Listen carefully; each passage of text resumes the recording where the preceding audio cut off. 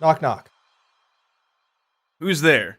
I was really hoping I was going to find a punchline, and I realized I didn't have one. Low Tier City is happening. It's already happened, actually, a little bit. North American started yesterday, and of course, today, we've got the European and South American portions of the 1v1s, and then, of course, next weekend, we go into the 2v2s for a repeat of North America, Southeast Asia, Australia, and then Europe and South America. And since today is that European South American portion, we figured we'd talk about some of these European players for the pre-show. Sparky, go ahead and name one.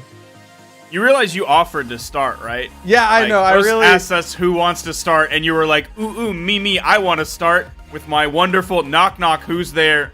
That's all I got. Yep. That's the critical component of a knock, knock joke. I really feel like if you can get those first couple steps in, then really the rest it'll come as you go, right? Like that's how a knock, knock joke works. Except it didn't. It didn't come. So orange, you mean banana? We're gonna have to move past that and move on to two incredible regions that we'll see played today. Starting with EU. I mean, you got Acno. Like, you have to. You can't not say Acno. Like, you have to say Acno. That's the rule. He's been the man to beat this year. He's been on a run like Blue was in previous years. And Acno's the man. Acno's number one in my book, hands down, every time I'm going into the casino. I'm taking my Wada Hunteds, I'm throwing it down on Acno, and I'm spinning that wheel. Yeah, he's definitely the type of player who you can very well bet he will be in the top 3 of things. Very easily bet that he will be number 1, considering he has absolutely dominated the year.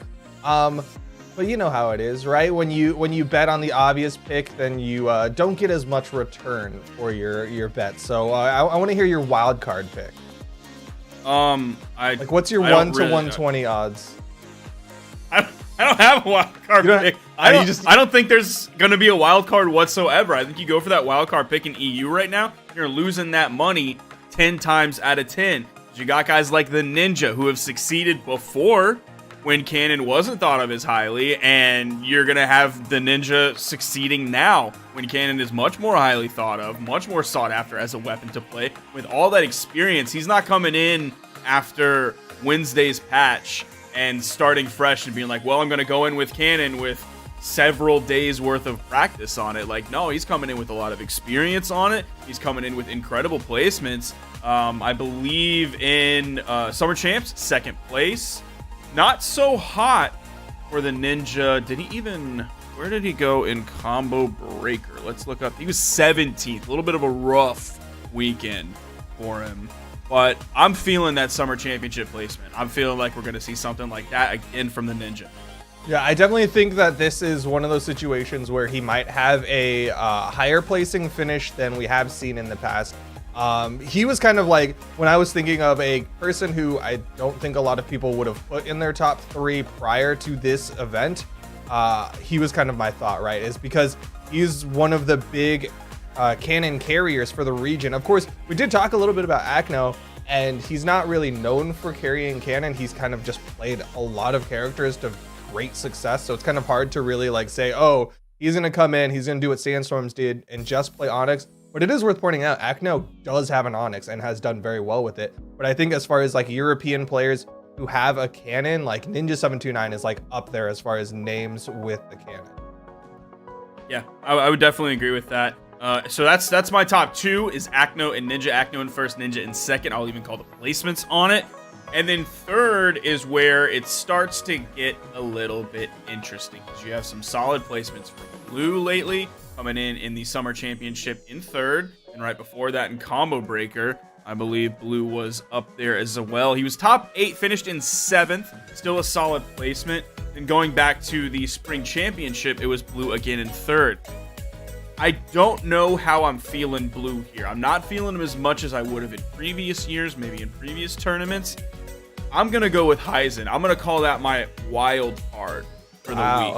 Okay, that's fair. Heisen, definitely a very talented player, of course. Going back to Combo Breaker, went home with that 2nd place finish. So definitely has the ability to place very, very well. From what little bits I've seen of Heisen, he doesn't seem to quite have a grasp on the mental right now, though. I will say, like, it seems like he's a little bit shaken. He's not going to be coming in the full confidence that we're used to seeing from a lot of players, especially with something as big as the midseason championship. Usually players will come in with this big ego being like, this is the one I'm going to win, right? Like look towards Wrenched on Twitter every now and then. You'll see him say like, we're going to win a major. I'm going to win a major. That's not what I'm seeing out of Hyson. I'm seeing someone who's very much more humble. And he's like, you know what? I'm going to do my best. But I don't really have that much confidence in this one. Also, I'll throw Swata's name into the ring. Okay. After Summer Championship, Swata came in 7th. Pretty solid placement in Combo Breaker. I think it was a rough play from Swata. That would be my wild card. If I had to really put a hard wild card in there, I would put Swata in there. Coming in 5th back in the Spring Championship. So some solid placements lately. I'm going to throw Swata's name.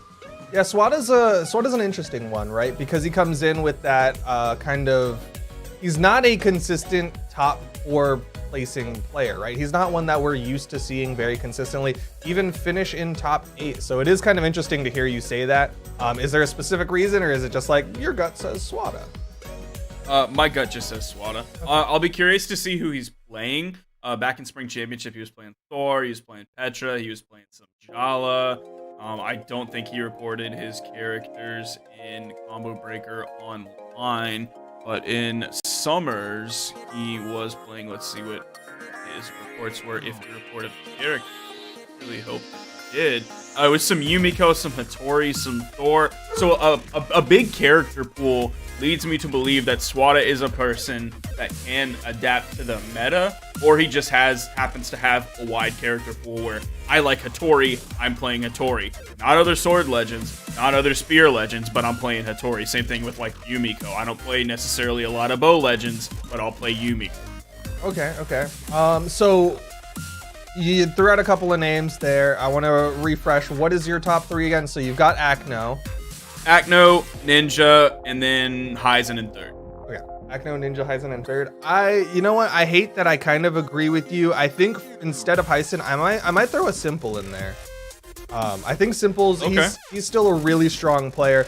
Hasn't had the most amazing 2020, but Simple, I mean, like he's one of those names. Like if you picked one of the top 2 of 2019, Simple and Blue like absolutely dominated the European region for 2019. And I think Simple carried a lot more of that momentum into 2020. Of course, just looking purely on like the projections for this tournament, Blue is projected to go further. But like my gut says like Simple, he's still a really strong player. And considering it's the midseason championship, I kind of expect him to put a little bit more into this one than he has in some of the other events. Okay. I personally, I haven't been feeling Simple for a long time. I hate to say it, but I just have not been feeling Simple for a long time. His Thor just kind of lost steam, and he hasn't been able to really get it back. That's kind of happened with several Thor players, but Simple being the most notable one that has kind of lost it a little bit, and I'm so eager to see him get it back. But I don't think he's reached that point quite yet. We'll see if that changes for this midseason championship. Like you said, it's a big tournament. It's a very important tournament. Had a couple weeks, several weeks since the summer championship. So that could have been the time where he really started to step up. It's definitely possible.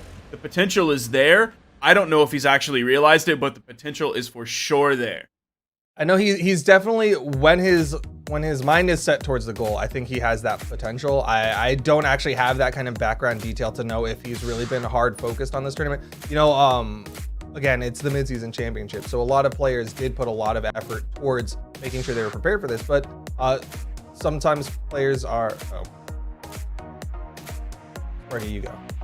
Okay, what are we thinking about Pavelski? Two names I want to bring up, Pavelski and Blaze. How are we feeling about Pavelski and Blaze? Now, Summer Championship, Pavelski was playing Petra. Not necessarily the most, like, meta pick. Still a very good pick. Petra's still a great character, but not necessarily, like, no one's going to look at any recent patches and be like, I'm going to play Petra.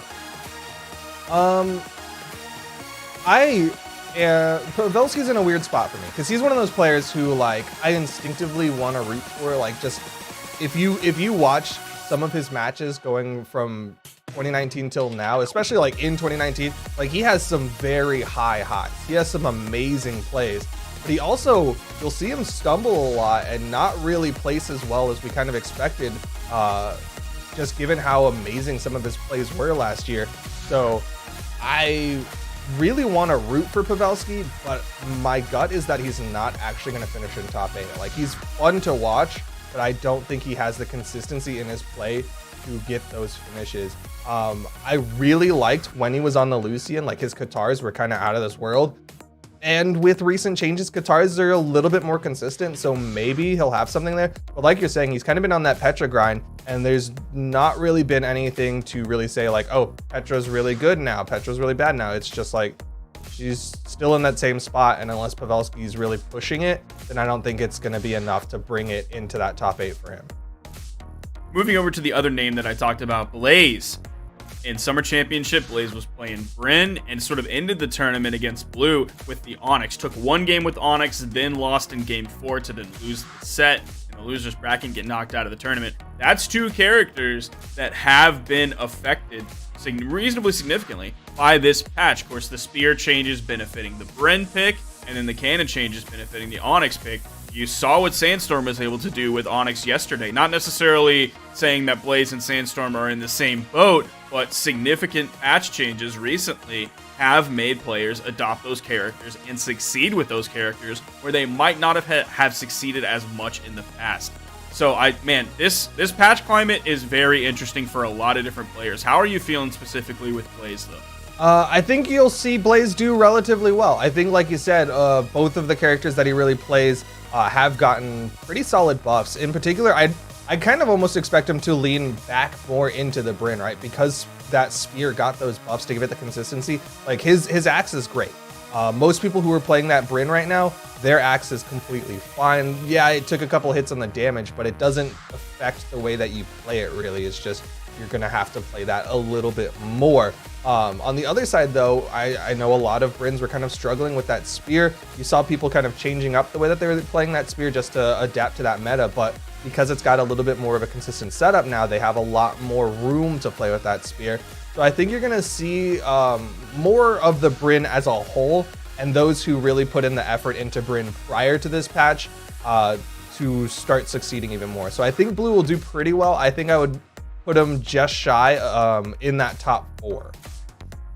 Yeah, I'm kind of changing my mind now that we're talking about it and seeing that he switched to the Onyx for just a couple games, ended up taking one and losing one. I'm going to put my third as Blaze. Okay. I'm going to change my third. Friendship ended with Hyzen. Blaze is my new best friend. I'm choosing Blaze. And Hyzen's my dark horse, if you want to call him that. I don't think you can really call Hyzen a dark horse. I feel like a wild card at this point, but that's my pick. I'm not changing that. You did Hyzen dirty. I know you're gonna get a message later from Hyzen like, Sparky, I thought you had my back. No, he's not. He's nice. He's not gonna say it. All right, that's fair though. That's fair. I think Blaze will do really, really well. And I think a lot of the Brynn players out there. Two names that we haven't really talked about. JK Zider and M for Mini. What do you feel about both of these guys? I'm not feeling the best about him. I'm not feeling too good about Zider in this climate with all these other players. Like, Zider's great. I think he can place well, but you start bringing in all the other names we're talking about, and I think those are players that are going to push Zider out. M for Mini, I think, has greater potential than Zider. Maybe a top 6 for Mini, but I'm not even confident on the top 6 yet. Maybe I'm pretty confident on a top 8 from Mini. Okay. That's fair. M for Mini, definitely a very strong player. He's been doing really well this season. You know, last year struggled a little bit. He had some good top 8 finishes, and it was like one of those things where every single time we'd be like, hey, M for Mini. I haven't really seen this guy in a while, but he's finishing top 8. That's really cool. And then he kind of disappears from top 8s for a little bit. He's had a little bit more consistent runs here in 2020. So I'm excited to see. The unfortunate news, though, is that both of his weapons kind of got hit with the balance bat, right? Like the lance is going to struggle a little bit more. The axe is going to do a little bit less damage. So it's going to take him a little bit longer. All right, so I think that sums up. Wait, did you give your top 3? I don't remember. Sure, I did. I don't know. Acno, I said, who did I? Oh my gosh, Acno, Ninja729, and then I said Simple. I think was my third as like the dark horse for me. Simple was your third. My first is Acno. My second is Ninja. My third is Blaze. That's not the only region playing today. Let's move on to talk about South America. How are you feeling about the boys down south? You can't talk about South America without talking about Fiend. Of course, he's been absolutely dominant in the region, and I want to give him all the credit for that. But the person who's on my mind as far as South America goes is the one and only Wesley.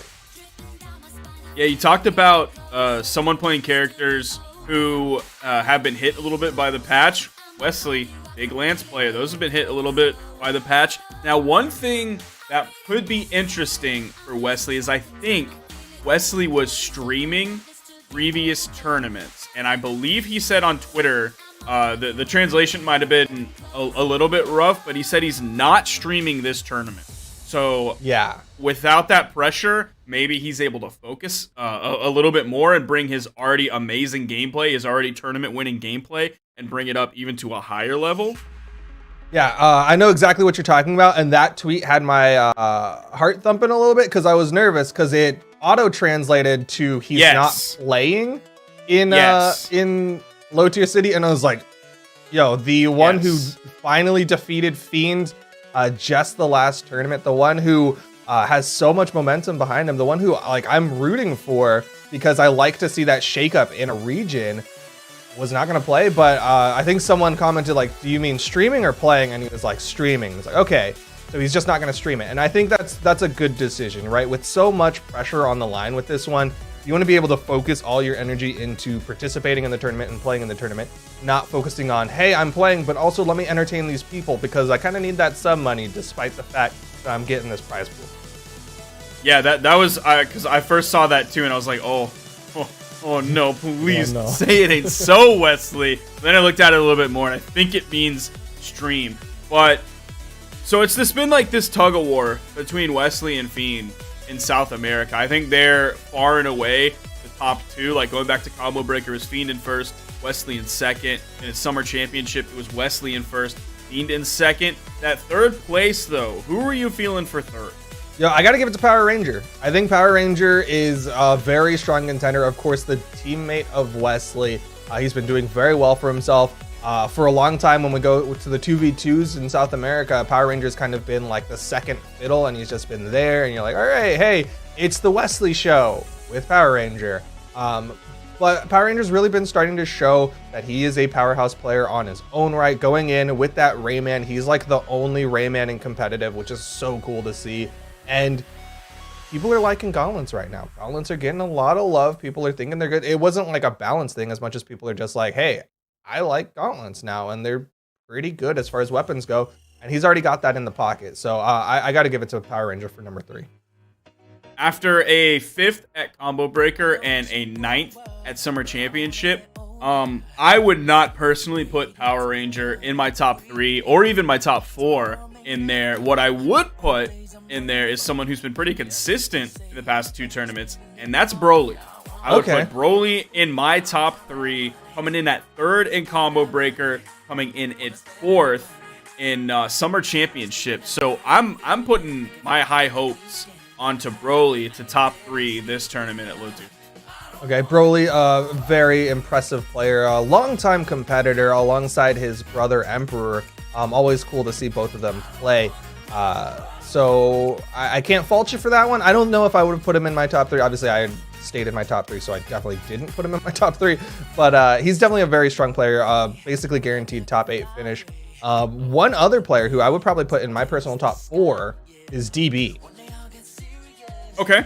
I would tend to agree with that. 4th place at Combo Breaker, 5th place at Summer Championship. So yeah, I think he's probably a pretty safe pick for a top 4 placement coming in.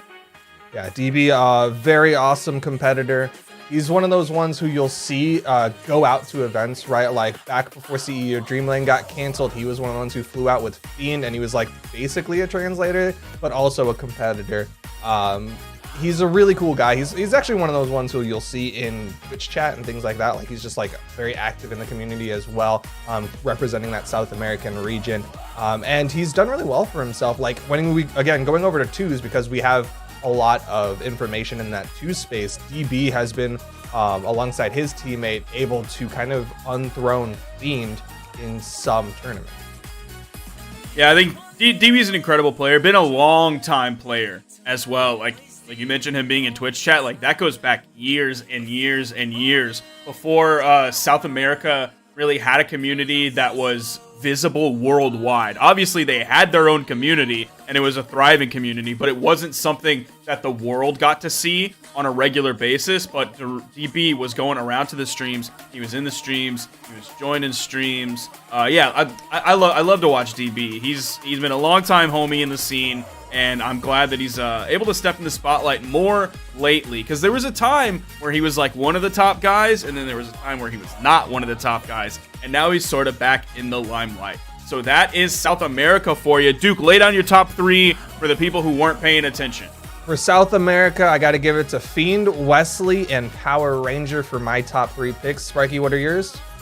I got Wesley, Fiend, and then in third place, SSJ Broly. All right, and that's going to be our picks for the South American region. Of course, you can go back and watch that at some later point to see if we were right. But for now, we're going to go to a short little break, and when we come back, we'll be bringing you that European action, the top 32 of the. Stick around.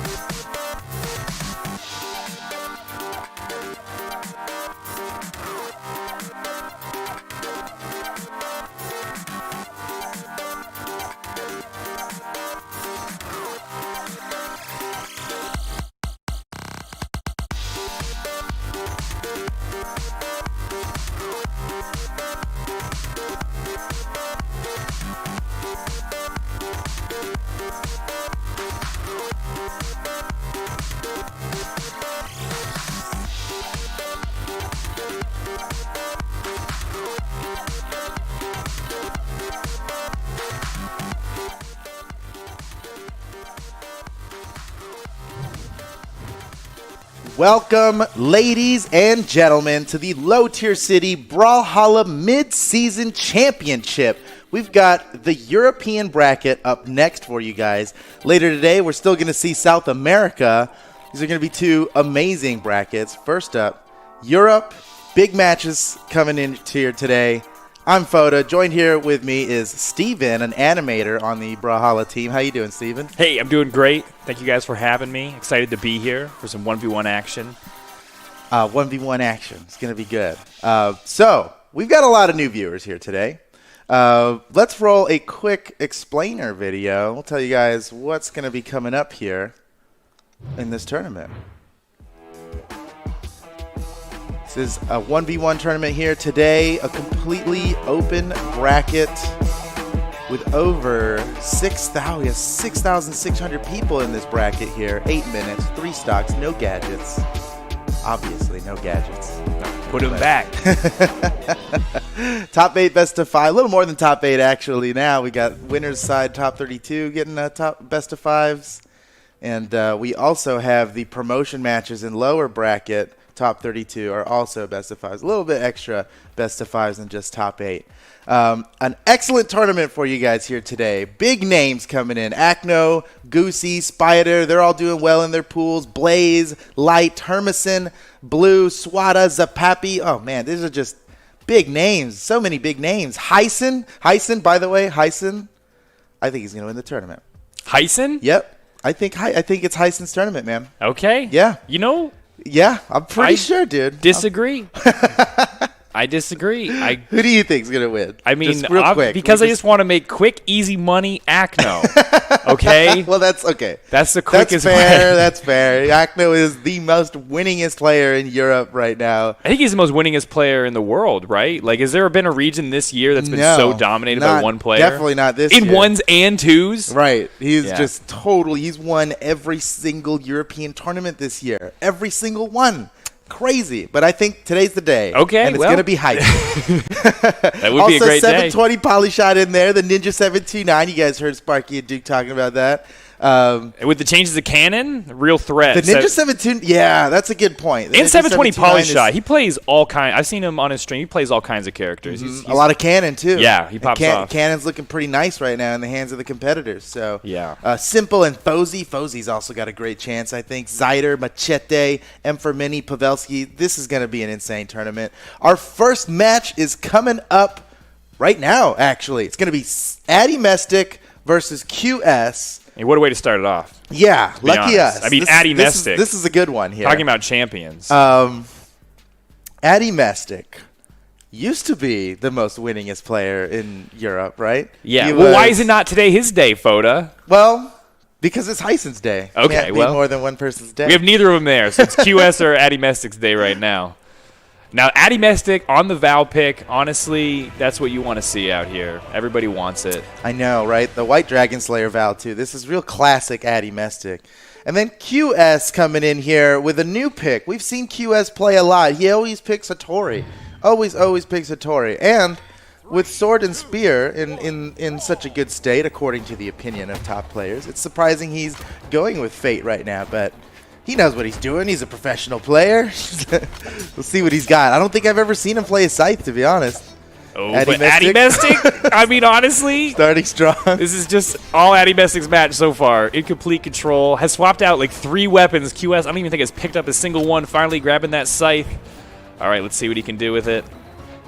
What Scythe is that? Is that the social Scythe? That's the yeah, you can get that Scythe yourself by following at Brawlhalla on Twitter. That's so funny. That's all it takes. Oh! Okay, Addie Mestic was going for that read there. Brawlhalla.com/free site. There you go. There you go, everybody. Brawlhalla.com/free site. All right, back to the action.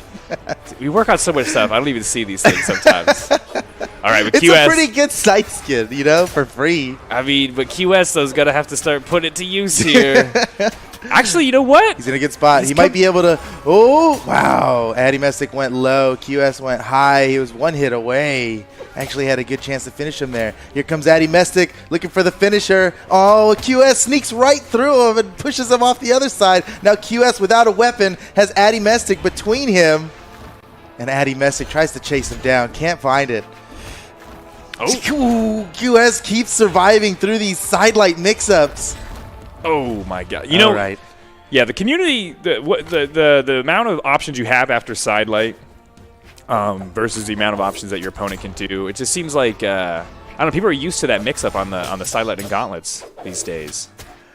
Yeah, I guess so. But you know what? Like, I think Addie can take a second to pause for it. I guess he's worried about QS returning fire immediately, but QS seems to be dodging every time out of the sidelight. So Addie Messi could be, giving him that little hezzy, right? Right. Hezzy after the sidelight and catch QS because he just keeps dodging to the side. Oh, okay, that'll do it. Okay. You know what? Didn't take too much damage on that. Yeah, on I that was gonna second say, side. yeah, he's in a pretty good spot here. He's in orange. He could turn this around. Light orange. We'll call that dark yellow. He's got some room. Okay, but he's looking to tie it up quickly here. Addie Mastic trying to fight his way to that weapon spawn. QS. Okay. He gives him a little bit of room to let him grab it. I don't know why he would let him grab it, especially if it's gauntlets. Okay, off on the edge. Maybe gonna regret giving him those hands to play with there. Okay, but it's still tied up. Totally tied up now. QS has brought it back. Weapon on the field. He doesn't care. He doesn't want the orb. But Addie will trade out for that sword. Yeah, that really was a trade out too. His weapon was plenty healthy, and he didn't use the weapon throw for anything. He really, wow! Okay. What a courageous spot dodge. I don't know how he was able to see that coming. I know, that was like such a good reaction. Jeez. It was pretty insane. All right, Addie Mastic off on the side. This could be the big opportunity for QS to take the lead for the first time in this game. Unless Addie Mastic can stop this right here. Okay, picking up that neutral sig. Has QF on the side. Oh, what? Nice dribble! Off. Okay. All right, we're playing basketball now. That's fine. QS still in a position to take the stock. No, Addie Mestic catches him. That was nice. That was like max distance gravity cancel slide kick. And a pivot at that, too. Well done by Addie Mestic. And he knew it was going to land, too. He managed to hit the follow-up, even though it was looking like he was going to miss. QS returns fire immediately, and we are down to the last stock tie game.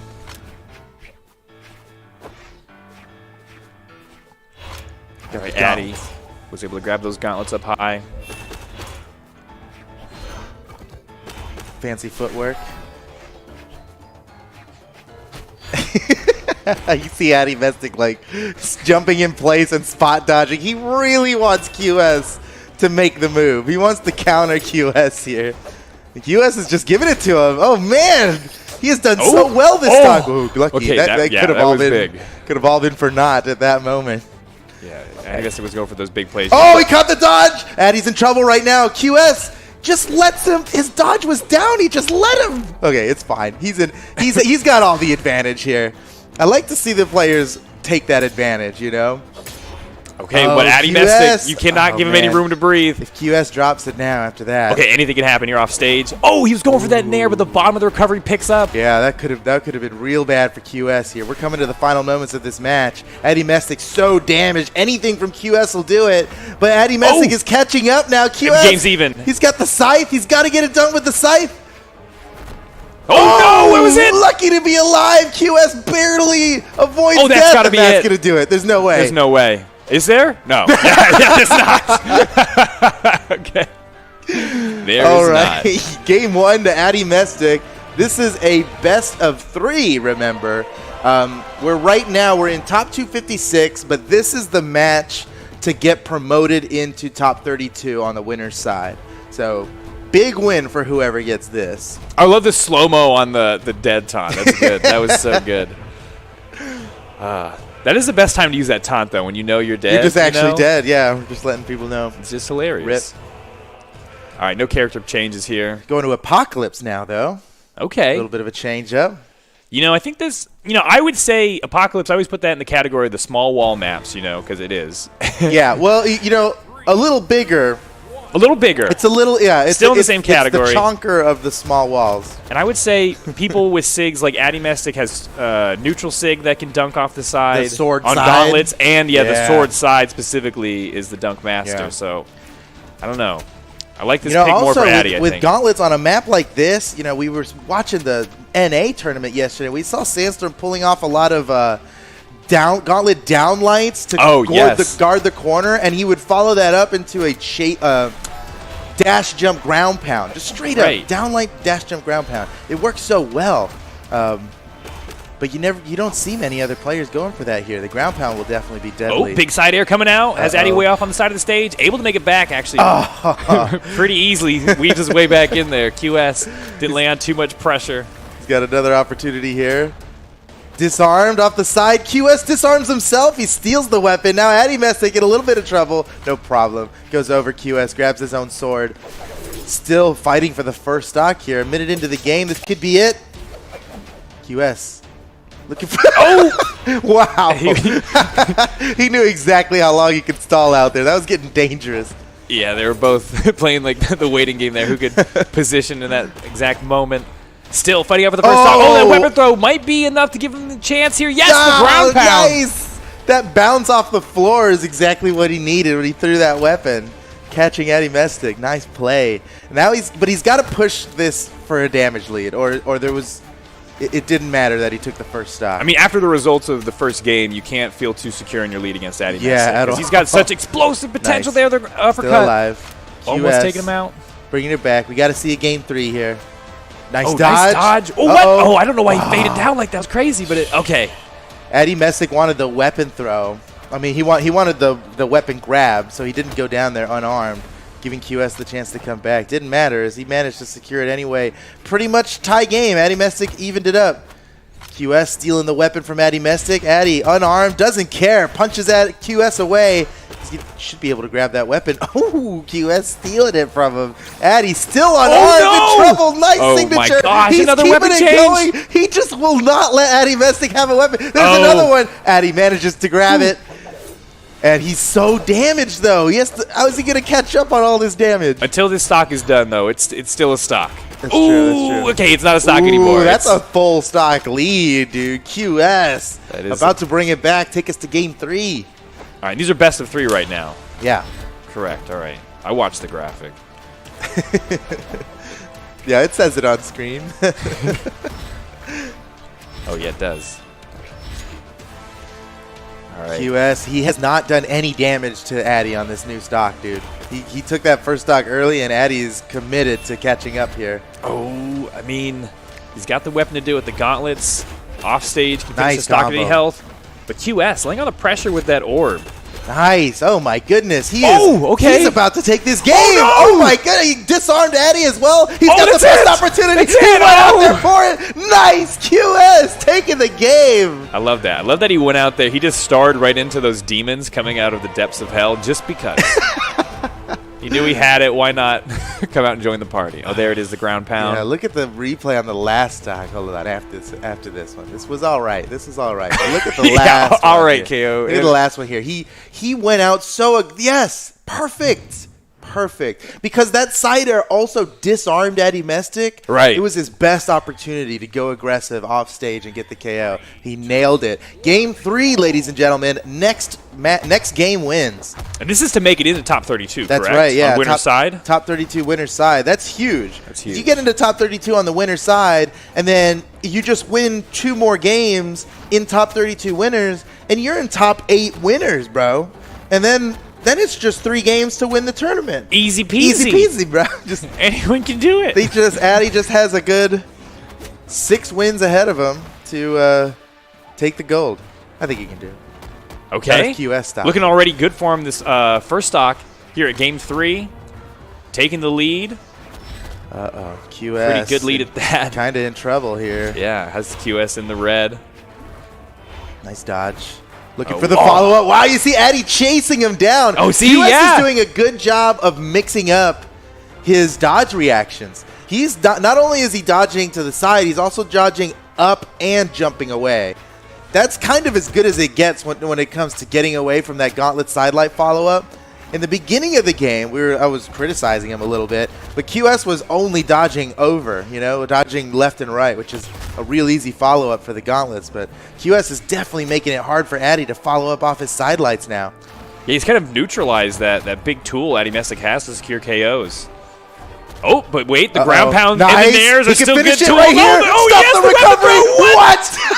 Oh, he had a He dodge. had exactly one thing left, and it Yeah. was the dodge, and he got back with it. QS lucky to be alive right now, but he's still a full stock behind here. This is no good for QS. Yeah, but that was the exact instance, though, where Addie went in on that ground pound where I'm like, well, you gotta. You don't know. He's not dead, probably. Yeah. You gotta go down. But not enough. Okay, Wow. able to dodge out of that recovery. Yeah. Picking up recovery of his own. Oh, there we go. Finally picking up the sidelight recovery, but not enough to KO yet. QS still hanging on to that second stock. Addie still holding on to 3. Can he make it back? What? Oh, Wait, what he is meant that? to No! hit recovery. Okay. He meant to recover. Oh, is but that- he's sick. He Are you sure, He was though? still on the ground. I'm almost certain. It looked dude. pretty slick when he was doing it, though. It almost Would looked have like been the nice. play. Yeah, it would have been nice. All There right, you there go. we go. There's the confirm. Back to sword. Down light recovery. Full stock, exactly one stock ahead right now. Addie is poised to take this and move into top 32 winner's side.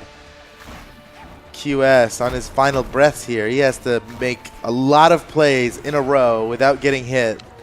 Oh, okay. Not looking good for QS. Oh, Addie man. might have the download now. Yep. Oh, picking up so much damage. QS just dodged at nothing, and Addie took advantage. He's not going to... You can't just dodge for movement against Addie He's, like, chasing him down. Oh, my goodness. Oh. Addie Mestic. Oh, no. Okay, that was... Oh, he scared him off. Man. He scared him off, dude. That was a KO by fear alone, man. It came at him like it Batman. really was. It really was. Wow. Okay. Because Because it seemed like a crazy move. Yeah, but he walled him off. It seemed like I was like, highlight reel, here we come. Yeah, dude. if he But landed he it, yeah. missed, but it was the kill anyway. It was the Look kill. at this. Boom. Okay, he What had a to go low, right? He had to, yeah. He actually killed him out of fear. You're right. Okay, that's what happens when you're a champion. You know, Yeah. you can play those mind games. So coming up next, you can see on the screen here the next few matches coming up. We got Ishat versus Hermisen. The Ninja 729 is going to face off against Daiku on stream. Excellent. That's going to be cool. Oh, yeah. And then we've got Pavelski, the fan favorite. Definitely yeah. my personal favorite. I think Honestly. Heisen's going to win, but Pavelski Yeah, it's hard to. is the most fun. I'd love to watch Pavelski fight. And I think he's playing Cannon now, which we have never even seen on stream before. So, like Lin Fei or. dude, I don't know. Okay. I just know All right, Cannon. you just know. Okay, I so just know yeah, Cannon. yeah, all right. We'll find out. It's a very vague rumor. He's playing a Cannon Indeed, legend. indeed. Vague rumor. All right, well, next up, we got Ishat versus Hermisen. Hermisen recently sponsored by Deft Fox. You can see him on the Deft Fox Twitch channel doing some streams for him. Dude, if you want some Cannon rumors, here they are. Ishat and snap. Hermisen both locked in with Neither of Cannon these legends. guys used to play Cannon. This is some new stuff here. Now, Hermisen playing the Zoe, okay, I get it. You know, he loves playing Bryn. He's definitely got some good axes. He did great with axe at BCX last year. So he wants some of that axe power with the new Cannon goodness. But I don't know, man. You can't just pick up Cannon and expect to pull off these crazy plays, man. It takes experience. It takes... I think we talked about this a little bit yesterday, but when we were watching NA play, there was definitely an increase in Cannon players. Yeah. But it was a very different beast watching people play Cannon versus watching Sandstorm play Cannon. Like when he gets that dodge read immediately and just deletes that stock. But we'll see. Here we go. We'll see what Hermisen's got. Ishat as well. I am. This is a surprising pick for Ishat. I don't know. I don't know what's going to happen. I guess we'll have to watch and find out. You know, I don't actually question Hermisen's Cannon anymore. I don't question it at all. Oh my goodness! 19-second KO. Hermisen. Okay. All right. I guess you can. You can pick it up. You can pick it up and you can do it Oh all like my this. God, Here no we go. way. Do it again. The other side. No Why not? way. No, hold it. Charge that bear trap, dude. He could have got him on the phone. No, he hasn't Hermisen, needed no! What? Yes. 30 seconds. He's taking 2 stocks in Okay, 30 yeah, throw that seconds. axe away. I'm wrong. I Trash was that wrong. axe. I take it all Bring back. the dude. cannon back. Oh my gosh. I think he's still playing with his first cannon. Yeah. It's still the And health it's bar not of the even first like cannon. close to broken. He Oh could use no, it. dude, that's a fresh Oh, cannon, dude. You man. can resell that at 90% Hermisen, market value. Come on, dude. This is brutal. Oh gosh. Ishat is a top player. Ishat is like, he's really, really good, dude. Oh my gosh. You need to see Hermanson land that fully charged bear trap and then it'll be a what's full the teardrop destruction. weapon? Oh no! Here we go. preventing the 3-stock, moral victory. I mean, yeah. That's gonna do a lot for his mental. You know? I don't know if it is, man. Dude, I don't know. I just don't know if it is at this point, Ishat. Okay, he's off on the side of the stage. He's got the mobility of the cannon, able to burn that corner with the recovery. One of the best moves in the game, actually, to get around the corner of his stage. Okay, got some cannon business of his own, trying to put the hurt back on Hermison, but Hermison way too far out in the lead, showing off the cape taunt. That's why everyone's here. This fancy. To see that cape taunt, Hermison just needs that. There we go, one last combo to finish off the stock, and there's the game. Oh, man, Ishat. What do we do here? Do we switch characters? Do we switch anything? I don't think he switched characters. I don't think so. They locked in so quickly. Yeah, they're already picking. They're already stages. banning We're watching maps. replays here. Oh, here's the replay though. Hermison. Come on. Oh, with the gravity cancel. Come on, that move is so good. That's so good. I really didn't know Hermison had this in him, man. Well, now you know. Look at this. Yeah, learned something. Yep. All right. Okay. Hermison was taking his time. Brutal, dude. Okay, oh, Ishat. Man. Okay, yeah, We'll see, Ishat did make. He made. I mean, that was like a frame 1 character swap. He switched to Koji. I'm about to say, yeah, he must have knew exactly where he probably knew on that first stock. He was picking I should not have picked cannon here. He's like, maybe this isn't the play. All right, let's see how Ishat's Koji does here. Yeah, the bow might help him out here. Unfortunate for Ishat, though. Hermison did pick up the cannon first and has already got him off stage with it. All right, Hermison has that soft platform to recover wide around the corner. All right, actually, nice movement. If you look at the timer, Ishat was already dead in the first game. So this is a marked improvement so far in the set. He's in the lead at the moment. There that goes, though. Oh, yeah, that goes. A little bit too close to call there. All right, yeah, Hermison utilizing that down signature with Zol, where you can get up to 3 pillars depending on how long you charge it. Great for walling off opponents at the corner. Oh, honestly, that could be it. Oh, yes! Pause. That was probably the earliest. Perfect, dude. That was the earliest he could have KO'd, probably. In that top corner like that? Yeah, with that down sig for sure. I think you're right. Well, man, that was a really good heartbeat pause there. The hezzy. But, man, finishing it up with that axe. But we're switching back to that cannon. And we're going to be tub thumping here in a second. Oh, there he goes. He's got the bow here. Now, with bow, I feel like the nice thing about bow, probably the biggest advantage about bow, is how early that ground pound can serve to KO somebody. Right. That bow ground pound, it has the highest fixed force of any move in the game, which means no matter what health you're at, it hits hard. It hits far. Uh-oh. Ooh. I mean, not getting much chance to show that ground pound off here. Yeah. Unarmed. Switching out for that cannon again. Hermison taking all the weapons on the field. Wow, nice. Actually, also they used the movement of the Nair to toot himself out of the way. Oh! Only needs one more hit the to secure this KO. Hermison's putting on is insane. Ishat trying to find a way around Hermison. He jumps up and over, manages to slap him off the stage. Hermison, nice punish. He gets the double off of that. Okay. Because he caught the dodge. Beautifully done by Ishat. Finally goes down. He's on his last stock. Hermison poised to win this. And this will be the set. If Hermison can come away with the win here, Ishat. Right. He'll make it into top 32 on winner's side if he manages to get this. All right. Oh, okay. Oh, it's That's not big. enough. The ceiling's so high on the stage. He went with the same play. Oh, yes, off the other corner. Oh, that's how you take stocks, okay? Ishat is in this. I can't believe he managed to bring it back this much after getting totally thrashed in the last game. Yeah, this is a big mental reset. But, man, Hermison still in the driver's seat here. Ishat off the side of the stage. This could be it. One more big hit like that. Oh! Nice. Still alive. Able to recover low enough to escape that down air from Hermison. He's got a lot of work to do, dude, without getting hit here. He needs to play perfectly. This needs to be. He needs to become liquid real quick. He needs to turn into one of those Capri Sun silver. Ooh, it's not gonna happen. There he goes. 2 games in a row. 2-0 set going to Hermison. Wow, that cannon really came out fast and furious, man, in that first game. And didn't stop in the second. Dude, I love that Capri Sun reference, though. Yeah, dude. I was bummed the match didn't last long enough to finish. Those commercials? I don't they were the best. Yeah, well, that was dating ourselves a little bit. No, dude, that was with the time when they discovered like that silver material texture in 3D animation. It was like the Terminator, Capri Sun, like everything was using it. Those were the days. were the, those were the All right, days. You know what? what do These are the days here when you see Hermison 0 to deathing people on can, and I never thought I'd see the day. All right, All well, right, let's here's get a into the next cannon you match. can't question, dude. This is a cannon you don't even have a question mark next to when it comes up. We got... Oh, is this the match that we're having, though? This is it. The Ninja 729 versus Daiku coming up next here. I'm so curious to see Daiku's character pick, because he's definitely he's so cerebral of a player. Okay, Koji, all right. Yeah, Makes sense. that does make sense. But he's definitely the guy who's, he knows all the number, he's labbing everything out, he's trying to figure out what is best, what will make the path to victory easiest for me. Yeah. And today he's thinking it's Koji. More than most players, he considers not just his gameplay, but every other factor. You know. Yeah.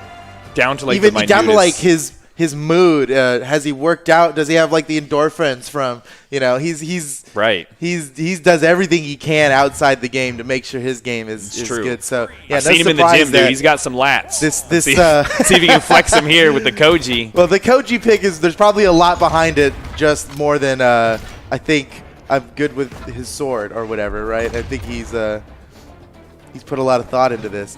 But Okay. the Ninja 729, one of the most prolific Oh! cannon players in Europe, definitely he has the favor in this match. I would say if I was a betting man. For recent tournaments, recency Yeah. bias being so big. Oh, but wait a second. There's that ground pound looking for another one. Wait, the Oh, down air. man, he's looking good. what? Oh, That was actually insane. He didn't get the chase dodge off that recovery. That was all I he think had. even if he chase dodged, he was under the ceiling. He Yeah. would have bonked anyway. Right. Bummer. That was such a man. interesting- It was such a strong start for Daiku too. Ooh. I was like so excited about. Well, what if? Could you imagine if Daiku won? Like the return of Daiku, It's hard- Exodromos. It's not over yet, but the Ninja 729 has definitely lapped him already in damage. Yeah. So, oh, and this is looking like a Well, KO. that No. first stock loss must have hurt Daiku's mental, dude. Like, man, that must be. He knows that there's over 20,000 people watching right now. You know, that's gotta hurt. The Ninja 729 still with all three of his stocks. Daiku's looking for the finisher. All he needs is a downlight. He could kill him in several different ways if he can just land the downlight. Ninja's not letting him get it. Ninja keeps approaching with these dash jump things, and the downlight's not gonna work against that. He's jumping over downlight. Maybe if Daiku like gravity cancels it or something. Okay. The bow can finish it off with a bow sig. Yes. Down light. Not Into enough. the side air. Looking for the edge guard here. He's just got gonna this let edge him guard. come back. No, he's not. Okay, he is. Yeah, He yeah. did, he just let him come come back. Oh man, yeah. The Ninja 729 really extending this first stock and taking another one with it. Oh man, Daiku. What's he gonna do? How's he gonna do this? This is gonna be, a reverse 3 stock, He has to Epic. stay strong. an epic tail to add to his list of epic tails, but I don't know. You know, reverse 3 stocks, they happen. They happen plenty. Plenty. You almost expect him at this point. All right, the Daiku going to the wall. This is rough. Yeah, I know. He's got to retreat to this He's running wall out of here. actions. He's gonna have to touch the floor soon.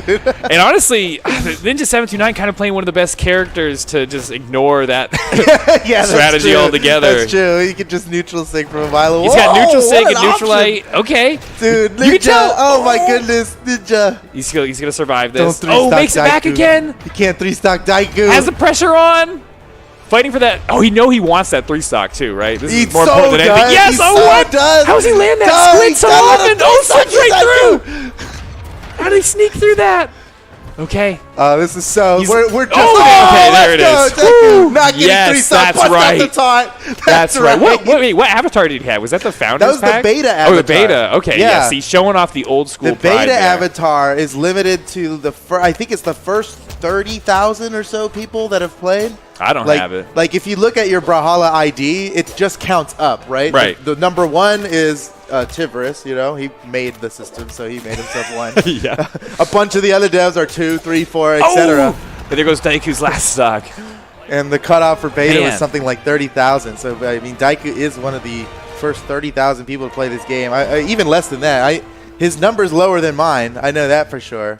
I am the 85,000 person to play the game. Did you just check that right now? I did. That's hilarious.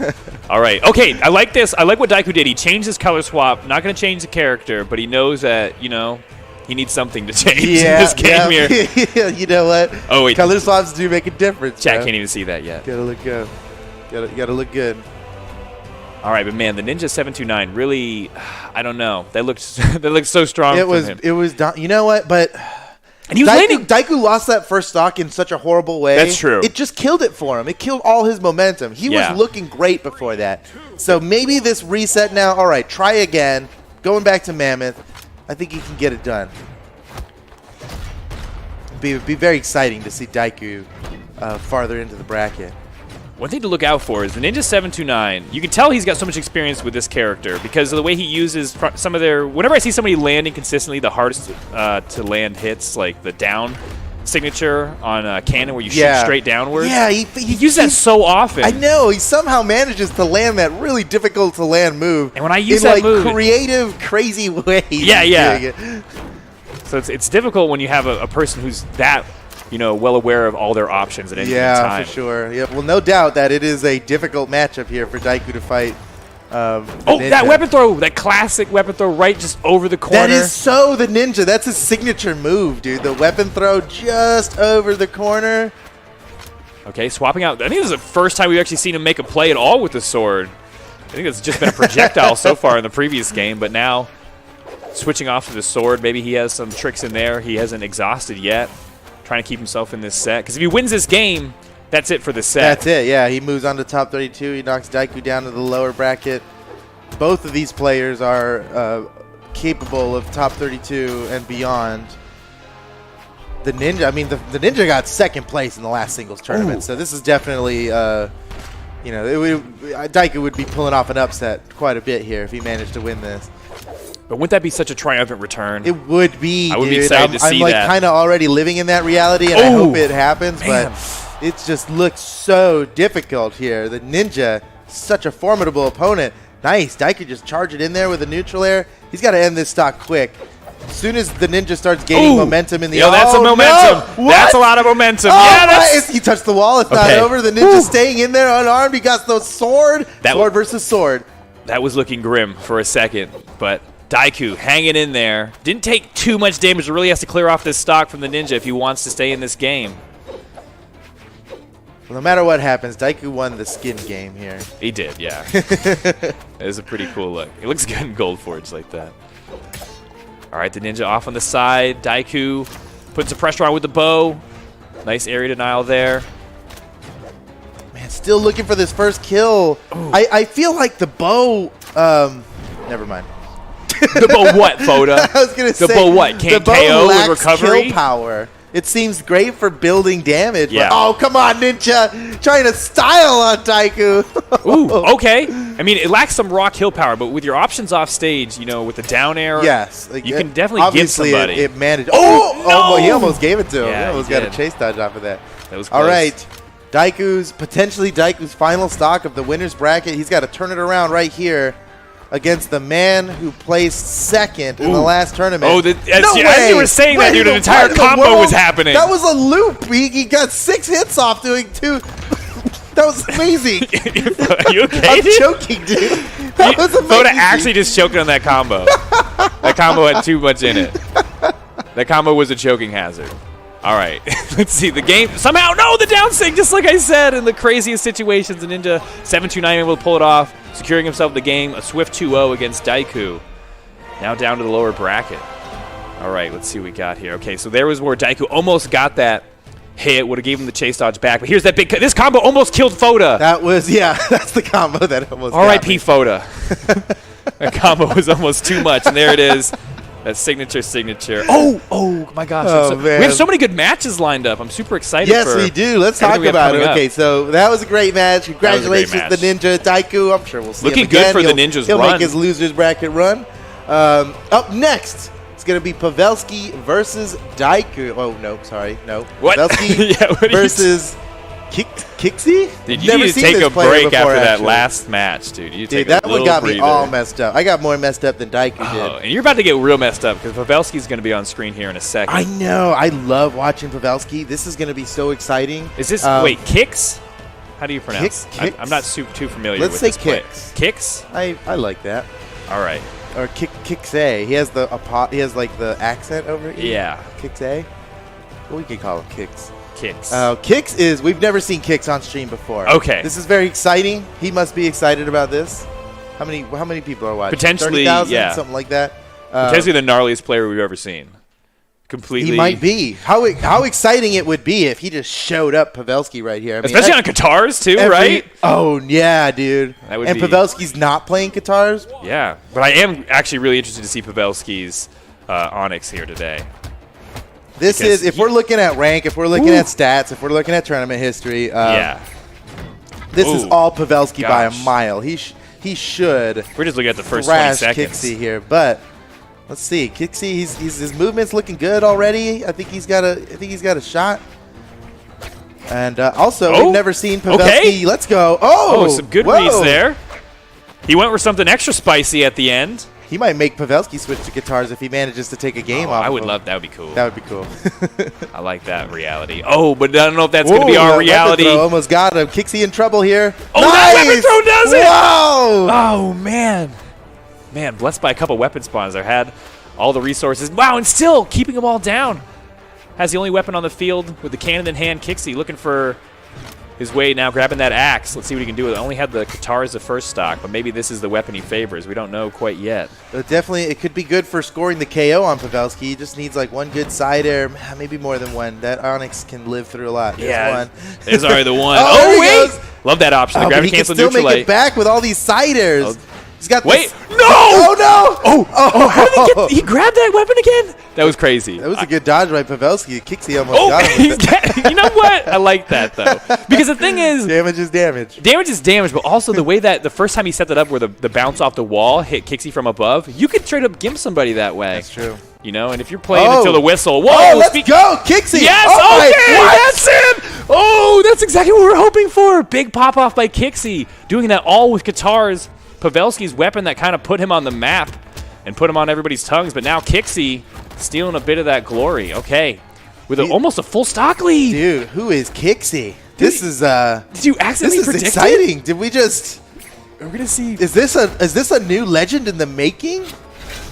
All right. Yeah. Are we gonna see Pavelski switch off to like a Lucian pick or something, or maybe even a he Lin might Fei make, if Pavelski loses this, I could definitely imagine him switching to Lucian, man. Kixie's looking good with the guitars. All right, Pavelski needs to shut down this stock quickly. Oh, and that's the move to do it. Big damage there. Has him off the edge. Oh, yeah, he was looking for another one, wasn't he? Yeah, he might as well. Take two, they're small. All right, but Kixie on this corner. Oh, nice. Nice. Wow, blocks the high option with that jump nair. I don't know how. Weapon throw. I don't know why he let go of his weapon. Hey, it was interesting. He's still in a good spot. Still in a really good spot. Ooh. Pavelski was really hoping for that. Big seniors are coming out. Wow. Tricky dodge there. It's a lot of active frames to get through, but Pavelski now off on the other side of the stage. Oh, good dodge again. Wow. He managed to move out of that. Excellent movement. Okay. Kixie down to his final stock. Pavelski tossing up the weapon, trying to delay the next weapon spawn as much as possible. Kixie doesn't seem too worried about that. Just stands there and punches Pavelski out of the way. Not interested in using guitars for this match. I don't know what that's about. He wants an axe. That was like a weapon throw. He didn't even care. Yeah, okay. That's like the weapon throw where you don't care if it hits, right? Yeah. You don't do anything. He didn't even try to make it hit. He just wanted to get rid of it. Just toss it out. Like Luke tossed that lightsaber, dude. Didn't even care about it. Pavelski might just catch up here, though. Can you imagine? You can end us. Oh, no! Kixie takes the first game against Pavelski. Okay, what is this? Big upset. Big upset. All right. We need to check.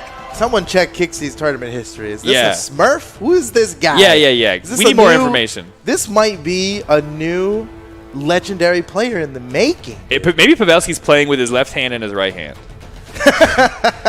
He's putting on a good show. You know? Yeah. Okay, well, see, Pavelski's I like this thinking about his legend. Yeah, Kixie's like, I got this. Oh, no! Onyx. I was hoping we'd see the Lucian. Yeah, I was too. Give them people what they want. We have a special like sound effect for when guitars clash. We can put that in real quick. We can do the Foley. Here we go. Same characters. Are we on the same stage as well? See, Kixie even has that avatar that you like, that you say you like it because it looks like a guitar. It does. It does look like so it. Maybe It lets people know the new what I'm guitar about. legend. All right, here we go. Let's see if Kixie can get this done again. All right, we're in game 2 of this best of 3. Kixie with the upset, taking that first win over Pavelski. Pavelski needs to turn this around here if he wants to stay in this set and continue his run on the winner's side. Who is Kixie? Who is Kixie? Okay. Picking up. Nice 3-part combo there. Looking for some more damage. All right, Pavelski has been doing all right with this cannon, but man, Kixie with those guitars now swapping out for the axe. He's got the KO potential here. Any one of those big moves, the down air, good position off here. Gives Pavelski some space, but then he claims it back with that swing over the edge, taking out that first stock. Another lead secured by Kixie. Is he going to 2-0 Pavelski? Dude, so I went and looked it up, man, and Kixie, that's not a Smurf, dude. That is Kixie. He's currently ranked 40 in the power rankings. Okay, well that's, you know what? Honestly, that's up there. He's never made top 8 before. Okay. He's made top 32 5 times in his tournament history. So we shouldn't be so shocked. $0 earned, and he is out to change that here today. All right. Kixie. You can on that follow money him run. at Kixie Official on Twitter. There you go, guys. Okay. All right. There we go. The scoop from Foda. Oh, Pavelski picking up that recovery. Has to get this stock. There it is. Okay, finally. Now the game is even. Basically, with the defense differential, this is pretty close. But Pavelski needs to keep that momentum going if he wants to change the story of this match. And oh no, Love Kixie! seeing that. As Kixie gets those guitars in hand. You know, with his placements though, honestly, we shouldn't have been. We'd known that. It's not that crazy. It's not that crazy. It's not that crazy. But it is. It is because we've never seen him on stream before. That's true. This is actually his stream debut, and what a way to do it in front of one of the biggest audiences we've ever had. Right, and such an amazing opponent as well. And against Pavelski. I mean, Pavelski won the what was it? The Paris Games Week tournament last year. He has proven himself to be one of the greatest players in Europe, and Kixie's out here showing him up. Well, it's close. It's close. Ooh. But here he goes. Kixie looking for the weapon throw. He's going to get the slide kick. Oh, he wanted the slide kick. That was supposed to be a slide kick, but he waited too long after the spot dodge, and it ended up just being a regular old down air. Well, you know, I would say Pavelski must have some really good breathing exercises, but because to delay all your options like that perfectly, knowing the other person's waiting for the KO. Oh, what? Turns around the whole game. Okay, taking the lead now. Just a little one, but every hit he gets is good. a feather could kill him right now. He's like so damaged. But any amount of damage to give him some type of lead coming into this last stock, which we assume he'll probably get taken down to his last stock unless... Oh! Just doing it unarmed. He's got the axe That almost KO'd, though. He deserved that axe after just punching Pavelski away twice. Pavelski catches the dodge, gets such a huge combo off of the one dodge punish. Kixie finally managing to take the stock. Not before getting... I mean, wow, a lot of this damage. Pavelski really... made him pay for that one little... Yeah. That was worth it. That was pretty much worth holding on to that stock for just that little bit more. That gives him this lead on this final stock. Okay, but I love that play, though. Oh, it's going to cost him maybe everything. Yes, it does. He regrets that, dude. That was fancy and all. That was the play. It looked good. Getting word that's pronounced Kixie. Kixie. Not Kixie. We got you. Kixie. All right. Well, we'll redub the VOD. To be fair, that's what I said at the start. That's true. My bad. I'll take the credit. Okay, so now we're 1-1 in the set. Pavelski versus Kixie. No character changes here. Still locking in with that Onyx. I mean, can't question it too much after that last game. And why change any variables? You know, when you're 1-1 in this set, why even bother? He can easily just take it with this. Let's go, Kixie. No, I mean... Who are you rooting? Who are you rooting for? I'm kind of rooting for Kixie here. I love Pavelski, man, but Ever since Pavelski abandoned the guitars, I'm like losing. Okay, but wait, there might be a reason though. If we see this cannon wake up a little bit, you might see the reason. We'll see what happens here. It comes down to this game. It's game 3 right now. A battle to get into top 32. Kixay stands a chance here, but Pavelski seems to have adjusted. Kixay caught him by surprise in the first round. Pavelski a lot more in control this game. But it's going to be a close one either way, it looks like. Yeah, well, that control kind of left his hand as soon as Kixay picked up those guitars. Guitars, bro. That's where it's at. Okay, Pavelski now has his opponent unarmed. Oh! Just barely able to sneak through that side air, picking up the axe now. Oh, and that is... Okay, just barely enough to KO. Taking out the first stock. Pavelski with a little bit of a lead. Again, not too much. Pavelski playing this carefully. He definitely wants to push a lead here. Nothing too crazy. Be safe. Gotta get your hits in. Kixay getting rid of those guitars in favor of an axe, but just needs a kill power. Yeah, now Pavelski's gonna do his best to starve him out. There's another weapon. Can he stop him from getting it? Yes. Never mind. He didn't bother. I think he wanted the cannon so much that it wasn't worth grabbing that weapon to starve him out. Sometimes you have to make that play, you know? Yeah. It is a choice. And that is an advantage that somebody, that has total mastery of both of their weapons has over somebody who's mains one. And trust me, I know the struggle. Right. That is a good point. You don't get the option to weapon starve sometimes. All right. Okay, you know what? That was just the first stock, though, off of Pavelski. I thought it was a little bit closer. Yeah, that's a pretty big lead here for Pavelski. But Kixay could turn it around. Comes the weapon. He's got the gauntlets. See if Pavelski's probably that was such a good read quick.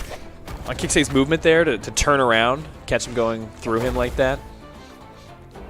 All right, Kixay just... Oh, and that's going to do it. Yeah, right off the corner. That's a full stock lead, and this is Kixay's last chance to defeat Pavelski. He's got to do it right now. He cannot lose this stock. Nice combo. Oh, he caught the dodge read, and Pavelski still got out. That could have gone on for another 3 hits. Oh, man. Ew. Pavelski's lucky to get out of that one.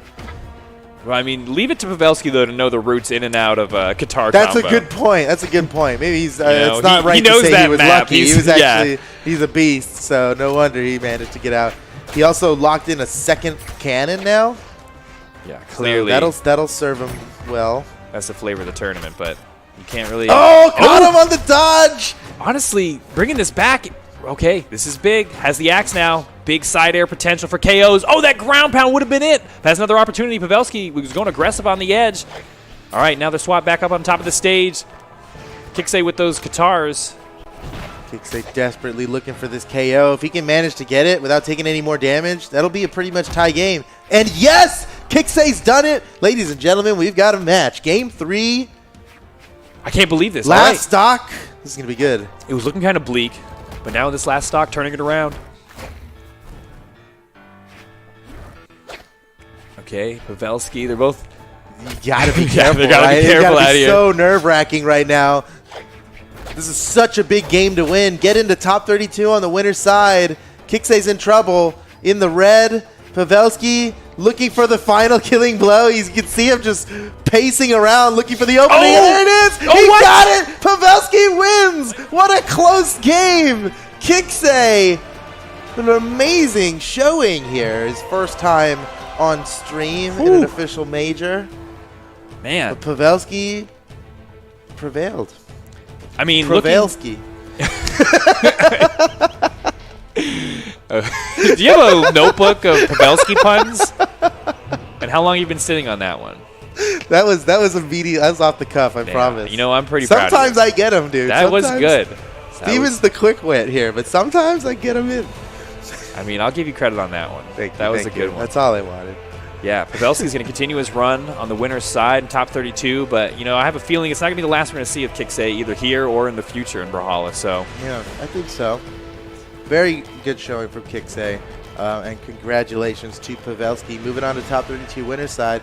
Speaking of top 32 winner's side, we're there. We're in it now. So get ready for the best of 5s that begin Oh, and yes. our first match coming up is going to be Acno versus Spider. Oh, what?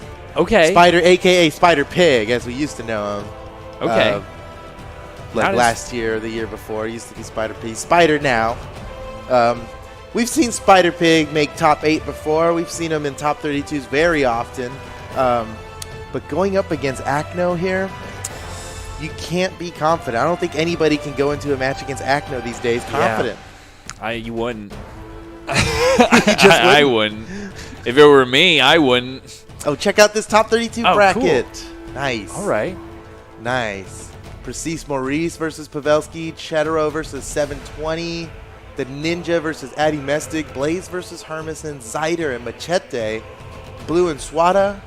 Simple and Fozy. These are all big names. Oh, Chedro. I feel like I haven't seen Chedro in a while. Yeah, Chedro, man. Chedro. The Italian core. Scallion. The Italian scallion?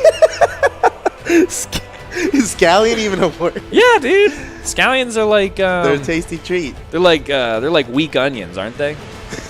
They're like onions that don't live. How else would you describe Chedro, you know? No, dude, I wouldn't describe him that way, dude. I remember Chedro has a classic 2v1 on Twilight from like 2017. Yeah, when he was playing Gauntlets, I remember core, that. yeah, I dude, remember that crazy. so well, actually. All right, well, forget about all that. Forget we got about Acno, that. It's Acno and Spider. Now, honestly, Acno, he's got a question mark next to his name. That's not typical, right? Is he questioning himself this Acno? tournament? Yeah, Acno? Maybe. Oh, he's not. Nope, no questions. You're right. Delete that from your mind. It took us 5 seconds to figure out. All right, so we are looking at this. All eyes are on Acno to win this tournament, obviously. Right. He's won every single European tournament in 2020, singles and doubles. Right. So this would be a huge upset if it could happen. Oh, wow. What I like is Acno's one of the type of players that's scary because he's so good, but then as his lead increases, he gets more confident, and then he goes for crazier stuff that just ends up hitting.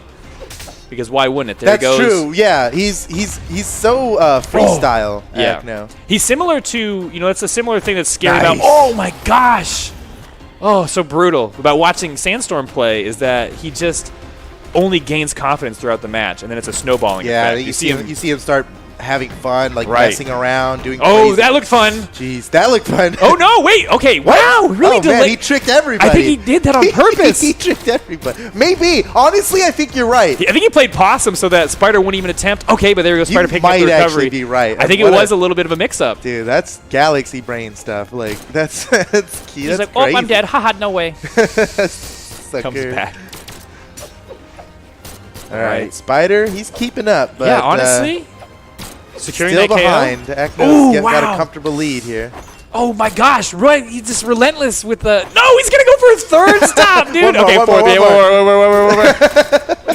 Okay, okay, here it is. He's actually no. Okay, no. Oh, full stock lead now for Acno. I feel like he's juggling. Like what I'm seeing him doing, he's just doing all these different things, but somehow keeping them afloat. Changing out weapons again, picking up that cannon. Doesn't seem to matter which weapon he has in his hand. It's trouble for Spider. What? No, that ground pound would have been too much. Spider, yes. Oh, here we go. Oh, he's going for the double. Yeah, Spider's back's against the wall. What are you supposed to do? Yeah, He's got to crawl up it here. He's a spider. Okay. What? That was something else. I've never seen anybody go for that. Okay, again, Spider showing like that he does well under pressure. Not losing pace. There we go. Picks snap. up. Down late into recovery, securing that stock. Stock's tied up, but way behind the damage. What weapon's he going to come away with? Well, whichever one Acno leaves him, picking up the blasters. Acno takes just a little bit of damage for that. They've secured himself that sword. All right, already hunting down that KO option. He's got Spider in the red on that final stock. Yeah, he can get a downlight. It might be over. Oh, not quite yet. Barras Demon got Island. defense. Got that tall ceiling. Let's not go to the ceiling this time. He went for the closer wall instead. Okay, well, I would say excellent use of anchor by Acno. Excellent use of cannon. But honestly, Spider had some moves in there. I was going to say, good game by Spider. In particular, blasters heavy, I would say. Was definitely favoring when stuff was hitting the fan there. He had to hunker down with those blasters to secure some KOs. So let's see what he can change up. So Spider trying to force Acno to a platform map, it looked like. But Acno chooses the least platformy map of all the ones he left him. All right, Spider. Let's see if he can get it done. It kind of looks like a spider in the background. This could very easily just be Spider Fortress. Spider Fortress. Honestly, those are like little arachnid pinchers in the front or whatever. You see it. You know what? With all the new viewers we have, we can blow some minds here. I don't know if any of you guys have ever noticed it, but that fortress in the background is shaped like a mammoth. Well, boom. That's not mind-blowing. It's called Mammoth Fortress. No, well, it was mind-blowing to me. Oh, was it was really? Because I spent a year like, oh, it's mammoth because Blue Mammoth makes the game, so we called one Mammoth Fortress. It just kind of like, right. But no, it's because the fortress in the back looks like okay. But as we were talking about that spider, whoa, just barely coming out from under that anchor there. Already, oh, looks like he's gonna get the first KO in this game. All right, game 2. Spider swings the way of the spider. Spider dethrones Acno. Is that question mark? Is that why the question mark is there? I imagine. Spider will be he'll be talked about forever, dude, if he manages to take Acno down to the lower bracket this early. You have to change his name. Top 32? Yeah, you have to change his name to Spider exclamation point. Spider. That's right. Versus Acno. You got to beat him with a punctuation. Oh, I like that chase though. He was willing to bet on that ground pound. That was very good. Spider manages to avoid it. Luckily, he did. Okay. Oh, wow. Okay, escaping early out of some of those bigger combos. Acno is setting up. Yeah, we've seen those go on for quite a bit. Into the monocle. You're just trying to get a rise out of me with that. No, dude, it's a monocle. All right, Spider now behind a step in this stock. He's got the blasters back in hand. We saw him do so much damage to those the first game. Can he turn it around here? Man, Spider took that first stock, but Acno has dominated the second stock. He did not even let Spider touch the floor. Yeah, well. Down to his final stock here. Potentially of the whole set. Oh, no. Best of 5s now. Best of 5s now. Okay. Yeah. Yeah. All right. Just more Brawlhalla. Exactly what Spider needed. It really is, potentially. But maybe he can turn this around in this game. All right. Big play opportunity here, but getting reversed. Both of them are game for it, though. Oh, Acno 2 game. Mind Gimp. There, got see? Acno. He broke Acno's mind there. Sometimes if you know your opponent is game to play on the side of the stage, just let him be out there. Yeah, you can take advantage of that. You know? You can have a little slip and fall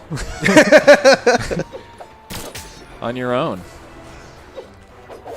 All right, but Spider's really going to have to make some big moves here. Acno just as deadly with that sword. He now has the anchor in hand. We saw him finish off some stocks with it earlier. Back with the cannon. Oh, no, Spider, no! Wow, dude, that's like the Bermuda Triangle right there. What's happening in that section of the map, people just get lost. Something going on. What the heck? All right, well, going on to game 3, now 2-0 in the set.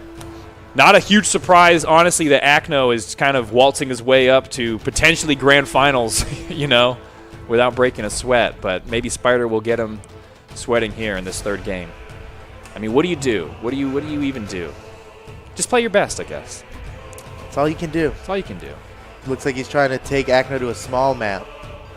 He left all the smallest maps on the stage, and Acno went ahead and chose the smallest of all the ones he left him. I just don't buy that helps. I just don't buy that it helps when someone's beating you, that a smaller stage will somehow make you win. Well, like, won't they just win sooner? I think listen, I'm not good at math photos, so I don't know. Well, here's the thing with the small stage. Yeah. You can do less for a win, right? So you can be less. They were looking for some cheap stocks there. Those are some bargain stocks off the bottom of the stage. You can get them for pretty cheap. Okay, Spider's going to need some of those cheap ones, dude. Those clearance rack stocks. Oh, Acno.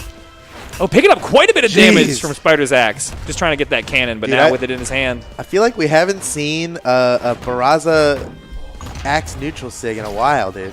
Yeah. Let's I feel like it was surprisingly missing from Cody's gameplay. Yo, ground pound! I agree. I also thought it was missing from Cody's gameplay. Maybe he didn't need it. Well, you know what? Maybe he did. He came in second. Good point.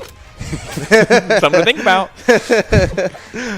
All right, but Spider with a slight lead in this game really needs this one to turn around. Best of 5 here. This would be over for his winner's side run here in top 32. Yeah. Oh, and that stock will go and tie up the game. 2 stocks to 2. Acno barely touched on that second stock with the cannon in hand. Can't feel too confident about that if you're Spider. Pretty fast match. So you had those 2 stocks were taken in less than a minute.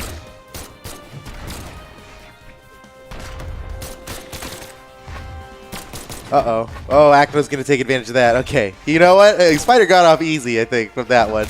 Gravity cancel in the wrong direction with a free punish. That's 3 seconds of boom, boom, boom, boom. Oh! Whoa! Okay. Oh, man. I was rooting for that neutral You sig, really dude. definitely were. I saw him going for it. Yo, what even that out of that? Okay, the pickup. That was just the barrel roll distraction into the grounded recovery. Difficult maneuver to pull off. Yeah. Gets it basically as picking him quickly up as he off the could have. ground. So this is a very healthy lead for Spider. You know, I don't consider any lead healthy against Acno, to be honest, though. Yeah, we've seen so many reverse. Until the Terminator's like fully stunts. schmelted down in the magma, you don't, what's that? You got to see that red eye. I was gonna say you gotta see the eye dim out. You got to see the eye dim out. Acno's eye is always glowing. As much as he has a stock, he is alive. So he can win this game. But Spider he's looking proving you right here as he barely takes any damage on the stock and equalizes it with Spider here. Spider's got to make a play or he's out of the winner's bracket right now. Comes down to this stock here for Spider. Oh, okay. Second cannon, pulling out both cannons now. Everything's on the line. Oh, nice. Spider. You saw Acno get a little confident with his movement there. Okay. Spider comes in. I'm liking this Oh Spider my right goodness, now. Spider, It's one the more axe. good hit. It's going to be the ground pound. He's going to go down there and ground pound. No, dude, that's a good option. The same that option. was a good option. Oh, no. Oh, no. Oh, are you serious? The What? Terminator. Are you serious? Acno stealing the game. 3-0 victory. I don't believe it. Dude, man, you thought his eye was going out, that red? Dude, was still glowing, what? man. This was Spider's game, dude. Okay, check out this replay. Good thing we're doing just this one so we can see some slow-mo here because, okay, Boom. beautiful. And then what do you do? You go. got to take he advantage. Doesn't even, take advantage. He goes out That's it all. there in the reticle. He probably could have made it back, actually.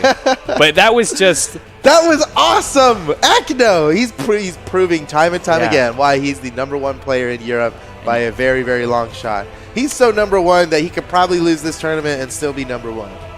That's, He probably could have stayed. Skipped? He probably just skipped the day. He played hooky, you know? I was going to say stay home, but that's where he is now. Yeah, so. me too. That's not the case anymore. Might as well, if you're going to stay home anyways, might as well win all this money, Acno. Honestly. Man. Woo, good game. That was awesome. Game. GG. Dude, and like we said, you can't count Acno out until, I mean, you got to see he proved it. You got to see that stock go. Next game coming up. Going to be Chedro versus 720 Polyshot. Two big names. Yeah. This could go either way, I think. Chedro, little more history from Chedro. He played way back in the day. He's been competing since 2016. Oh, I'm so excited. And he's always been very good. 720 Polyshot, however, came into the game a little later. His real pop-off was actually late last year when he started showing up and placing well in tournaments. And since then has just been on a wild ride. So anybody's capable of winning this one. Seeing Chedro win this, though, would be pretty sweet. This is interesting for me because Chedro is definitely one of my old favorites from EU. Yeah, way back. Like I said, because I'm a Gauntlets player. I play Wushang, so watching him in his core, I was super excited to see now that he's switched on to Petra, one of the newer legends. Good that he's keeping the gauntlets. I'm Keeping the gauntlets. I'm happy about that because he was like one of the first gauntlet mains. I mean, Core was the first gauntlet legend. Right. And he mained Core immediately. Until and Petra was came out. Crushing. And then Petra came out. Yeah. Years later, Petra came out, and he was like, I'll come back. All right, here we go. 720 Polyshot versus Chedro. Best of 5, round 1 of top 32 in the European Low-Tier City Midseason Championship. Here we go. Damn. All right. 720 with the first weapon pickup. The Gauntlets already picking up some good damage. All right, Gauntlets v. Gauntlets. Let's see who has the stuff.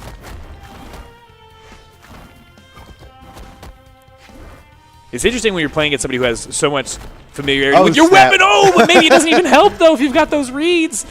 Dude, this is seeing the gauntlet mirrors like these guys are just going at it. All right. It makes it look like a real fighting style, right? Like yeah, you're they're like just punching each other. Like, yes, they're doing judo. That maneuver would be illegal. Oh, and that would be illegal. That side signature. Man, I can't stand getting hit by that side signature. I know, that's, dude. That's brutal. You hate it so much. You know.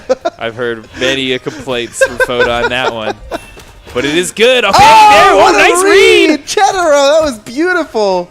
Polyshot sends him away before Chedro can follow up. Ooh, But he caught him runs anyway. around that corner. Come on now, dude. Line of Nicely sight. There you done. go. He can see him with that peek. All right, game's tied up now. 2 stocks to 2. Yeah, we talked a lot about Chedro's gauntlets, but I haven't seen him play Orb at all. So this is That's a all good point. Me unknown. either. And I would say, It's looking good. as far as mentality goes, gauntlets. Oh, my gosh, never mind. No, dude. 720 poly That's shot pretty with classic. the 0 to death. That was beautiful. If you're familiar with 720 Polyshot's Twitch, you'll see highlights like that all the time. That's like, that is his thing, man. So there we go. Do you know his Twitch channel off the top of your head? No, I don't. Dang. Isn't it? It's probably 720 poly I think shot. I How many don't know. 720 poly shots are out there? He's 720 poly shot 1998. Oh, I mean- here's another clip, maybe. Yes. Oh my goodness! 720. It was such an even fight. The These first guys are stock- very evenly matched. The first stock looked so good.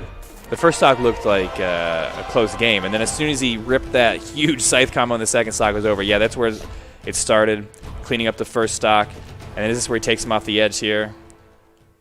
Yep, grabs him off, boom, and the side air in the monocle. It's a monocle. It's a reticle. I don't know why it can't be both. Or I guess. monocle in particular.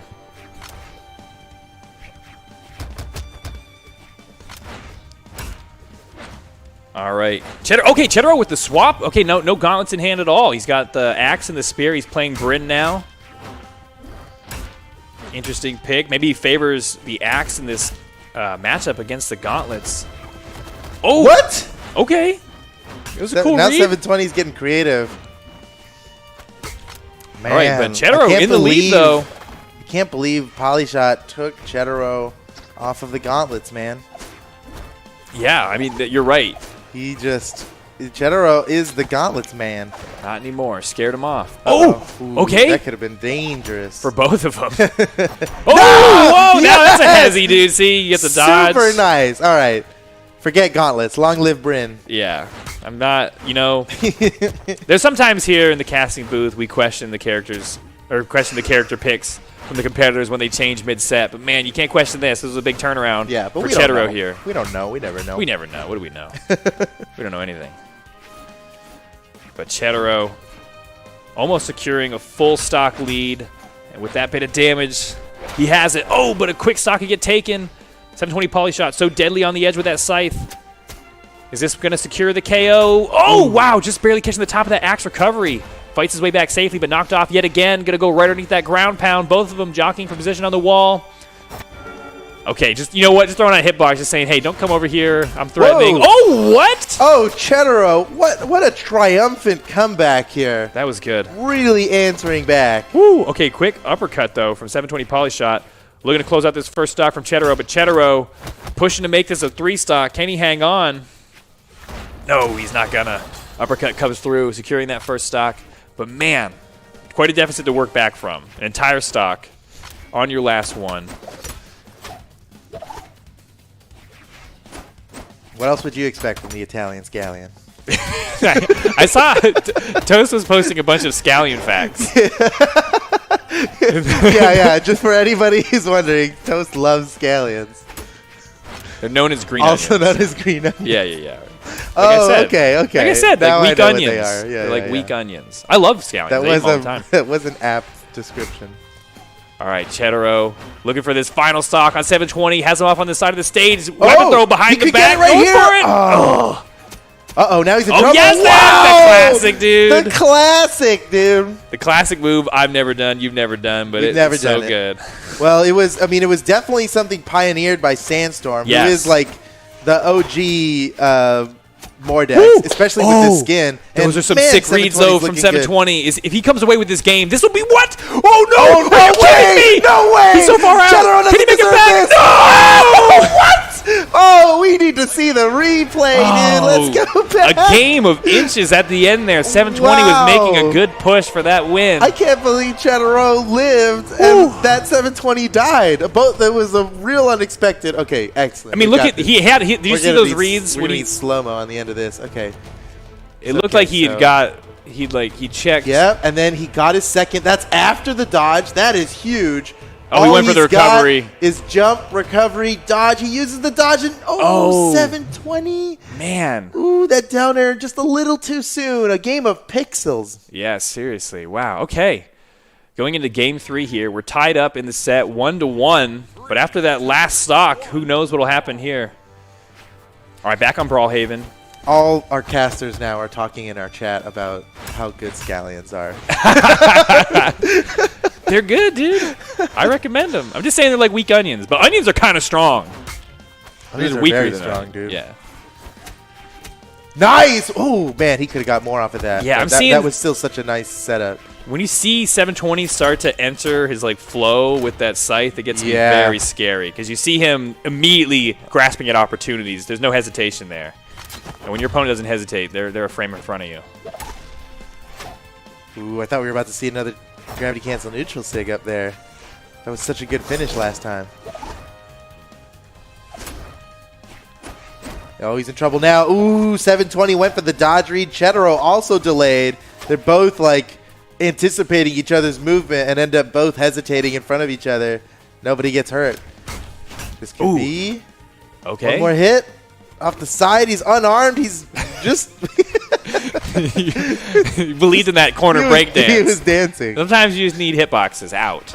You just need them out. Get him out. Run into this. All right. Okay. No weapons. Clash. Oh, what? Why did he do that? I'm so surprised Polyshot threw his weapon. Did he do that because he knew he could get the kill confirmed? I don't know. Is that? That was it might have been a power move, to be honest. I wonder if that's just specific to like he's so damaged. I know I can get this KO right now with this particular setup. I don't know. Oh wow. Okay, bold. He had to fade down deep to get underneath that ground pound. Couldn't get under that one, and that'll take out his first stock. All right, now tied up, 2 stocks to 2. All right, Chedro. Oh, okay. He almost lost the race to that weapon drop. Securing it, though. Has a spear. Okay, 720 off on the side. Some tricky weapon throw setups from Chedro. 720 able to find his way back on top of the stage, though. Looking to put the pressure on. Chedro coming right at him with that spear. Okay, nice read. Oh, double down lane. Big damage. Ooh, oh, is he? What? No way. Oh, Polyshot almost killed him for that. Dude. That would have been too much, dude. He lives in the monocle, I would have Monopoly man. He lives in that monocle, dude, and that's where he does business. Because he can take your stock at white. We gotta put up a poll at the end of this tournament. Is it monocle or reticle? Yeah, we'll put up a poll. Even though it's definitely reticle. But I get to count the votes. Oh no, Chedro! Went with her off the side of the stage, taking out the second stock from 720 Polyshot. Okay, looking good for Chedro to come away with another win here. Man, good on Chedro, man. He really answered back. Polyshot kind of schooled him in the first round. Yeah. Well, you know, again, we can't count 720 out yet because he is lethal. That'd be a foolish mistake. Yeah. Chedro without a dodge. Ooh. Okay. Here it is. Needs to make this play here, I think. He's going to let him come back. Oh, what? Interesting. Okay, well. Whoa! Whoa, okay. Whoa, okay. What a good dodge, Chedro. He was quick on that. Quick on the dodge finger there. I mean, you could basically just erase that lead because, you know, yellow damage. That's nothing. That's nothing. Yeah, we're down to the last stock here. Set's tied up. It is game. What a good set. What a treat here. I mean, it is only game 3 in best of 5, so. That's true. That's true. But you really want, you know, you want to play as few games as possible. You want to win all of them. Okay, off the edge when you see him start reversing that down air. Oh! Okay, ooh, Chedro, so smart to hold onto the wall there instead of jumping like anybody else would.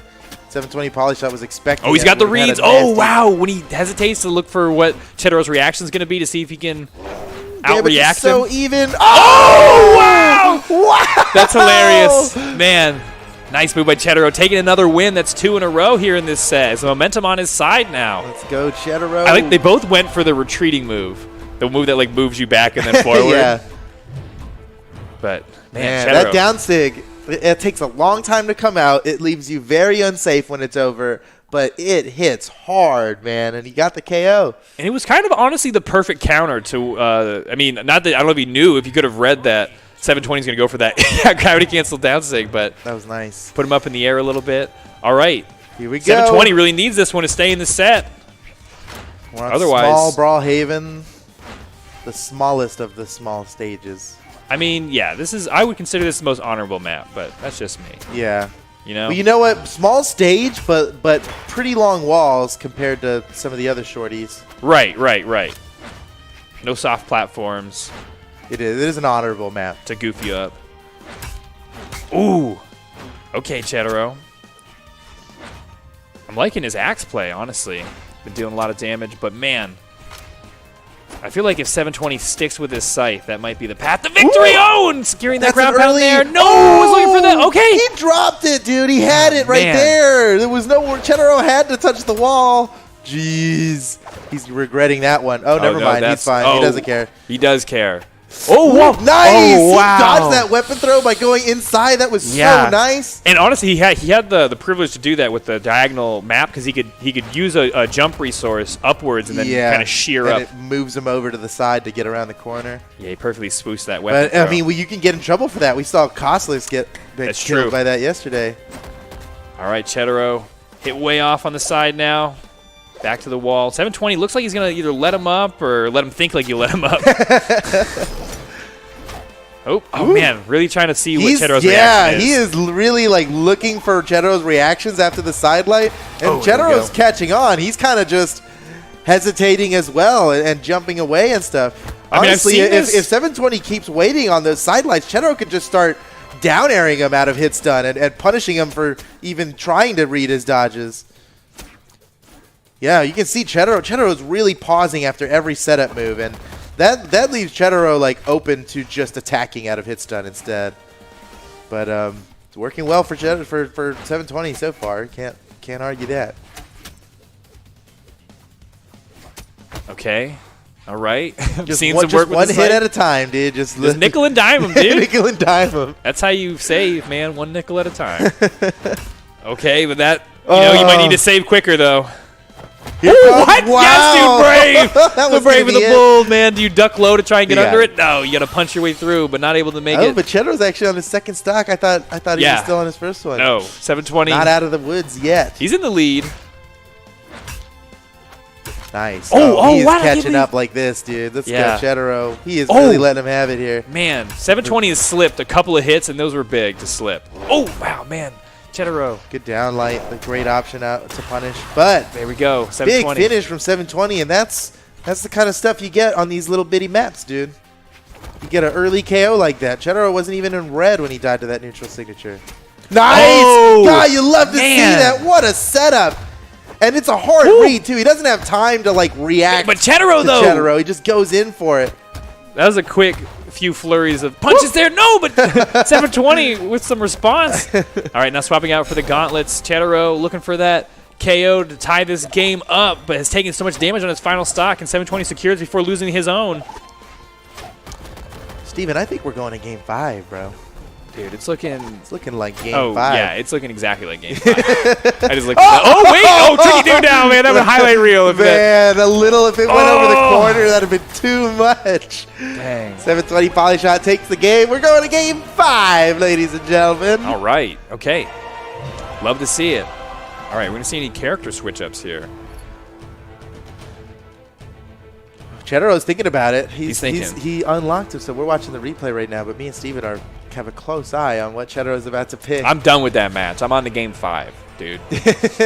Well, that weapon toss thing, that was so close to being like the highlight of the tournament. He actually almost picked up the jump side air off of that like you would on like a down air side air at certain health. Yes. Which would have been the sickest thing ever. But I like that he's sticking with the Bryn. Obviously, that's been a good matchup for him against 720 here. They've gone pretty toe-to-toe. Even in the games that he lost, they were close. So it all comes down to this now, to stay on winner's side here in top 32. All right. Game 5. Next game wins. No more second chances in the winner's bracket for either of these guys. They seem pretty evenly matched, and it really just comes down to winning this one game, you know? Just who does it better when the pressure's on. Yeah, I mean, you always want to try and take it one game at a time, but this is the one game where it really is the one that counts, and you have to have that mentality. Yeah, there's nothing else but this game left in front of you, as far as you're concerned. All right, pretty even so far. Oh, Chedro picking up some good damage with the spear. Has 720 still off on the side. Hasn't landed yet. Oh, nice! the Nair so close to the ground to pick up just a little bit of extra damage. Giving 720 close to the red, closer to that KO percentage. Oh, already throwing out those signatures. Looking for some big hits. Okay, that might do it. No, not quite yet. 720 can make it back. Has the scythe off on the side of the stage. You have to be respecting that if you're Chedro. After what 720's done in this match and done in his entire life, you got to respect his scythe off on the edge. All right, 720 now with the scythe back in hand. Playing a little bit behind. Actually swapping out. No, wait! Just kidding. Switched me up. Swapping immediately back to the scythe. Just wanted to preload a second scythe. All right, wow, been working his way at this damage lead that Chedro secured so early on in this match. Has now brought it almost back to even. Enough damage where he could easily KO Chedro. Yeah, both of them are in the danger zone, but 720 is like, yeah, that's I mean, he was living off on a the prayer wall with a reduced force of a bounce off the wall, still getting that KO. 20% reduction in velocity. The more you know. Dang, man. I don't know all this stuff. When I first joined BMG, That's the first question you asked? I looked it up in the source code. Yeah, that would be the first thing you did. All right, but man, maybe, 720 might look up some source code here to take this stock because Chedro has been slipping all of his final moves, can't quite secure it, but looking for it there with the uppercut. Not quite yet. Man, Chedro able to hold on to this stock. And 720 is going to let him up? I mean, when you're playing behind, yeah, game 5, every piece of damage you take is kind of precious. Is that going to be enough to KO? Just with a neutral light? Not even yet, but almost. It was so close. Oh, he's exhausted so many options. 720 couldn't make a big play out there. Chedro. Yeah, it started getting more slow. and more dangerous for 720 to try and make a play as he continued using all his recovery options to line himself up. Right. Chedro did a good job moving back as slowly as he could. Yeah. Chedro is running away with the lead. Wow! Big axe plays by Chedro, swapping out for the spear. After 720 clowned on him so hard in round 1, dude. Chedro's answering back so hard now. This is great. Yeah, momentum change in this set pretty hard. Looking good for Chedro to take another stock before losing his first one, potentially. They're so close to behind his back, dude. Nothing personal, kid. Nothing personal, kid. They were ghosting each other so well. They were right on top of each other, looking for the move to secure it. Oh, and there he goes, finally taking that first stock. But man, so far behind now. 720 is gonna have to make some big moves. He's gonna have to get pretty dastardly with that scythe, I'll say. He's gonna have to take a stock at yellow or orange. Yeah, that's a good way to put it. He needs a dastardly play. He needs to hang on the wall and get a reverse nair. I don't know. Yeah, he needs to. he needs to get down and dirty right now. Yeah, he needs to have the quickest KO option. So if that's taking him off stage and reversing it with that scythe and eating all his jumps, that might be it. Oh, here we go. Here we go. Here the we start go. Of it. The start of it. One more. Okay, he's got another opportunity. Oh, he just let him touch the wall. Oh, I don't think he let him, dude. I didn't think he wanted to let him. He wanted to. It looked like he wanted to make him think that he could safely touch the wall, and then he was going to dash jump pivot down air, and then throw him out and continue from there. But did secure the KO, but did give him some runway here to work with. He's got the damage on Chedro to secure this stock, but Chedro now picking up the pace himself, doing lots of damage to 720's final stock. Oh, that'll do it. Okay, game tied up, 1 stock to 1. 720, all the pressure is on him right now. Ooh. Down to the last stock. He's barely got anything in the tank here. He's got to just make it work. Oh, man. Here he goes. Oh, it's off the offstage scythe. Okay. Oh, man. Wow. He's playing it safe, dude. Oh, wait, never mind. Here we go. 720. Is this it? This is it. Oh, my goodness. Yo. Chedro keeps making it back. Oh, yes. It. There's no way. It's over. This is the dastardly stock. One more this is the dastardly stock. That's the dastardly stock. 720 volley shot. I can't believe it. Oh, what a game. Oh, man. What a game. Chedro, that was a reverse 3 stock, dude. That was a reverse 3 stock. I'm sorry, I spit up a little bit. That was a reverse 3 stock. Yeah, the camera wasn't on me. Oh, man. Okay, we're going to see here. This is exactly his win condition, right? He had to bring him off side of the stage. Now, perfect. And then all he had was the dodge. Perfect timing. Now that was such a game of chess, though, because what you're aware of each other's options off on the side of the stage. And Chedro, you could see that entire set, really, through those 5 games, was doing so much to negate what makes 720's offstage presence so powerful, which was really smart use of his options, delaying his jumps, recovering low, and allowing 720 not to go as aggressive. So 720, you saw how many times he had to retreat to the wall, whereas you see him in clips, he'll basically bet it all on that engagement, be out there hanging out. But, man, what an amazing play at the end there. Whew. Really put on a show for us, 720. It was definitely looking like Chedro's game. Dude, good thing I'm wearing black, though, because I'm, like, sweating. Oh, wait, you can actually see it, so. Oh, whoops. Well, hey, the passion's real. The passion's real, dude. Our next game coming up, Zider versus Machete. And this is a big one here. Machete's won a lot of tournaments. He's a very winning player. For a while there, he was winning a lot of them in a row. He was just like king for a little bit. Potentially the best player in France. I think that might not be a stretch to say. I think he is the best French player in the game, or the highest rated French player. Maybe I'm wrong about that. I'm sure someone will correct me soon. I think so, though. And Zider, Zider's... He's always been there. He's always been great, but he's more and more on the come up. He's starting to get into the top 8s. He's starting to earn some cash from all these tournaments. So I think he could take it. Also, Machete loves the cannon, and Onyx is pretty hot pick right now. It might serve him well. Here we go. Zider versus Machete, top 32, best of 5.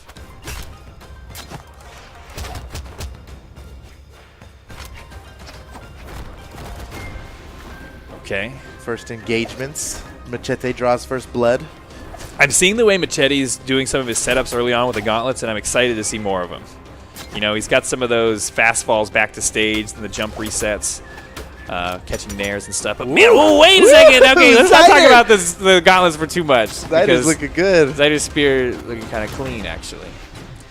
He's got the Black Knight. Shovel spear. Good eye. That's not just the Shovel Knight spear. That's not the Shovel Knight That's the Black Knight spear. Tough to tell in the black color swap.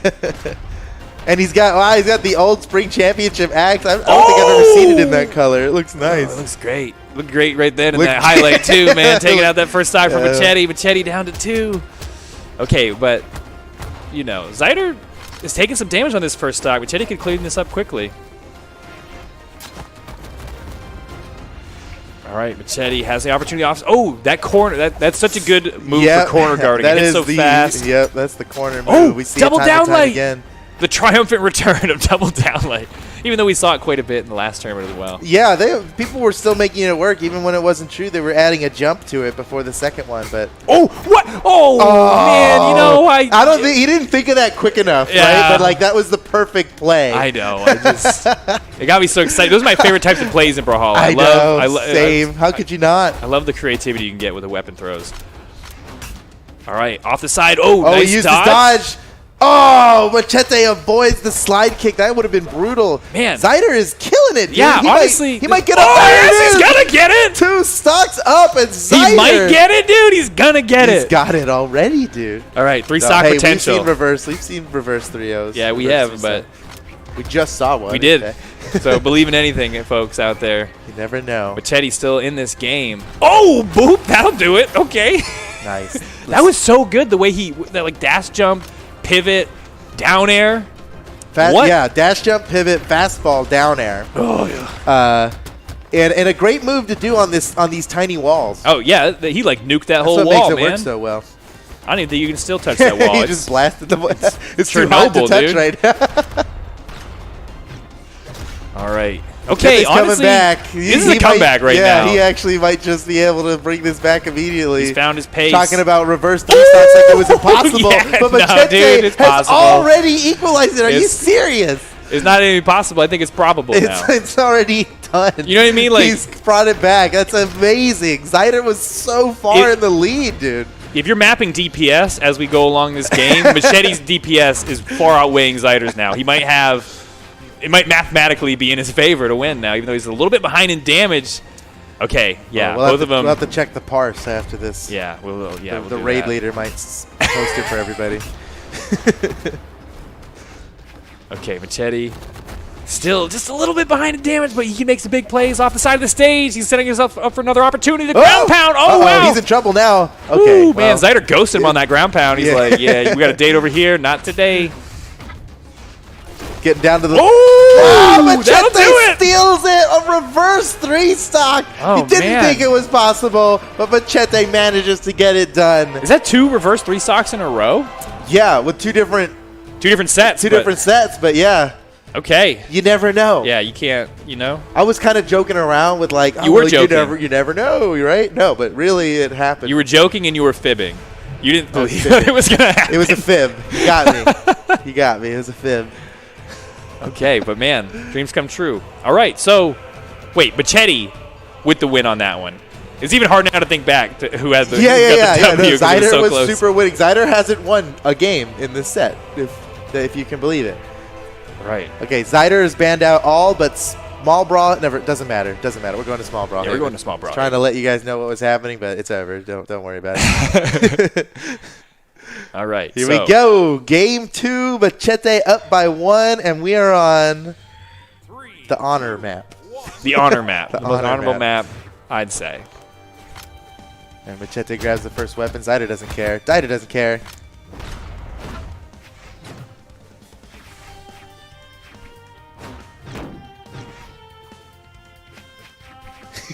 Every once in a while, You know, it gets a little quiet. you gotta- And everybody, they're like staring at each other. They're sizing each other up. They're a It's little bit. exactly- They're like, how are you gonna decide to move You know, into me here? yeah, you watch How am I? you watch any fights, right? Like boxing, MMA. The beginning, you have to learn your range. You have to Yeah. learn what your opponent's going to do. It's actually so natural, and it's funny that we see that in a video game like this. But yeah, that happens all the time, right? You're like, Oh, wow, but Zider finding a pace now. Okay. Machete fighting his way back on top of the stage, ooh, able good to punish, jump. good punish. That was a good reaction. He jumped immediately as soon as his wings came out. He got the cue and he got out of there. Okay, but could not dodge that cyclone. Oh, what? Oh, weapon throw! Dude, that was as close. Because weapon throws don't hit stacked anymore. They so don't. So he was really That like was- as close as it gets. I don't know if I'd bet on that point-blank weapon throw every time, but he got it there, man. Machete's still in Yeah, this first you stock. win the lottery once. You don't keep playing the lottery. You know. Yeah, you do. Yeah, you do. You get more money now to play it. Okay, Machete knocked off the side of the stage down to his second stock, but taking so much damage, or Zider's taking so much damage on his first stock. Again, a nice even game. I mean, how can you be confident in your lead at all if you're Zider now? It's like, yeah, I'm Right. beating him up. I'm doing great, but he's still alive. And Ooh! so, he's done. All right, Okay. Zider, we get another chance here, bro. All right. Now, Machete, there's no way There's you'll no get this reverse 3 stock. There's no way. There's no way. Oh, wait. Okay. Potentially big play off the side. Zider, wait, what? Okay. That looks a lot like how it starts. Yeah, that looks like how it starts. A little corner goof him up. Got him. Caught him slipping. Okay. Okay, wait. Yeah. I like this technique by Machete, though. Just decide which way to do the side light. Dash past him. Honestly, this is looking uncanny like the previous game. Machete with the cannon here, dealing some big damage. Zider struggling on this stock. What? Machete can pick this up right here. Oh, that weapon throw almost. Dude, Just made me. Machete he is so. What? Zider had that big shutdown, dude? Get out of here. I don't care if you're a big gargoyle. Get out of here. Okay, Machete again. Oh. Dude, Machete is so determined to do another reverse 3-0. Is he losing those first 2 stocks on purpose? Is I this don't for know, story? dude. Like, what the heck? Yeah. How is he so capable of reverse 3 stocks? Yeah, okay. Uh-oh. Okay. Oh, yes, down one air. more? Another. Oh. No, come on, one more. He let it back he up. got the wall. That'll do it. No, never mind. JK, don't listen to me. I don't know the damage numbers. Ooh. He All almost right, caught him Zider with back that to the bounce. side of the stage. Machete again with an opportunity to corner guard, swapping out for that cannon, maybe a little bit better in that situation, and that'll do it. There Okay. we go.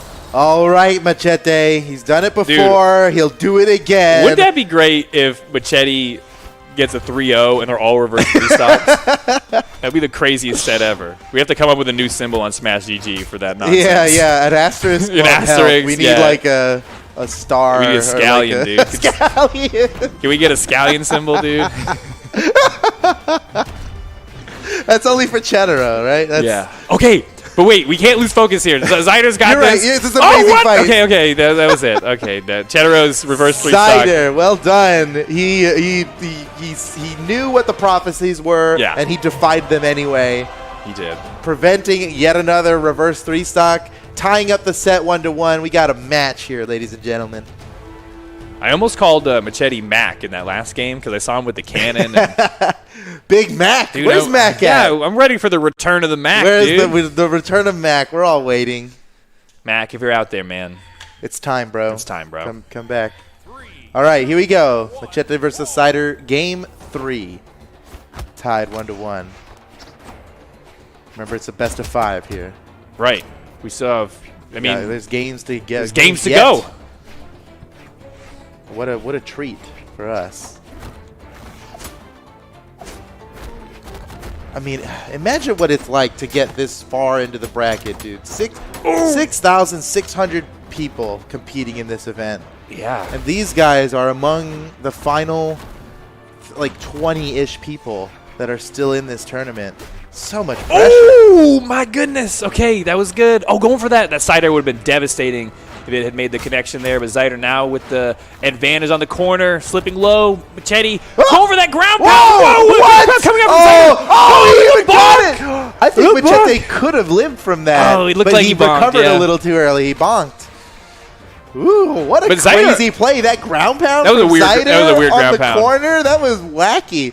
But it was so perfect for the situation. And he luckily was aligned in such a way that he was able to chase dodge just straight up, touch the wall. Yeah, he was like actually against the wall. Yeah. All right, wow. Cleaning up Beautiful. that stock quickly. Machete looks like he's going to favor. Yeah, he's going to hold on to that cannon. I wouldn't blame him after I've seen the last 2 games play out. Yeah, he's making good use of the cannon. Not that his gauntlets also haven't been popping off, though. He's been making such good use of, in particular, that down signature on Onyx on those corners to push that pressure. But, man, Zider with this spear play, too. That was a prayer right there. Going for a hard read, hoping that Machete dodged down or spot dodged or something. It would have covered a couple options, but Machete chose correctly, staying alive on this stock.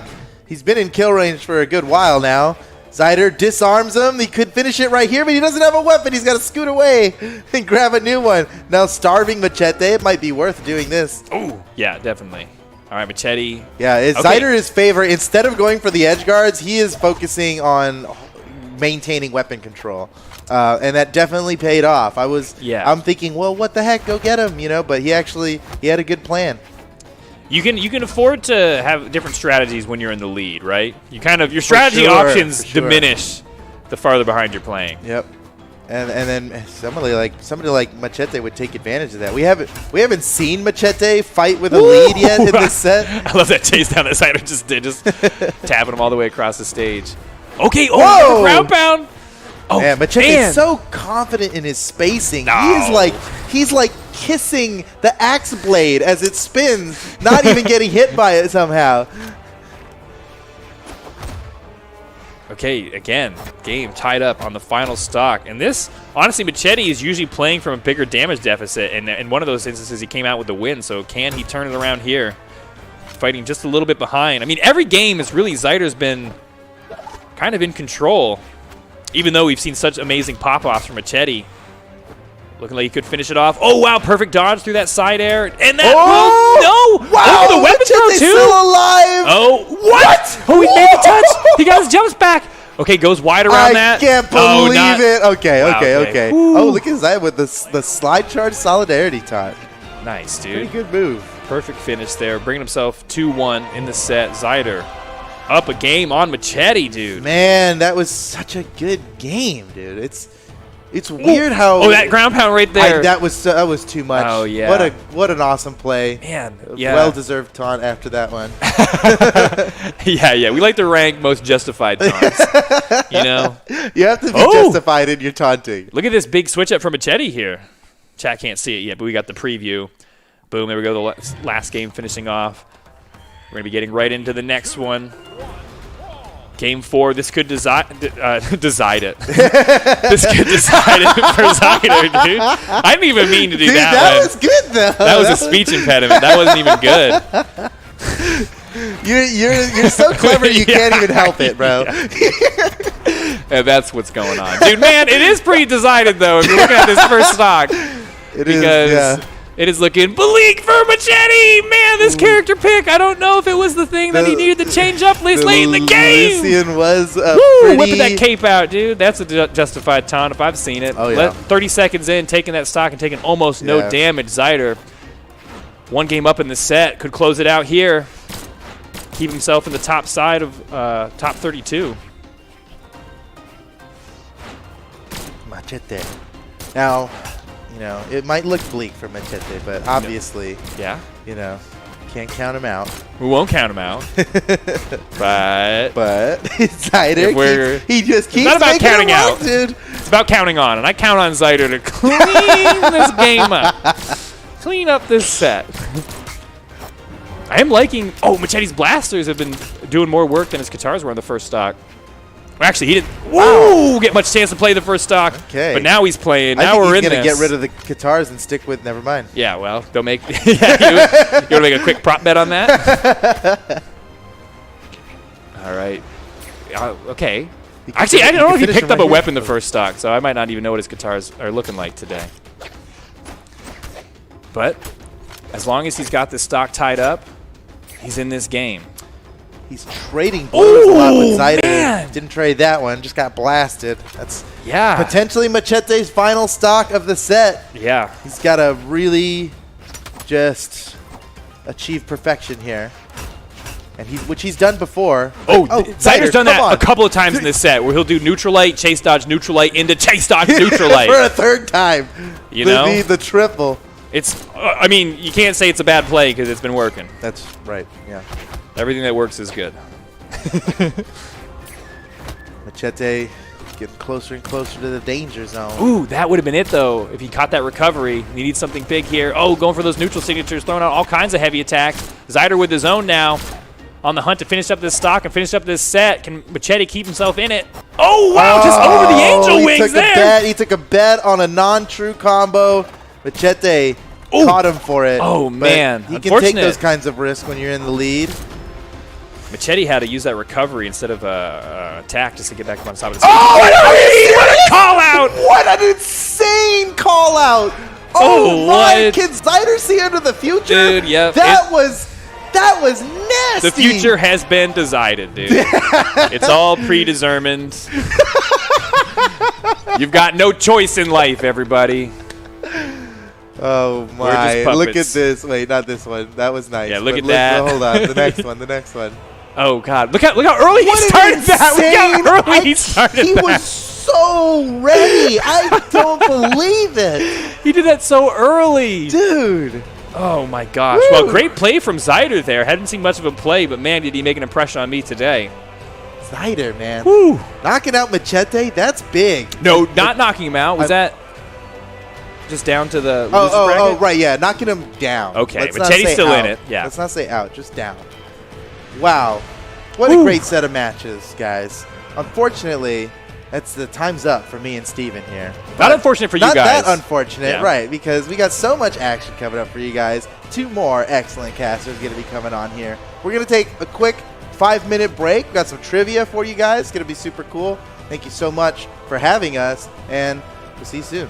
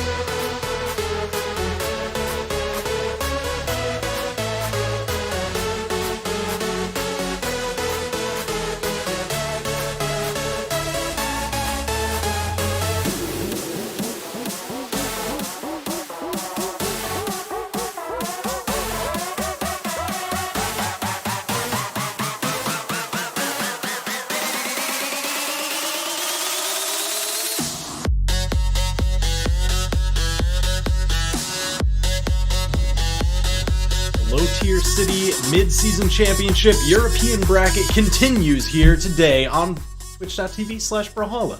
Thanks for stopping by. I'm TWK, and I'm joined here by my good friend Taza.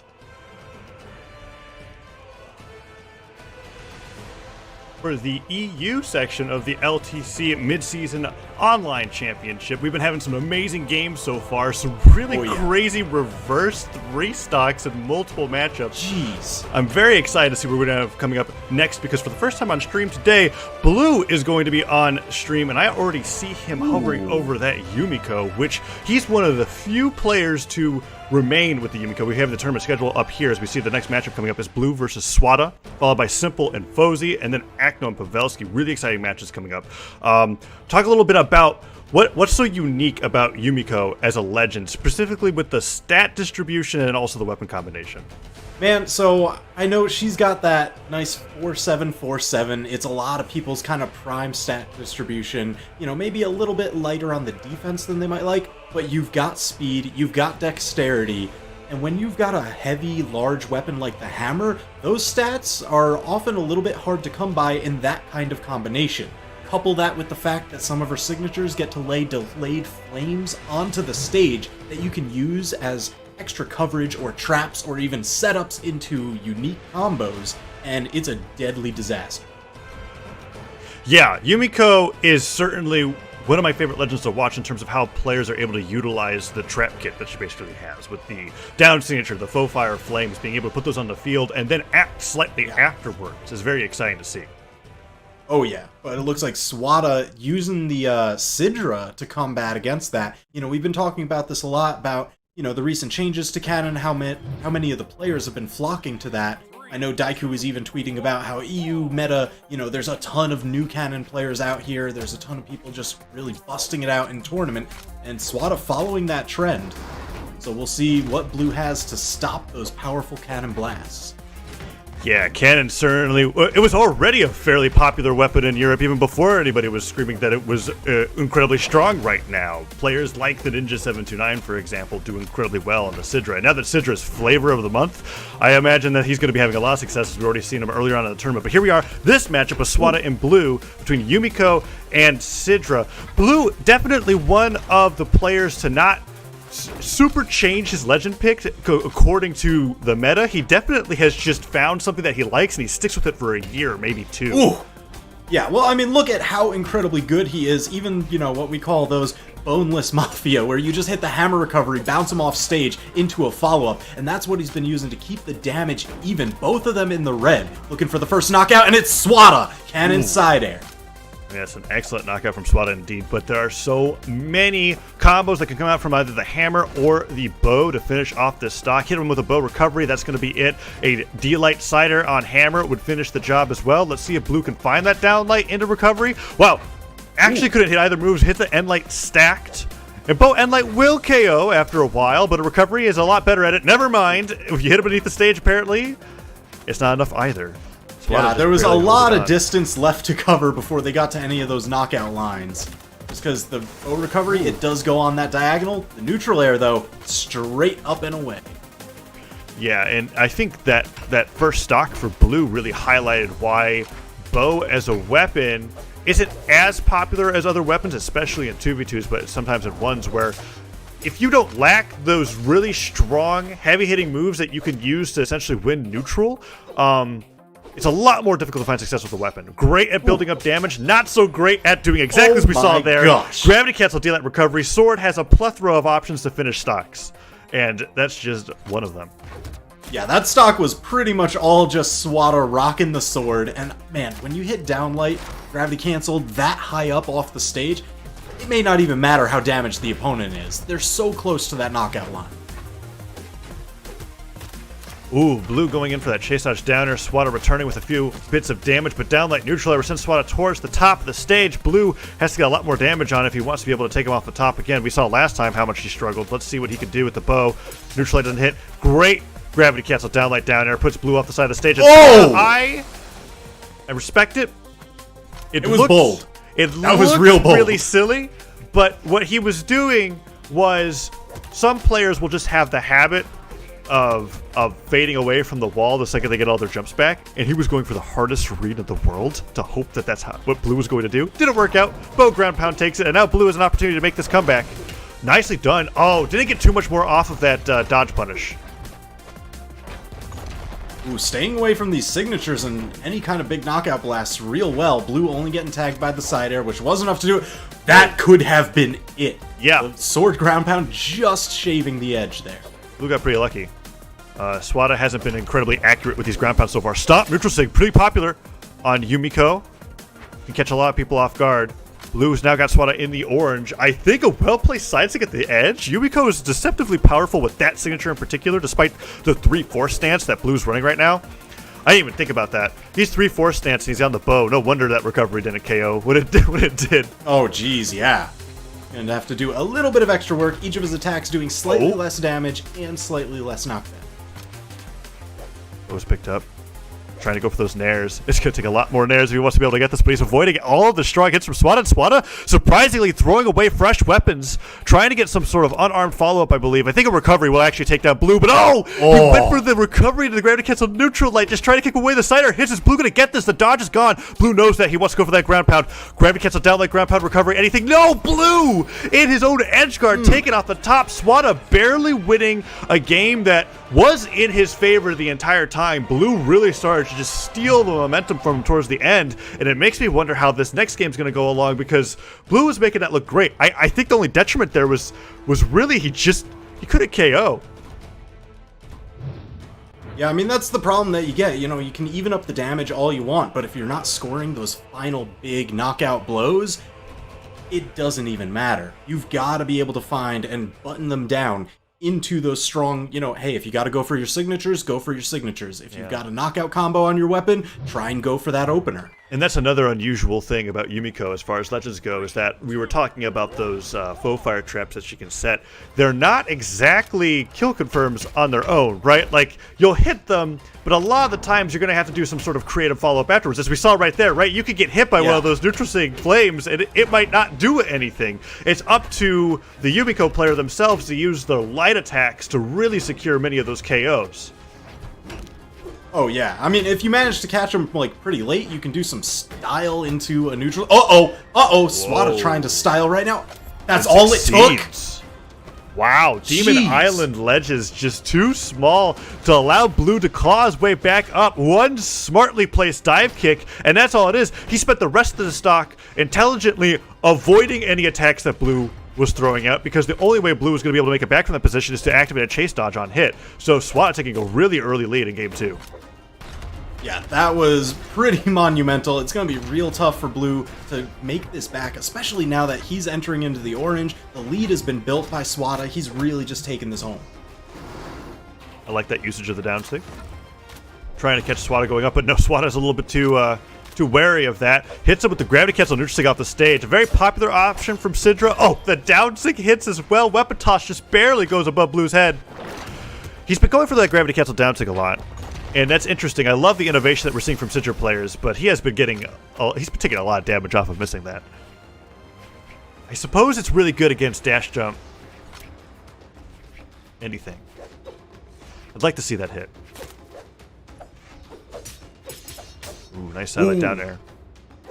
Yep, spiking him off. Blue trying to make it back to stage. Oh, tried to delay that gravity cancel neutral strike for too long. That can be used to, you know, it's a 45-degree travel pretty far. You can use it to get back to a wall, but it will only go that maximum distance, and then your dodge is spent. Yeah, Blue's been struggling a lot with recovering on this stage. Nice neutral sig, went for that delayed Zider, but Swata has actually been so clever with his recovery so far, using the Cannon Sarah to great ability, getting back to the stage and hitting Blue at the same time, avoiding all the neutralites that Blue is putting up, having Blue toss the hammer, and now fighting back, trying to get those gravity cancel down lights. Such a great match for Swata going to game 2, and it's not happening the way that I thought. The last game, I really looked at that as like, okay, Blue figured out what he wants to do against Swata. He's now bringing back momentum in his favor, but so far, Swata has just been stealing it every time he takes Blue off stage. Ooh, Swata able to swat Swata with the bow. You know, Blue's just really, you know, that's the main thing. Blue's been playing a lot of a grounded game. Bo kind of excels when you're able to take them off stage. You've got the side air, the ground pound, the down air. They all knock downwards with pretty decent force and good angles.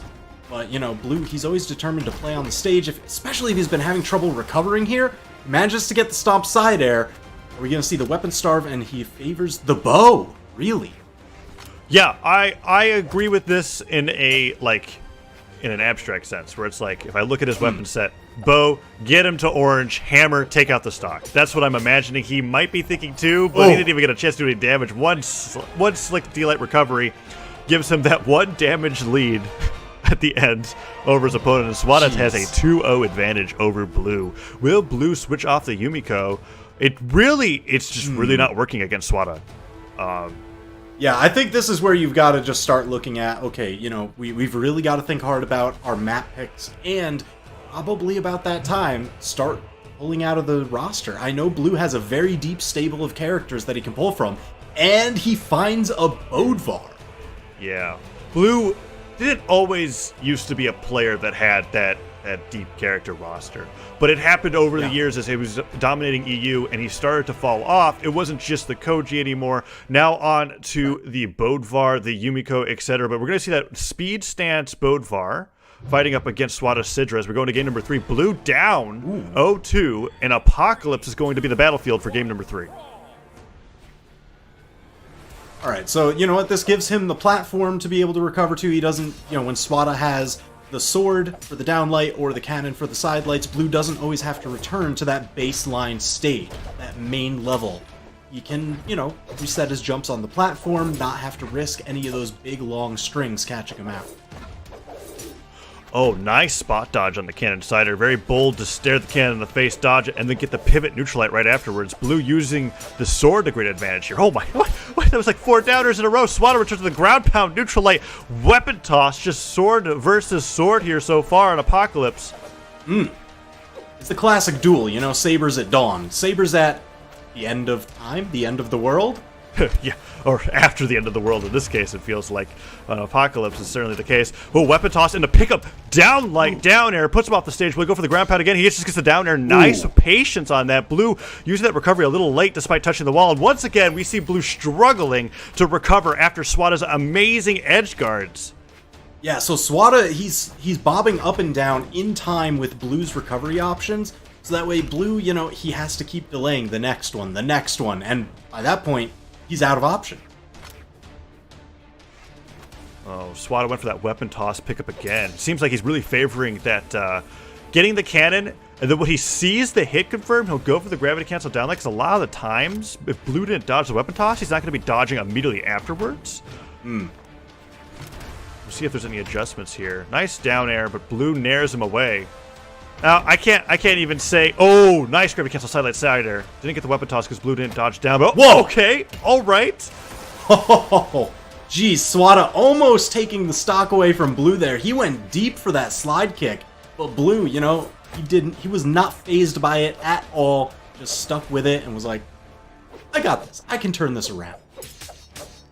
Yeah, and it was really good that he did, because at that point, Swata, I feel like Swata's so confident off stage against Blue now that he's willing to go for crazy things like that, even at the expense of his stock. Zider puts him down. He has the cannon here. What will he do? Just a sidelight Zider to finish it off. No dodge from Blue, and that's the stock. 1 stock left for Blue, potentially the last stock of this set. Yeah, Swata, he's really just been slowly gaining control over each match. It really hinges on those moments where Blue is kept off stage, and he just can't find a recover. He's lost a lot of stocks at very low damage because of it. Whew, Swata just putting on a show with the cannon there. Several dodge reads in a row, bringing Blue from white to orange, left and right on the stage. Now kicking him away, unarmed. Another cannon picked up. The neutralite doesn't blast him, and that side air goes straight over Blue's head, but still a little bit of control. Blue finally getting a stomp side air. Put on some more damage. Another stomp side air. Can he get the recovery after the fast fall? No. He tries to slide charge the down sig, and he just goes the other way. Swata with the punish, and now a downlight recovery on sword. I'm pretty sure will end the game. Yeah, definitely dire straits for Blue here. He's got to really just buckle down. He can't afford to take any more damage. Oh, off the platform height? Yeah, that's Swata moving on. 3-0. Swata with the amazing play on the Sidra, showcasing that as a region, Europe in general has a lot more Canon players, and they're probably very happy about the state of Canon in this patch. I would imagine that it would be surprising for a lot of people viewing North America going, why is Sandstorm really the only one playing this weapon? It's because he really was the only one playing the Cannon primarily in North America for quite a long time. In Europe, I imagine it's going to be a very different case, as we are now onto our final match in Winners Round 1. It's going to be Simple versus Fozy. That's going to be an exciting match seeing coming up. I'm interested in seeing what Simple is going to be picking for this matchup, as I believe this is his first match on stream. Yeah, it's a very good question. You know, we always talked in the past, like the past year or so, was always Blue and Simple kind of as a duo, because they were running the 2v2 scene. They were always the ones in grand finals for 1v1. They just seemed unstoppable at the time. But seeing kind of some of the new blood, you know, with Swata just taking it 3-0 over Blue, does Fozy kind of have that same read, that same, I don't know, does he just have Simple's number? I tell you what he does have. I would say that just yet. He has the Zider pick, which I imagine we're going to be seeing quite a lot of throughout EU. In fact, this tends to be something that happens in Europe, which is that if there's a character that's incredibly popular, the entire region picks the character. I mean, I remember when Olgrim finally became Flavor of the Month, it was literally 80% Olgrims when we were watching singles and doubles. Simple, on the other hand, this Taros pick is a brand new. Ever since Thor was adjusted to not have the insane survivability that he used to have with Orb, Ground Pound, and Neutral Signature, Taros has been a favorable pick for Simple. He's always been amazing with the hammer, and then he just brings out a second heavy-hitting move, high force stats, amazing knockout potential with the axe. We're going to be going into game 1 on Mammoth Fortress with Simple's Taros versus the Sidra of Fozy. Alright, so you mentioned like Taros, he's got these incredibly high force, incredibly hard hitting attacks, but it's not even just that. The off stage is so incredibly dangerous because either of his neutral signatures can just spike the opponent down while they're trying to edgeguard you. Yeah, the neutral sigs are definitely what every new player to Brawlhalla is terrified of, especially just the roar that Taros lets out as he's putting out neutral sig after neutral sig. Although Simple, as a player, is incredibly interesting. He is one that has like bursts of signature usages. You're not going to be seeing a ton of neutral sigs over and over or throughout the match. You're going to be seeing them a lot over and over again if he manages to connect one. Because if this was Lil Cap playing, after that stomp, you almost guaranteed we're going to be seeing a neutral sig. But no, he went for the down air instead, conditioning his opponent to expect a different thing. Stomp side air, stomp down air, and then we'll just see Simple pull out a flurry of signature KO attacks. But as I say that, it's not that time of the game yet. Simple has decided he doesn't even need that against Fozy. Oh, just shy of the bottom corner. It's like Simple just knew. Yeah, he doesn't have enough distance left. The dive kick's not even going to get close. I can just go and start off the weapon starve. And that's a staple of Simple's playstyle. When he was on Thor, he will, like, consistently stomp side air somebody off the stage 7 times and never even think about jumping off the right side of the stage. And he'll calculate exactly when players don't have enough jumps to be able to make it back. So he'll just go back, weapon starve as long as possible while they fall to their demise. Fozy evening up the stocks, however, and now beginning the weapon starve onto Simple as he primes that sword. Oh my gosh, Simple, just a little footy, you know, a little football, kicking him back and forth. Ooh, nice spacing there. Feeling that... couldn't defend the weapon, though. So Simple getting away with the hammer, tons of damage. Whoa! Fozy managing to shave away from that hammer toss. That could have spelled disaster. Yeah, that's a unique thing that Zider can do with the gravity cancel down sig. That is an 8-force ground pound, my friend. That you're not coming back from that, even in light orange. I was actually pretty surprised. Wow, Simple stole that. Like, we saw that, you know, in the previous set. We saw it again here, when somebody reads the ground pound on the outside, that push-off column, and you just stay on the wall. Oh, you just get to hop right in behind them, and then just let it rip. Fozy beginning with the Nair train off the right side of the stage, but it doesn't work out in his favor. Simple just, going super deep off the right side of the stage. Gets to side, everybody bonks his head, makes it back. Fozy trying to get that gravity cancel silently off the Sair connection, and that might actually be a big problem for him. He had no dodge for 3 seconds, but Simple wasn't able to capitalize, but Fozy severely damaged. Dashed up Zider, and like I said, Taros is you're afraid of Taros for one thing, and that's the signature kit. Did we really see any signature knockouts from Simple that entire game? No, he kept it Not clean yet. and only with light attacks. Yeah, not yet, because it's that kind of thing. Whenever you've got those signatures that are a little bit, some might call it on the gimmick end, if they are very good at doing one specific thing, you want to keep them not thinking about it. Make them feel safe. It's in the back pocket. It's on the back burner. They don't need to know about it. But it's really that old school fighting game, STSFN, save that stuff for nationals. It's really just bust it out at the exact moment you need it to secure victory. I think that's a great point to highlight, because I will see more often than not in matchups where I feel like a player is busting out all their hidden moves in the first game. And then it's like, well, what are you going to be doing in games 2 and 3? How are you going to be able to win this best of 5? There's a reason why you need to only use these at the crucial moment. And that is exactly what Simple could be doing here, as we have Fozy now switching over. And for a second, I thought we were in North America. I was like, wait, hold on, Stingray, what are you doing in this matchup? No, it's actually Fozy on the Black Knight. That's incredibly surprising. I'm not used to seeing Orion in Europe as a region. Yeah, I mean, you were talking about, different oh my gosh, there's that neutral signature. Does he have another one? No, just the hammer recovery. Red wide. Fozy managing to get away with his stock, but look at how much damage he took from that edge guard. Yeah, quite a bit. Oh, and there it is, Simple. He's got to be a little careful, actually. Did he use his recovery? Okay, he makes it back. Fozy with the dive kicks. Ooh, doesn't space that ground pound correctly, but he does get some damage in. Simple with the nairs. But yeah, we're seeing it's game 2. Simple's like, all right, I'm a game up. It's time to showcase that I actually do know what the heavy attack button does on my keyboard. Yeah, start to unbox some of those presents, It's time. Unwrap them, let them see, show them to the world. Nice falling down air. Dash him down air again. Oh, Silent hits through. Falling Zider. Fozy with the weapon toss. Is that going to be enough? Oh, Simple with the exhausted recovery. It's exchanging his final jump to throw out that hitbox, catch Fozy off guard, and recover at a different angle than usual. Makes it back, and now goes in for that hammer ground pound. Nice fake out. Oh, he caught the recovery. That was Fozy, amazing. just like that is done. That was surgical precision on that weapon toss. You saw those orange stars pop out, which means he hit him just as Fozy's recovery attack was coming up. That would have given him a little bit of boost back to the wall. Fozy did get the quick revenge knockout, but still a full stock behind. So there was 2 things I want to highlight about that KO, assuming Fozy doesn't make an amazing comeback right here. One being that Simple canceled the hammer ground pound in the expectation that Fozy was going to go for the dare punish. And then when he hit the hammer recovery, he angled it in a way so that he hit his head on the stage, forcing Fozy to get spiked further beneath the stage than usual, while still being able to recover back to the stage. Simple is just a monster off stage with hammer. Yeah, you definitely don't want to be there. You can see Fozy, he's keeping up in the air, staying on ground. Oh, recovering low? I'm not sure about that. Oh, man, he really wants that Lance ground pound.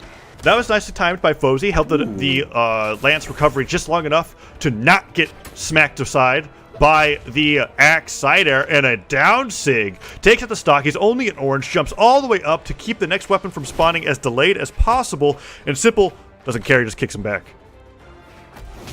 Yeah, sometimes just a little bit of that football action, knock him around the stage. Yeah, after watching Sandstorm kick Koslik's 5 times and then win the match, I'm now convinced that unarmed sidelight's the best move in the game. Scooping him up. Damage building. Fozy is out of here. Yeah, Stomp Zider will do it. Simple, amazing hammer play. Actually, even at a damage deficit in that win, despite it not feeling like that, because he was just so destructive off stage, ground pounds, recoveries, what have you. We're back to striking 2 stages with as few platforms as possible. And Fozy, and Simple going to Mammoth Fortress this time around. Okay. All right, that one went pretty well for him. He started to unbox a little bit of that heavy attack kit, the signatures, the hammer recoveries. So let's just run it back, the sequel. Yeah, Fozy not switching legends again. onto the Black Knight. Nice opening with the spear. Picks up the lance, keeping Simple away from a weapon, but as we saw before, Simple's not afraid to get in and kick him, punch him away. Nice side light, neutral light. Simple now picking up that hammer. Perfect weapon spawn for him, and he's just jumping around, waiting for an opportunity to get one little stomp, and nice reaction from Fozy. Dodges in place, immediately neutral light Simple away. Really tight play from him so far, but there it is. Nice downsig on that dodge in read. That is exactly what that Taros downsig is for.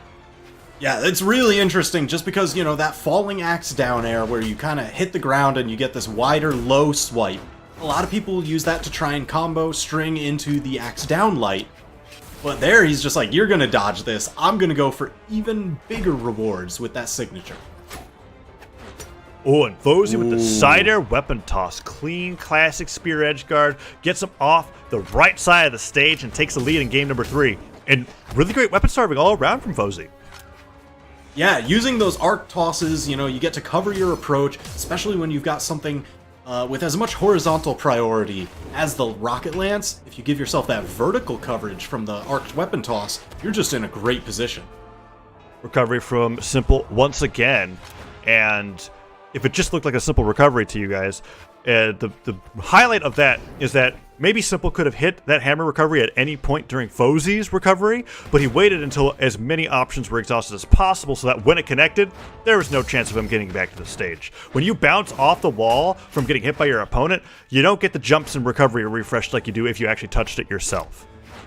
Yeah, you gotta be in control of your own character. No stun, no bounce. Now Fozy guarding this corner. Oh my gosh! Slide charge that signature perfectly. So that way you catch off the wall, in the push-off column, everywhere. Oh no, but Simple pounding him down again and again. Yeah, Fozy's got to be careful about how crazy he's going off stage. That slide charge downsig was amazing, but going for the ground pound right afterwards almost gives Simple an opportunity to come back. But Fozy secures the KO with a nice down signature on stage. Continues to weapon starve Simple and is going to try to get as much damage as he possibly can. He's been doing amazing with these double jump, triple jump, falling side airs, where he'll be able to follow up usually with a weapon toss or a side light like such and get a little bit more extra damage. And we see so much extra credit coming in from Fozy as Simple swats him away with that side air, trying to get that recovery once again. Simple loves going for that knockout option, but this time Fozy was ready for it. Yeah, better to get back to the stage sooner rather than later, because, if all your options are spent, Simple's just gonna pluck you out of the sky. He's amazing with that hammer recovery, man. He gets that all the time. So brutal. So now Fozy, he's got a little bit of a damage advantage, but man, this could be his last stock on the winner's side. Simple is up 2-0 right now. Yeah, but he's doing pretty well. He's actually playing around the Mammoth Fortress platform beautifully. He was at the point where she's kind of like, I'm going to stay over here as long as possible. And the downlight delayed neutral sig sends Simple flying. Goes for that side signature. Simple punching him away, but overall taking way more damage than he should. Avoids one down sig, but that signature is pretty strong, my gosh, as we can see. Yeah, Fozy making great use. You know, he's starting to unbox his signature kit as well, saying, hey, I've got a few of those. Orion's pretty good on that. Especially if, you always expect them to, you know, dodge out of the side light because they're expecting the downlight follow-up on the spear. And then you're just like, why don't I just cover the entire ground in my spinning spear?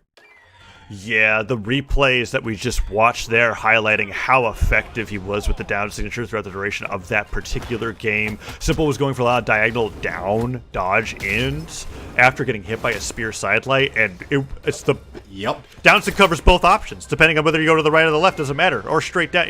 And going straight up is also pretty scary against spear in general because they want to be able to follow up with downlight side airs, whatever the option he may choose there. But now Simple, similar to Blue, has decided, okay, I'm down a game, it's time to go to Bodvar.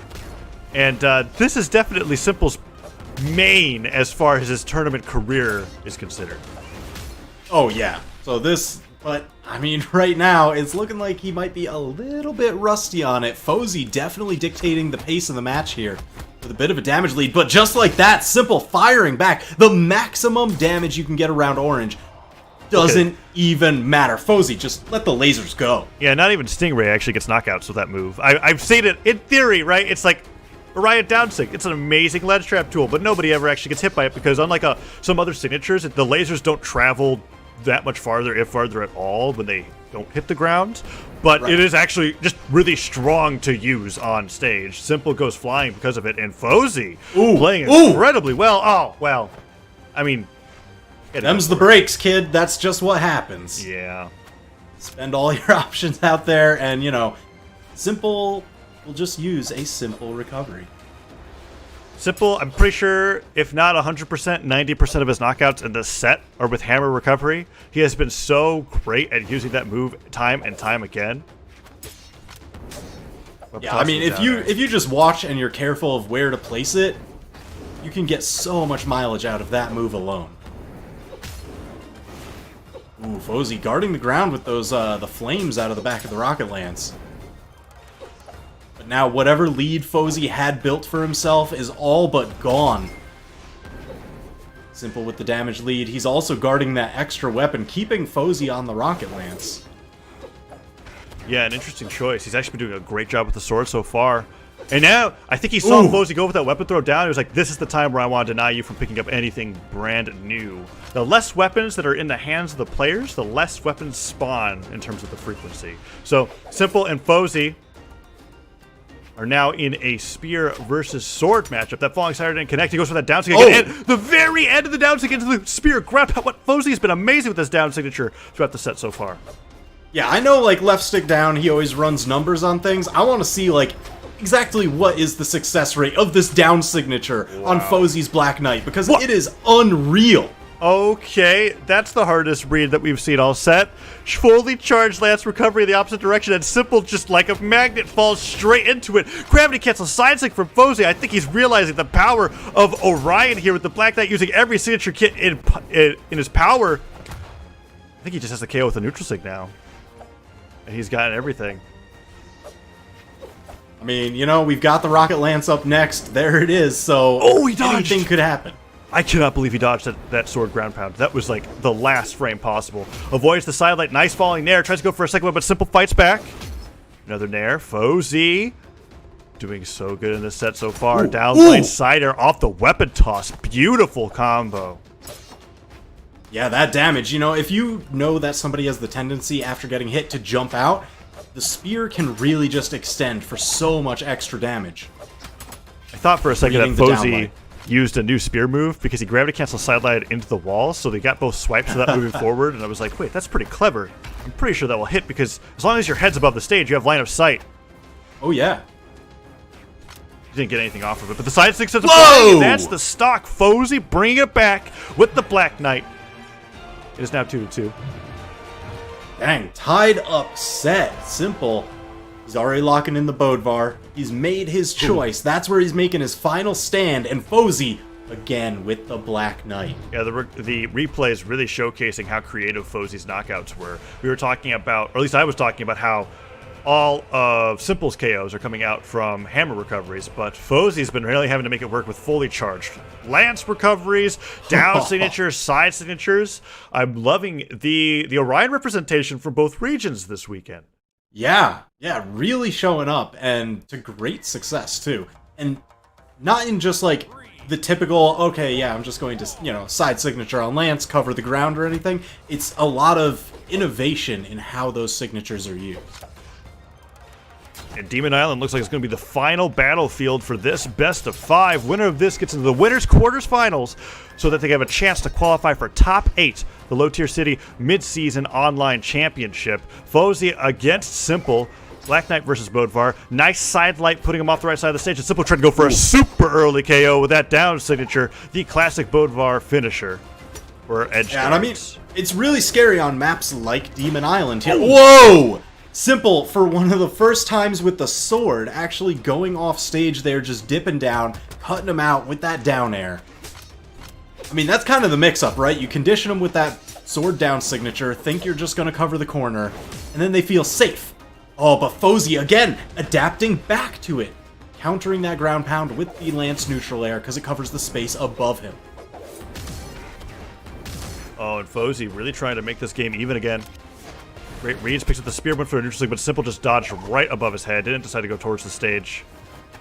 Weapon toss. Didn't go for a pickup follow-up, but, I mean, every time he does one of those weapon tosses and it hits Simple and he catches it again and throws it again, it's denying Simple from a weapon that much longer. Just now picking up the sword. Ooh, Simple again threatening off stage here, but Fozy not worried about it at all. Just keeps blasting him up into the sky. Simple with a good lead so far. Avoids the neutral sig, there's no dodge, and he knows it. He chases him right out there. Nice jumping side air. Doesn't kick him away. Okay, he does, but a little bit later than I expected. What? And a nice gravity cancel down signature. Sends Simple flying, trying to get the stock. Okay. Ooh. Silent recovery. Why not? Amazing from Fozy to take him off the top. Listen, like, there may be a dodge window in between that now, but if they don't have their dodge, or they don't hit it in time, you're still gonna knock them out. Yeah, it's not like players are always ready for combos like that, but nice down air sends him down. It's moments like that that makes mix-ups like off of sword down light into, say, a neutral sig or a down signature, which is not true for many, if not all, legends that have sword in the game. Whoa. They'll still work because players just aren't dodging in time. Ooh, Simple guarding the corner. Fozy fighting his way back onto stage. And there's that one extra weapon drop. You see how they've both kind of brought the fight to that corner. They both moved over there. They're like, all right, let's fight on top of this extra resource, because if I knock you off, I'm going to want to toss it. If you knock me off, you're going to want the same exact thing. Oh man, Simple with 2 D-like combos in a row has brought Fozy so deep into the orange. Fozy has to get the stock now if he wants a chance to win this set. He pivots the neutral sig in the wrong direction and Simple gets a nice bit of extra damage. Another end light hits. No dodge. Simple, are you going to finish the job? No, he misses the Zider and gets Zidered himself. Fozy with a chance in this game. And you know what? From what we've seen in past sets of the European region today, all you need is a chance. We've seen crazy reverse 3 stocks. Making his way back to stage. Good! Saved the recovery. Oh no! Didn't charge it long enough to get back to stage. Simple taking it 3-2 in an incredibly close set. And that's the dangers of Demon Island. You don't get your jumps back if you hit the little edge, the slant on the bottom of the stage. And he goes down, just doesn't charge long enough, and Simple wins with the 3-2. We're going to see it right here. One weapon toss, and maybe that was just a moment of Simple going, oh, wait a second, I don't got to do anything. That's just going to be it. Oh, jeez. Yeah, I bet Fozy expected, you know, maybe a dash jump ground pound to be coming out, and that's why Fozy didn't charge his lance recovery as much as he needed to there. He was hoping to just tap the bottom corner, but just shy.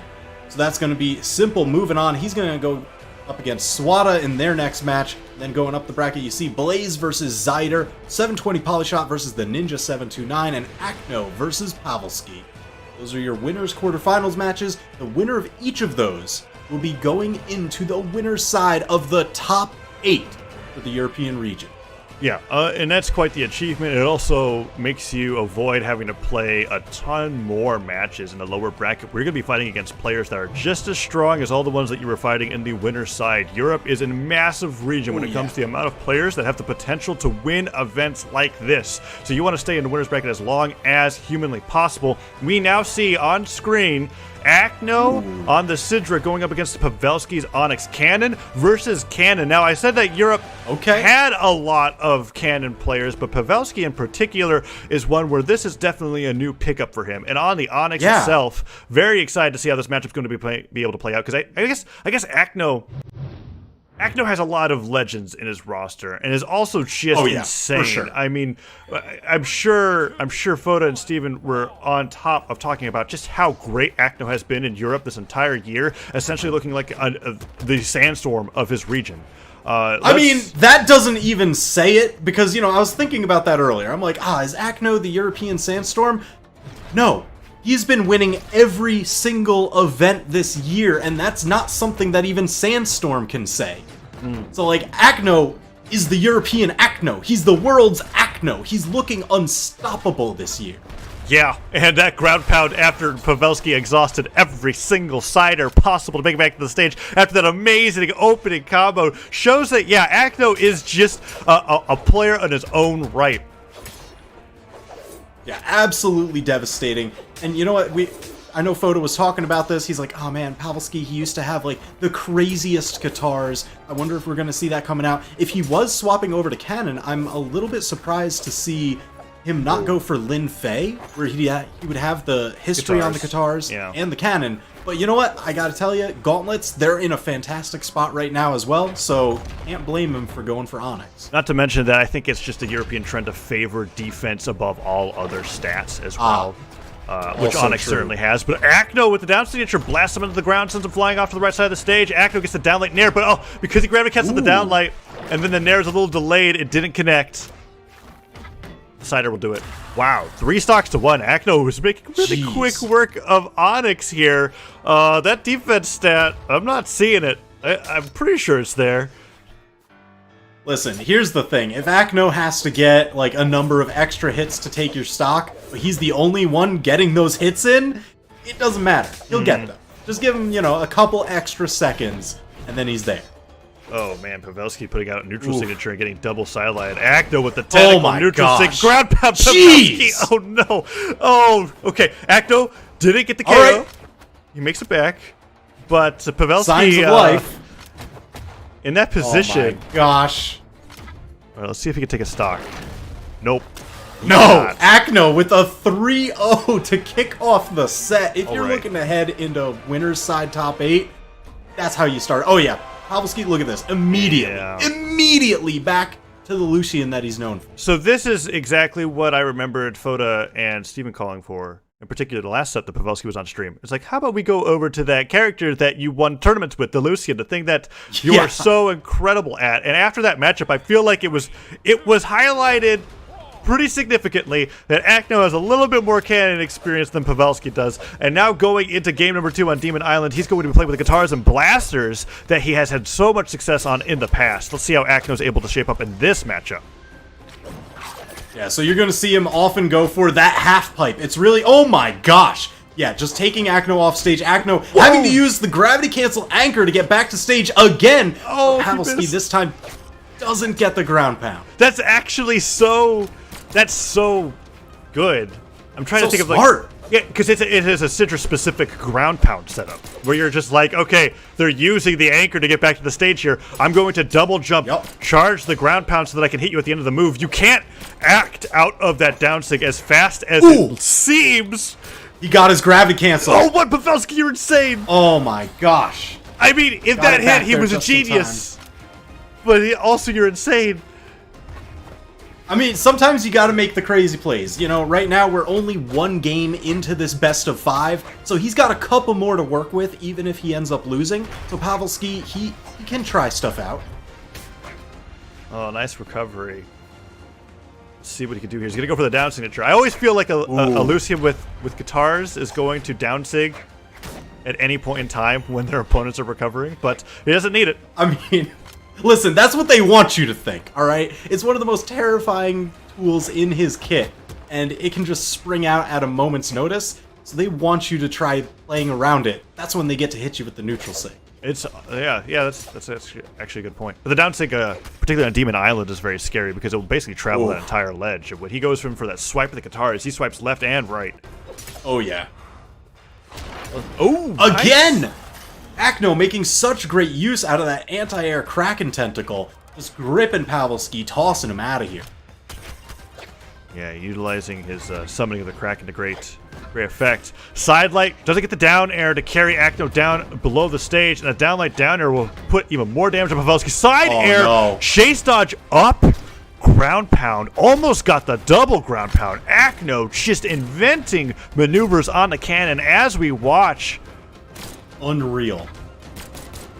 Ooh, there's a nice blasters combo. Decent amount of damage. Pavelski's starting to, dictate the spacing a little bit more. But man, how much damage he's taken. This is quickly spiraling out of control.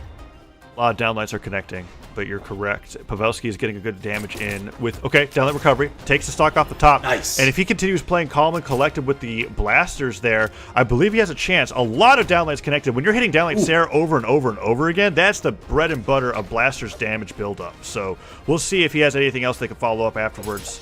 Downlight recovery. Never mind. Oh my That's gosh. it. Even on a high ceiling like Demon Island, that was more than enough to take Pavelski down, and now it is a 2-0 lead for Acno. Are we going to see another legend swap? No, it's still on the Lucian as we go through the map bans. I think we're going to go to Demon Island once again.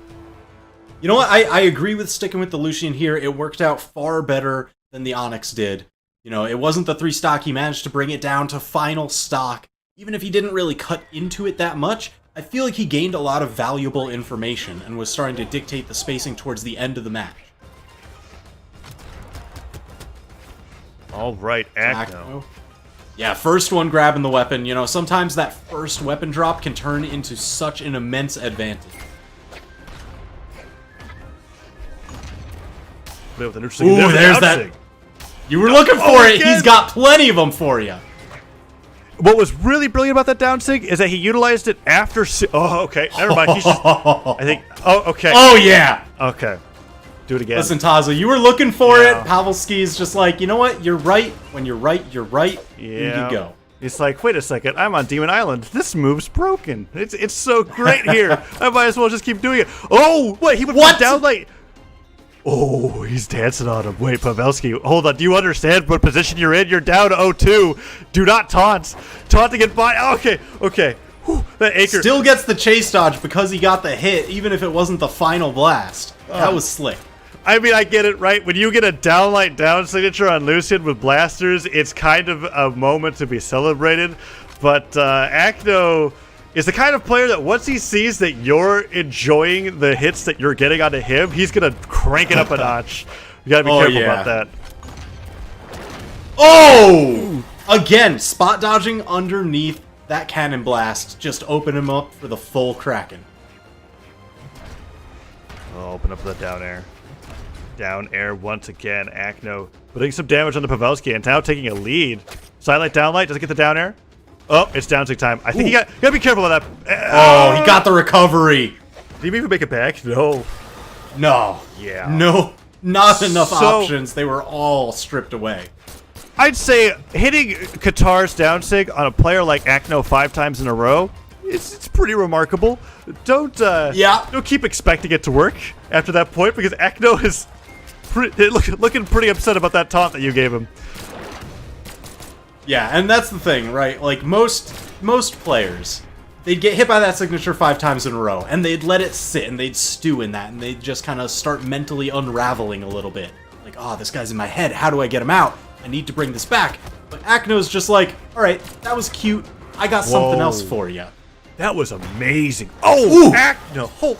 So, we're going to see that in the replay, I hope. Acno baited out a gravity cancel blasters downlight. Like, specifically, that is such a specific maneuver against Pavelski as a player and really hard to do with the way that he dodged away. Amazing play coming out from Acno. We're going to be seeing this KO right there. You saw that dodge go away and Pavelski, or that recovery get knocked out by the sidelight, and there's just no chance he was coming back. And in this final play here, no, we didn't see the blasters moment, but we did see the slide charge down sig unarmed, which is always so awesome to see. Acno, first player to qualify for top 8, a swift 3-0 over Pavelski after he performed an amazing taunt to get bodied act there. That was, you know, taunt to get bodied, always a true combo. I don't care what anybody says.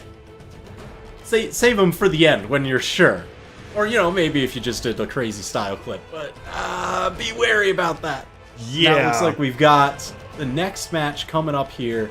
The Ninja 729 versus 720 Polyshot. So if you want to continue watching amazing Zider play, I'd argue that this is going to be some of the best Zider play that you're going to see in this tournament. The Ninja 729 was pioneering Zider before any player even considered Cannon a viable option. And now we're going to be seeing him going against 720 Polyshot, who just barely, and I mean just barely, managed to claw his way into this position after that amazing reverse 3 stock on Chedro. Yeah, and you know what? It's, you know, we always talk about, okay, different Mordexes, you know, Sandstorm, some of these other ones, but Polyshot, I really like some of the scythe reads that he's been doing because he'll set you up. He does that neutral light into neutral air, that's how he conditions you, and he's like, alright, gets you to dodge that, and then it turns into the neutral light into side lights and just cash out for damage. Ooh, starting off strong. Didn't get that jumping down air, but he does dodge all the way beneath the cannon blast. And that's another thing. Ninja 729 is probably, you're probably going to be seeing the most cannonballs coming out from him.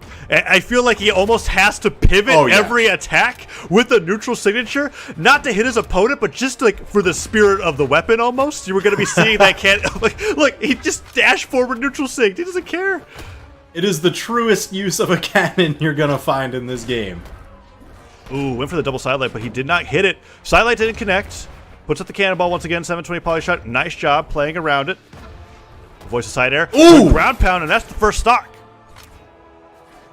Man, gets so dangerous when you're just kind of circling around each other and one of the players has gauntlets. Neutral air, ground pound, side air, down air, they're all going to knock you downwards. Nice sidelight. Recovery. That'll do it. Okay. Really good read. Yeah, just enough damage on there. I mean, he was in that deep barbecue sauce color, so he was not long for this world. Sidelight comes in, another sidelight. He's been trying to wait and watch the patterns that the ninja puts out after getting hit by a gauntlet sidelight, but so far it feels like every sidelight that Mordex hits leads to a lot more damage. But damage! He finally gets it. Sidelight follow-up, goes for the nair. Wait, Oh no. Yeah, pivoting that recovery there, not the best. I was wondering if he was going to go for a side air immediately afterwards and then dodge up and touch the stage, but instead he just kind of falls to his demise. 720 taking the lead. Yeah, that's one of the dangerous things about Cannon. It's a little bit awkward to use in that most of its attacks will kind of impulse you one way or the other. And you're going along for the ride with that giant hunk of metal, so gotta make sure they all go in the correct direction, or else you're just fighting against it. Oh. Okay. Giving themselves a little bit of thumbs up. Yeah, I think we'll see small moments in online play where it's just kind of like, wait a second, connection things? Okay, we're good. Gave him the go-ahead to continue fighting. Now, 720. Ooh. Or maybe that was actually just a thumbs up. I don't know, that was so unusual. It's a little thumbs up. It could have been, cat on the keyboard. I know Sparky has to deal with that pretty often. Yes, with Jody attacking in the middle of a competitive match is certainly common. Gotta watch out. 720 building himself a little bit of a lead here. I know he's looking for more as he gets bounced off stage, unarmed yet again. Weapon toss comes through. Even the weapon toss sending him so far. Uh-oh, is it just going to be weapon tosses for the stock? Okay, not again. Oh no, dire straits! What? That was the ultimate bait. Oh my goodness, I've never Broken seen ankles. I've never seen a greater outplay in my life. He didn't even touch 720 to take that stock. Just dancing around him. Jeez. All right, in all seriousness, 720 probably not feeling so great about ground pounding that low beneath the stage, but he still has a lead. Went for that down stick. He was going to try to use that or the connection of that to just send him flying, but doesn't work out. Went for the double sidelight. Ooh. Reed doesn't hit, but it would have been huge. Cannonball comes through, and I feel like at this point the ninja has perfectly conditioned 720 Polyshot to never dash jump against the cannon because he's just going to take a cannonball to the face. Oh yeah.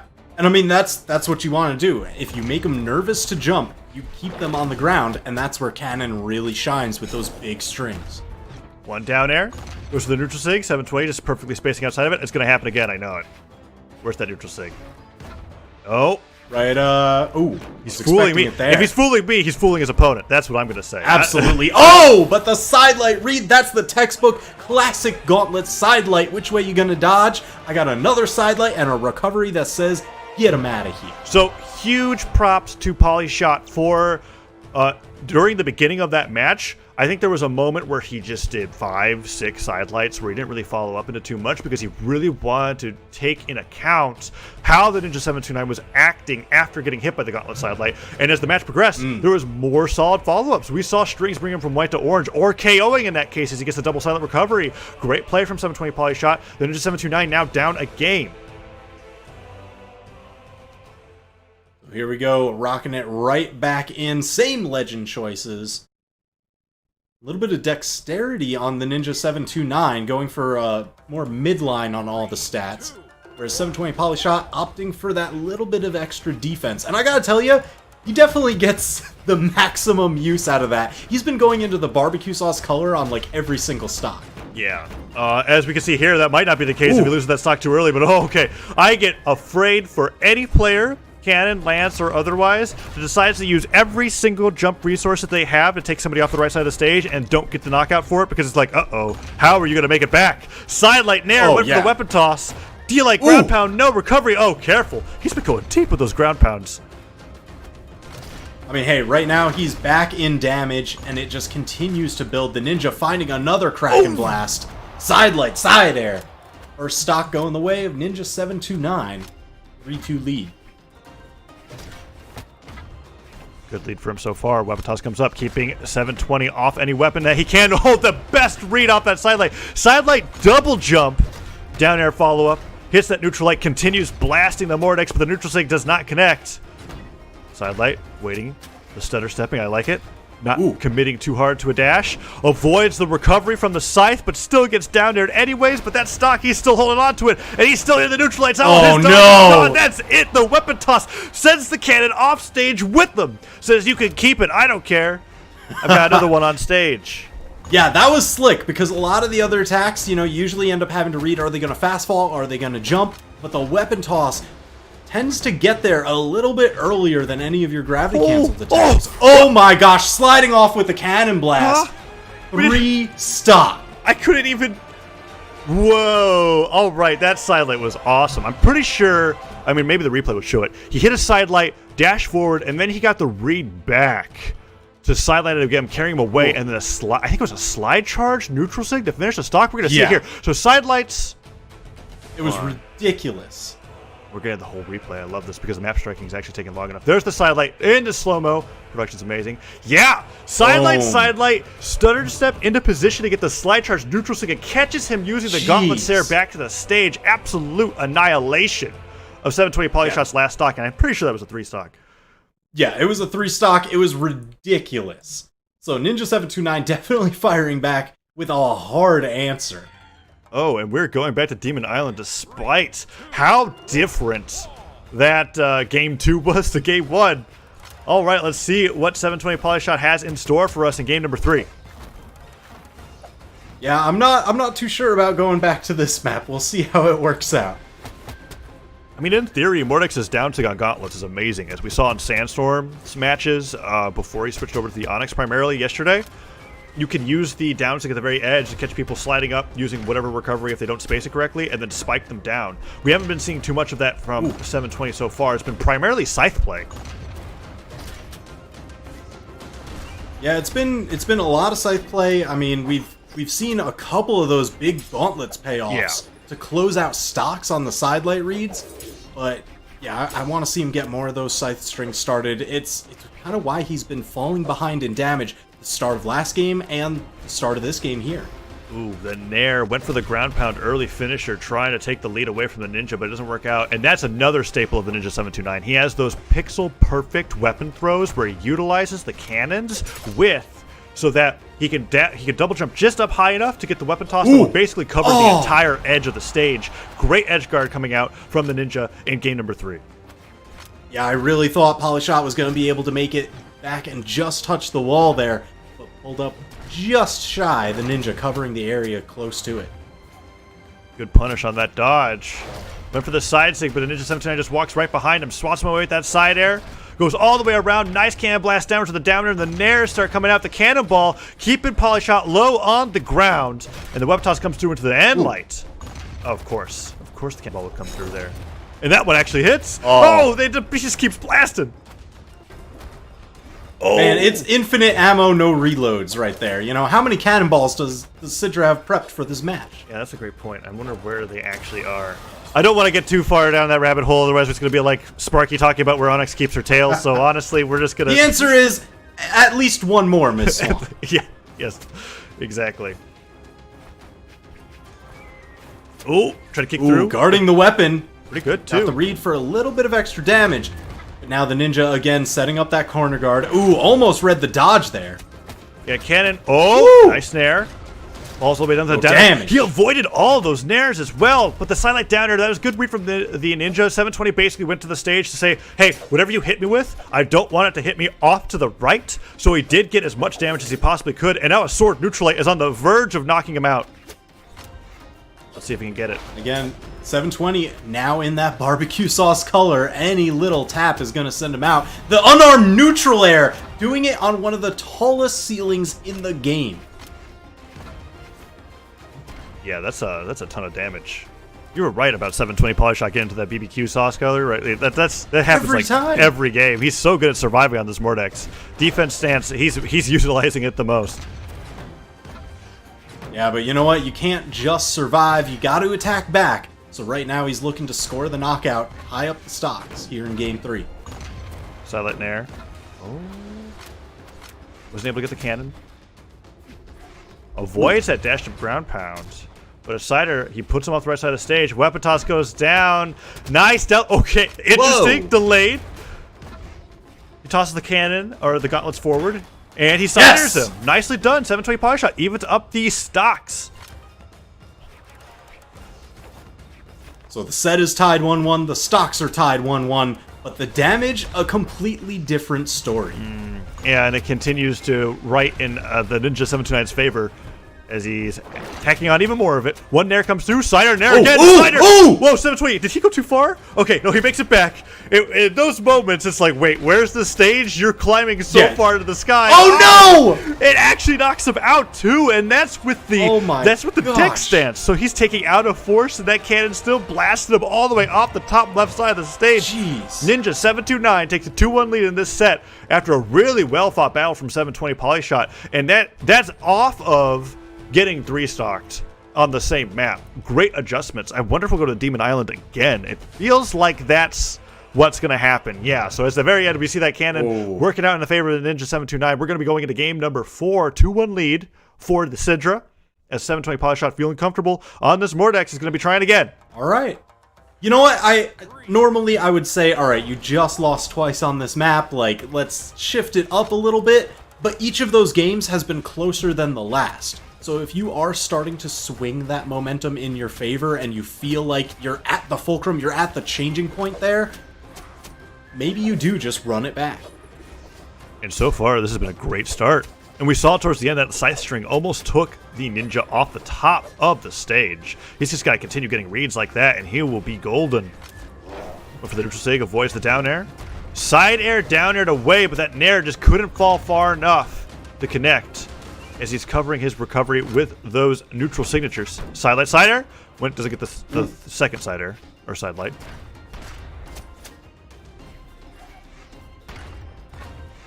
Polyshot with a little bit of a damage lead. You know, we've seen him go for a lot of those down signatures on the site, the side signatures. I think that was probably the first time we saw him break out the neutral signature, which is usually one of the more... Oh! Speaking of popular options on Mordex, just grab their face and dunk them. And that is what I was talking about, I think, on game 2. I was like, wait, Demon Island technically... well, I mean, I guess Citra has a down sig of her own, but technically Mordex has a really great knockout option on that edge guard with that down sig. It's so difficult to recover from the position that he throws you in. Same thing with the anchor, though, as we're evened up 2-2.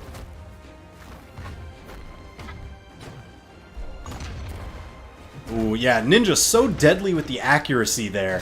Just arcing that cannon blast up over the corner.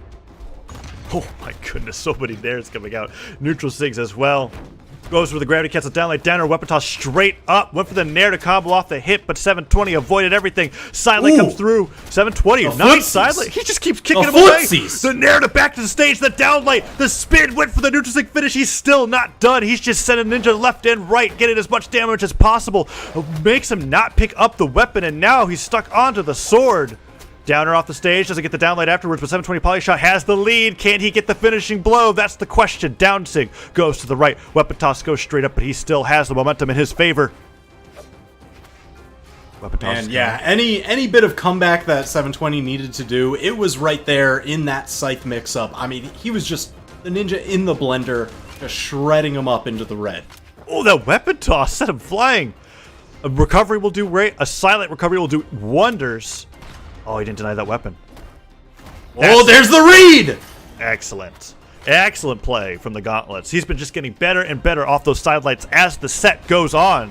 That time fast falling afterwards to hit that recovery. Yeah, it's kind of ridiculous how many different mix-ups you have off of just side light into watch their dodge. But that's the beauty of the gauntlets as a grounded weapon for sure. Once you break their defenses, you then have a plethora of options to continue putting on the hurt. Zider connects. That down sig was frames away from being able to connect, but no. Instead, the neutral sig hits, down air connects, and side light. Oh, he dodges in place. Doesn't get the down sig, but 720 poly shot. He's going to bring this to a game 5 at this rate. Ninja 729 has been completely downloaded on Demon Island. Yeah, I mean, hey, this is what we were talking about. If the momentum is shifting in your favor. Oh, weapon toss, just stopping that neutral signature. Slide kick into uppercut, not yet enough to take him out. But look at that, the ninja so incredibly damaged. 720, he's got so many chances to make this work. He's just got to keep hitting him with those unarmed recoveries, and eventually one will knock out. He's not taking too much damage himself, but a D-like ground pound on stage. Perfect angle to send him flying to his demise to the right, and now it's 1-to-1. I mean, there's one dodge read, and honestly, there's a world where Ninja can take this game. He's got to be really perfect with it. He's hit it so far. He's got to get that side light, and he's got to get the most perfect reaction of his life. Where's that side light? Waiting for it. Down air. Nair. See, 720, he's really trying to pick his spots so carefully. He hasn't even tossed out any attacks. The sight side air, that's going to do it. We're heading to game 5. 720 really turning this one around now. Keep in mind, three games ago, he got 3 stocked on that same stage. 720 poly shot is just a master of adaptation in this best of 5, and to my surprise, we'll be going to Demon Island for a game 5, and what's now looking like it's Mordex favored at this pace. Yeah, I mean, unless the ninja has some extra adjustment that he's about to make here, that game was all 720. All right, let's see. He's opening up the gauntlets, keeping the weapon away from the ninja. No cannon so far, but he does get a few, I was going to say a few hits in, but that was a great gravity cancel sidelight to wake up after getting hit away by that unarmed option. Ooh, again, the ninja just covering the skies with those cannonballs. 720 doing a good job of just bunny hopping over them to get back onto stage each time. Good job avoiding the neutral signature. It's one quick tap with the end light. Another side light. Doesn't opt to kick him up that time, but kick him away. It's always interesting to me to seeing Scythe players choose between different side light active inputs depending on the state. Yeah, because it's got those 2 main setups. If you just kind of let... Oh, there's the neutral signature for the first time hitting this match. But yeah, the side light, a number of the Scythe attacks have active input where if you hold a certain direction, they'll do a different follow-up. And that side light, you can either go for like the hard kick away, or if you just let go of all your directions, you'll knock them up for a bit of a setup. I'm really happy to see that neutral signature finally hitting pay dirt, because that's one of Mordex's best tools. Yeah, and it wasn't really being utilized by 720 so far in the set, and now he's actually getting it to connect. Now he's in a position where he could really get a ton of extra credit with this weapon. Down air, nothing else off of it. One neutral light interrupts whatever Citra's going for. Down air, no, once again, he's getting down airs. He's going for a specific read that's not causing him to take damage, but he's not getting too much damage himself. That cannon blast was just a pixel away from taking him off the left side of the stage. But Ninja 729 seems to be playing a little bit more timid in this game 5. Oh, neutral light. Yeah, spiking him just over the corner there. So now the stocks are tied up. A little bit of a lead for 720, but certainly too close for him to feel comfortable. Went for a side light in air. Oh. Goes in for the neutral light, side light away. Oh, yeah. No gravity cancel down light afterwards, and he turns that into a big string for himself, the ninja that is. Oh. Waiting on the side of the stage. 720. Side airs to safety. Damage incredibly even. This is actually a really close game 5. Oh, he side airs him away. He goes all the way out for that ground pound down sig. Okay, too far to the right. Ninja, gotta be careful. Danger. All right, he only took a cider for that trouble. That was really scary. The wall on Demon Island in itself is like an enemy. In a lot of these cases, I feel like. Because you got to aim for that, you know, the perfectly perpendicular to the horizontal. You need that vertical wall that you can actually cling to reset your jumps. The angled one there, the diagonal, ooh, that's just threatening to spike you down. Side light. Doesn't cider afterwards. Neutral sig missed because he stayed grounded. Ooh. Oh, this second stock, it feels like it's going to be determining the pace of the game. Oh, he avoids all weapon throws. He falls with a nair. Great option. Whoa. If he Zidered there, he would not have hit through that spot dodge. Right now, both players hunting for these knockouts, each one in the red. But right now, the ninja just... Oh my gosh! That's it. That's the what Ninja Crocky 729. calls the Zeus throw. Oh my goodness. Shaving the corner. He's so good at that. I definitely feel like the Ninja 729 pioneered that as a competitive option. But silent recovery makes him dead even. Okay, game 5, 1 stock each, both in what he has the option to starve him of the weapon, but never mind, perfect weapon spawn. It's Scythe versus Cannon.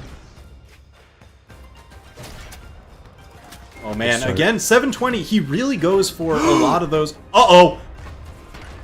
Wait. Dangerous up off the top. Oh! He made it back. That Scythe down air could have potentially ended the ninja's stock. Yeah, he's got to be careful. If he goes out for those crazy strings and he can't finish the stock, it could be pretty rough. One sidelight hits, side air from 720, nair. Ooh. Oh, he doesn't get the read. He stays grounded, but he doesn't get the sidelight. The down sink, it picks him up, blasts him to the left. Oh, he's denied from a scythe, and now onto the gauntlets. He has to sidelight through. He doesn't jump into the cannonball, but he gets it with the blast.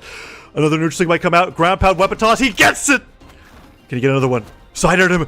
Oh, it's so close. It's so close. Neutralize sends him away. The ninja definitely in favor here, but he kicks him in the middle of the Zider. The down sink blasts him away. And the Ninja 729 on the Syndra barely takes the last game of the best of 5 and moves on into top 8. What an incredible set between these two players. Yeah, that was absolutely intense. That was one of the best sets to watch for adaptation, just because of how much 720 was able to turn it around or the tail end to bring it back 2-2. But man, it was just not enough to cut through the Ninja 729. He had such amazing work with the gravity cancel neutral signatures, bending up over the corners. Those gravity cancel down signatures on the cannon release the Kraken just a little bit above stage, so it starts grabbing, just the top of somebody's head. Absolutely devastating. Now, if we were to look at statistics, I imagine that the accuracy of the Ninja 729's cannonballs was pretty low, but it doesn't really matter in a matchup like this. You only had to have one of those blasts connect, and the one towards the end was one of the most important. The Ninja 729, congratulations to him, moves up 3-2 over 720 Polyshot into top 8, although I feel like that's not the last of 720 that we'll be seeing as we move on throughout this tournament. And the next matchup that we've got queued up is going to be Blaze versus Zider. Zider coming off with a 3-1 over Machete, which was a pretty impressive match for me. That was really big. I mean, Zider's Bryn was looking absolutely crazy. I'm curious to see what is Blaze locking in Bryn. Are we going to get the mirror match, or is Zider thinking about maybe something else? Oh, that's okay. It's a Thor hover. Ooh. Although, I guess technically a Thor lock-in, but we never know until stage striking starts, right? True. And he's going into the defense stance on Thor, and really, Thor is an interesting legend, and this happens with, I feel like, a lot of players whenever an adjustment to a character or a nerf through a character comes in. Really, all Thor had removed from him was, I feel like, a really high abuse case of being able to recover absurdly longer than other legends. Not that much else has changed for him. I still think Thor's one of the better, if not best, orb legends out there, and his hammer signature kit is absolutely phenomenal at ledge trap. Oh, yeah. Yeah, I mean, his down signature, he leaps up, he tosses Mjolnir out there, and it just covers so much of that jump column at that single jump height. It's another one of those, kind of like, I guess, the Syndra Cannonball, where it forces the opponent to kind of hang out down at ground level. But that's where the hammer side signature is so deadly. Because he carries you so far, he does this thunder rush forward, and he covers a lot of distance before smacking you away. So if you're going somewhere like Small Brawlhaven, it can knock you out, sometimes just deep yellow. Yeah, it'll be really exciting to see what Zider has in store for Blaze here. Now, Blaze in tandem with Acno, one of the two younger players in the European scene who really made a splash in the previous year and now just some of the most dominant forces in Europe. Blaze's Bryn is fantastic. And yesterday when watching Bryn play in singles, I like to highlight how, similar to Thor, Bryn has a very unique and powerful signature kit which can be difficult to use, but when utilized is absolutely oppressive when it comes to the amount of stage that you can control when using them. In particular, the axe down signature. You can fly almost over the entire stage, and it's like it's like the opposite of the down sig for Thor in terms of the area that it covers and what you're conditioning your opponents to do if you use it correctly. Right. Because you lift yourself up and you just cover the ground. Oh my gosh, but a big read. Tons of damage. Blaze just chipping away at Thor's defense here. Yeah, that defense isn't going to matter too much. We are on Small Brawlhaven, which is not the most common stage to be picked when it comes to Europe as a region. Okay, double recovery, flag taunt. Blaze started off strong. Zider going, hey, look, I have that taunt too, but it's not nearly as convincing after what just happened. Nah, if you get another read like that, except onto Blaze, then you can pull out the cape taunt. Until then, that cape is Blaze's. Yeah, down air, down light, and that classic follow-up that you were talking about that happens after an axe down air, grounded, and now side light, side air. Great! I see this from players that pick axe as opposed to players that have really mained axe. At lower damage, when you get that close to your body hitbox on axe side light, ooh, nice ground pound. You always want to go for Sair there. It's true as long as you have the inputs correct. And it's really great over the side light nair when it comes to situations on Small Brawlhaven. Blaze reacting accordingly to that hitbox there, but Zider with a great ground pound evens up the stocks. Again, keeping Zider at arm's length. That spear, it's the neutral light, you keep him out. Ooh! But Zider getting some started. Oh no! He misses the second ground pound, and a ground pound from Blaze takes him down. That was... I absolutely respect the options that Zider was going for there. He recognized he was at a huge damage deficit, and he went, this is one way that I can come back, especially with hammer ground pounds on Small Brawlhaven. It just didn't work out at the very end. You know, I guess it's been such a thing in the European region for so long that, like, when somebody goes for a ground pound, you go into that push-off column. So that's kind of like the ebb and flow that we've seen of the option coverage, where now a lot of these European players today, they've been ground pounding the push-off column, expecting them to go off, but they've been punished for it more often than not. Everyone's kind of hanging onto the wall today. Yeah, that's actually interesting. You're absolutely correct. I can't imagine... Or I can remember a lot of those ground pounds just being punished by ground pounds because players are just hanging onto the wall. So I'd like to see that adaptation, but it's different. Every set's different. Yo, Blaze! All right, Blaze. I'm sorry, right now he is just absolutely juggling Zider. Zider manages to punish him with the ground pound there, but look, the damage was already done. Thor in the red. I don't care how much defense he has. This is Small Brawlhaven. The axe is ready to chop you out. One more of those, and Zider's done. Yeah, Zider took a beating there off the right side of the stage. And Blaze, that was the lowest axe recovery I think I've ever seen to connect. Like, Zider was going, he's like, I'm going to recover low. I hit by axe recovery? What game is this? That was... Yeah, and he got lucky that he got knocked upwards, too, because even just a little bit forward, and that would have been the game. Ooh, just barely dodged that side air. One ground pound already hit on stage, but Zider's doing a great job of actually holding onto the stock, and if Blaze is holding on to the axe, it's only heavy moves that he can connect to get that KO. There it is. Oh, yeah. Oh, yeah. So Blaze taking game number one, you know, with a bit of a healthy lead. Wasn't like a 3-stock blowout or anything, but, you know, Blaze was definitely in control for the whole match. I will say that Zider got some nice knockouts, but when Blaze was getting knockouts, they were some of the craziest strings that he could possibly be doing on Bryn. Oh, yeah. And that's now it looks like we're locking in game number 2. Sticking with the same legends. Is Blaze the first Bryn that I've ever seen take out of movement speed and put into Dex? That is very... So, Bryn is favored by a lot of Axe players for the movement speed in particular. Axe legends tend to be slower than most legends, but I am very surprised to see him go for that 5.6, 5.6. Yeah, I know there's a lot of people that just kind of favor central line stats over anything else. So they're always, whatever stance they go for, it usually tends to be a return towards the mean, right? They're always looking to hit those 5s and 6s. Well, it's working out for Blaze so far. Went for that neutral signature. Oh, nice punish onto the neutral sig from Thor. Went for the downlight recovery, knowing that the ground pound wasn't going to hit in time. Oh, side sig left and right. Ooh. And I know it's coded into every Brawlhalla player's brain that gravity or that downlight gravity cancel neutral sig is the knockout option unarmed. It's a little weaker this patch, so it's probably surprising. Yeah. It's surprising a lot of people when it doesn't knock them out the first time, but it's still good damage, so you should still go for it. Oh yeah, absolutely. I mean, for the damage alone, if you have the mechanics to be able to pull that off every time, go for it. Zider hits.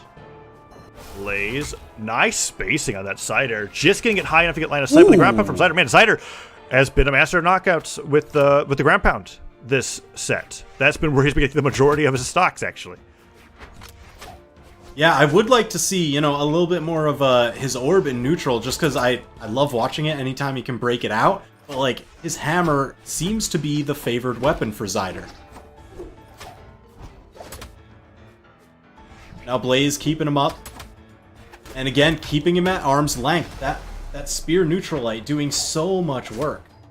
Ooh, down airs over and over again. Oh, he bonks his head. Can he even make it back? No. I actually think I saw hammer recovery be used at the moment that he was at the top, like at the bottom of the stage, so he literally went nowhere. That was so unfortunate for Zider. You gotta watch out. Those head bonks, absolutely brutal. Ooh, again going for that ground pound. My gosh. Coming through. Blaze trying to hit that down light. Nice sidelight Zider from Zider, the bread and butter of the orb when it comes to racking up that damage. Blaze almost in red, now definitely in red. Actually, he was way deeper in red than I thought. That downlight Zider almost KO'd. Yeah, I mean, it's not going to take much more. He is so incredibly damaged. Zider just needs any kind of tap with this hammer. The down air even, just scoop him off the top.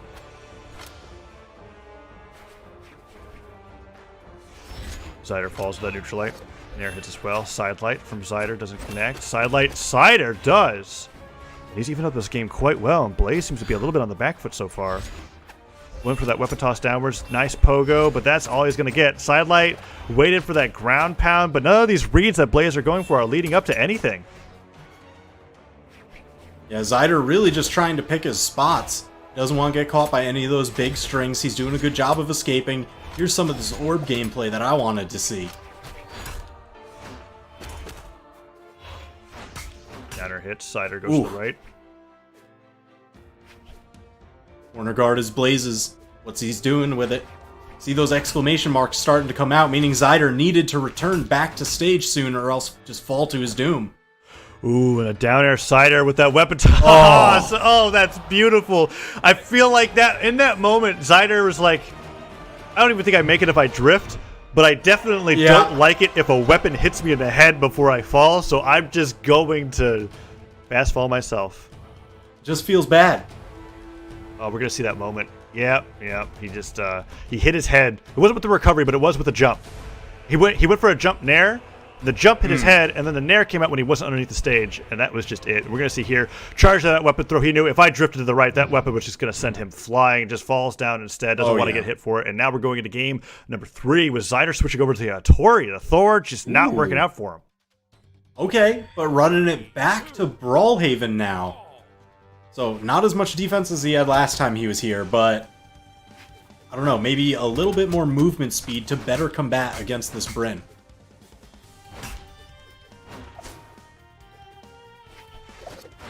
Nice falling down here so far. Sidelight Nair went for the ground pound, dodged away, but Blaze, so far, the only one doing any damage this set, or this game. Yeah, just using a lot of those half-moon slashes. The down air, the neutral air, they're all these just half circles, and then sometimes you just cover with the ground pound to get the full 360. Zider playing a nice grounded game, went for the gravity cancel side stick, didn't get punished for it, instead got some damage himself. Ground pound didn't go off the stage. Went for the double down air, triple. 2 of them hit. Surprised he isn't mixing it up with some neutral airs there, and he gets sided away. First stock goes over to Blaze. Alright, now this is trouble, because Blaze, now that he's got the lead here, Zider being on the back foot and being down 2-0 in a best of 5, that is a rough position to be in. Yes, indeed. He's trying to even that up very quickly with that recovery. Spear recovery, I'm not even sure would knock him out there, but that Zider was a great read. Blaze was just chasing him up in the air unarmed. Yeah, I mean, if somebody's going after you unarmed, and you've got a weapon, you definitely have the range advantage on them in some respects, if not just straight up the damage or knockout potential. All right, Blaze going for those nairs, but this time being pogoed away. Zider doing a good job of coming back. Falling Zider. Oh, nice dodge back. Didn't get the nair afterwards, but Blaze taking a small damage lead. Oh, he went for the dash jump ground pound, but he didn't go off the side of the stage. I think that was actually good for Blaze that he missed that. Yeah, because Zider, I mean, he had the read. He was dipping down low. He probably would have been able to capitalize on it. But man, I get so nervous now with Zider going so low off stage. For the double recovery. He could take a stock super fast if he does that. Downlight recovery? That will get it. Okay, Zider takes a lead in this match. And I mean, hey, not soon enough, because he's got to win this one if he wants to stay on winner's side, keep this set alive. Oh, he's getting that extra credit. Neutral light over and over again, keeping him denied of the weapon. There's two ways to starve a weapon. One is just to throw it off the stage, and the other one is literally to guard it, as if it's like you're defending this, and that's the mission of Brawlhalla. It's just, I'm not going to let you get anywhere near it. That way another weapon can't spawn in your favor. Zider was doing that for a little bit. And I mean, hey, you know what? Sword is a pretty good weapon for that, because oh my gosh, dodges right behind that signature. Probably one of the first times we've seen somebody get through it today. On Zider. He's got enough damage now to where I feel like this game's still solidly in his lead. Nice Zider right when he need. If Blaze took any more damage from that, it probably would have been a done game, but now Blaze has a chance to still 3-0 this.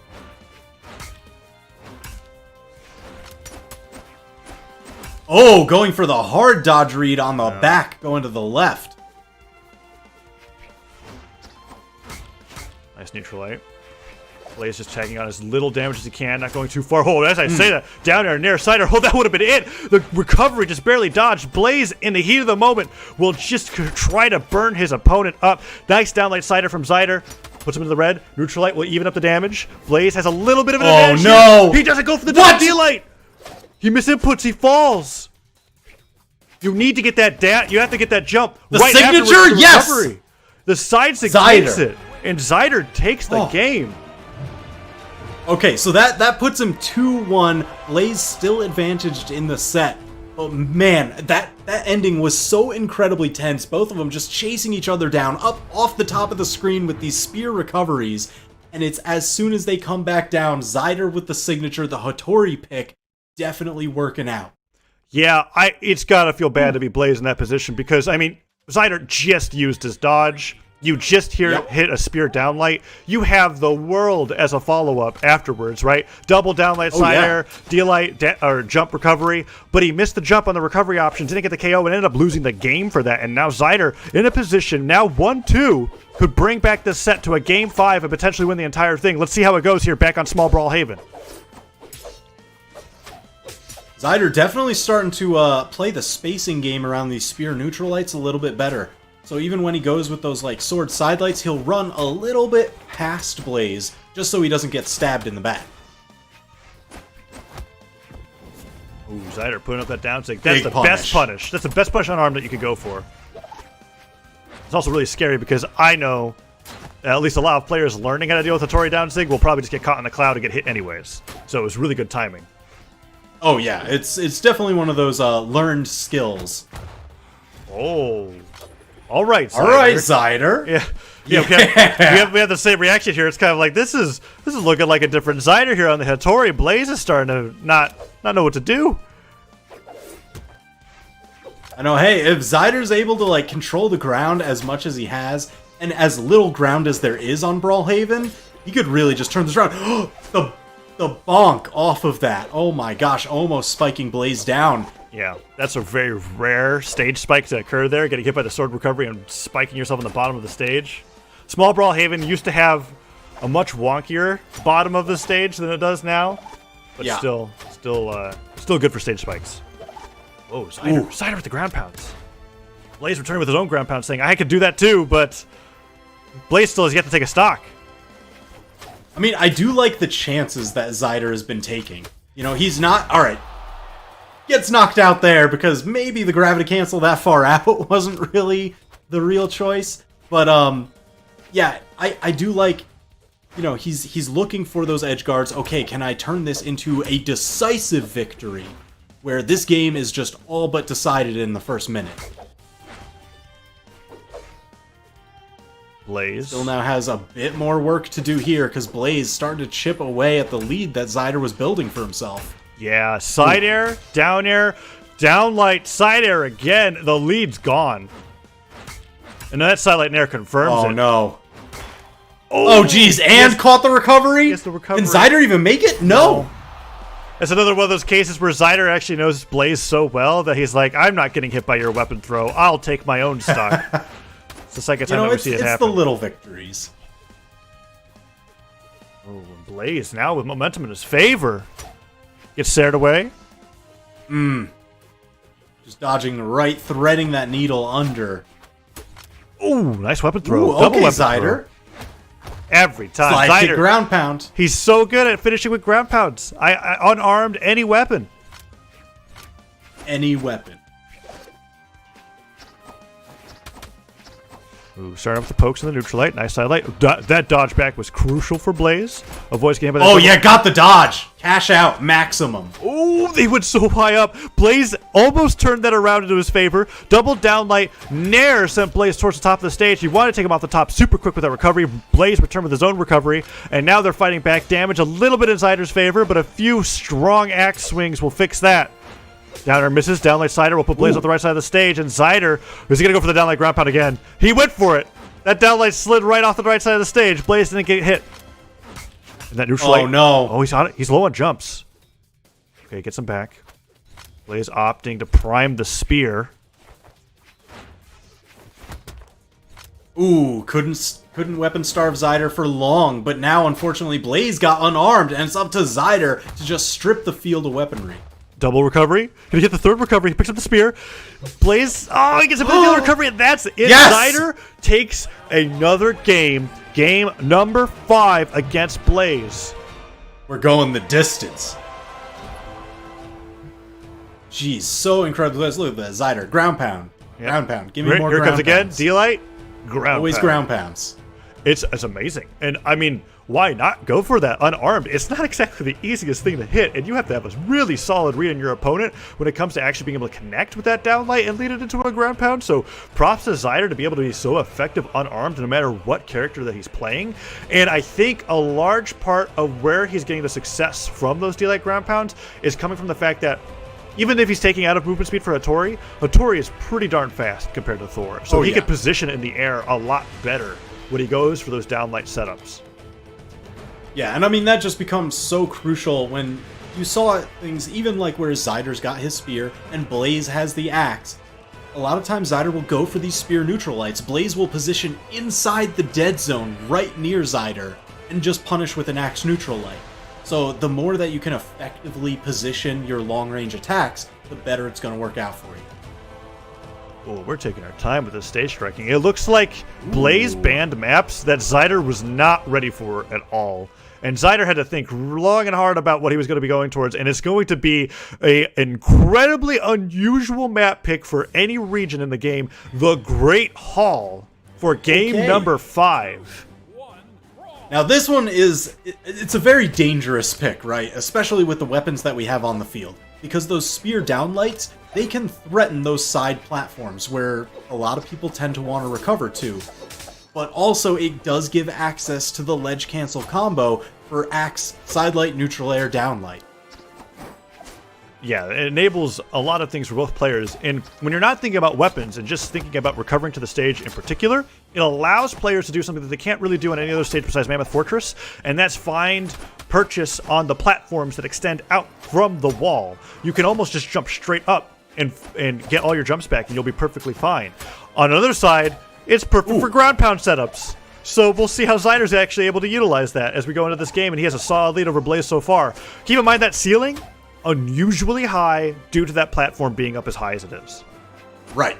So if you're starting something from the top platform, you can expect kind of normal knockouts to happen. But if you're fighting in that down main area, your vertical knockouts, they're going to take a little bit of extra juice to get there. Heck, even on that top area, it still needs some more juice as we see that D-Light recovery, not actually finishing it for Zider. Oh, he misses! Doesn't get the recovery afterwards, and Blaze has a breath of life in him now on this first stock, although very damaged. Ooh, chopped out to the side. And look at that, yeah, of course Blaze is going to use that extra precipice right over there on that platform to charge his weapon throws. Both players are really struggling with their knockout options. I didn't realize how much they've either been getting knocked out through the top or bottom of the screen, but Blaze gets the recovery anyways, takes the first stock, but this lead is so small that I feel like Zeider's going to even it up right away. Heck, even a sword neutralite, I think, will do it. Recovery will definitely do it.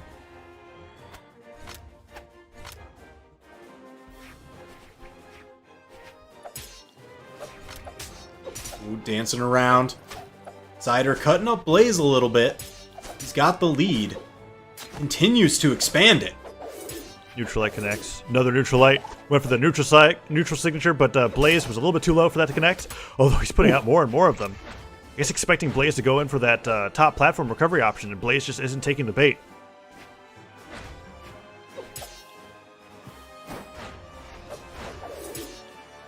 Ooh, Zider just doing such a phenomenal job covering that whole center area, keeping Blaze on his heels.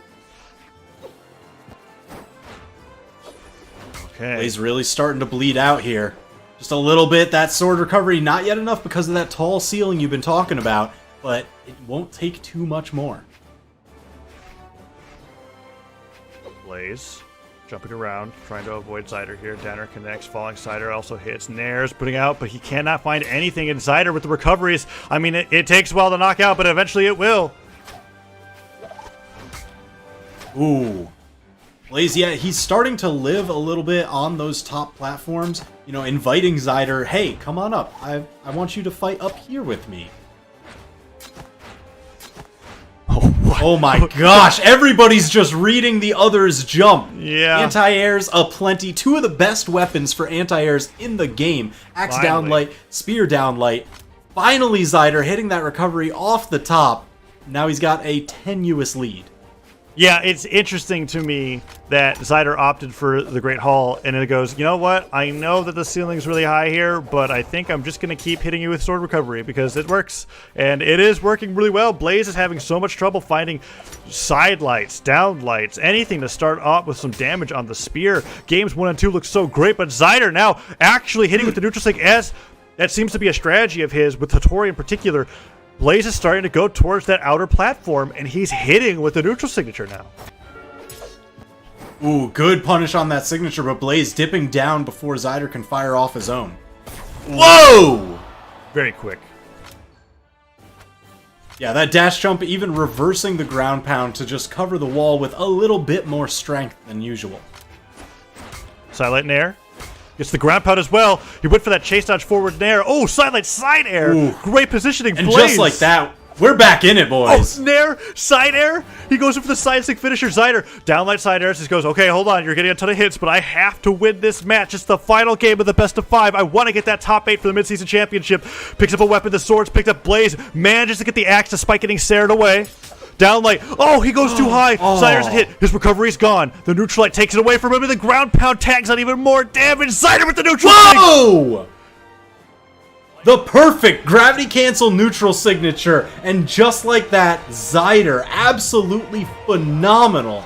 Taking it 3-2. He had so much ground to cover. I can't even believe he managed to pull that one out there. Blaze had all of the momentum in his favor, but at the very end, Zider got the one amazing read with the neutral signature on Hattori. We're going to see it here. Gravity cancel pivot, neutral sig catches Blaze. Ooh. I mean, it didn't even matter if he didn't have any jumps left. That was enough knockback to straight out take the stock. Zider with the reverse 3-0. He was down 2 games at the beginning of that set, and he managed to make it work and is now on the winner's side of top 8 over a player like Blaze. Man, Zider has really prepared for this tournament, and he's looking fantastic. That was big. That was absolutely massive. I mean, going from the Thor pick into the Hattori pick being the answer for that matchup, phenomenal. And here you can see, since this is a double elimination tournament, you need to lose 2 sets to get knocked out. Those folks that are down in the lower bracket trying to claw their way back up into the top 8. Looks like we've got 720 Polyshot versus Blue going down there. Pavelski just beating out Machete 3-2. Ooh, that was a close set. He's waiting for his next opponent. Oh my gosh, absolutely ridiculous. But we have one more match. for the winner's side top 8 qualifiers, and that's going to be Swata against Simple.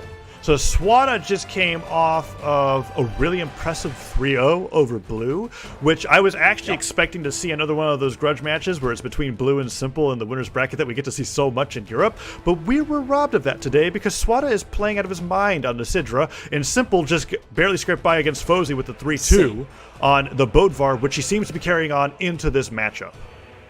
Okay, I mean, you know what? I'm in favor of it. Like, his Bodvar, always phenomenal. How that's going to match up against Swata's Sidra, a little bit different. And again, you see that stance returning to the midline, going for 5-5, 6-6 down the line. 3, 2, 1. Demon Island for game number 1. All right, I guess the main question is going to be, when we see Swata dig into this Sidra, is there going to be a lot of those gravity cancel neutral cannons up over the corner? Looks like there was just a bit of moments where Swata was getting ready to play, and now it looks like the game is perfectly fine. We're going to game number 1. Sword versus sword. Oh yeah, Swata trying to cover the air, swapping over to the cannon. I think this is the main weapon he was looking for here. Neutral light hits Swata. Not getting too much damage just yet. Sidelights are nice, but if you don't get anything off of them... no. Having to use that side air to get back, but Simple with a perfect perpendicular 90 degrees of death all the way to the bottom. Yeah, ground pound seemed to be the way to go in Europe this weekend. Sidelight into down air. Good damage from Swata, but he's down a whole stock. He's really got to make this work. And he is! Downlight side air, didn't jump, knew the positioning was correct. Side air, and then the weapon toss to stop. Simple from potentially denying the weapon, and the pickup, immediate side air. Oh, I thought he was going to go for a down air for sure. Ooh, Simple just spacing out Swata, getting the punish on there. Goes for the signature, but Swata getting around behind him. Blast him down, yeah. Simple knew he didn't have enough options to make it back, so immediate return, just knock himself off stage, back into the next stock. Swata looking for the sidelight reads. We know he's capable of doing those crazy cannon strings. Ooh. Gravity cancel downlight was a little bit too far to the left. Cannon downlight's one of those. Oh, go ahead. I mean, so here's the thing. Like, Swata, you know he wants to get those sidelight starters on the cannon, but he's been having to keep up into the air to avoid all these hammer stomps that Simple's been tossing out. Ooh, stomp side air. That's what Simple's looking for. The bread and butter. Downlight ground pound. That was kind of brutal. Yeah. And it's incredibly good on Demon Island because if a player is using their unarmed recovery to touch the stage, many times their fist is going to slightly come up above the stage to where a downlight will connect and interrupt. Oh, yeah. And if you just hear that sound like, you know, a pipe hitting a sack of cinder blocks, you're just like, my recovery's eaten, I'm gone, I'm falling like a bunch of bricks. Yeah, and that's certainly what happened there. Swata manages to take a lead in this game. Finally, Nair connects and takes him off the top. Nice falling Nair there. Simple, like, drifting off the edge of the stage so that he didn't land with a neutral light and instead got the Nair at the soonest possible moment. Really well played. Oh, just try and anti-air each other. They're going in the dodge circles.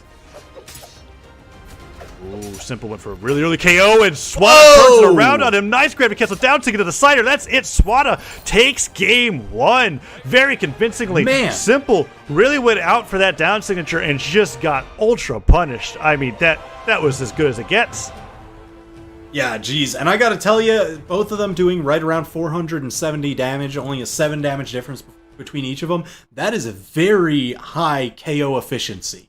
Because you enter red at 150 times 3 stocks, you're looking 450 would be like exactly perfect, not counting the move that'll knock out.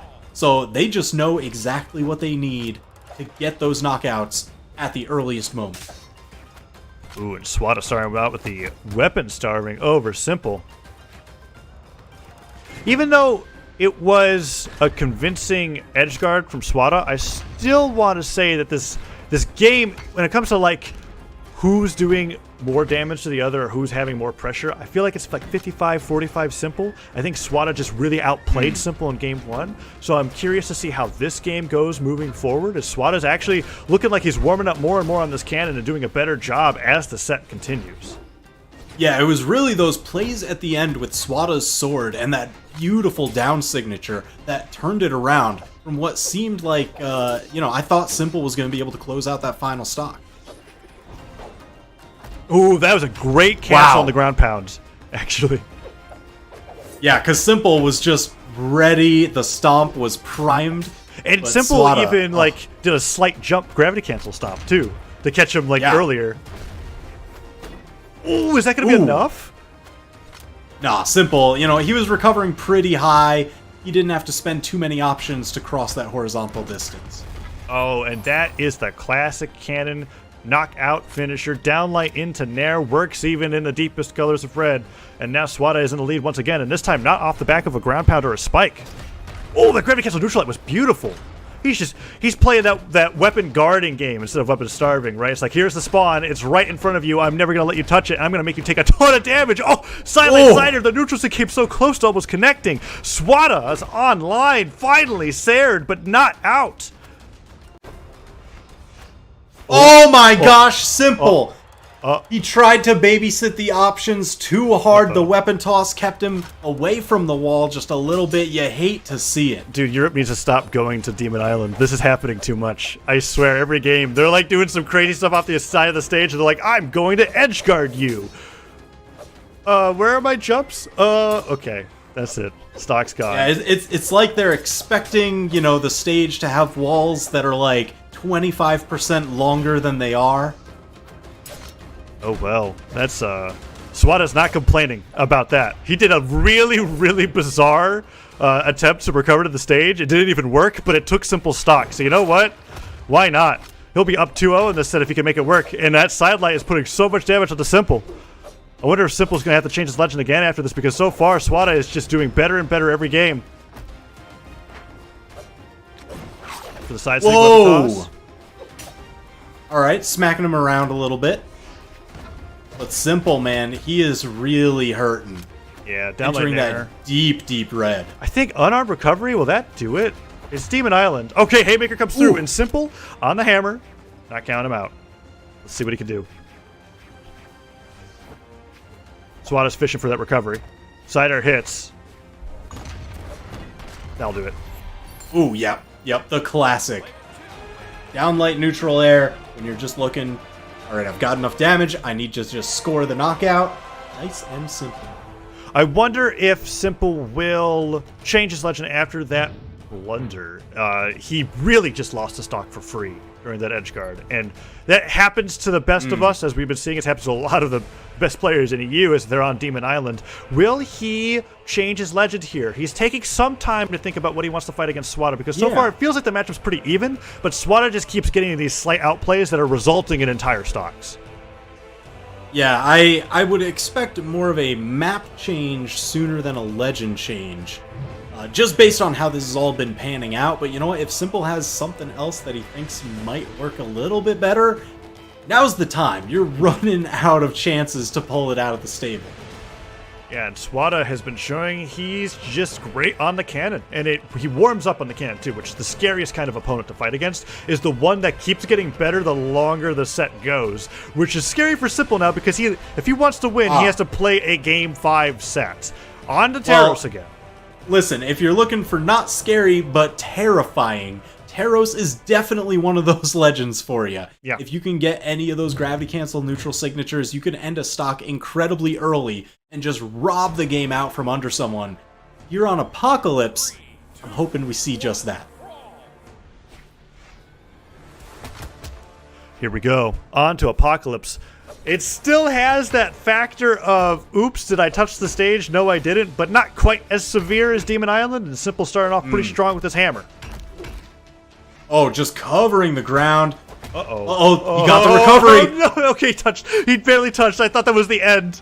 I was like, jeez, it could have been. That was way too close for comfort. Oh my gosh.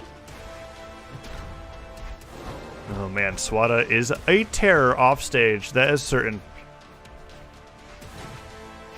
I mean, it's crazy to think that Simple, he just had such command of the match from the outset here, got Swata into the red, and then he was almost the first to get knocked out. But there it is, Russian Mafia taking him off the top. It's that three-piece, stomp, recovery, down air. Yeah, send them all which way you can until they finally get taken off the top. Oh, but the ground pound comes through. Can Simple make it back? No, he cannot. One swift down air after the recovery, unarmed, takes Simple down and evens up the stocks immediately. Ooh, perfectly spaced stomp, punishing that downlight on the cannon. And Swata quickly opting back over to the sword. Oh, good dodge. He went all the way in for that chain dodge, slide charge, pivot, neutral sig. Ground pound hits. Is that going to be it? No, he doesn't go for the double ground pound. He delays it. He's going for the recovery instead. He loves to finish stocks off with this move, but he goes back to the stage. Very, very safe. I respect it in retrospect because Simple has actually been losing his stocks in crazy ways to extending too far off stage, and he got a ton of damage without getting hit himself. So Simple doing great in this game 3 so far. Weapon toss forces the dodge out of Swata, makes it back, continues to keep him starved. Yeah, I feel like, you know, on that edge guard where he was kind of pumping the brakes on it a lot, still thinking about the first stock where he had him massive damage lead all the way white to red, and still almost got knocked out first. So Simple, I agree. Keep it safe. Keep it simple as you need to stay in the set. And he's doing a great job of doing just that. Swata picks up the cannon. Neutral lights are coming out. And nairs, down airs. Simple spacing him perfectly. That downlight nair, side light. Oh, that was... I feel like even Swata was surprised that connected. That was such a cool follow-up, going for the gravity cancel side light after a nair. But he doesn't get too much more off of it. Damage being built up.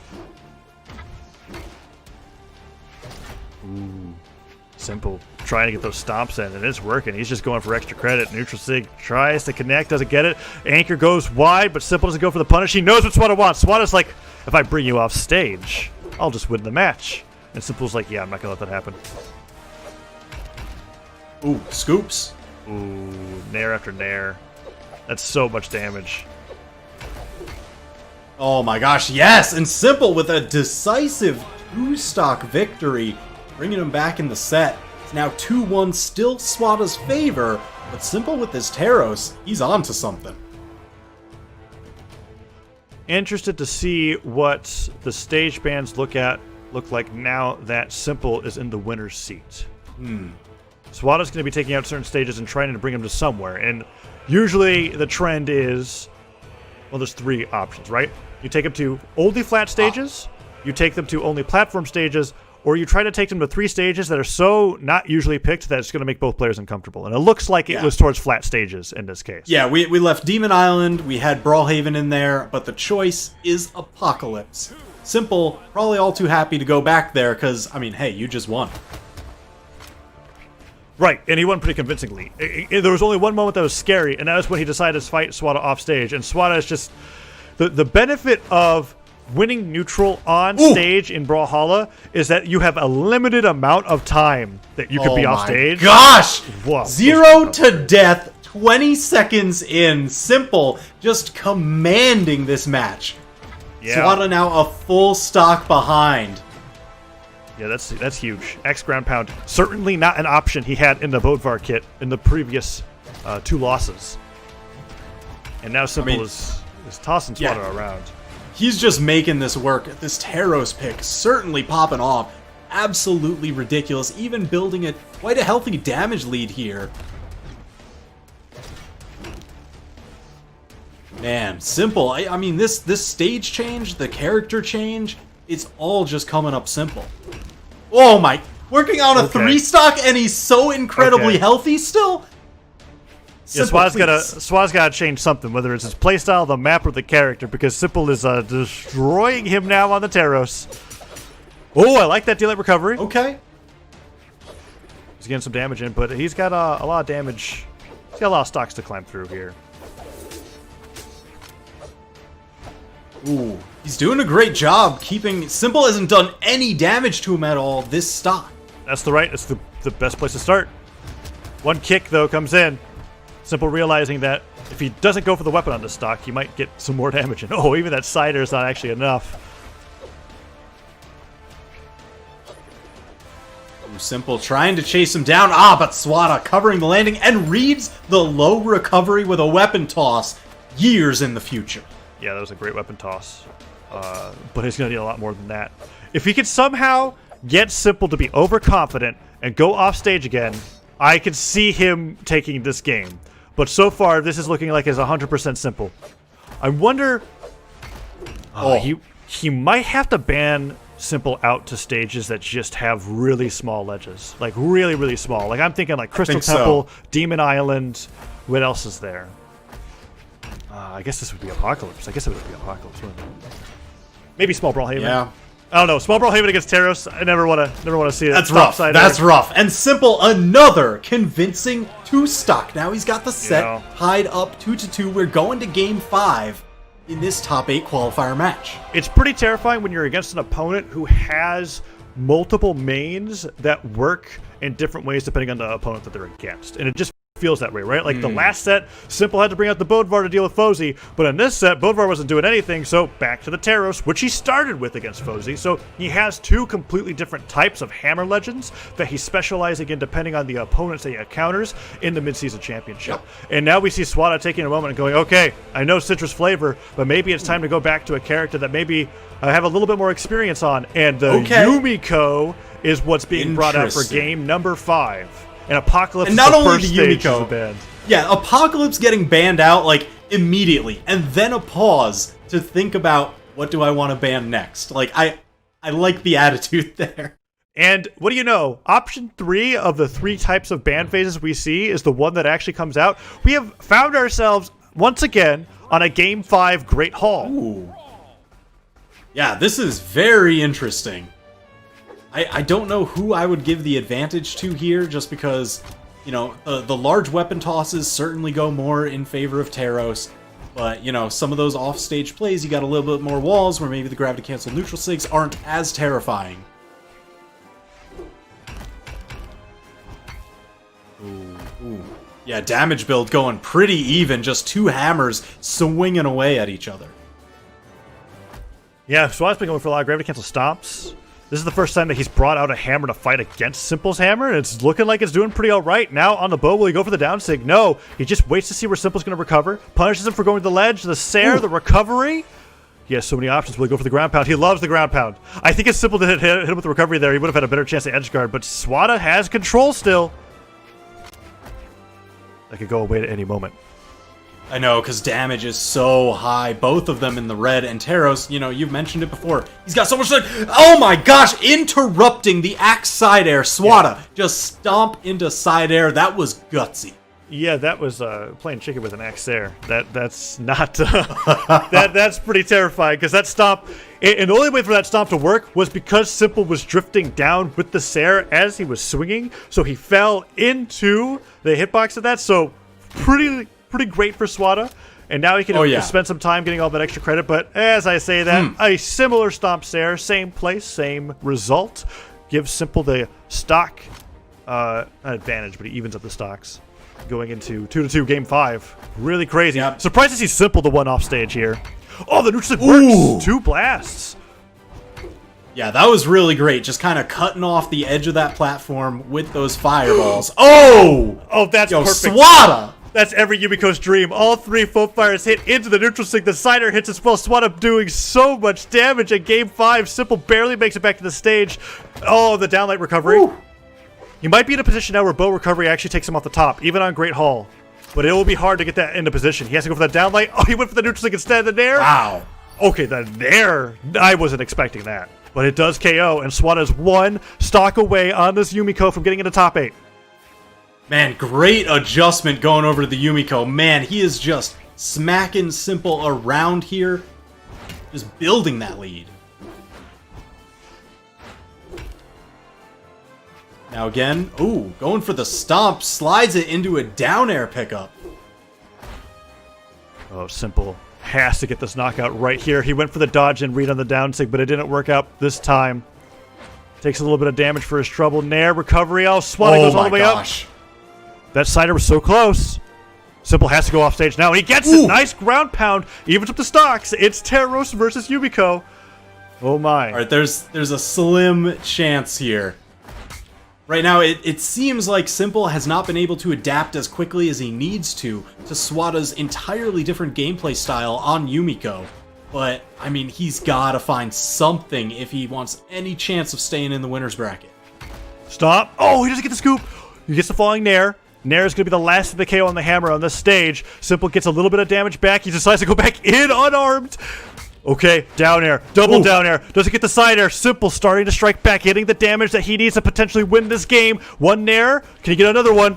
Oh, but he just barely lives. Gosh. Thank the Great Hall. I don't think he's going to survive another hammer Nair like that.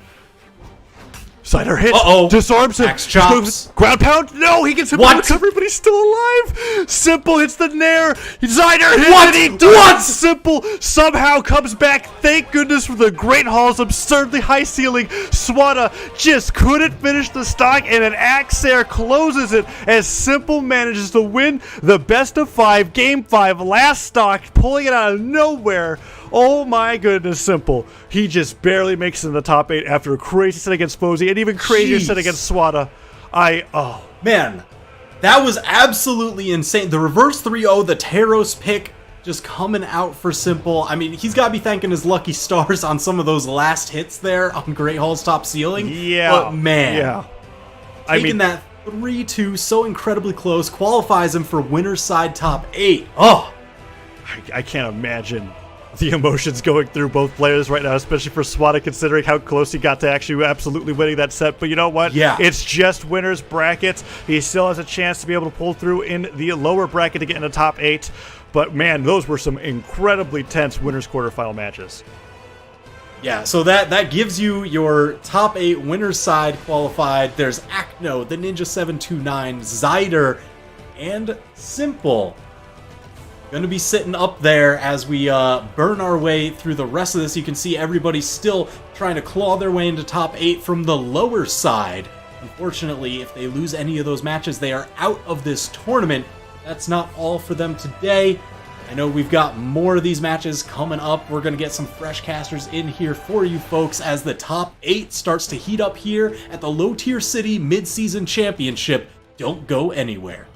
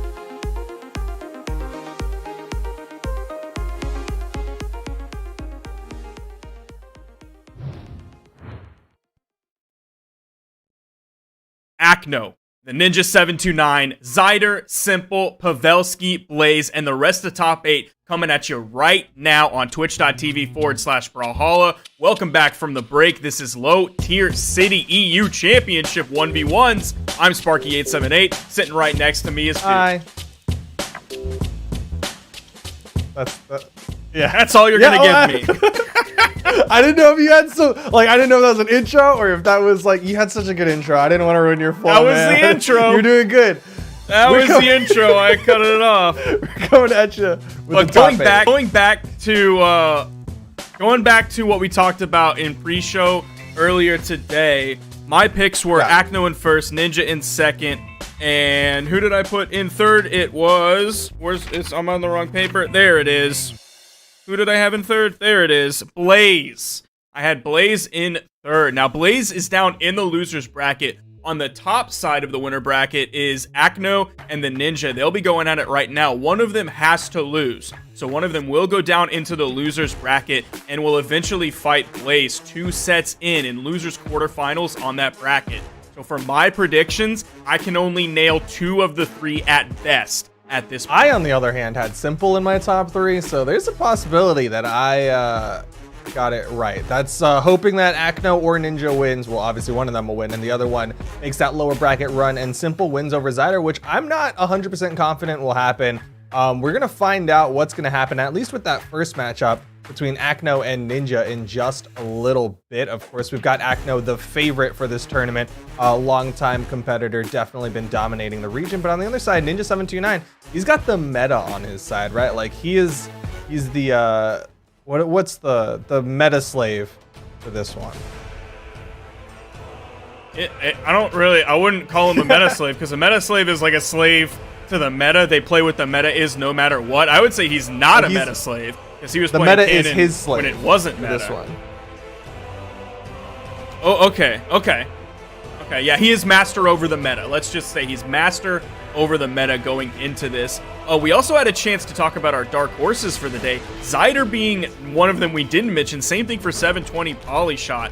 Pretty surprising that they're making it this far, but we're getting right into this game. Winners semifinals, top 8. You saw the previous sets that were best of 5. They're going to keep running right into this, a best of 5 as well. Interesting matchup. It's going to be the Sidra versus the Sidra. Of course, great stat line on the Sidra, very middle of the road stats, which makes her a solid pick. And of course, you can't go wrong with something like a sword. But one thing that I've been seeing a lot from the Sidras today is great utilization of the cannon signature kit, using that neutral signature, following it up with that down signature for people who like to dodge in underneath it. Acno coming out big with the aerial cannon string onto the Ninja 729.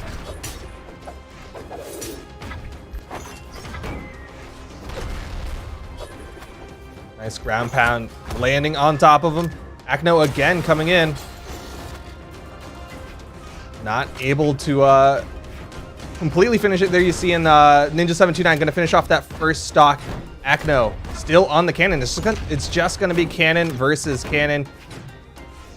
Acno still trying to chase it. Wants to keep this this lead going. Nice dodge coming out from the Ninja 729. Hits the side light. Doesn't immediately go for the follow-up. Wants to try to get that dodge out from Acno. There you're seeing the dodge come out, but Ninja not able to get the read. Acno gets the dodge read, and Acno is going to get another one on the cusp of a 3-stock. Of course, he's going to be sticking with that cannon. Yeah, him coming into this and doing so well right out of the gate, like, that's got to bode really well for Acno this weekend. He's coming out of this against another Sidra player, against one of the best Sidra players in EU, but oh my... Find another option, brother. Find another kill option. Any of the other signatures are going to be able to knock out. There's the down signature that Foda was praising him a lot for earlier. Foda and Steven both praising him for that gravity cancel down signature on the cannon that he was using. It's definitely an interesting option. It's one that, like, initial Sidras weren't really going for. Like, usually day one Sidras are loving that anchor and they're loving that cannonball. But you're seeing the Ninja 729, who's definitely put in a lot of work on the Sidra, showing off some of the other signatures in the kit. There's the side light, goes for the gravity cancel down light. Acno ending it right there, almost with the JV3. 379 damage to 275. So only 100 separating them, but such a stark difference in terms of stocks left. Yeah, that was definitely a quick one.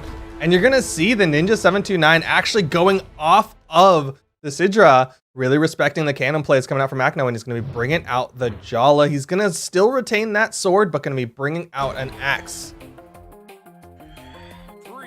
Coming in here on Miami Dome, it's going to have those static soft platforms, but they're a lot higher than something like Crystal Temple. Coming in, Acno's able to grab the first weapon right out of the gate. Something the Ninja's going to have to worry about. He is in defense stance, but it's on a 3 defense stock character, so it's going to give him 1 more into the 4. He's going to have to worry about those strings on the edge. Acno's grabbing knockouts in orange. Could he get knockouts even in yellow now? Well, one thing that we saw in the past, right, is with these higher, when you have like high strength to low defense with the cannon strings, it's actually harder to get those strings because they're going to start getting knocked further away. So the like window of time where you can get those strings actually shrinks down when you go in with this lower defense. And the other side is you got more strength to hit those down signatures. Ninja 729 gonna get the stock lead.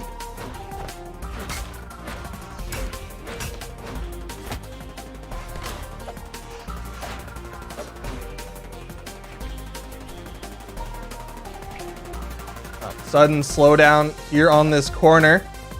See Ninja 729. Dancing around here. Acno actually getting into wall slip, but he's going to immediately go over to the right side.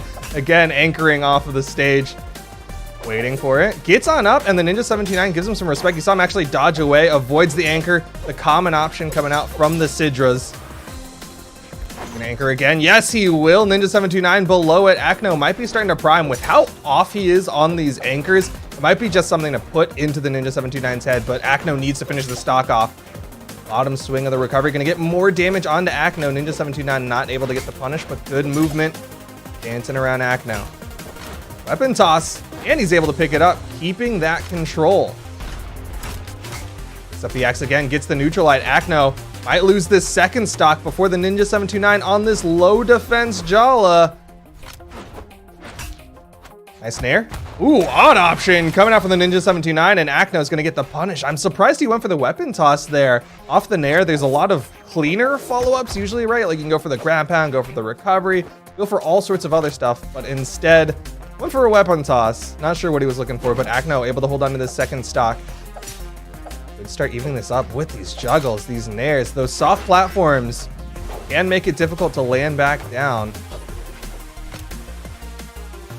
What's the knockout option going to be? Side air, and the Ninja 729 gets the knockout. But the lead has been closed just a little bit. Ninja 729 going to pick up the axe again. We'll see what he can do with it. Trying to chase high. Those platforms, again, very high. Good avoidance. Stays very far off that push-off column.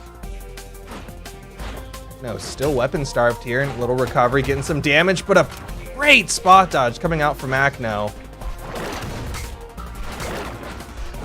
Nice down there. Acno's really swinging for this down sig. Again, whiff. Good Zider, weapon toss. Ninja 729, you really utilizing these weapon tosses in interesting ways. We're used to seeing him go for these kind of like over the corner weapon tosses. That's definitely like a common Ninja 729 play. But seeing him use it mid-string, just like guarantee some safety, put the opponent in some hit stun, but the side air launches him. Acno misses the second one, but Ninja does not have the movement. Acno's going to have to play near flawlessly to take this game. He is already up one, so that gives him a little bit of a buffer, a little bit of a room to deal with before he's in danger of being knocked down into the loser's bracket. Same thing goes for Ninja as well. He could lose this game. He also very well may take this game. You're seeing the knockout options coming out, the neutral signature coming out as Acno over on the wall. You see Ninja being very careful. He doesn't want to go in the off-stage interaction, possibly losing that while he's in yellow. Another neutral signature coming out. Ninja maybe starting to feel a little bit too much pressure. You're seeing these non-knockout options coming, these non-knockout options that don't really have a knockout follow-up off of them. The neutral light sending Acno so far, it didn't disarm him. There's the weapon toss down from the Ninja. He has stage control. Acno comes back up, grabs the neutral light, knocking Ninja away. In came the weapon spawn to the top right. Acno grabs it as cannon in hand. Side light goes for the down air. Ninja's really trying to go for these safe options, and Acno starting to get a lot more punishes in on this one. Acno again gonna get that wall touch. Ninja keeps disarming himself for these weapon tosses, and Acno's just not getting caught by them. Downlight still not enough. Ninja 729 just needs the one right hit, but every single time he misses it, Acno gets a bigger and bigger punish. Is the sword recovery, and Ninja 729 will put one on the board. It's gonna be 1-1. That weapon spawn almost came in perfectly for Acno. Like, you saw right where it was, and I was so worried he was going to grab that and find a recovery, maybe a gravity cancel D-light, something like that that might have led to the knockout. Was able to take it in the end, but it was so close to going towards Acno. But, of course, he's going to be sticking with that Jala off the W. Going to go right on into the next one. Jala versus Chedro. We're going back to the dome. 3, 2, 1, ceiling medium height. The blast zone's on the left and the right, closer than you might think if you don't have a lot of experience on this map. Especially if you're a hard-hitting legend like the Jala coming in. Acno probably wanting to go for maybe a fast fall down air or something like that. Ended up ledge canceling on that soft platform. The recovery comes out. Axe into sword. Acno with just a little bit of a lead in terms of damage. Not yellow yet. Does have the Ninja in the yellow. Beautiful three-piece with the spot dodge. Oh, and the anchor. Chedro's love that anchor. Oh, the recovery from the Ninja 729. Actually, gonna shove him away just a little bit, and the Ninja will get back up, but he's starting to take a lot of damage. Acno really learned what to do in this matchup towards the tail end of that last game. Downlight Zider and Acno gonna take the lead. Gonna juggle weapons for a hot minute here. Sticking with the cannon. Haven't seen the big cannon strings come out from Acno since the first game. Ninja 729 really made the adjustment, but he got caught on the dodge there, took a little bit of extra punish. Punish opportunity, only gets a side light. That was a gravity cancel from Acno, so his dodge was down. The Ninja 729 just getting the smallest punishes possible. Down air, needs to finish it. In position, doesn't have the height for it. And unfortunately, that means Acno's gonna extend the stock more. Nice weapon toss, just barely holds on. Ninja, gone. Down air from Acno, and the Ninja 729 gonna be put down to his final stock. Acno again with the juggles will, of course, be sticking with his cannon. And we're back to seeing what we saw game one. Even after he went with the ground pound after throwing his weapon away, he was still able to grab the weapon, get that back, wasn't disarmed for any amount of time whatsoever. Weapon toss into the unarmed side air. The back side of that recovery did not end up hitting Acno. Ninja down low. You're seeing Acno going in. Ground pounds looking to maybe finish this off in that stock early from Ninja 729 and grab this 3 stock. So far, the Ninja is looking to try his hardest to deny that, and he does. There's the recovery, knocking out off the top. Yeah, I really feel like the Ninja 729 is relying more and more on weapon tosses as this set progresses. You're seeing him start to throw him in neutral, throw him just whenever he's worried about anything. It's just like a stress reaction instead of dodge. He throws the weapon, and unfortunately, it's just starting to work less and less. Acno really finding the hits on him.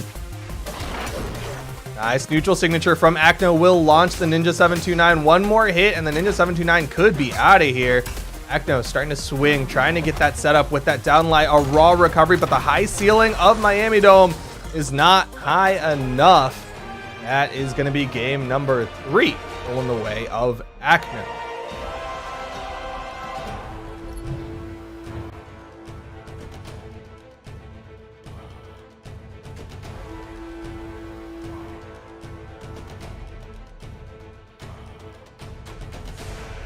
And the Ninja 729 very clearly not sure what to do in this matchup. Gonna switch it over to the Sir Roland for his potential last pick of the winner bracket. Sir Roland versus the Sidra. Of course, the Ninja 729, no slouch on this Sir Roland. Level 23 has put in a decent amount of time onto this character, but of course, that's nothing in comparison to the 90-something he had on the Sidra. So it is kind of wild that he lost game 1 and was like, all right, not playing this character. I've almost gotten to level 100.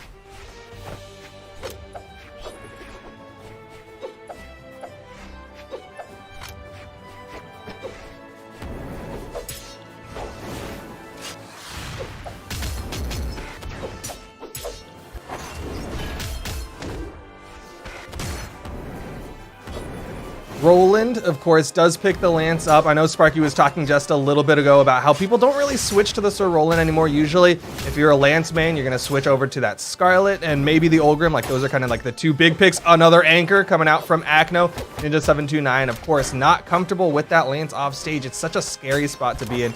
So easy to stuff those out. Nice neutral signature attempt. Neutral sig in return from the Ninja 729. Going for the home run. Throws out a side sig. Ninja wants this stock. Even going for a ground pound on stage. That's kind of a risky play. Lance with a lot of recovery time on the tail end of that one. No punish, and it's going to be Acno baiting with the neutral signature and then goes for the immediate jump gravity cancel down signature. Both of them getting close to that kill percent. Who's going to get the knockout? Yep, doesn't have the recovery option off that side light. So you see him instead kind of wait, see how Acno's going to react. He doesn't have earlier games to prime it, so it's going to be the downlight into the recovery on the sword. Maybe back to the Lance for the damage build. Yeah, Ninja 729 going to use the Lance for the damage build, sword for the knockouts. So we've seen multiple soft platform maps coming in. We saw 2 on Miami Dome, and now we're going to Enigma. That seems kind of like an EU thing. I think we see that in South America as well. It's not something you see in North America. Goes for the gravity cancel downlight into the side air. Didn't want to go for the gravity cancel side light. That's a very popular choice right now. I mean, he's likely more comfortable with the downlight because you have a bunch of different options out of it, right? The ground pound, the recovery. It's something that he's likely practiced a little bit more timing wise. It is interesting that he went for the jump side air there. Definitely was a great option, but 9 times out of 10 people on that corner will just go for a ground pound. They're just like, that's what people are used to doing. Oh, the side signature though from Acno. Yeah, went for the D-Light Dare, following that up with the side signature. That neutral signature reaching out from Ninja up onto that soft platform. There's the D-Sig, but it's not from Ninja. It's from Acno. Acno with a solid lead here against this very high defense Sir Roland, beating out the down air with the side air from the cannon. Ninja trying to get some hits. Risky off stage here. Acno tries to stuff it, but actually gets caught by the recovery. You saw him trying to get above it so he can get the punish. Nice spacing from the Ninja 729. Couldn't quite get a punish onto it, though. All 3 hits of the neutral light.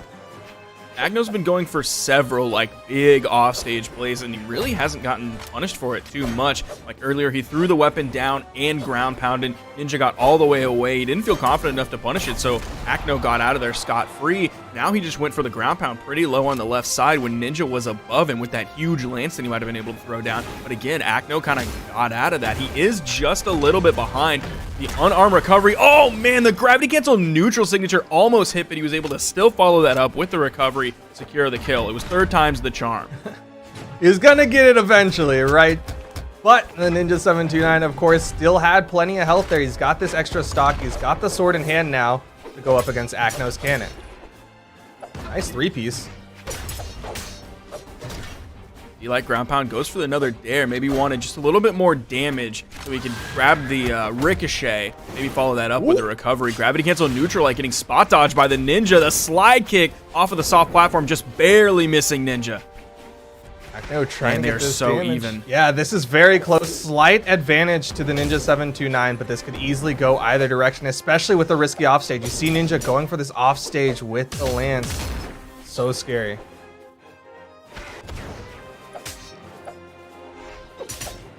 Juggling with those nairs, hits the side air, weapon toss going over Ninja. Oh, D-like ground pound. Acno, man, he was playing that so well. He wanted to figure out exactly what the Ninja was going to do to recover back to the wall. He could have gone for the recovery. He could have gone for a side air. He also could have gone for a down air. That might have been a little bit different, maybe not as much expected as a recovery or a side air. So that's why Acno was waiting. He didn't just straight want to go for the read. He wanted to go for the reaction. And because of that, he was able to grab the D-like ground pound, take the W, and move on. Yeah, you saw Ninja 729 started getting a little overeager there, where he was winning in neutral. He started going for more and more offstage onto Acno, and Acno was like, well, you're going to be out here. I'm going to punish you for it, and that's exactly what happened. Just waited for the right opportunity to pull the trigger on that down-light ground pound and take the set. And up next, we are going to be watching Simple versus Zider. I wasn't too confident on Simple today. I mean, obviously, you heard it in the pre-show. I wasn't feeling too much Simple earlier. His Thor was sort of starting to fall off. I didn't have the most confidence in his orb, and I didn't have the most confidence in his hammer, especially as Thor players in general started to fall off, and there were only like a few left in, like Daze being one of them, Simple being one of them, Bugsy on like a game 5 situation, or when he's about to get knocked out, swapping over to the Thor. But I just wasn't feeling Thor too much anymore, and that included Simple. Now he's coming in with this Taros, and I think Simple can sometimes, I don't want to say he's gimmicky, because people are going to take that the wrong way and think I'm dogging on Simple. It's like Simple will take like one thing and abuse it and exploit it. I think Taros is a character that you can do that. Now, like the Taros brain in ranked will be like, ooh, I'm going to abuse the gravity cancel neutral signature on Axe. Like, no, Simple is going to abuse high strength, how strong Hammer is, how strong Axe is, how strong Taros, some of Taros signatures can be. That's what I think he's going to exploit on this character, and why this character is possibly very successful for him if he continues to play it. Yeah, but there are some interesting things to point out about Simple on this Taros. First of all, he's not really like abusing his opponents really with this Taros. He's had some pretty nail biter finishes. Of course, his placement into this top 8 was a down to the wire finishing match, and not only that, he's not going in with the deck stance. This is very odd. He plays the Bodvar. He's basically a hammer main at this point, and he's not going in with the deck stance, which most Taroses, if they want to lean towards that hammer, they want that 4 decks over the 3. And I'm glad you mentioned the nail biter sets that he had earlier, because that was to like get into top 8. Now, even though he is on the winner's side here, and that's fantastic, whenever you have those nail biter sets before you even get into top 8, that's usually not the best sign for how you will fare in top 8. But still, he has the lead here against Zider. Talking about Simple so much, but holy cow, Zider finding himself on the top side of top 8 here with this Thor pick. Might be changing my mind about Thor this tournament. Zider with a breakout performance here. He's had them in the past, but this is huge for him. Yeah, he's definitely placed top 8 before, but a top 8 winner side is definitely very big for Zider. There's a fantastic start to the top 8 for Zider, but of course, he is now running into Simple, a very powerhouse player, dominant in the European region. He's going to have to get through him with this Thor pick. He does get the side light. Zider goes for the neutral sig read, but Simple below it. And of course, if you're going to mention breakout performances, like you can't ignore that this is also a mid-season championship. Like, yeah, of course, it might feel like any other tournament. If you're a viewer, it might feel like any other tournament because it's an online tournament in 2020 with the same rules. You're seeing kind of the same faces every month. But still, for players, this is so different. This tournament is so much bigger than every other tournament we've had this year. The only tournament bigger than this is the World Championship, which won't be for a long time. Zider not cracking under the pressure as he gets that knockout, takes the lead here, continues. with this strong performance this weekend. Yeah, this pressure is just helping Zider at this point. He has just been able to progress so incredibly well. You're seeing actually off that launch where he gets the sidelight side air, Simple likes to react with like a jump, with like a dodge up, and Zider has been able to pick that out. Nice stomp into the scoop up from Simple. Will clean up that stock, but this is still very slightly in Zider's favor.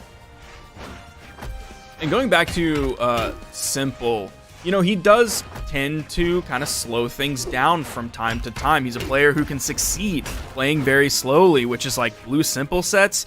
Those, from a viewing experience, those can be kind of brutal to watch. And I think on this Teros pick, that can serve him well because he's not having to find these huge strings. He can just get one hit, wait some time, get another hit, wait some time, hit a D-Sig on Axe, wait some time, and he's gonna be putting out damage. Yeah, I mean, trades can very easily go in favor of the Teros. On the other side, Don't Insig. Don't do it. yeah, he's not that Teros brain, all right? Like, he might be playing the I was- Teros this tournament, but I don't think he's done too many of those N6s over the corner. I don't think I mean, he hasn't done a single signature in this set. Not yet.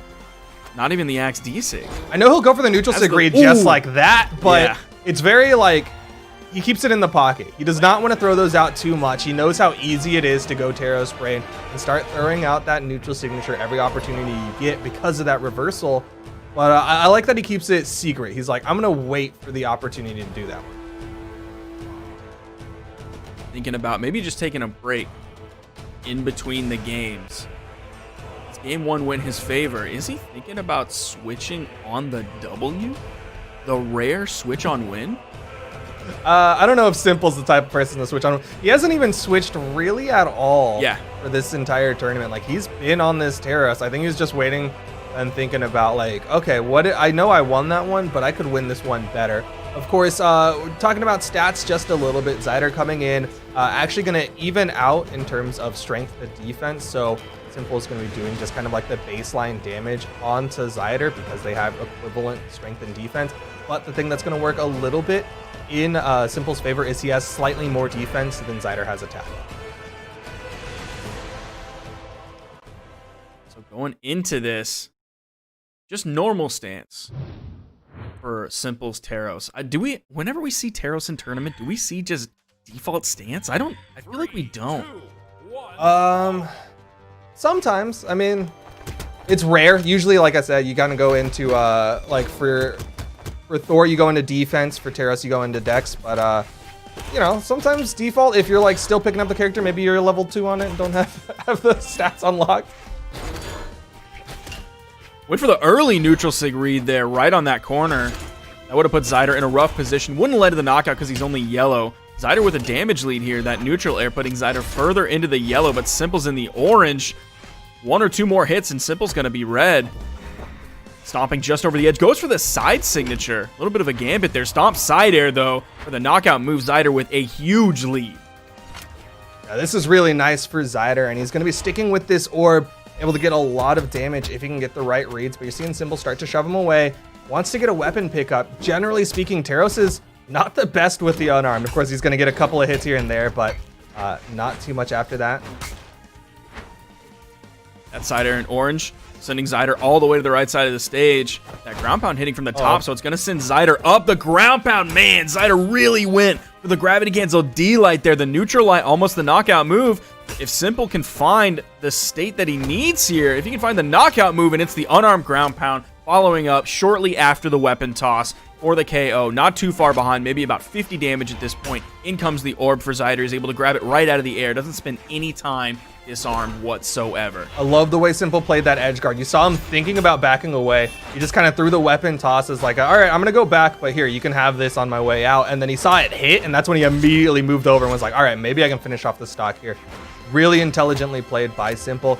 Not able to find a connection on this Axe, though. He really likes to reach for that Axe sidelight, and the way that Zider's positioning on top of him is making it difficult for Simple to find that hit. But on the other side, Zider is, oh gone, man, yeah. is that's going to be the knockout. Wow, that's an early stock take. But Zider keeps throwing out these side signatures on the hammer over the edge, and I'm really not a fan of that because Simple, you're not seeing him like playing right high on that corner to where his hurt box is going to peek over, and Zider can maybe snatch him up with that. Zider's done it twice now, and he's been punished once and was close to punish the other time. And I'm just not feeling it. It doesn't seem like the position where Simple is going to fall into it or jump into it, anything like that. Man, what an edge guard situation that Simple just turns around there. Zider overextends a little bit too low, kind of started that in orange and ended it dead. Really well played from Simple with the hammer edge guard. Just a classic hammer edge guard on that one. Zider back over to the orb, getting the big damage. Throws out the side six. Simple barely dodges underneath it. And Simple's going to hold on for only a moment. He's starting to bleed out. Went for the down air. Simple stayed close to the wall. Side air from Simple. He's definitely not out of this. Oh, Zider, don't extend over to the edge. You saw what happened last time. This time, Simple doesn't have a hammer in his hand. He didn't even have the weapon advantage, period. Oh, it's just a stomp fest. Goes for the stomp, like fast fall side light. Wonder if that was a... Oh, Simple, no! Not like this, and he's gonna fall, and Zider's gonna tie up the set 1-1. Small Brawl banned out by Simple, leaving Small Mammoth, Small Great Hall, and Apocalypse. What were you doing? I think he wanted the triplats. You saw him click it. I think he's going to go Small Great Hall. Yeah, okay. Zider going to pick Small Great Hall for game number 3. An interesting pick. I don't think there's a whole lot that Undertaker gets out of Small Great Hall besides just like he can use the platforms to be higher. And I guess Simple doesn't have as many vertical knockout options with like hammer scoop up or like an axe recovery on a jump read. That's what I'm thinking, though, is the D-Sig on the hammer kind of covering that soft platform as well. You can cover like half of it is above, half of it is below that soft platform. But other than that, I think this map kind of benefits both parties equally. It's at least in terms of character pick. Yeah, it's definitely a map where like it can throw a person off because a lot of like, especially North Americans, right? We talked about this. North Americans really like maps without soft platforms. You know, they like very flat, small walled maps. And so going to one that maybe your opponent isn't quite as used to, they might get caught up on those platforms and start getting a little bit frustrated with it. Zider sticking on the ground. The delay. Kind of a slower game here. 45 seconds into this. Zider in the deep orange. Ooh, big side air. Going to put Simple in the advantage state. D-like ground pound, backs up to the wall. Didn't want to go for the gravity cancel on the corner. That would have burned his dodge if he didn't time it perfectly. So he retreated back to the wall. Did the safe D-like ground pound right over that corner. Well placed by Simple. Oh, and barely dodges from Zider and actually stays low underneath Zider. Generally, the safer position against a hammer on the edge guard is below them, considering ground pound relatively long startup, and then the down air will just scoop them up. So generally you play below him, but Zider able to get the unarmed down light. Zider goes in with the side light Zider on the orb. Can't quite finish it as Simple can't touch. Man, that was really close to touching still. It takes kind of a lot of damage to knock out with a side light side air. Like, we always talk about like how strong Thor's signature. Oh my what? God. Never mind. I take it back. I take it back. Holy. He touched man, that was close to not making it back too. What a string. That was insane. He threw in a Nair Cider as well in that one. Just like, these are orb strings that I'm not used to seeing. Like, he started off with some basics, right? Like, you get the side light, down light, but then he started going completely off book with that one. Gravity cancel side signature. He is throwing those out and getting punished quite a lot for him. Really, the signature kit in all is not working out for Zider today. Yeah, I don't think he's landed too many SIGs. Nice recovery from Simple, just barely tapping Zider so that he can't land with that ground pound and finish off this stock. Simple needs more here to have a comfortable lead going into the final stocks here in game number 3. Again, that side sig over the edge. The Nair didn't end up hitting from Simple, but he did find a hit after that.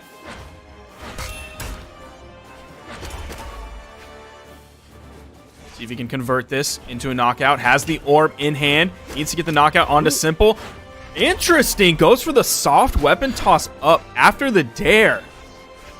Yo, it kind of worked, though. It did put Simple into hit stun. Didn't let him just completely move about freely. But you're seeing Simple starting to find these axe hits onto Zider, punishing the gravity cancel side light whiff. Simple's going to back up. Side light, neutral air, just getting extra damage. He wants the hammer. Hammer is going to be the knockout tool. Yeah, I actually really dug that weapon throw. I thought that was fantastic because he threw it up. It was a soft throw, so it was just a little bit up. It ended up falling down. If it missed, he would have been able to grab it. Like, if he would have thrown it down, if it hits, yeah, that's great. But if it doesn't, then he's disarmed. By throwing it up, that can still put Simple into hit stun like it did. And even if he dodged through it and it was still just floating up there, that's an easy grab for Zider, so he's not disarmed. I really like that weapon toss. Simple still took the game in the end, putting out 200 more damage than Zider. I'm telling you, man, don't sleep on Simple. Of course, he does have that extra bias of the he's playing Taro, so I'm going to give him a little extra credit on that one. But at the same time, he's playing incredibly well with this Taros, getting all that damage build up with the axe, and then he'll go over to the hammer for those clean knockouts. And he also has a clean hammer. And it's not like big old Taros brain, right? He's not relying on like the main Taros staples of like N-Sig on corners or N-Sigs off stage with the axe, or going over to the hammer and doing a bunch of like stomp N-Sigs to try to shove him off stage, or any like stomp down Sigs to get damage quick. Like, he's just going for solid play with the weapons that Taros have. We don't see him axe down Sig, though. And I like that Sig. I think that is a very good Sig. We'll do down air into axe down signature as like a dodge. Okay, well, he hasn't done it too many times in this set. It's maybe been like one. Zider, man, taking a long time choosing this legend. I'm not feeling the Thor. I'm 100% not feeling the Thor. I'm not really feeling anyone's Thor anymore. No one is going out there and playing Thor where I'm like, dang, that's good. But I will say I'm feeling Zider's orb.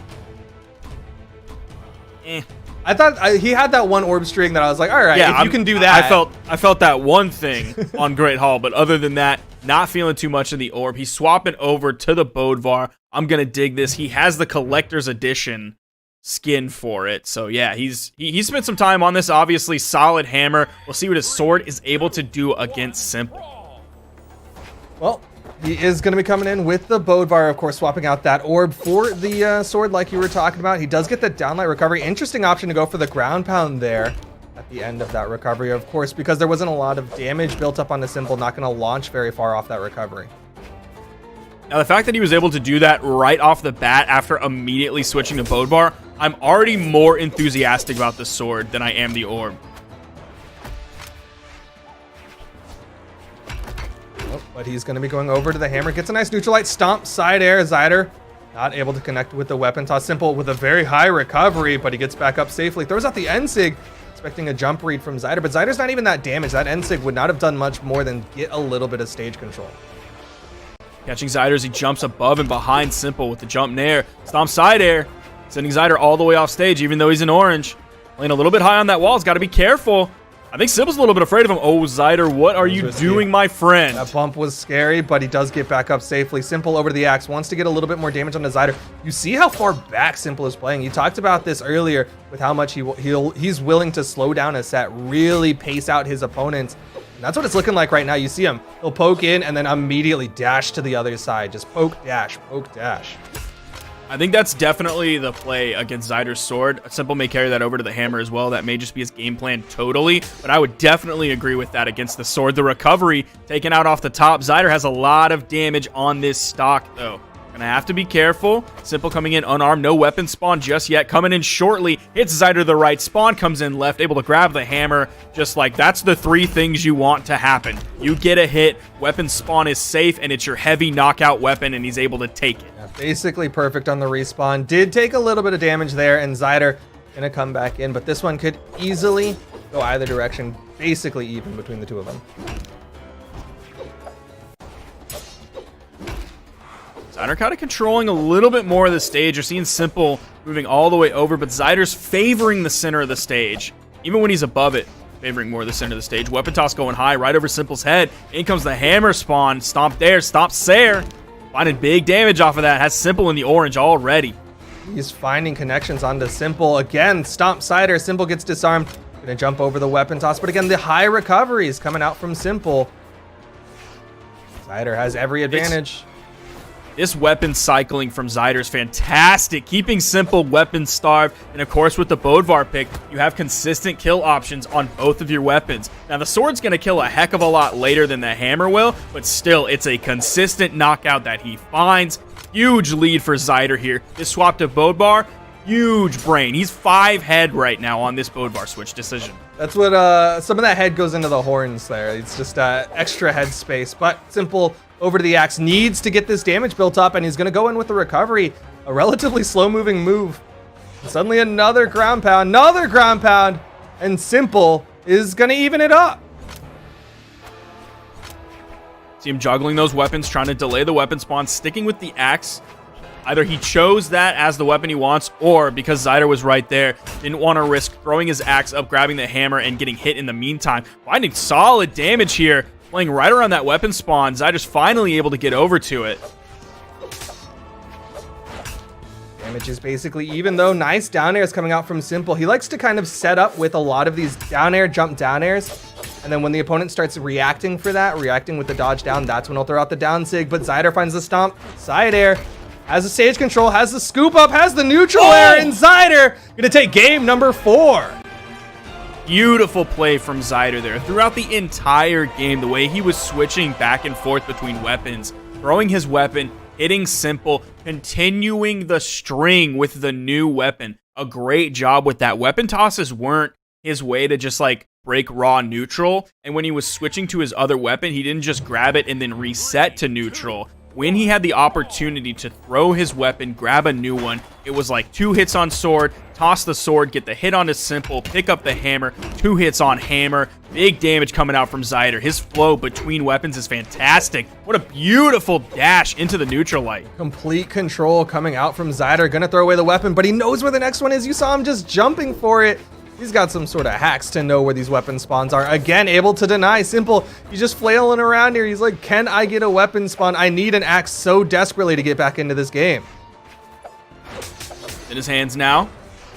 The downlight recovery canceled right on that platform. No. And the D-Sig, big opportunity here for Zider, and he gets the knockout. I thought Simple might have had more in-air opportunities to get back. I thought he would have had to expend absolutely all of them to get back. It would have been a free edge guard from Zider. But man, Zider caught him like halfway to 2/3 of the way through his in-air movement opportunities. And Simple is done just like that. I love that D-Sig. That D-Sig is so good. I know you talk about it every single time you see a Bodvar on the screen because it's such a strong edge guard tool. And now Simple, really far behind Zider, has to find something back into this one, and you see him constantly trying to push forward instead of that kind of back poke playstyle that he had at the start of the last game. He's starting to push forward, and Zider is just punishing him for constantly moving in.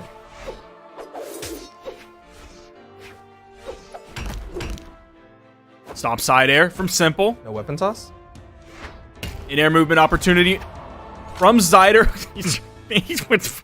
Come on, man. You can't just ground pound right on top of a hammer. What are you doing? It'll work. He won't What are you expect doing? it. Simple does find the recovery, but again, he's behind. He needs to find more damage here as Zider completely controlling the corner, but he commits with the hammer ground pound, and Simple finds his footing on the ground. Simple backing up over onto the wall, trying to create space. See, there you go again, throwing that weapon, picking up the sword. He didn't actually get a hit on it this time right after, but he tried to. That shows that the mindset is there. You get pressure with that weapon toss, pick up your new weapon, and continue based on that pressure you got from the throw. Just the movement coming out from Zider is impeccable. He finds the stomp, side air, goes for the weapon toss, just keeping pressure, like you were talking about, onto Simple. Simple, he backs up. He is going to pick up the hammer, but again, he needs more damage as Zider finds the recovery.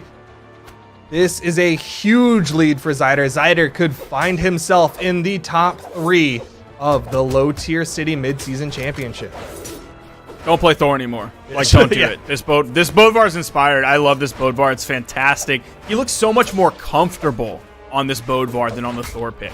This is what he needs to be going into sets with, for sure. It is just working so incredibly well. The ground pound connects. Simple barely has enough with the dodge up, but Zider is still finding more damage. Simple is not finding a lot here. He does get a down air, but he can't even get a follow-up off of it as the down sig does it! I love it!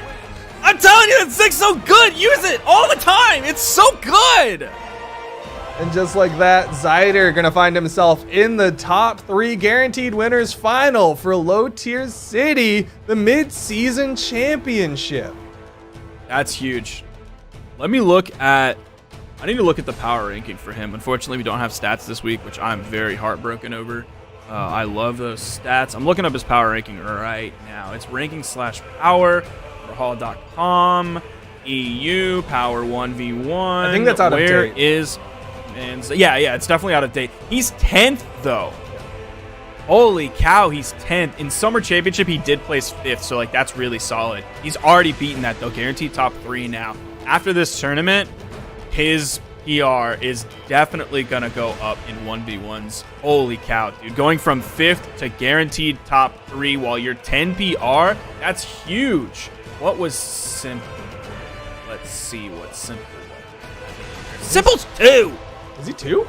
Number 10 beat number 2. That is an upset, to say the very least. Of course, just in terms of namesake, that's an upset. But Zider, very fantastic finish, will put himself in the winner's final. And Simple now goes down to the loser's bracket to await the winner of Pavelski versus 720 Polyshot. And that does mean we have our lower bracket, if you can bring that bracket on the screen. Or the matches. You see Pavelski versus 720 Polyshot. Winner will go up against Simple. And then Blaze versus Swata. The winner will go up against the Ninja 729. So that is going to be a kill for one of your bracket predictions, Sparky.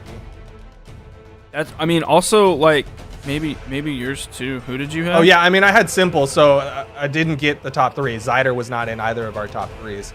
But that's true. Simple versus Simple and Ninja 729 were both in my top 3. For those of you keeping track at home. So yeah, we're going to be moving on to the next game. Talk about another person coming from maybe the lower ranks into the higher ranks. Let me, just because I have PR right here. 720 Polyshot, 12th. So even behind, just a little bit behind Zider coming into this with this top 8 placement. He's going to go up against Pavelski here. And Pavelski's been playing solid today, but the explosive potential from 720 Polyshot, I am more enthusiastic about putting my money on Polyshot than I would be on Pavelski. We've seen Pavelski play a solid Onyx, play a solid Cannon. We've also seen him play Lucian, which I'm not the biggest fan of that pick. That doesn't mean somebody can't pick a Lucian and do very well with it, but if someone locks in Lucian, I'm middle of the road to like slightly leaning thumbs down. just slightly, like a slightly just past 90 degrees. But Pavelski, I like his Lucian. I think there was I forgot what set it was against. He was playing and then he switched the Lucian and started doing a whole lot better. I think Lucian's a really strong comfort pick for Pavelski, and it kind of saddens me that he's not starting off with it. But on the other side, 720 Polyshot going to be coming in with the Asuri, going up against Pavelski on the Onyx for game number 1 of this loser's top 8. Yeah, even the play that I've seen today, after seeing the Lucian, I'm still more excited about an Onyx pick every time. Again, that doesn't mean the Lucian can't do amazingly, but I'm definitely a big fan of Cannon right now. I think the placements this weekend have shown that Cannon is a good weapon that you should be picking up if you want to follow what the top players are doing.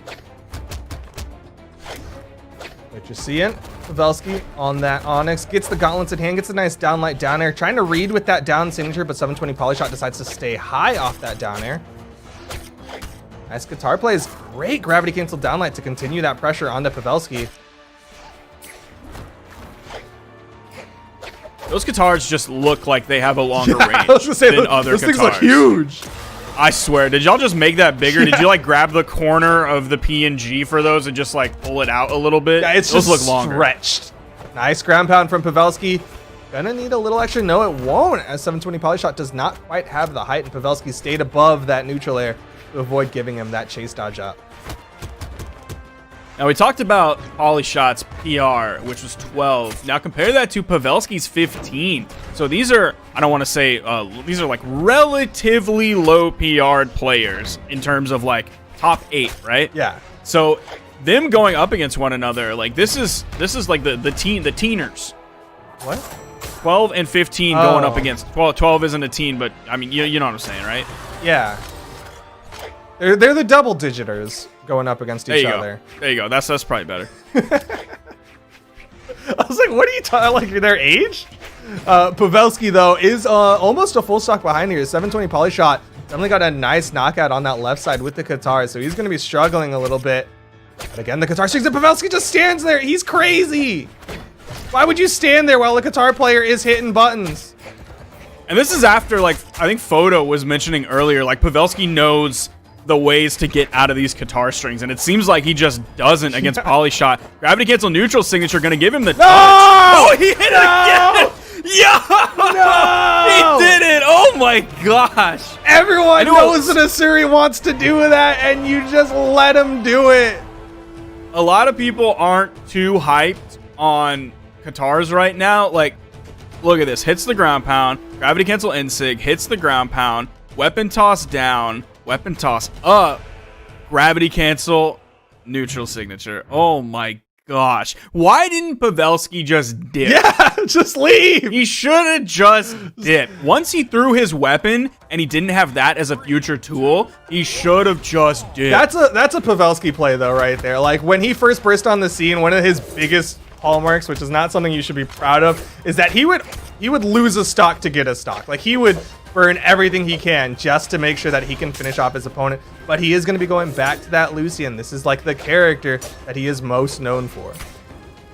See what his Qatars are able to do against 720 Polyshot. They're going even so far. I haven't seen any major momentum going the way of Pavelski with these. Polyshot's been able to shut most of that down, or at least keep it at a minimum. In comes Qatars v. Qatars, boy. You don't see much of it too much in 2020, but you got it right here. Nice plays coming out from Pavelski. The falling neutral air and 720 Polyshot gonna flag himself away. Didn't even try to contest. Didn't like reach for a weapon or for a hit for a chase dodge. Instead he was like, all right, I'm out. Maybe Pavelski will goof it up. Oh, wait, what? Is he good?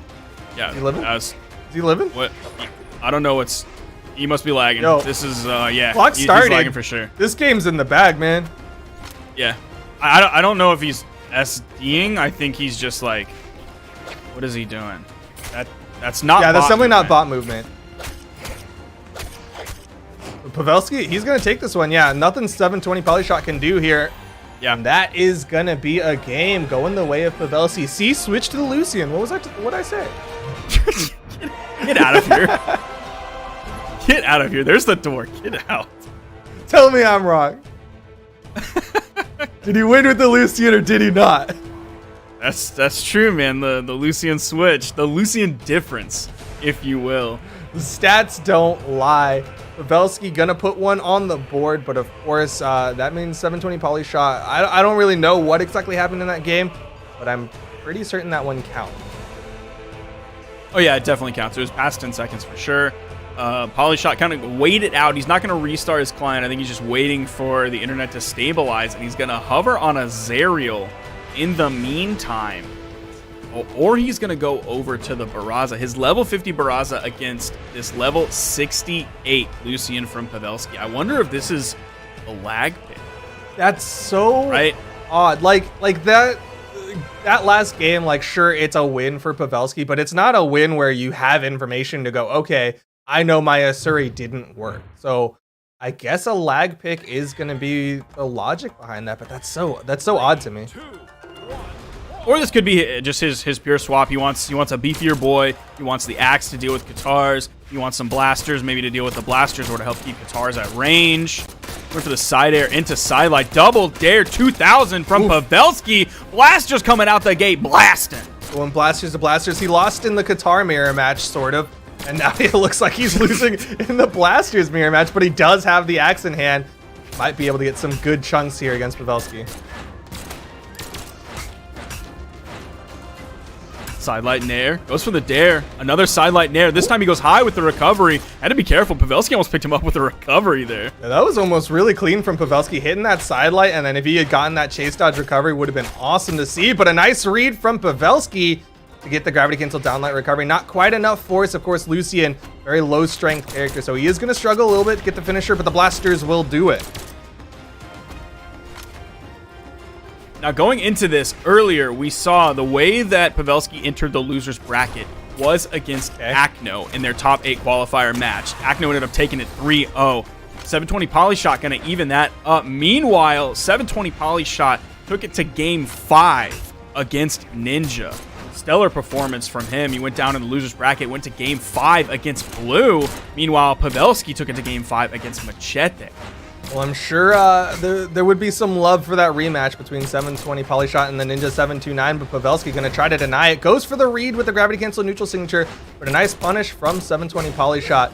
And a neutral signature will put Pavelski in a real rough spot. Found a solid vector to send him right over that corner instead of bouncing him off the stage. Side sig punishes a side sig. Weapon spawn on the field. Pavelski throws his guitars up, grabs the blasters. Neutral signature raw in the middle of the stage. It hits grounded, and it's going to be the recovery for Pavelski to finish the second stock off of 720 Polyshot, and he's going to be sticking with a pair of blasters because he only had to choose between one pair of blasters or the other. All right, I'll admit I was sleeping on the Lucian pick a little bit, but again, I'm really not super enthusiastic whenever anyone plays Lucian anymore. I think Pavelski is one of the few Lucians. I wouldn't say it is a pick that most people should go to, but I think Pavelski's Lucian in particular is very solid. Neutral sig coming out. Pavelski's not in the right spot to punish it. Nice. 3 hits, Whoa, 4 whoa, hits. Stop! That's too many! The crash out! Oh my gosh! He was Pavelski. He was Oh my monochrome. gosh. He was out of my jumps, and he was still getting hits. Holy cow, what an explosive end to that. 720 Polyshot having to do a 180 and go to the Onyx. 720 divides down into 180. So many downlights from Pavelski. What an insane finish, but we're going to be going right on in to the next one, and 720 Polyshot now bringing out the final pick. It's going to be the Onyx for game number 4. He's going to carry over high defense from the previous Barraza pick. We'll see what he's able to do with Cannon here. I didn't catch the level on the Onyx before we entered into this game. Yeah, I can't say, unfortunately, was not able to catch that level either, but I do believe he's got some Cannon experience, so I would expect some solid stuff to come out. He is going to come in, gets a side air, but not much more as Pavelski gets the big blaster string onto him.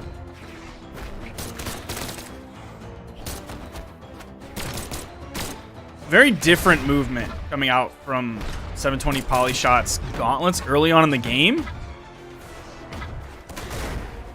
It looked very unconfident, like he was just trying to get away. Yeah. Even in the very beginning, when Pavelski wasn't putting like a ton of pressure on him. Neutral signature from the middle of the stage. No weapon. Big lead for Pavelski. That's so goofy. 9 times, like usually when Pavelski does that, he'll jump, recovery, and then throw the weapon toss up to try to delay the weapon spawn. He goes down, steals out the guitars. That's so awkward from Pavelski, but that's just the kind of nutter that he is. Neutral sig coming out. Not going to make contact. Ooh, I like that down right out air. of hit stun, goes for the dare. Yeah. Kind of like the backside of it, ended up catching Pavelski. Big side air. Maybe leading to the knockout here, and it does. Didn't even need to hit the weapon toss. Pavelski didn't have any more in-air movement options to get back. All right, I'm liking these gauntlets from 720 Polyshot, getting some good punishes on the guitars from Pavelski. Seeing Pavelski not able to catch with that downlight. 720 Polyshot again, starting to get some reads with his cannon. Side light, side air. Like he's looking for side light, side air, and then gets the dodge and maybe wants to go for more side light, side airs. But Pavelski's just completely getting away from it. Last time that soft platform was there, so Pavelski could just land straight on that rather than trying to go back down to the ground. There it is. Nope. Okay. Kind of did it. Wanting to use absolutely everything. Except he didn't get more height with that dodge up. Like Yeah, he did everything but so slowly.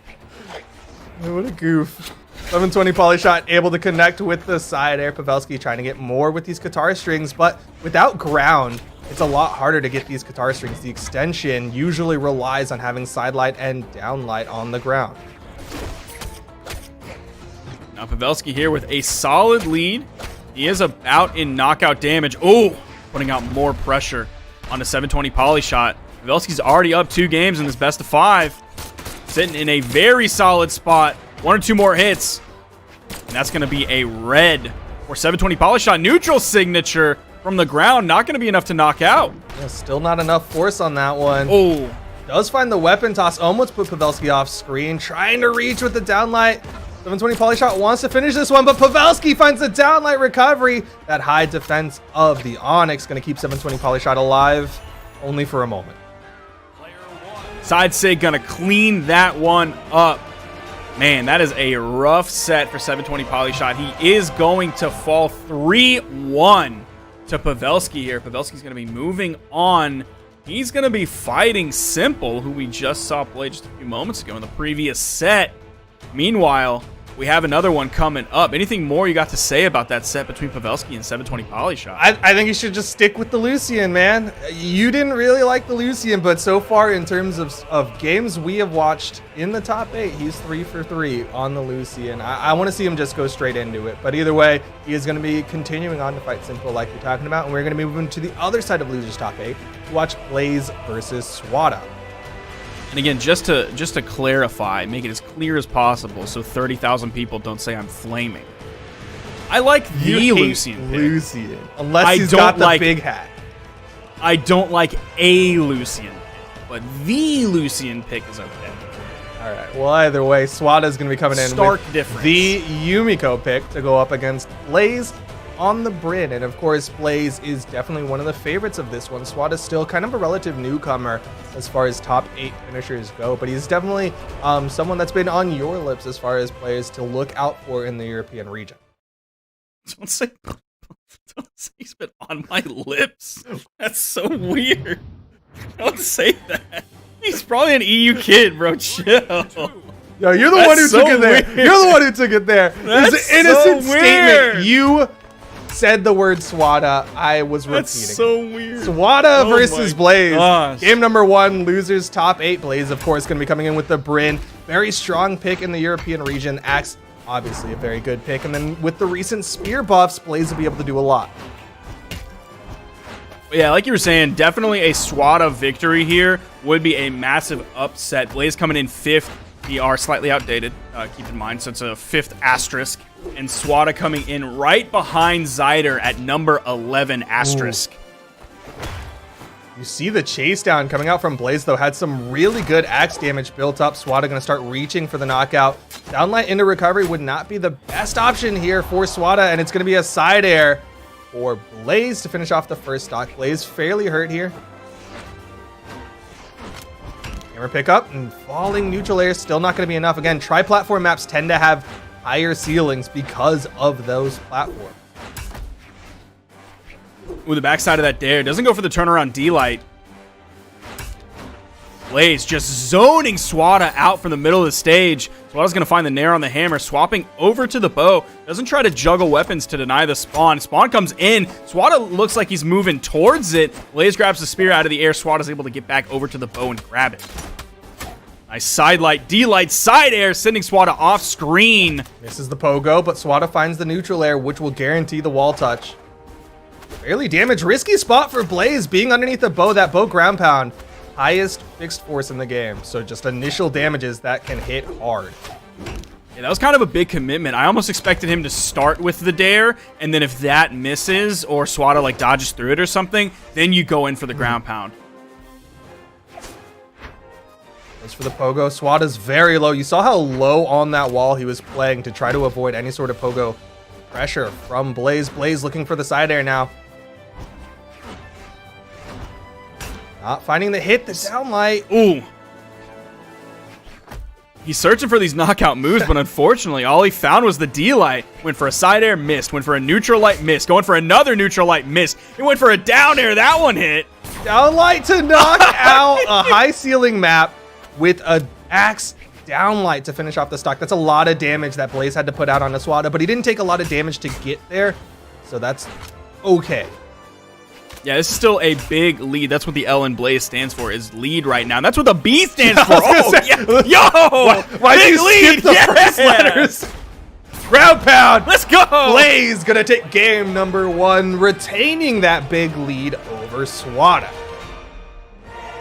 549 to 321. Those are the damage numbers from these two players. Blaze just controlling that game. There's a swap over to Sidra from Swata, level 35 Sidra, banning out these soft platform maps, taking out Crystal Temple, Small Enigma, Small Great Hall, Miami Dome, leaving Small Mammoth, APOC, and Small Brawlhaven on the board.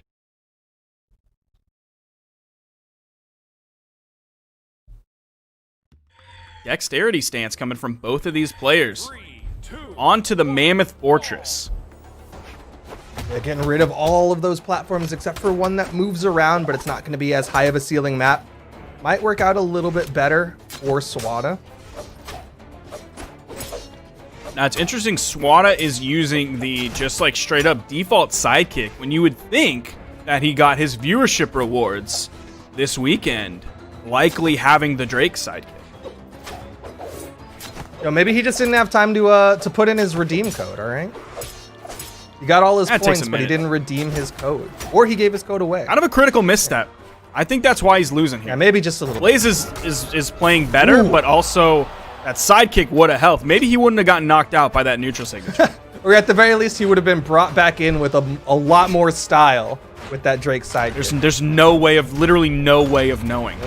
All we can do is speculate. But nice falling down air from Blaze, and you see in Swata, he's going to start putting out those projectiles, really just trying to control space. That's something that works well between the two characters that he's playing, right? He had the Yumiko, again, putting out wisp projectiles to try to control space. Now he's over to the Sidra, again, cannonballs to control space. Blaze playing right around that weapon spawn, throwing his axes up, juggling them, but catching them at the perfect time. Continuing this pressure onto Swata. Getting him deeper and deeper into the orange. One more hit, and he's probably going to be red. It is one more hit. There's that nice dare. Whoa, that weapon toss. That was such a good one. It almost connected, but a fantastic spot dodge from Swata to avoid the weapon toss, and he still had just enough to get over to the corner and get the touch. Gets up, down light recovery, and Swata able to even up the stock count, but he is hurt in the red. Yeah, great dodge on the weapon toss, and then another weapon toss that came in. Blaze throwing his sword down. Swata spot dodging to get through the weapon, and then gravity canceling the D-Light into the recovery for the knockout. Oh, but a big side air from Blaze, and he's already charging up the weapon toss. Gonna juggle. He wants to stick with the spear. There it is. As Swata finds the weapon pickup, it's gonna be the sword.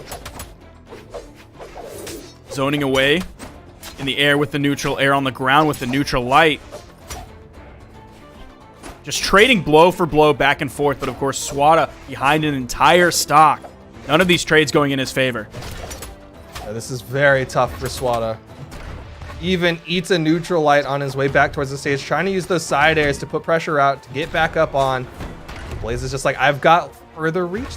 I can just poke you in the face with this. Swata's finding these D-Light nairs. That's two back-to-back. As Blaze very damaged. Oh, man, that was quick movement from Blaze. Coming in with the down air.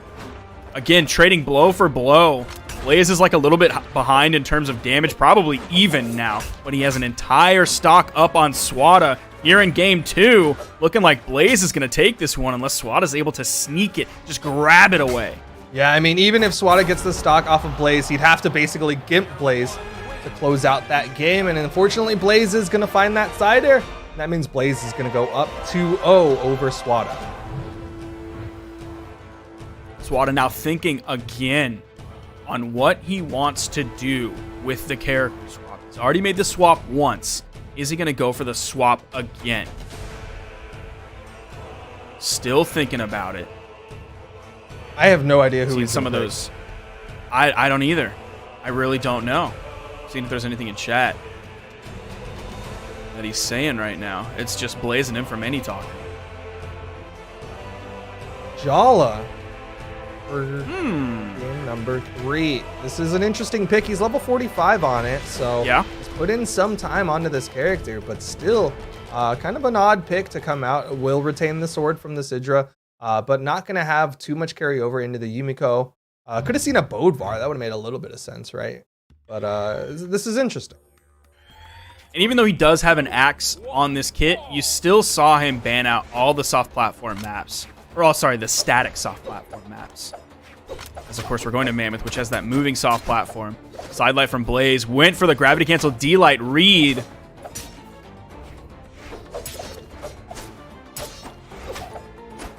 There from Swata. Finding some sword damage here. Nice punish. Trading blow for blow, but I think Swata's just a little bit behind. Nice D-Light Dare. Now he's ahead. That put Blaze into the orange. Weapon toss going. Here's the axe in hand for Swata. You see how far that side air sending him, even when Blaze is just in orange. Sent to the right side of the stage, sent to the left side of the stage. Swata has kind of a lot of control in this game so far. Holy cow, that almost knocked out. He's doing very well for himself. Even the weapon toss for extra damage onto Blaze. Blaze gets back up onto that soft platform, though. Swata still needs to find something to finish this stock. I almost want to see him switch to the sword, the downlight recover to finish off. Air coming in from Blaze. Yeah, that's something that he risks. By continuing to have this axe in hand, he's going to have to fish for those kills, those inconsistent kill options, harder than he would on sword. And that might allow Blaze to catch up, finish off the knockout, and now take the lead. Swata had such a huge damage lead, but the inability to finish the stock off really hurt him there. He does find the neutralite to finish it off. He's going to be sticking with the sword for the second stocks here in game number 3. Weapon spawn coming in, goes high right. Blaze is there to greet it before it even touches the ground, before it even gets close to the ground.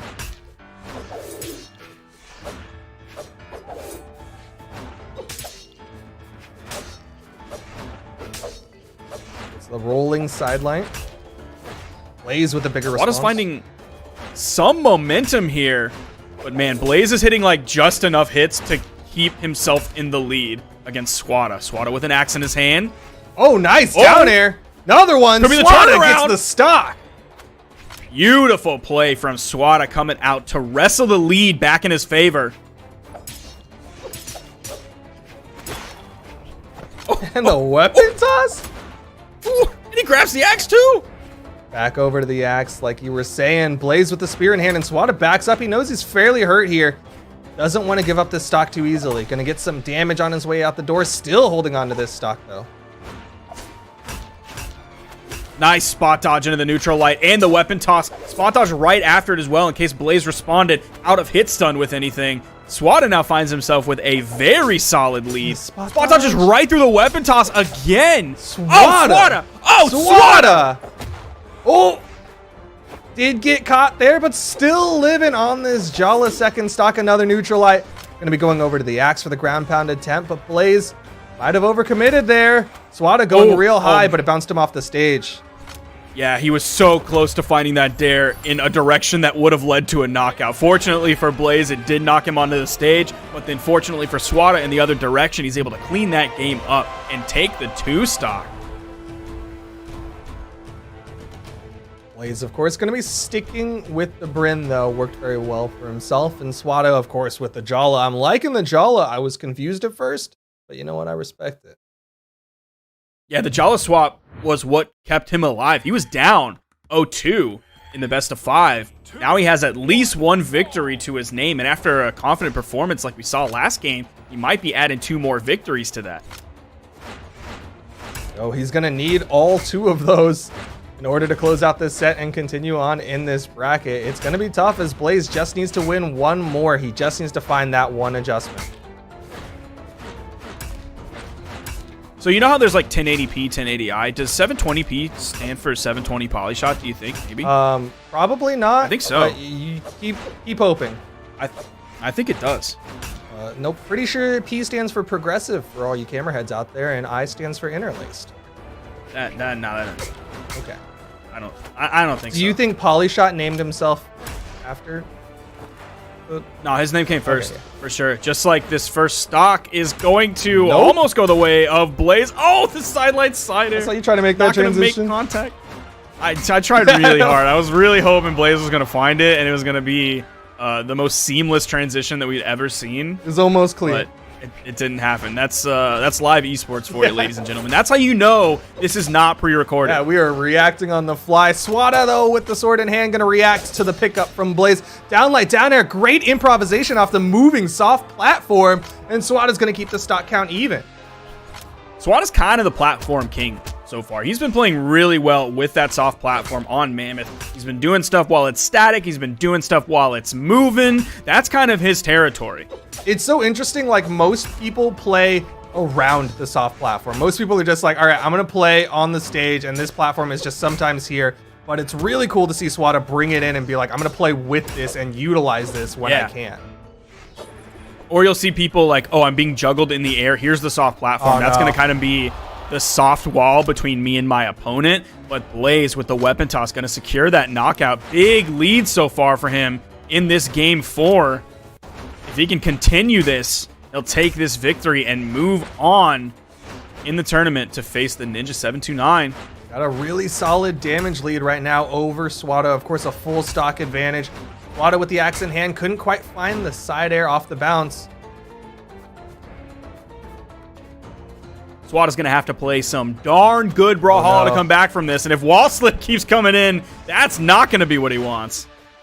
The tough spot about wall slip, right? Like, of course, if you hit all 3, then you don't get your jumps reset, and then that's really bad. But every time you hit that wall slip counter, the time before that counter starts again, it's smaller and smaller, and Swata's got nothing. He is out of here. Blaze overcommits, but he doesn't care. He's got the extra stock. And just like that, Blaze is going to win it 3-1. And that's going to be a JV2 as well. That was big. He had no damage on that final stock as he gets knocked out in the end. 516 damage to 363. The Jala switch was good, but it wasn't good enough to take out Blaze. But you know what might be good enough is the next match of Simple versus Pavelski, as they are so eager to fight each other. They are immediately banning out before this fantastic bracket graphic can even come up on screen. Simple's like slowly trying to ban out maps so that we can talk about the fact that he's about to fight Pavelski. Now, one thing is if Simple wants to slow this down, there's 2 ways that Pavelski can kind of go with this. Is he can either like play into that and maybe focus more on the blasters, and like if Simple wants to run away and space things out, like Pavelski has that range. He doesn't have to worry about it. Or he can take the aggro route, which is possibly the route he'll take, and just like grab those guitars and go in. Simple's running away. I'm going to chase dodge after him. I'm going to stick to him like glue, and I'm not going to let him go. 3, 2, 1.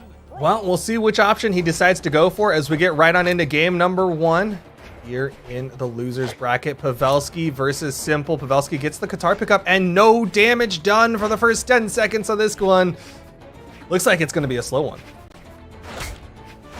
Oh, yeah, you're already seeing that in Simple's play. You're seeing jump, fast fall, down air. You're seeing, like, this is 2016 Axe ranked gameplay. And Pavelski going after him off stage.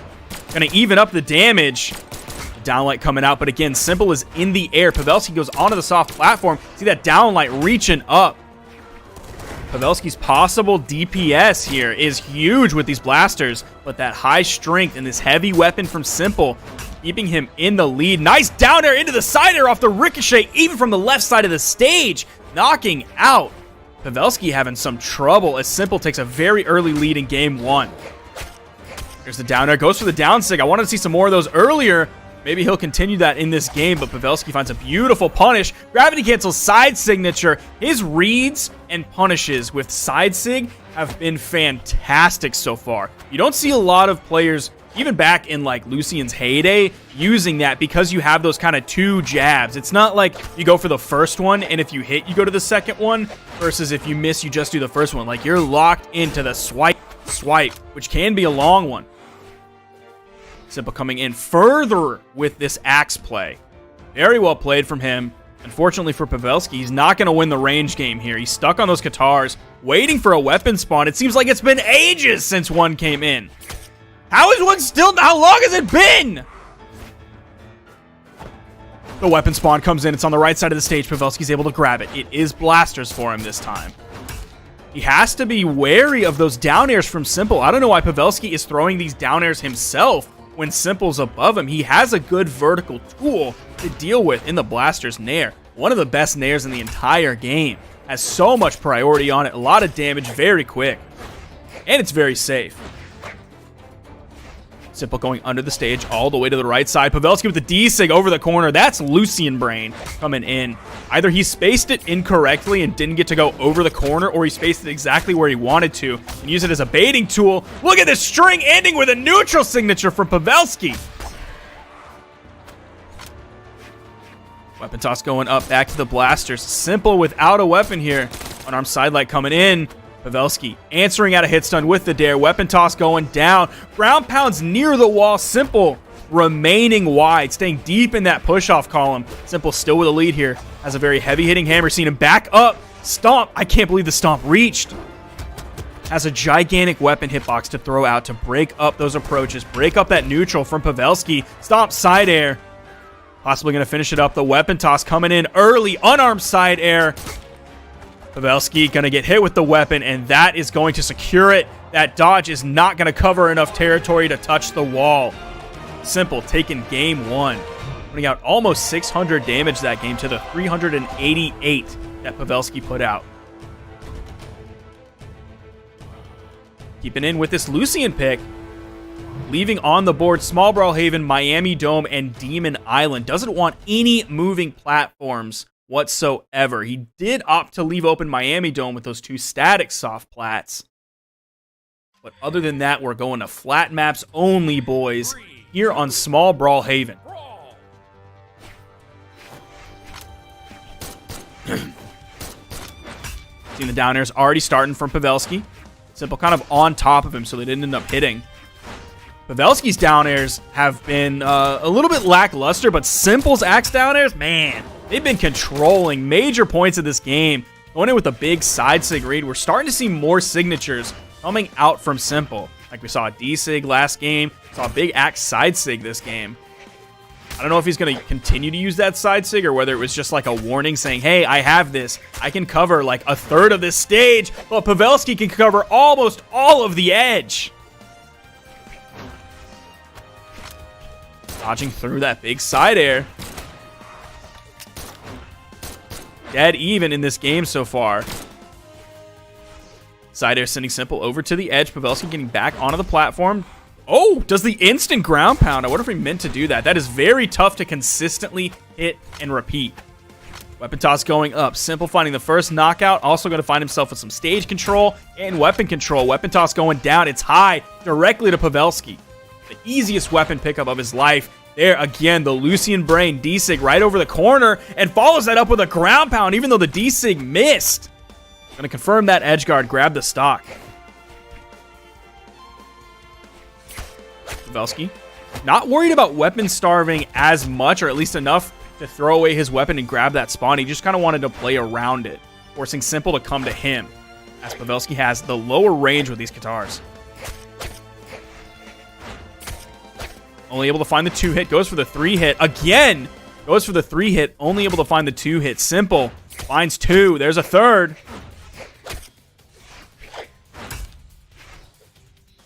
I think after 3 of those that have missed, Pavelski is not going to go for the dare as his follow-up option. Ooh, that's a big side air, and that's going to be a knockout. Maybe not on another map, but definitely on Small Brawlhaven. Pavelski does have the blasters, though. Could easily see him finishing off this stock of Simple. Just needs a downlight dash jump recovery. If he can get the hit or a neutral sig, will do it for Pavelski. There you see him, the characteristic going real high on that one. Has the guitars in his hand. Weapon spawn coming in. You can throw your weapon away and pick that up. You have the room here. There you go. That's going to keep Simple weapon starve. One's coming in.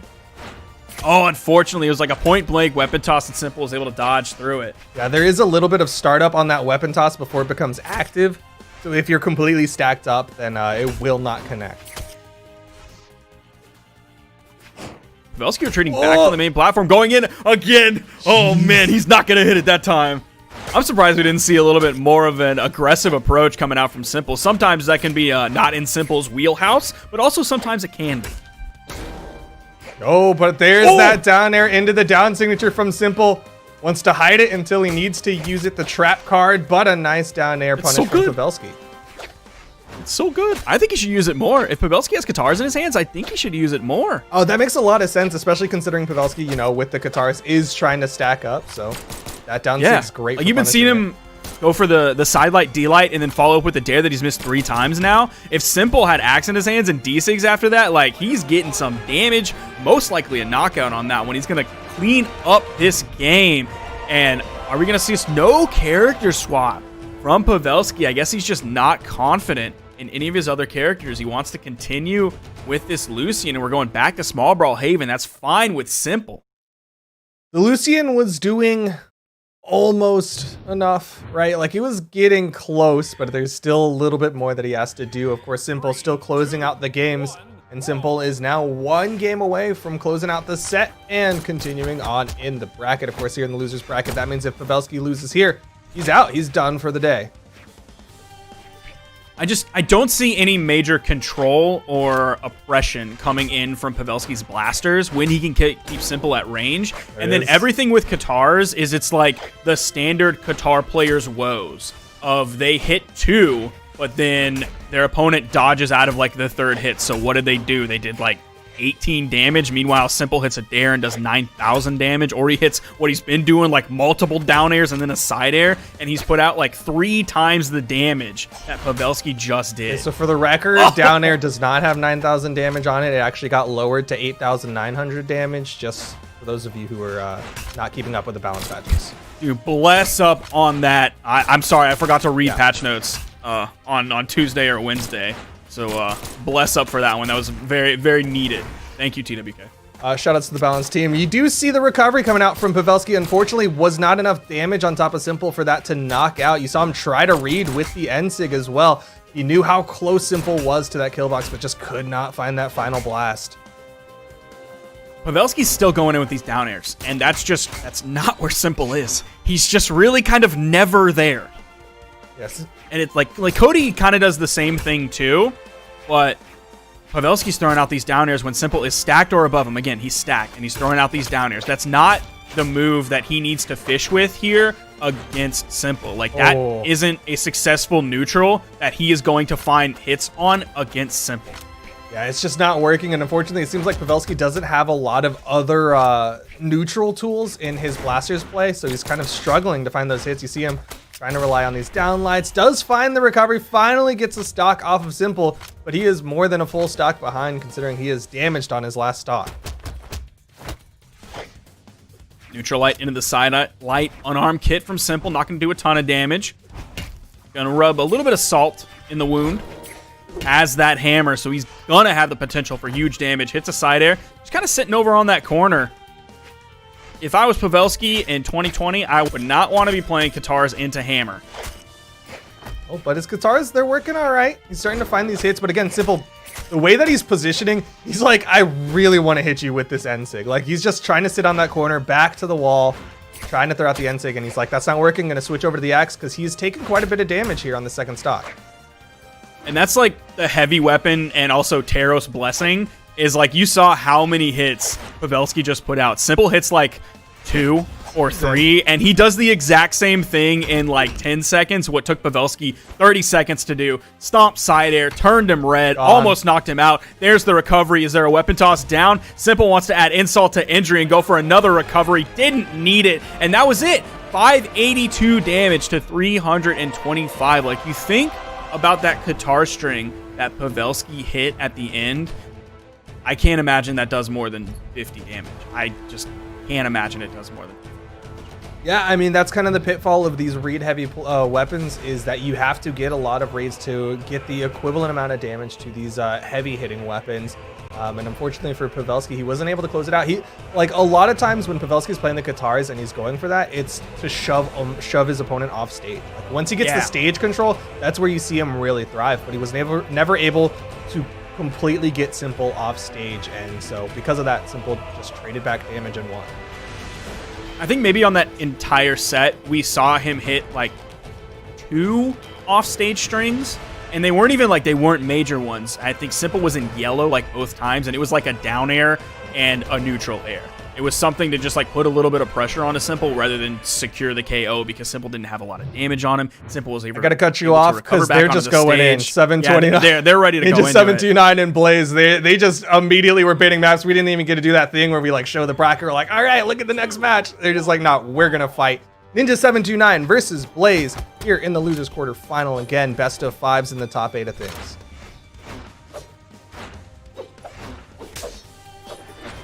Sidelight from the Ninja.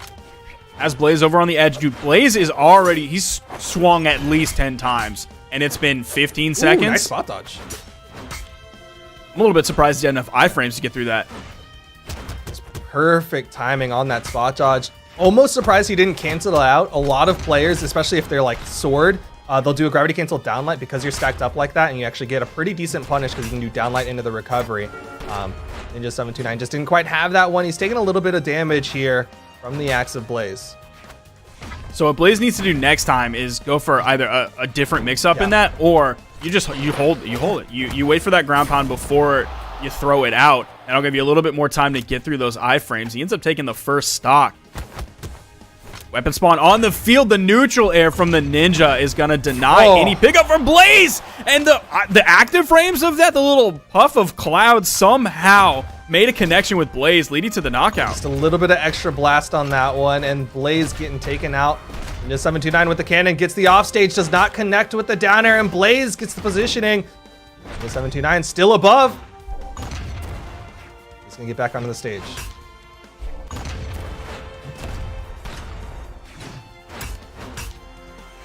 Sidelight side air from Blaze. As Ninja in the orange. Weapon spawn coming in. Neutral light further into the orange. Nice. Ninja starting to control this. Putting out some big hits on the Blaze. Just sending him all over the place. See him backing away. Blaze really trying to slow this one down as the neutral air is coming out. Ninja 729 might be looking for another N-Sig to finish this one off. There's the N-Sig. Oh, man.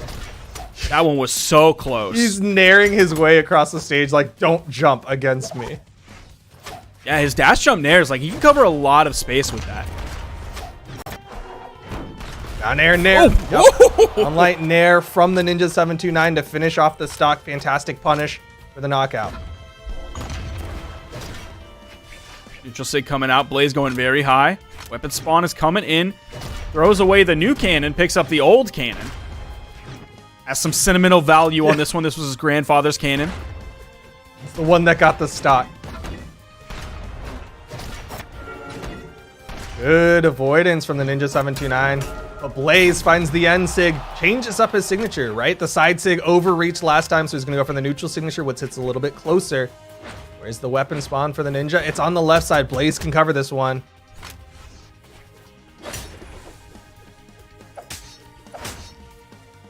Juggles from the Ninja.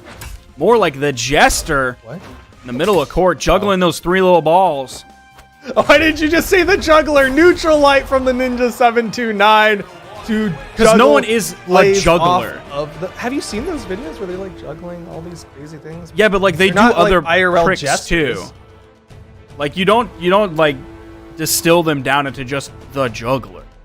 I think there's a other Pokemon talents. trainer that's called a juggler as well. But either way, Ninja 729 gonna take game number 1, and it's gonna force Blaze over to the Zol. This is the pick that I was expecting from the European region. Man, Ninja Sidra is level 92.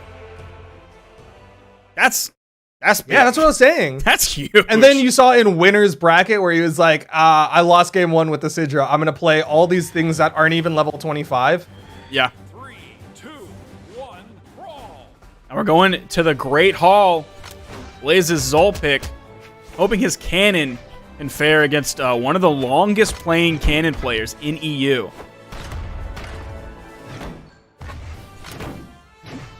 Wanted it early, but now Ninja has a cannon in his hands. It's cannon v cannon. Oh, I like those N6s to cover this off platform though from the Ninja 729. D-Light Dare goes for the neutral light, hits 2 out of the 3. Curious to see what the signature usage from Blaze will be.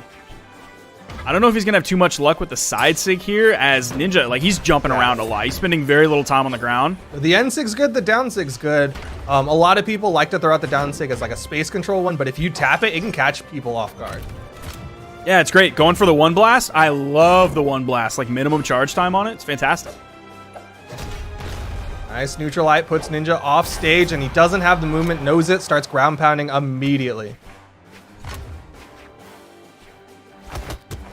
Now, even though Blaze is down a game, he's got to be feeling good after that. He took the first stock, has taken very little damage. His cannon has stood up to one of the best cannons in EU.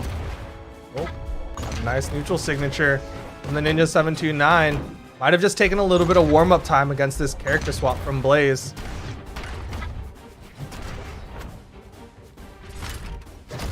He didn't charge it, but he still finds the neutral light hit. Off-stage opportunity, decides to back away after that recovery. He didn't charge it. He saw the weapon spawn was on that soft platform. If he was the ninja, a cannonball would have been a fantastic option because it would have exploded up there. But with the neutral signature on this cannon, ooh, that was deadly close. Ninja with the neutral signature on the cannon, it goes up and then lands down in front of you. So it wouldn't have covered that area except in the very beginning. Nice read from the Ninja 729. Reads the back dodge, so he finally finishes off this first stock of Blaze, but he took a lot of damage to get it.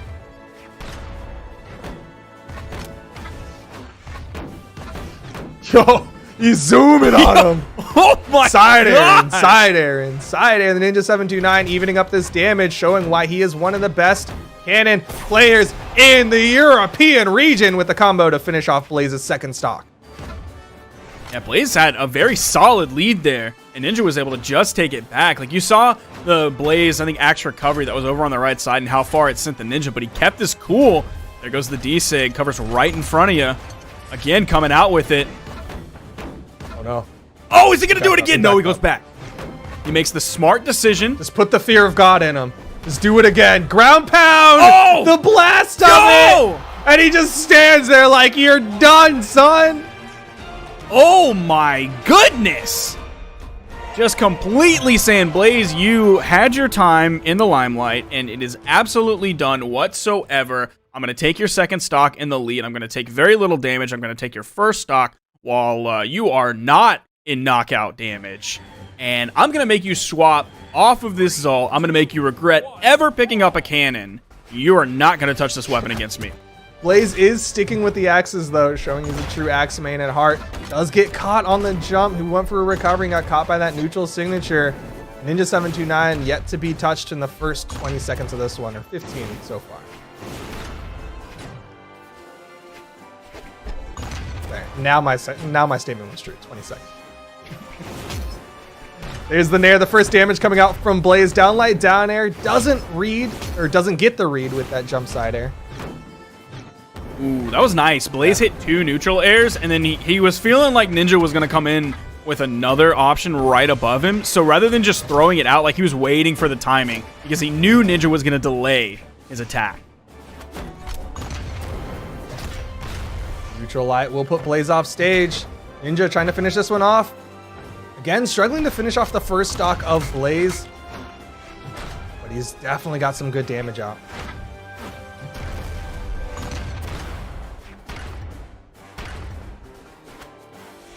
Just probing with those nairs, trying to cover that soft platform all the way at the top on the right side. Zider from the Ninja going to send Blaze flying. Blaze is able to recover back. Oh, that's going to burn his dodge. That was very greedy, and he is punished for it. Really well done from the Ninja 729. Outspaced the N-Sig from Blaze. That N-Sig's really good at reversing people who like to get too greedy and throw out a ground pound. But Ninja 729 was definitely ready for that one.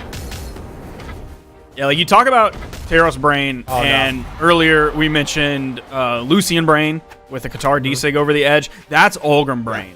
Is gravity cancel neutral signature when you're all the way down there hoping for something like that. It's same as an Asuri Brain to not to go for that kind of gravity cancel N-Sig. Those spiking reversal signatures. Stays below it, but the Ninja 729 knows that he can get away safely. That projectile lasts longer than the recovery frame, so you can throw out the N-Sig and then kind of back up, throw out something else. Ground pound connects. Oh!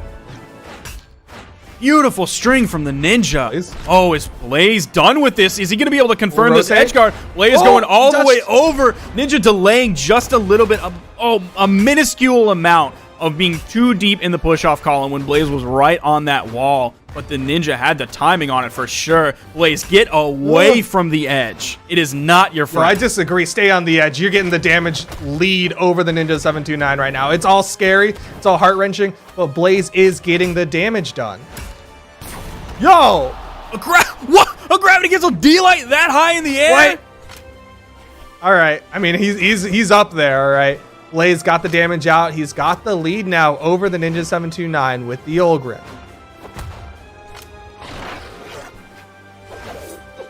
Now Blaze does have pretty solid lead here on Ninja. Oh, he dropped it. Oh, gonna drop the recovery. Has Blaze in the red. Searching for the dare. Searching for the D-light. Throwing the weapon. Gonna have more moves that will knock out. Oh, it's a neutral light. Surely, okay. He knew Blaze didn't have enough to get back. Gonna control the weapons. Making sure he tosses them up as high as he can for as long as he can. Swapping back over to the cannon. Weapon spawn coming in.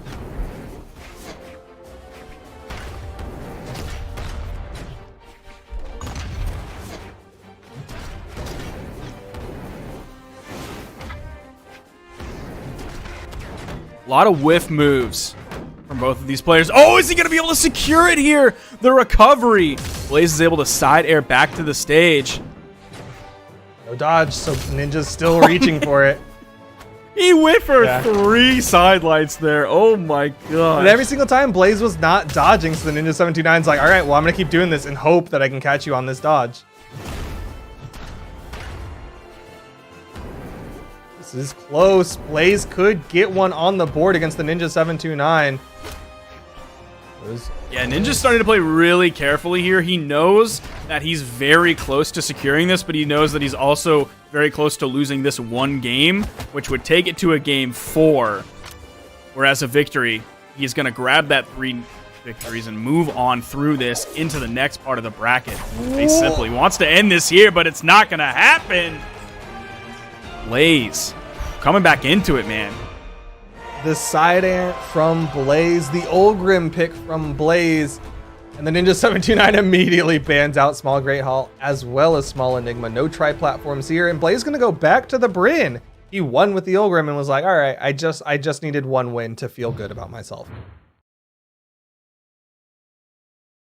Going on to the dexterity stance for this Bryn. 3, 2, 1. As we move on to the Mammoth Fortress.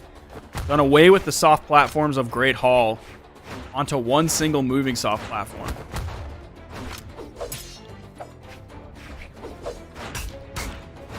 Well, first bit of damage here coming out from Blaze.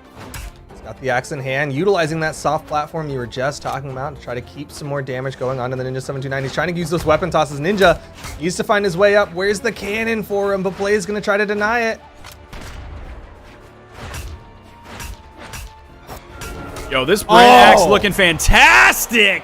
Oh, man. He caught that in, like, the right... I think the second swipe of it turned the Ninja red and got the knockout. That is such a good call out from Blaze.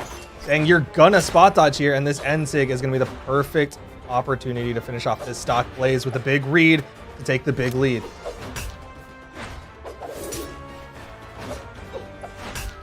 See that neutral light coming out from Ninja onto Blaze, and he is just now orange after that weapon toss. Goes for the anchor. He's gonna go for another one. He's not in position. I kind of hope he does not. He wasn't in. He was too close. That anchor goes pretty far out.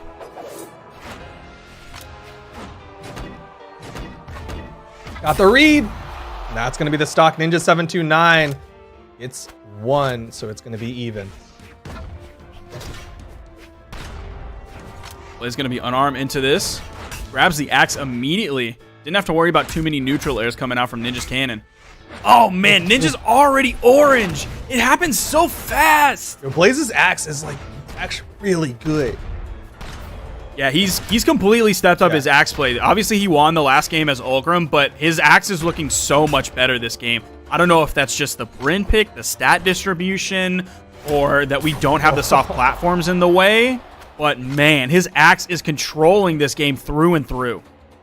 It's just like a whole different beast here for Blaze. Tries to go in with the sidelight Zider. Couldn't quite find the connection. Wasn't in the right position when that sidelight connected. But Ninja 729. That was a max range fade back side air. Nice. Get some good damage. Now, Ninja's been finding, like, several of those now, so he's reasonably consistent with it. But every time he's hit it, it's been Blaze in low damage, so he's not able to convert it into an early knockout. Going for the cheeky play with that up toss into the down light. Blaze got away from it, but didn't get the punish. Down light, gravity cancel, neutral heavy, still not enough. That's optimal for Force, but it did not lead to the knockout. Anchor! Oh! Yo, that's got a wide hitbox. You ever go frame by frame, it squashes. Blaze definitely in the lead here. Coming in with the axe. It's not going to take much to knock out Ninja. With the way Blaze has been playing, won't be long until he secures this one. And we'd be going to a game 5 situation. What a play from Blaze this entire set. This is what the Ninja was worried about, right? You talked about it at the end of the last game, how much the Ninja was playing so carefully, and it's 100% because of this. Blaze gets all the momentum off that win in game number 3, and now we're going to game number 5, and Blaze has such a huge advantage. Is Blaze going to hit the reverse 3 on this? Yo, no. Oh, Okay. okay. Oh my God. He locked in random for a second. Random. Oh man. That took 5 years off my life. That's when you know you've had the emotional destruction. And Ninja was leaving soft plat maps up. Didn't leave Enigma on the field, but left the Great Hall, left Demon Island, and then left Miami Dome. And we're actually going to Miami Dome, even though Demon Island was open. That would have given a more flat map, more akin to Mammoth Fortress. But these soft plats are going to be really high. Not going to be quite as claustrophobic as the soft platforms are to me on the Great Hall. Yeah, it's still going to be nice, though, because of those soft platforms. It's going to leave Blaze in a position where if the Ninja wants to do those neutral airs, he was doing a lot of like this. It makes it really hard for Blaze. That is perfect height for that.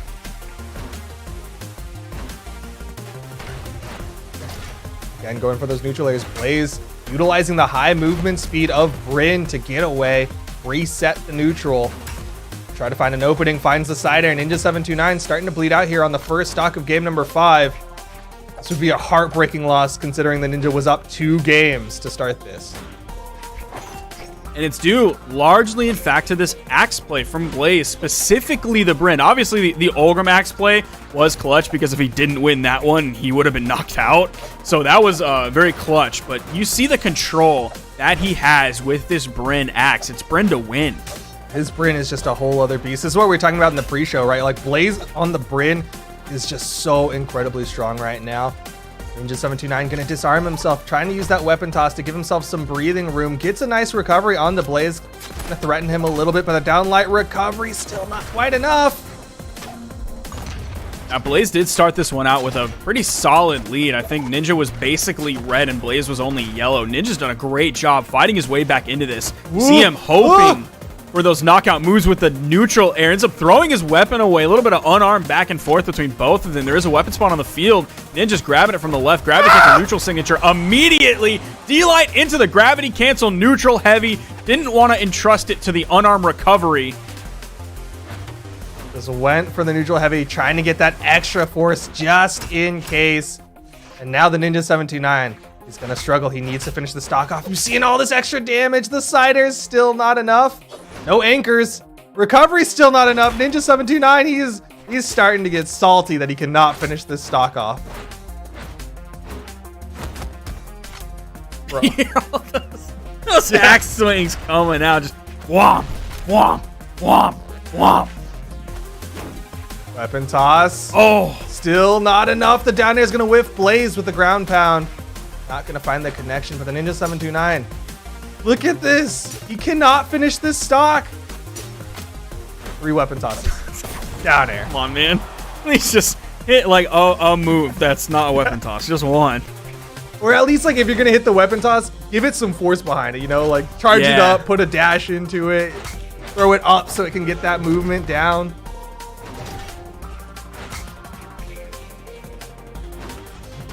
Blaze controlling the center of the stage with this axe. The neutral light just barely missing. Bunch of whiff moves as they're basically stacked right on top of one another. Big side air all the way from the right, sending to the left. Has the Ninja in the orange. Blaze searching for a neutral signature that served him so well. Gonna end up missing down air, turning the Ninja red. This second stock could be gone in a moment's notice. Nice down air to the nair, though, from Ninja. A nice two hit. Another down air. Has Blaze in the orange. The Ninja has been fighting from behind almost this entire time, but he's done a fantastic job. Now Blaze taking the lead. Let's see if the Ninja can wrestle this back to where it's a little bit more even. It's a game 5 situation. Like, a lot is on the line here as we're down in the loser's bracket. Winner moves on to face Simple. Winner gets a guaranteed top 4 finish. This is so huge. This is the mid-season championship here for low tier city. And Blaze goes in with more axe damage. Ninja 729 again struggling to finish off these stocks of Blaze.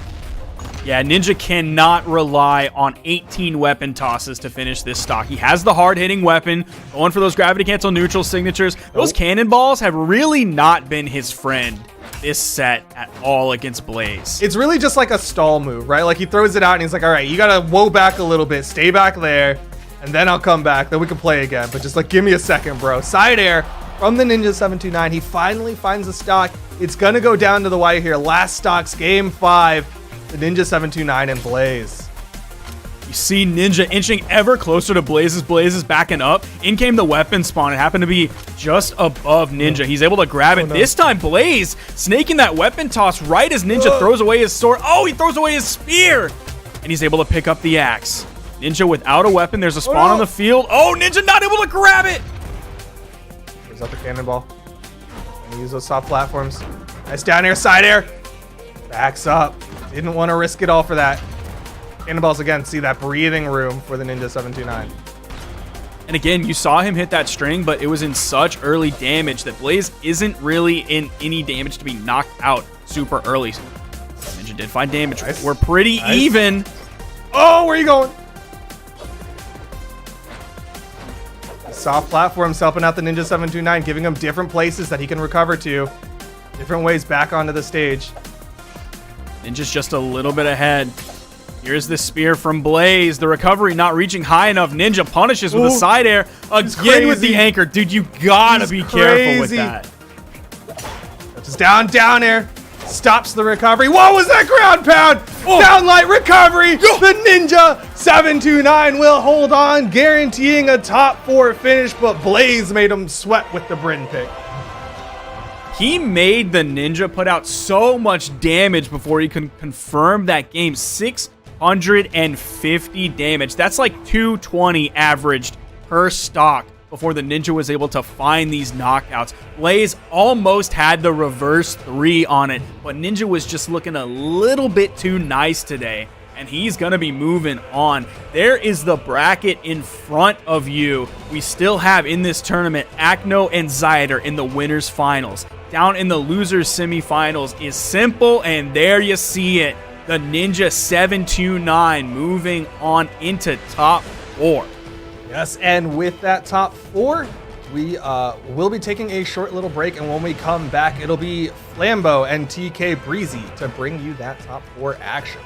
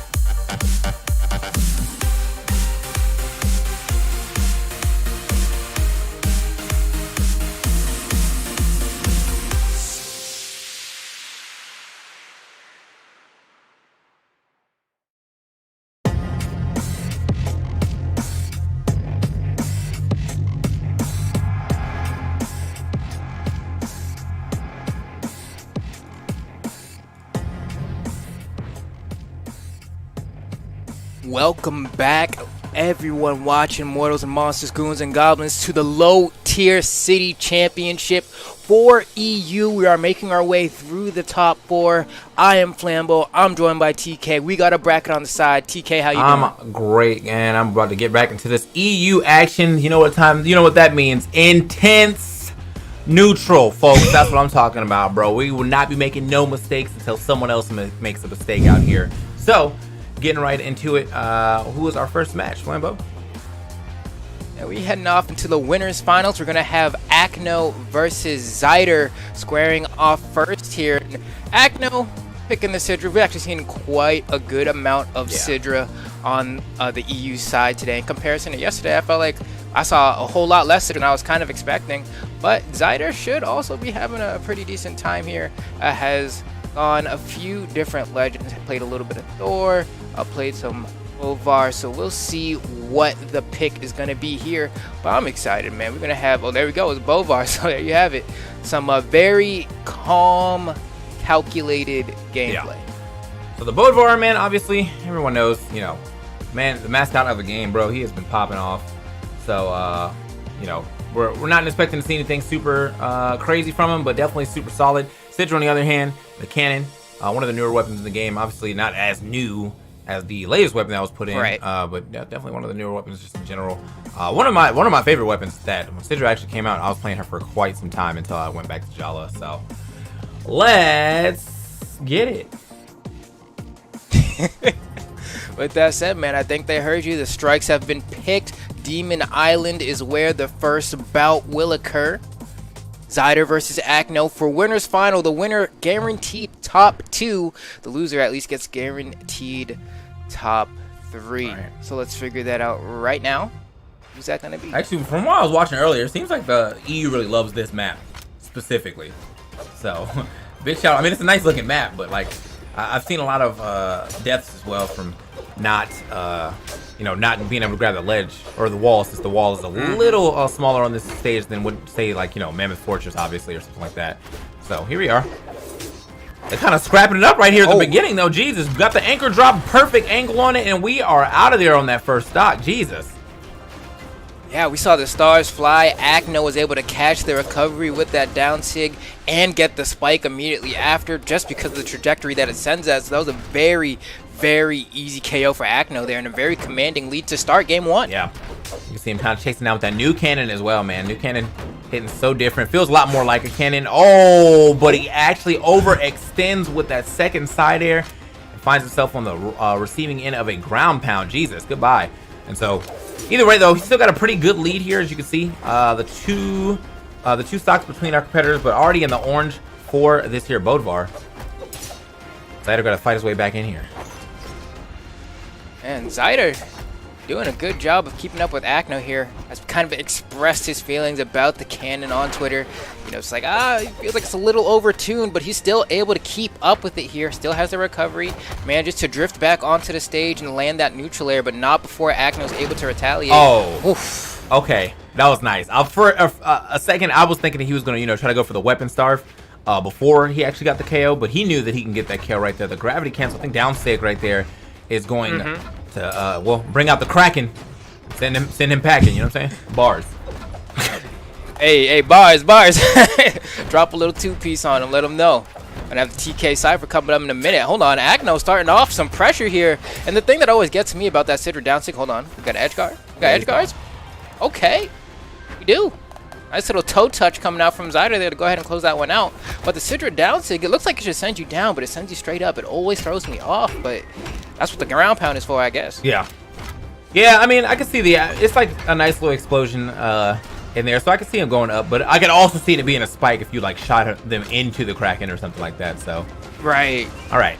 Got that sword on deck, though. We are getting real close to the end of this here match, but who is going to win? I mean, this is actually... Okay, I was going to say, this could go both ways. I like that. That side sig just kind of throws it out. Step back side sig. And we are going to move on to the next game. Cape Taunt.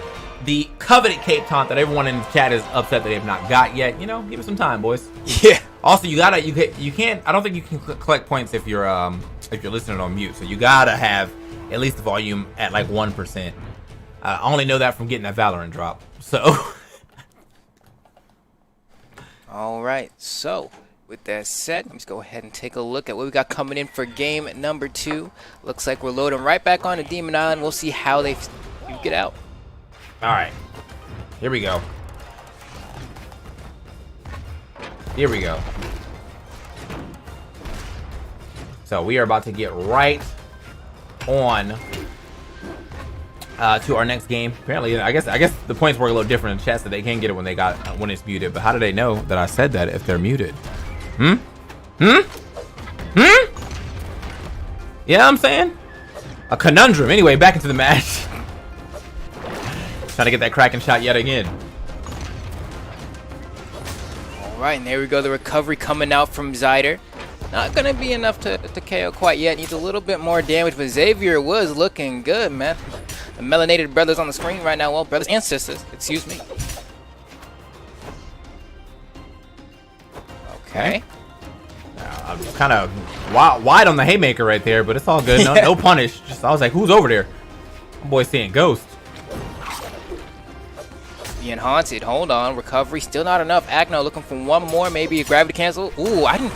So he went for the gravity cancel D-Light Sayer. I thought he was going to go for the D-Light recovery. Either way, both of them would have confirmed a KO. And I actually do like the Sayer there because the spacing was a little bit weird on that D-Light. So I think Acno chose the safer option. And now Zider looking for a response here.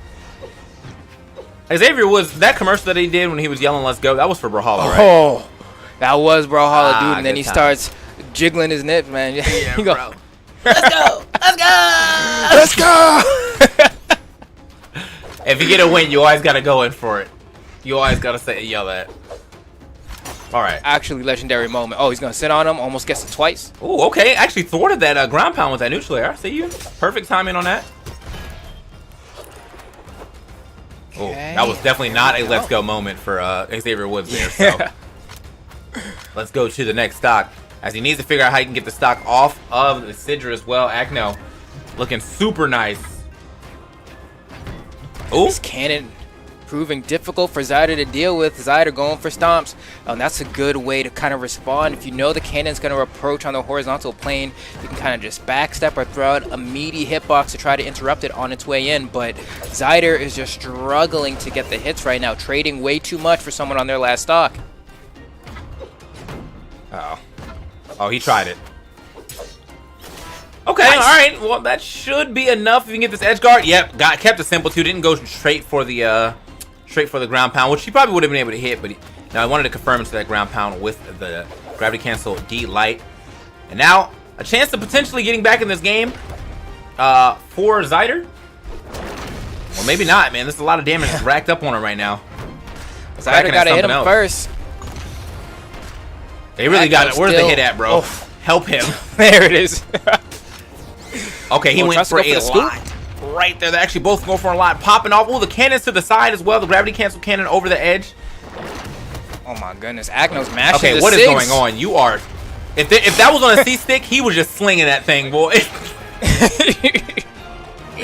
Bringing it around, bro. That was crazy. You were just... I don't even know. That last few moments of that game was kind of sloppy. I'm not gonna lie. But if you're Acno there, you kind of have the luxury of just being able to throw out all those hitboxes, right? You're so far ahead. You've taken relatively no damage on your final stock. You have some agency there to kind of play around with throwing out some unsafe hitboxes. Zider, on the other hand, though, I was kind of surprised with some of the moves he was throwing out for someone who was so close to death. But now we got to swap on a legend. He went to Ogrim for a second. Not going to stick with it, though. Decides to take Finn the Human instead. Oh, okay. All right, well, I mean, Ogrim is definitely one of those characters that I feel like gets a lot of shine as well, but apparently not the shine that he's willing to give right now. I do like the fact that he's using all these crossover characters, though.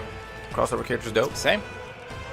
See how this Finn works out for him, man. I mean, so far the Xavier Woods, or the Bodvar and the Xavier Woods, neither one of them working out for him. So, gotta see what he can do here on his Jala crossover. Low defense, but it doesn't really matter too much in I was saying singles, I guess. I don't know. I feel like they call us ones, but singles. Yeah. I really like Jala. She's my current main now. I like her most of her D-Sigs, especially for the sword, man. D-Sig is super nice, allowed to just kind of throw that out whenever you want. It's got a really good force behind it and all that good stuff. Very agile champion. We in here. Yeah, I'm a big Jala fan as well. I was playing some Jala last night at 3 a.m. after the stream ended, man. This character goes crazy, hits extremely hard. Now, as you were mentioning before, low defense, but who cares about defense if you're getting the hits in? Look at this. Ooh, already has Acno into the orange. That's going to be a nice punish as well. Ooh. Smoked with that side sig. Almost gets the weapon toss as well. Ooh, the haymaker barely missing. I love that gravity cancel D-Sig, though. The anchor just sliding across the stage, refreshing the jumps for Acno. Uh-oh. Yeah, big damage right here now. So now he's on his axe. I feel like the sword play.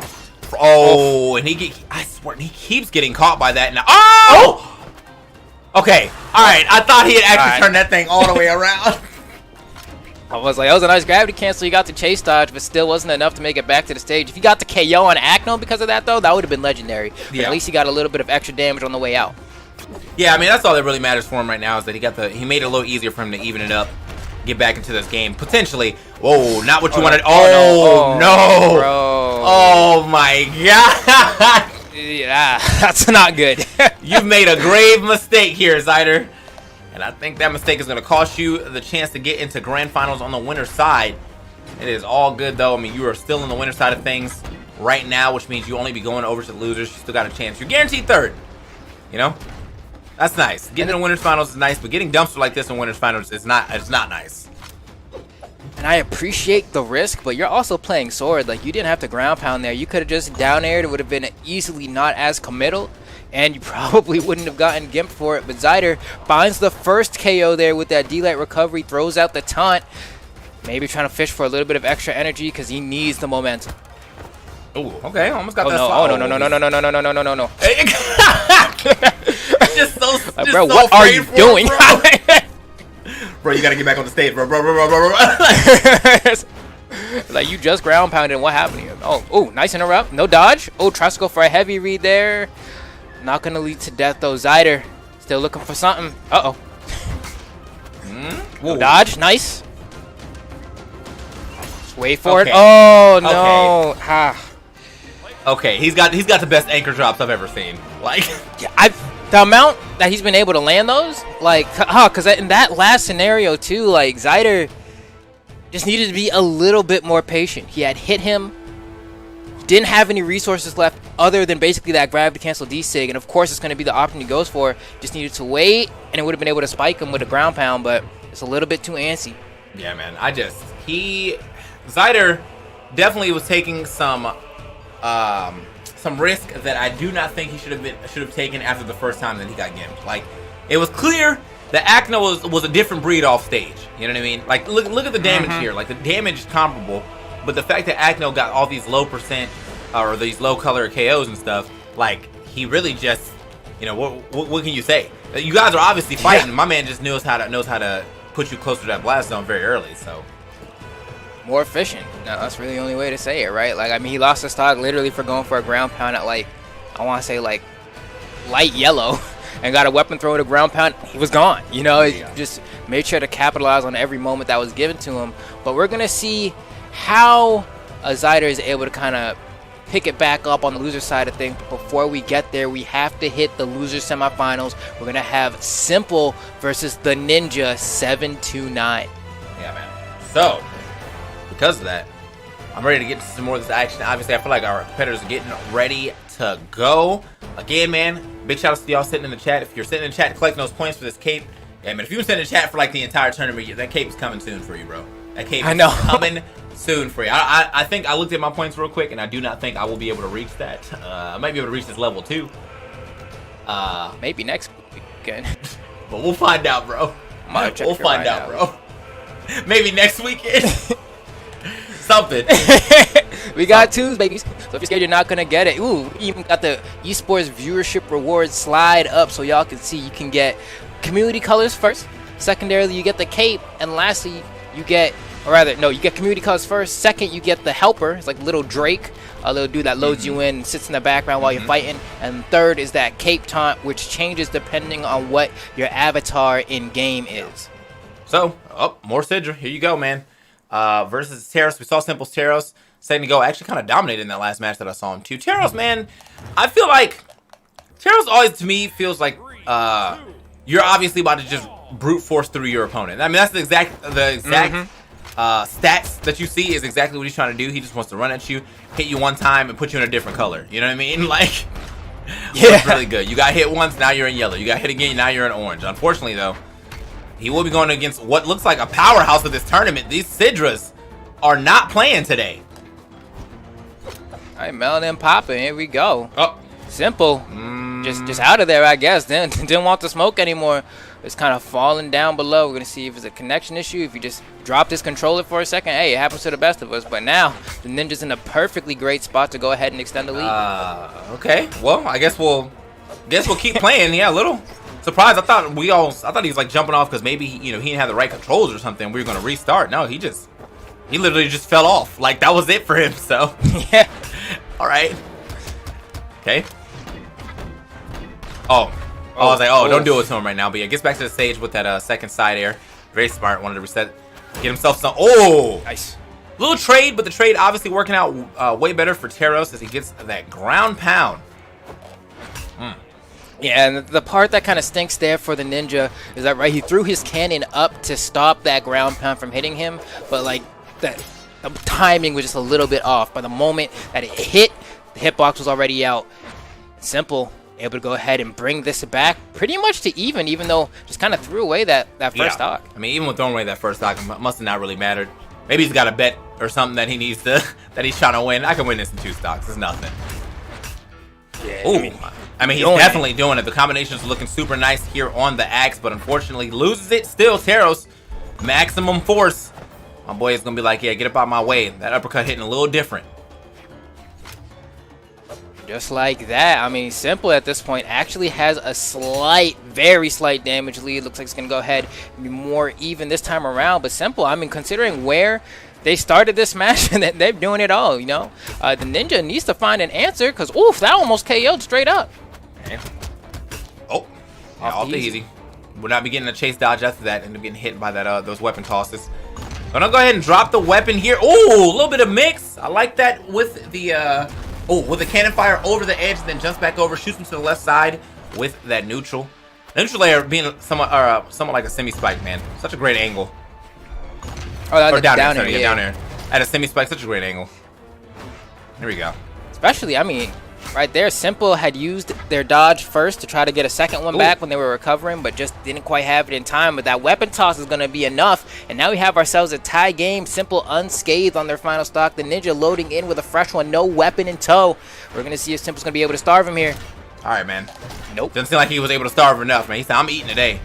Fortunately, though, he is eating his damage as well. Okay, just barely avoiding that recovery. And it seems like he still wants to keep it fighting. You know what I've noticed today, man? We were talking about intense neutral from the EU usually, but today they have intense off-stage gameplay, man. These off-stage interactions have been very nice to watch. I'm going to throw it to the cannon, man. It's just because it scoops you off stage, and it's like, I'm already there. That's what I'm going to say. But Ninja, I mean, doing it. Goes for the D-Light there. Not going to land it. Simple, kind of struggling to find some hits there. Beautiful gravity cancel D-Light there. Kind of the spot dodge canceling of this game. Okay. Out of there. Still got him on the side. I thought he was going to go for the ground pound. He had to touch the wall there. That looked like it was about to be the time, but instead, lets him get back to the stage. Okay. Keeping it simple here with the downlight side air. Swapping weapons. Uh-oh. Off the Heezy. Almost got that down air as well. Oh, you got to be careful. Oh, no weapon. This is actually a great spot for Simple here to go ahead and try to make this comeback. Have to keep him hungry, starving for a weapon here. Simple needs to go on the aggressive, though. It's not enough just to take away the weapon.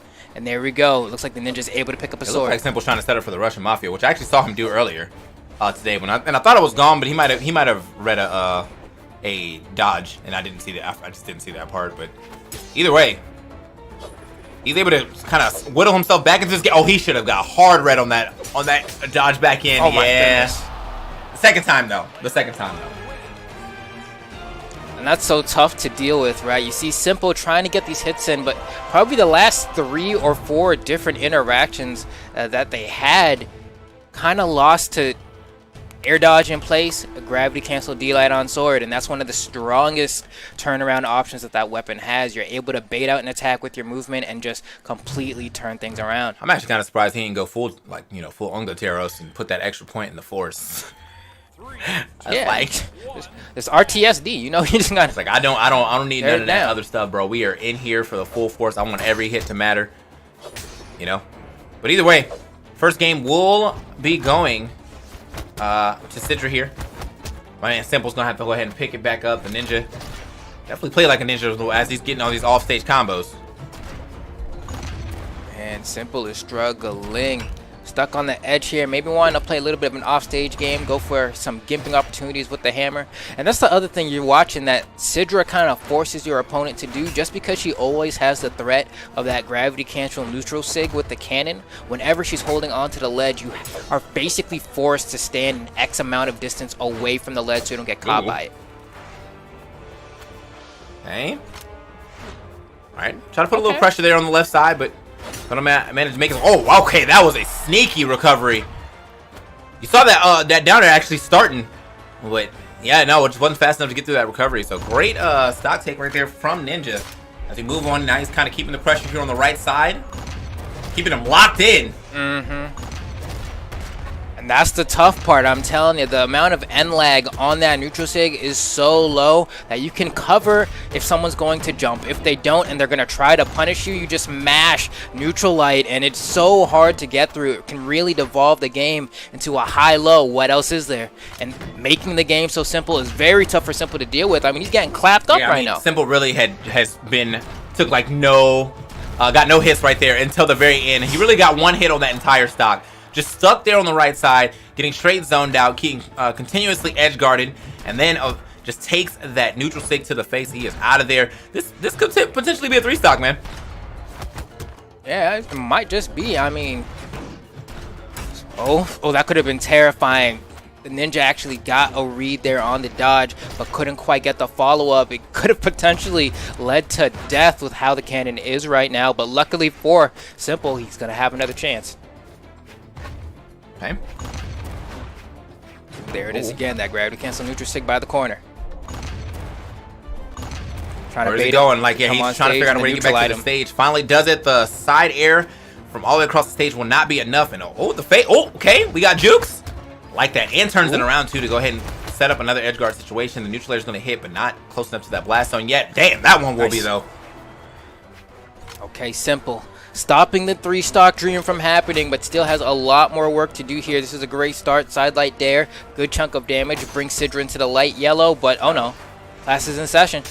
The anchors are back out. And he is able to make it. However, wasn't able to touch that wall. Great down air here from the Ninja. He actually, I feel like he dodged too far away, and then he had to turn around and try to get some momentum going the other way. So he was sitting duck pretty much just out there. Yeah. Big rip. There wasn't much for him to do there. Especially Sidra has enough speed there to kind of dash over to the other side and kind of intercept them, even though he's trying to go around the world. It's like, oh, try to dodge up and got smoked. Okay. Here we are getting in to our third game here as the Ninja has really been dominating over Simple now. Don't want to count Simple out by any means. It's now swapped over to the Bryn. Another one of those, standard stat characters. Pretty much everything's straight down the middle. Great items, or great weapons as well. We'll see how this one plays out. Yeah, and especially, I mean, Brent never been bad. We always kind of think of like Isidru, and when you think of like just who always sticks to this character, but the spear got a healthy amount of buffs in that last patch, so I think Simple's looking to take a good amount of advantage from that, but we'll see, because so far Simple's kind of been stuck on this axe, and it's not doing too hot against. Oh man, yeah. That is not doing well against Just that. Stepped on him right there, bro. Unfortunately, Simple was able to at least get some damage here, but he's gonna be dropping that first stock yet again. The Ninja showing no signs of giving up any of this momentum. Okay. Hold on now. Go for a second pogo. No, goes for the helicopter. So far, Simple kind of alright though. If you can find like a D-light right about now, might be able to convert into some off-stage gameplay, but oh man, what a read. It was like a decent idea for both of them though, because I mean, Ninja has been standing on stage kind of popping cannons, so would have been nice if he was able to dive under that cannon with that side sig, but instead, he gets that cannon level by going off the stage real quick. Pops him one, but also gets a stock there with the weapon toss. Only in the orange, not too bad, not too bad. Okay, gotta watch out for the D-Sig here. Whoa, tries to go for the slide charge reverse D-Sig, getting tricky. And now the Ninja still being able to find all these hits, smashing that D-Sig. I mean, he loves it, dude. Really trying to scare him. Definitely trying to drop anchor, man. Dropping anchor into the next set, basically. He's like, you know what? I'm dropping anchor into this bracket. I'm staying in it. Oh. Okay. Oh man. Going right back to the middle. Simple. Trying to get something started here. The Ninja sitting in center stage. Tries to find a cheeky recovery to KO Simple off the top, but it doesn't connect. Simple slowing things down here. We're seeing some of that more calculated, calm EU gameplay that you were talking about in the beginning. Down there. Yeah, I was like, another one should be enough. Going out there and just putting him in the dirt. Now we are one stock away from the Ninja moving on. As Simple still does not have the answers right here on how to deal with this cannon, to be honest. This seems to be the biggest issue for him, is that this cannon has just been allowed to, well, do cannon things. You know, he's been rushing him down, hitting him with a lot of side airs, hitting him with a lot of like edge traps right there with the neutral sig and the neutral light. So, my man has really just been stuck. Trying to figure out what he can do against this. And the swordplay, can't really take anything away from Ninja swordplay either. It's just, I mean, obviously this cannon has been doing so much work for him. Yeah. Oh man, and Mammoth Fortress kind of coming in clutch there. The fact that that platform was on the right side allowed the Ninja to actually drift to it and reset all of his jumps. Had that not been there, probably could have been stopped there. Oh man. Simple has no answers right now, man. He's not throwing out many attacks. He's trying to only throw out ones he believes will hit, like that N-Sig. But a lot of the time, it just ends up resulting in him being hit over and over before throwing out a hitbox. Okay, hold on now. You see him kind of stepping back. I got to get him out of there. Shots. Okay, that's going to be it, man. Straight domination here from the Ninja. Look at the damage differential here. You can definitely tell that man was dominating. 434 to the 392. Just his edge guards were clean. Simple. Well, you know, might have played a little bit too simple this time around. So either way, still got into top 4. Still going to be good. A good placing for him. A good placing for his standings. Good placing for his wallet. And you know, yeah, true. Yeah, bro. Just gotta talk. Just gotta say it like it is. But yeah, unfortunately, I feel like you might have to go back to the drawing board and figure out how to deal with these cannons, man. Yeah, especially that entire last stock.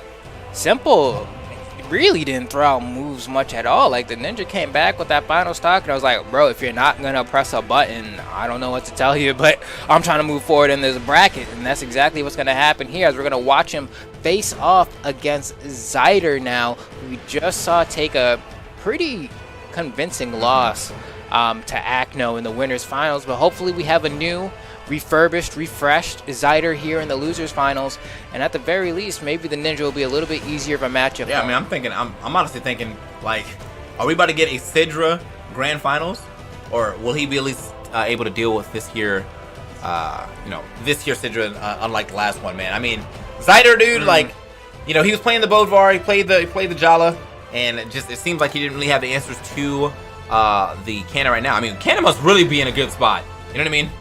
Like, Cannon must really be in a good spot with the way that the cannons are popping off in EU. Especially considering, I mean, even the average Brawlhalla player, right? Like, you hop in a queue and running up against someone who plays a Cannon legend is pretty rare. You know, it's like, all right, this dude plays Cannon. But now it's at that point where everybody plays Cannon, and not everyone had a pocket Cannon before. So it's definitely in a really good spot in the metagame right now. Here we go for game 1 of losers finals. The Ninja 729 versus Zider. Hey, hold up, man. Zider's kind of starting off hot here. Woo! Oh, all right, hold on. Don't get too reckless off stage. That was the one thing that Acno was definitely wrecking him on it. If you guys remember that set. Every time Zider would make a mistake off stage, he would pay for it dearly. You know, be it a huge damage or a stock. Both of those, not what you're trying to do right here. But either way, he had a pretty hot start, but it seems like he's cooling off a little bit as this cannon is now out. And again, oh my God, sniped him with it. He's so nice. He's so nice. Man, he gave him my best friend in the blast zone. That was ridiculous. Happy birthday, bro. I won't send you alone. Oh, it's tough. Zider now on the back foot on Brawlhalla nonetheless, too, where the cannon can really KO early, as we just saw there. And the ninja, oh, man, Zider does not have an answer to cannon. I mean, at this point in time, this is almost like I feel like you got to get the can't beat 'em, join 'em type deal. Just go ahead and pull out your cannon. Yeah, that's what I'm thinking, too. Pull out your cannon legend, dude. I was like, oh, I love cannon, dude. I would have voted for Obama a third time if I could. You just got to throw it in there. You just put it on nice and thick. Hold on, there we go. Side light. Goes for a neutral air. Does not work. The weapon toss as well. Okay. Oh. Oh, trying to get the slice in there with the neutral light, but instead takes neutral light of its own. Manages to avoid that D light, though, and actually gets a side light into side air. Now taking the momentum and stage control, but also takes that stock as well. Are we going to see a... Well, I don't think we're getting a 3 stock here, but it is possible. Yeah. Oh, okay, the reads are there. No, The reads man. almost 3-pieced them right there, or with the neutral light. Oh, he lived? Surprise! Not living that one, though. Okay. He almost got him with the 3-piece Right. of that neutral air. Some nice damage that he added up right before he lost his first stock. So he's got a lot to play with. We're just puffing the smoke. Here we go. The ninja once again is just like, when you land a hit with the cannon, it is so hard as the person on the opposite end receiving that damage to get out of the next incoming damage, right? It's like, oh man, he got a side light. I'm at least getting hit 2 more times here. And that's something that you don't see very often. But hold on, Zider might have a gimp opportunity. Juke. Oh, does not find it. Okay. Slide to there. Was trying to figure out how he can get that weapon, but no, Zider was covering that quite well. Now he's doing a really good job of weapon starving. Okay, nice little step back as well, the dash dance. Can keep him out of danger. Oh. Trying to get the Colgate swipe on him, didn't work out. Yeah, Zider was actually doing a really good job of keeping that weapon starved, but unfortunately got a little overzealous in that last one. However, he is definitely 1 hit away from at least getting this to a 1-stock game. Unfortunately, though, the weapon of choice is back. He ends up throwing it away, so we do not have a cannon in hand or anything in hand. I like the ground pound here. Get him out of here. But this is like looking a little rough for Zider, man. Already in the deep red. I won't say in the deep red, but definitely in red. Oh. Still keeping. Honestly, considering how this match started, Zider, the fact this is even a 1-stock match, I mean, definitely figured something out here. This wasn't the complete wash I was kind of expecting it to be based off of the first 30 or so seconds. But with that said, can Zider bring it all the way back? That would be legendary. Okay. Wait a minute. Oh. This could be an issue. Throws it down. Oh, Zider's not going to be able to grab that. Yeah, it kind of covered some good angles with that weapon toss. So Zider, though, like, yeah, again, another one of those things where he went off stage for something, and one mistake cost him that actual game. He was bringing that all the way back. And just went for that ground pound, and unfortunately, that Zider bounced him off that stage and put him a little too far for him to be able to make anything of it. So I guess Zider doesn't want any more of the hammer, switching over to the Bryn now, thinking that the spear may be the answer. And we'll find out here. We're going to see what stage they end up striking to. Looks like it might be Mammoth, just based off of what I'm seeing. Yeah, Miami Dome gets taken away, and Mammoth, we will go for game number 2 of Losers Finals. Granted, Zider, I think that this isn't going to be a 3-0. Based off of that first game, I don't see this being a 3-0. I could agree with that. I mean, he definitely did a lot better in that first game than we... Oh, and he's swapping already over to the Bryn, man. My boy is... I'm going to try everything. But although I kind of like... I feel like I like the Lance or the Spear cannon matchup a little better. So I'm kind of okay with that. Unfortunately, though, my man is holding the axe and a lot of damage as well. Another down air is going to find his mark, and he almost jumped straight into that neutral sig. Okay, he is firing the cannons. Oh. There we go. Down air, immediate N-sig. And like, how many N-sigs do you see get punished? Right? And that's the thing. It's such a non-committal move. It's basically a light attack for Chedro players. You just throw it out, and it's like, oh, it didn't hit, whatever. You're not putting yourself at risk there. What a good spot dodge. What a terrible probably the best spot dodge. That's spot dodge of the year right there. Shook my man out of his socks, dude. Oh, Zider. Clocking out for a second. Doing a little jump around. Okay. Yo, check out this movement, though. He's moving kind of crisp. Now, this is what movement look like in Brawlhalla. You dashing, you got a little bit of dash dancing, a little bit of sliding. Okay, but what actually Zider is going on? showing how to jump. right. What do you mean they're fighting, bro? I mean, Just rapid. You see okay. that? You know, a tech exhibition, and here we are. It's just like, hey, bro, I don't have to approach. That's what the ninja was saying. You know what I mean? It's like, I'm ahead right now. I got an entire stock. I don't need to go over there. I mean, that is But facts, Zider though. trying to slow it down. That is facts. Once you're winning in any of these games where life lead matters, bro, you don't have to approach no more. You've done your job. Yeah, Zider's like, I don't know what he's doing, bro. There's 6 minutes and 23 seconds left on the clock. We got time, you know? But the ninja going ahead and trying to extend this lead a little bit further. That ain't gonna hit. That down light. Wow. How'd he dodge both hits of that? Every time that happens, I'm always amazed. Oh, all right. He almost had that. Honestly, had he thrown it to the left instead of the right, he definitely had the read on the air dodge back, but probably was expecting the air dodge in place. Either way, okay.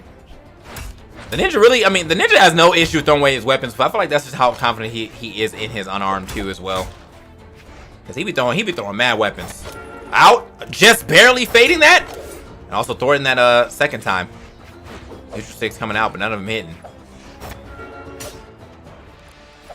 Oh, This might be a maximum mental go boom moment right here, man. He's doing a lot to try to finally get the stock off, and he does such with the side light, side air.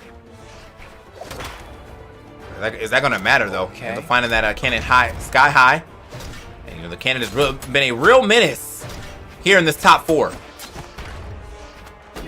yeah, it's tough for Zider to deal with. It's tough for everyone to deal with, realistically, right? That's why we have so many cannons this far up.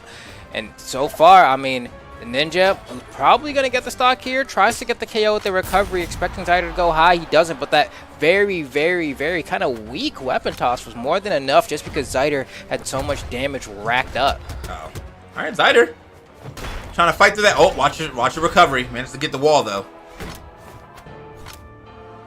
Loving the Right weapons. back to the cannon. You already know what time it is. Okay, called that one out too. Called a jump. Was able to hit him with another down air, but jukes. I can't really do be zooming. Up, down, around, to the side. Swinging too, man. That recovery hits harder than Okay, you goodbye. think it does. Oh, Goodbye.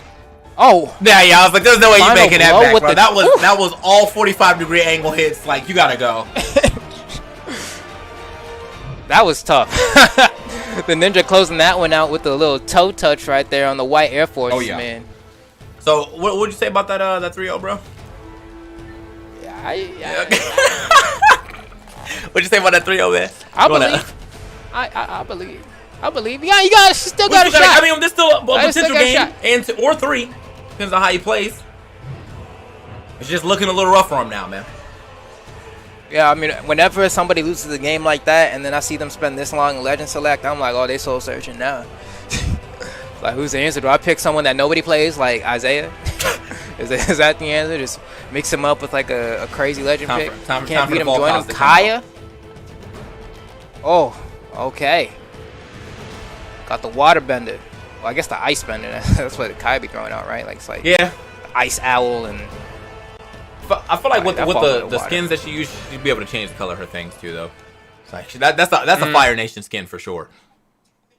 Yeah, I'm hip. That's the Azula. All right. All right, here we go. So, yeah, those first two games not really paying off well. Here for Simple, and he keeps swapping up. Oh, not Simple. Sorry, I'll call my man Simple. But not paying off well though. And it looks like we're gonna get right back into it. We're not paying off well for Zider. Simple's already at the tournament, so it has been not paid off well for him. Man, already a terrible start for Zider here. Needs to find an answer. That candy cane spear, amazing skin there. It looks real sharp on the end there. Hopefully maybe a little bit of a, I don't know, something. It's going to help. not I don't again. know what Zider needs. Yeah, this time he actually didn't get the Okay. KO, but we did see that same stock take in that last game where he threw that thing straight forward and caught him. Like this here spear. Got the cane out. That's Super nice. sharp too, man. Don't get hit by that. That's the Leroy cane. Yeah, 100% the Leroy. Without question, dude. Oh, Trying man. to slide in on him. Unfortunately though, just taking mad recovery after recovery, having a hard time landing. And that is kind of like, I feel like that might be a little bit of a weakness for the bows. That landing directly down seems to be an issue unless you want to go for a ground pound. Yeah, it doesn't have a great way to cover that unless you want to fall with the neutral air and just kind of like pray. But more often than not, man, it can be a tough time. Usually try to fall on the side of somebody. But just like that, I mean, Zeider's still looking for an answer here. Needs a KO confirmed. D-Light into recovery might be enough at this damage, depending on where he lands it on the stage. But okay, he's making the moves. Where you going though? Oh, okay, I give it up. Give it up. You know, nice little catch right there with the downlight. Finished off with the recovery. Didn't get too far behind either. You know, only in the yellow. And he got high defense on this legend as well, on Kaya, so should be able to go ahead and hang with the best of them. Nice little 3-piece, gets a little bit more, goes for a pretty risky ground pound there. Wanted to see if he could get a quick turnaround, but now the damage is even, and this is probably the best we've seen Zeider do against the cannon thus far in this set. Yeah, for sure. Okay. It's unfortunate too. I mean, because like he's still getting a lot of these hits. He's just not finding that side air after like side air after his side lights. Okay, hold on. Don't get sword dropped on though, or anchor dropped. Juke. There we go. That's another cannon for the ninja. Ninja gets a D-light now. Will probably lead to a KO with that D-light into neutral air. Zeider biding his time on the side. No dodge for now. Hasn't won back. Perfect. Okay, managed to make it back. Timing lined up there. Oh, I don't know, that was a lot right there, but it's all good. And I'm gonna be expecting an air dodge back in. Now we have a pretty even game though. This is what was a pretty even game. Now he was kind of in that deep red, so I feel like it really didn't matter what was gonna hit him. He was gone, but he's got some good damage here onto the ninja. So at the very least, we could potentially see a one-stock game between our competitors, and hopefully he doesn't take too much damage before he finds the stock. I mean, Zeider, see, goes for a little bit of a read there with that dash jump neutral air. He's just saying, man, I need to touch this guy, dude. Why is it so difficult? It's like when you play tag with that one kid on the playground when you're like 7 and you just know you're going to get smoked. You just play anyway. He's too fast, yeah, man. It's tough. Okay, tries to get the recovery. Still can't find the hit, though. D-light recovery, not quite enough. Gonna need another one of those. Oh, didn't get the weapon either. Big mishap from Zider there. He's trying it. Okay. Ooh. Scooped up. Yeah, so in the orange.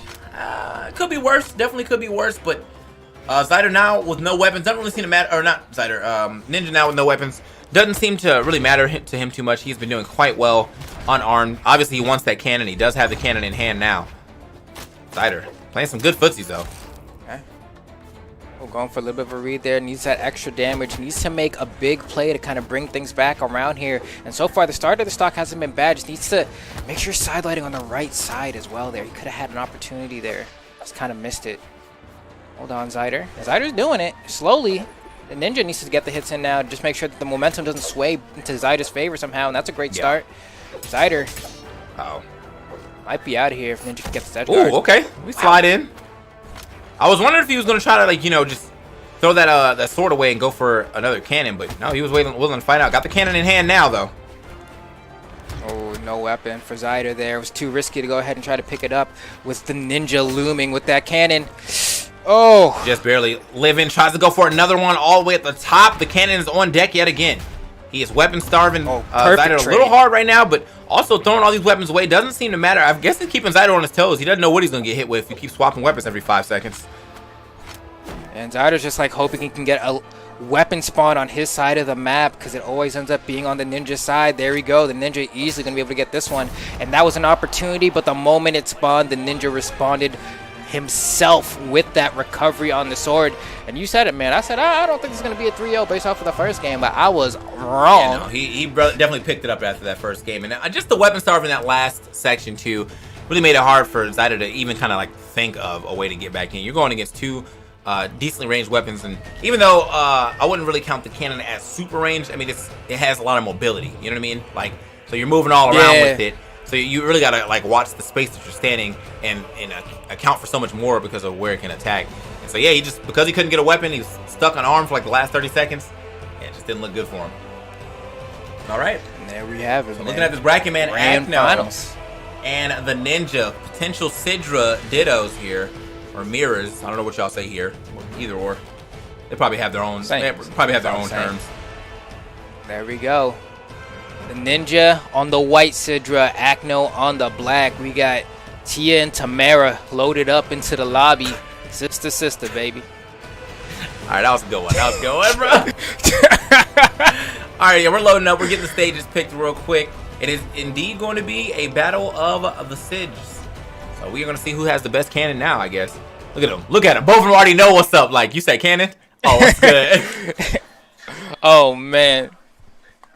There we go. We got the Gold Forge cannon and the Sky Forge cannon. I really just mirroring each other. Here we go. Game 1 on the Demon Island. We're going to see people get zip-zopped across the screen. It's going to be quick, and it's going to be a ride.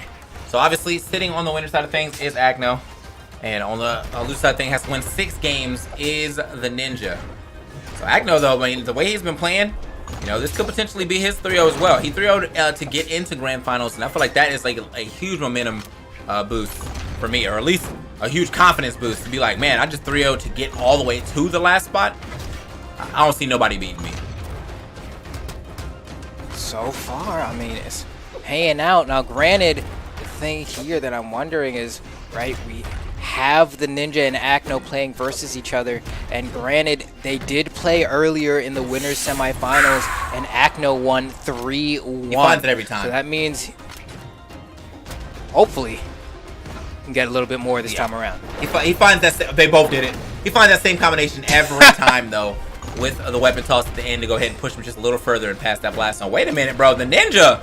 Ooh, I was talking about momentum. He is carrying that momentum from slapping in that losers finals. Apparently, finally finds himself that downstate to go ahead and take that stock away from the Ninja.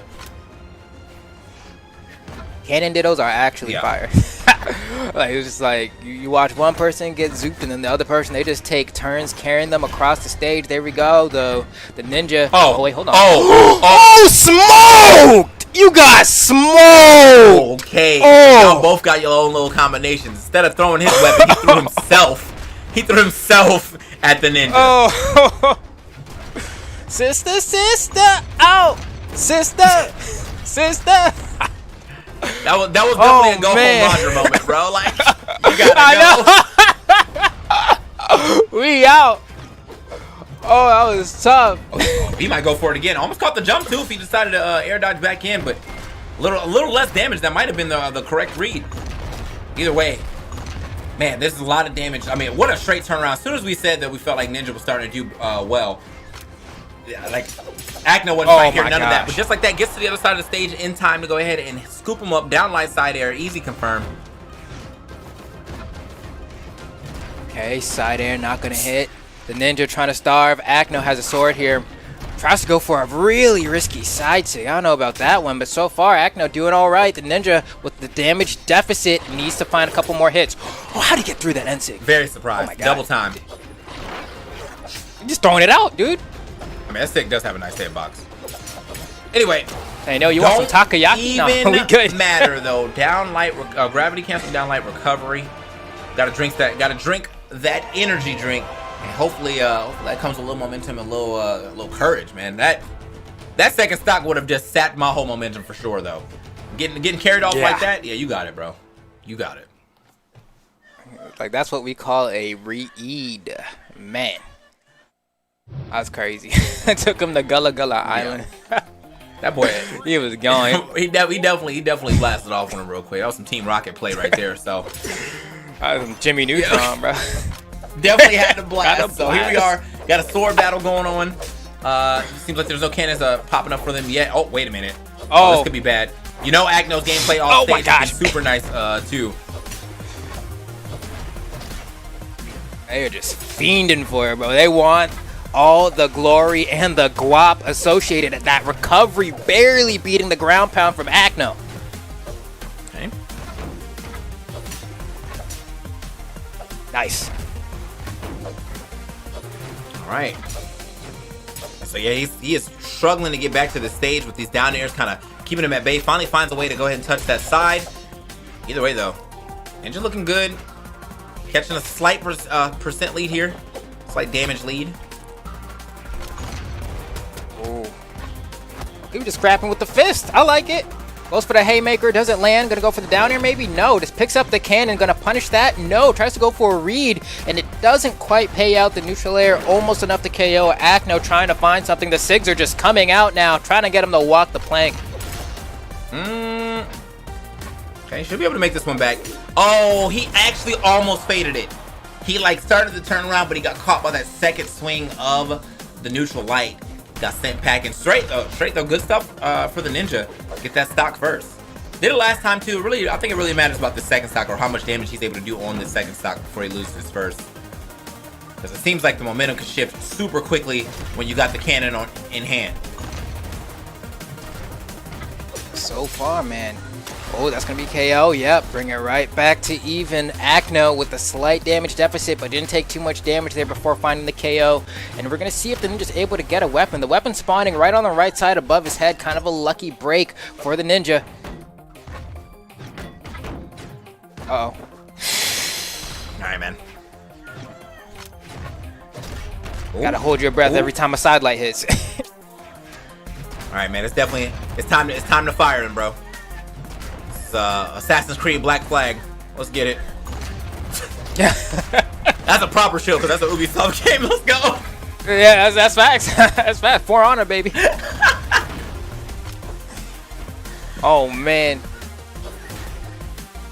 Wow, what a trade, man. Lucky break for Acno, because that definitely would have KO'd, I think. Ooh. If not, it would have been hella close. Acno with just a spot dodge. Wait. Okay, hold on now. Oh, yep, got him. Oh. Off the dome. Gotta give it up to the ninja That was on that a buttery weapon throw. Yeah, the ninja looking good now with a slight lead. Oh, gets a side light there. Was looking for a dodge in. Would have been a very lengthy combo. Potentially a KO off of that. Whoa, whoa, whoa, what a slide charge. Hold on. He really thought he was going to get something off that. However, it does get something off of the neutral air sky high.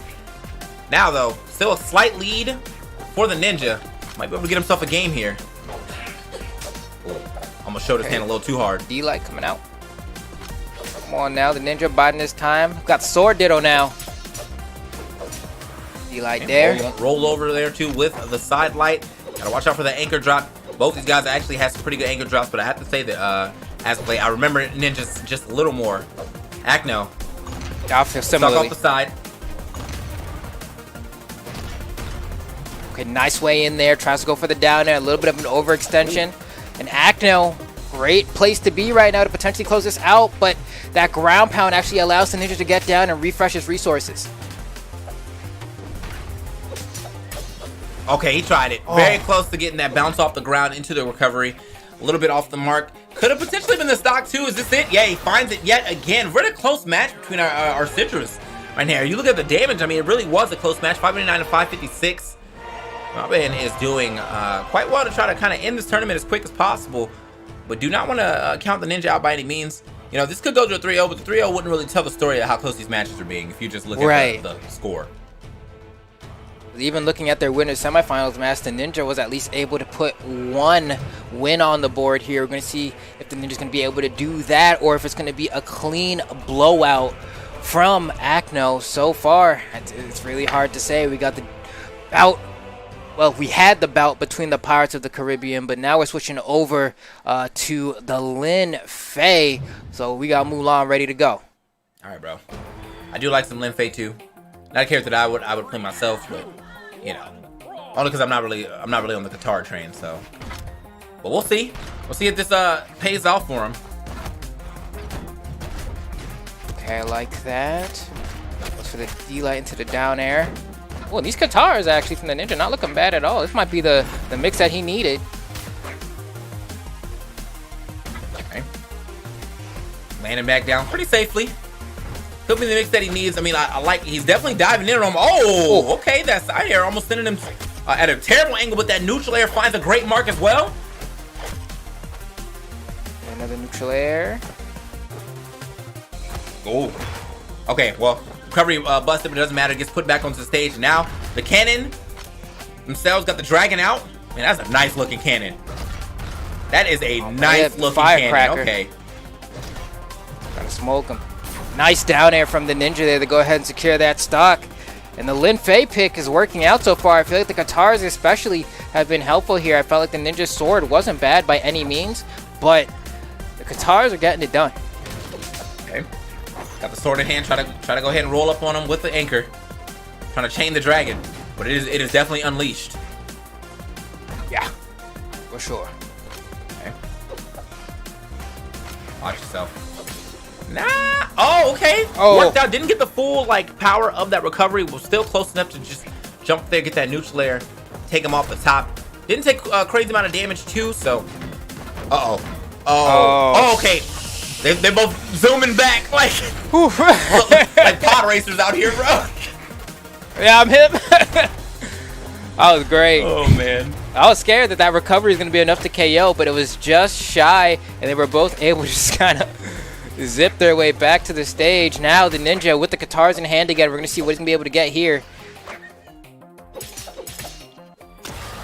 Oh, not much. Acno, one stock away from being the EU low-tier city champion, looking for one big punish conversion to potentially start setting up for the final dub. All right. Dragging this out, man. That gravity cancel, stay right there. Kind of shooting down instead of coming up out the ground. Super nice. Also, it creates a little space too. Oh. She kind of flips back. Oh, that was a perfect weapon toss, dude. Oh, that was just barely over the edge, but at the right angle to bop that man one and send him packing. This game just suddenly became a lot more close. I didn't expect Acno to get KO'd there at that moment, and neither did Acno. That weapon toss so great at the options that it covered. Uh-oh. Has a recovery in a dodge. Just uses the dodge to get back, and there we go. Whoa, whoa, whoa, whoa, whoa, whoa. Why? What happened? Oh, that's it. Oh, That's no. definitely it. Smoke. Rolled in on him and rolled into just that like top that. spot of the EU Brawlhalla Low Tier City Tournament. Let's go, Acno. Wow. And just a quick turnaround there too, man, because the Lin Fei side tigs on both weapons are very lengthy animations, right? So usually you don't really throw them out unless you're 100% sure that's about a hit. And I don't know if the Ninja meant to do that, but that's definitely what cost him that game. And now Acno gets to come out on top as the singles champion. And I think that's back-to-back. I think that's two. It was either Acno or Blaze won the last one, so there you go. Acno's been having a pretty good time, if I do say so myself, being able to take that dub. Good run for him too. With he the only lost Sidra. one game. Literally Yeah. lost one game in that entire run. So 3-0'd his last two opponents. Went 3-1 at the start, but that was it, man. This Sidra boy, he looking to get her nerfed. Like he playing like I'm trying to get her nerfed for sure. So Literally every single game, aside for that one that he dropped. That's the champion right there, man. That's the champ. What else can you say, right? You didn't make it to the losers bracket because you couldn't stop catching dubs, and it ended up paying off in the end. So with that, I mean, I think that's it for you and me. We're going to be heading out, but you guys shouldn't be leaving your seat at all, because we're going to be hopping right over to South America for the top four. You know, you're going to have probably Fiend in there. You're probably going to have Wesley in there. We're going to see who else made it. Who knows? I could be even wrong. Maybe they didn't make it. But with that said, TK, is there anything else you want to say to the viewers before they go home? What y'all about to get is some nice action. That's what y'all about to get, bro. In South America, they be scrapping. So definitely stick around for that, guys. We'll be right back with some more Brawlhalla action.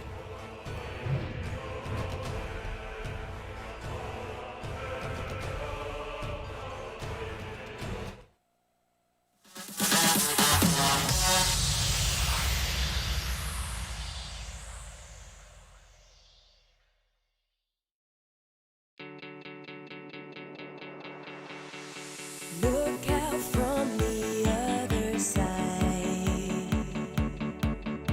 It's us against the world tonight. And the fear for you and me. We can build eternity. This secret we're fighting. Don't be afraid.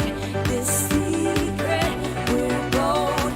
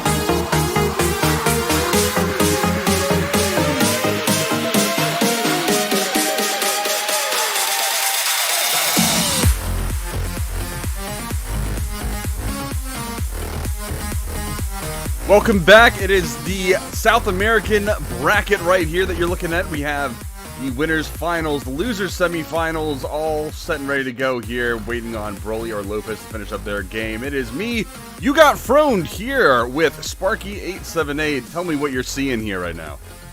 I am seeing Fiend and Wesley in the lobby, but on the bracket, I'm not seeing a Power Ranger, even making it into top 8, period. A very interesting situation, too. He actually did not make it into top 8 in the last 1v1 in Summer Champions either. So it looks like there's a bit of new blood coming up in the top 8 for South America. But we do see a lot of familiar names here, of course. Fiend and Wesley sitting in the winners final right now, getting ready to go in just a moment. Fiend coming off of a win in the semifinals against Broly. We also have Wesley on the other side of the winners semifinals, winning against DB, formerly known as Doritos Boy. So it is going to be Fiend and Wesley in that winners finals in just a moment, and then the rest of the players in the top 8 side.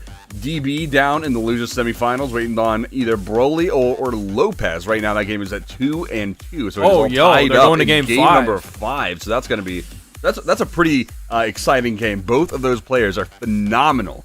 DB now in the lower side did just come off of a win, 3-0 against Baltazar, someone who is one of the scarier players in the region. But DB, of course, he's no stranger to a lot of these playstyles, and he's actually one of the few that does seem to make his run through the winners bracket all the way up to the end usually. So we'll be seeing DB a little later on. Of course, Gabriel WE33 and Stardeath, someone who actually won one of the previous South American championships in the past, is actually getting knocked out in losers round 1 in top 8. So that's actually really surprising. That's going to be Lopez taking him out. But right now, we are going to be getting into Fiend versus Wesley. Wesley being just an absolute monster on the Ulgrim pick.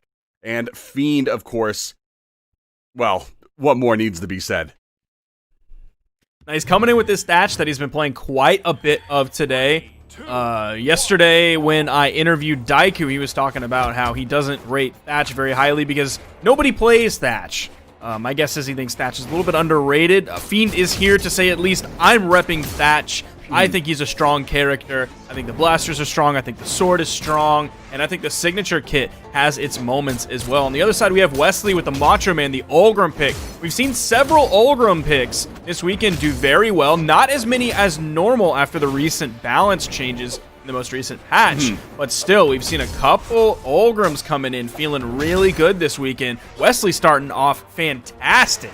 And Wesley is a monster. I mean, we've seen him take it to Fiend so many times in the past, and Fiend already struggling a little bit. Wesley barely in the yellow right now against Fiend. Fiend having a little bit of trouble getting that damage built up right now, but is finding a little bit right before he gets hit by the Zider. That's going to be the first stock going for Wesley, taking off Fiend from the left side, and he's just in the orange. That's like 60, 70 maybe damage built up. That's nothing.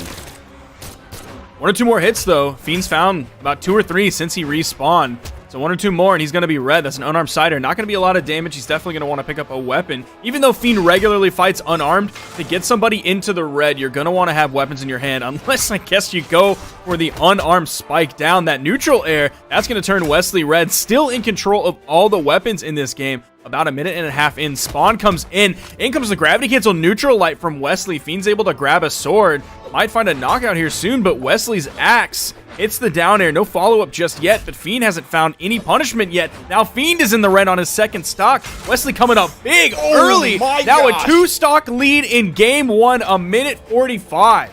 This is not looking good for Fiend already, and getting hit by the neutral sig.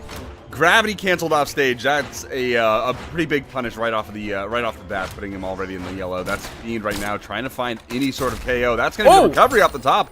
Finally finding one, but it may be too little too late as he is sitting on his last stock right now. He still has a little bit of a chance to go if he can find a KO pretty quickly. We've seen him do ladder combos to get people off the top, trying to get Wesley off the top right now. It looks like he's got the neutral air, he's got the juggle going on, but no, looks like Wesley is going to find his place back on the ground and trying to look for that punish. Yeah, Fiend already put out over 100 unanswered damage. Like, Wesley's hit him once since he spawned, but Wesley's already in orange, now in red after that down air on his second stock, and the neutral signature to knock out. Oh my gosh, the damage output.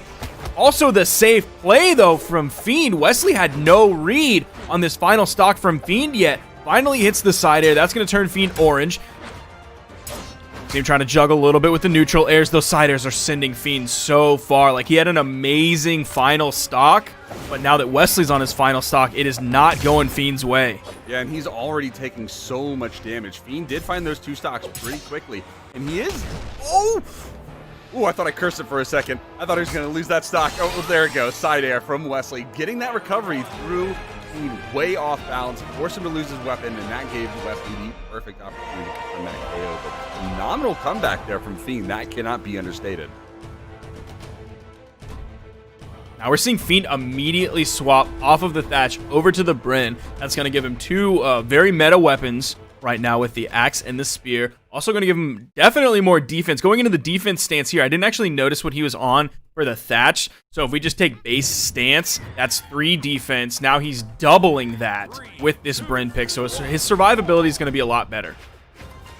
And we'll see how he fares this time around. He did play Thatch pretty much the entire time during the tournament.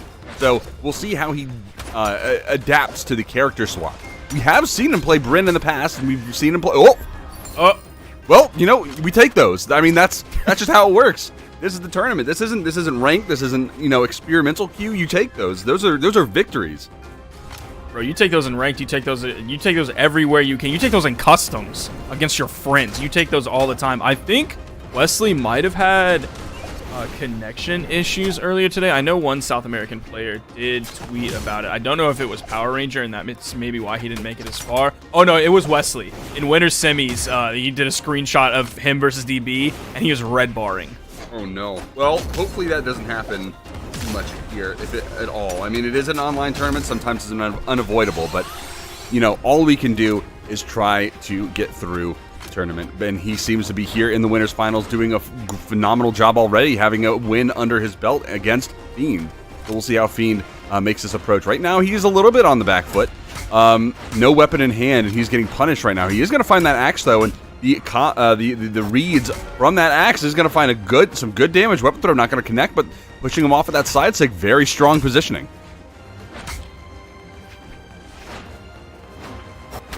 Woo!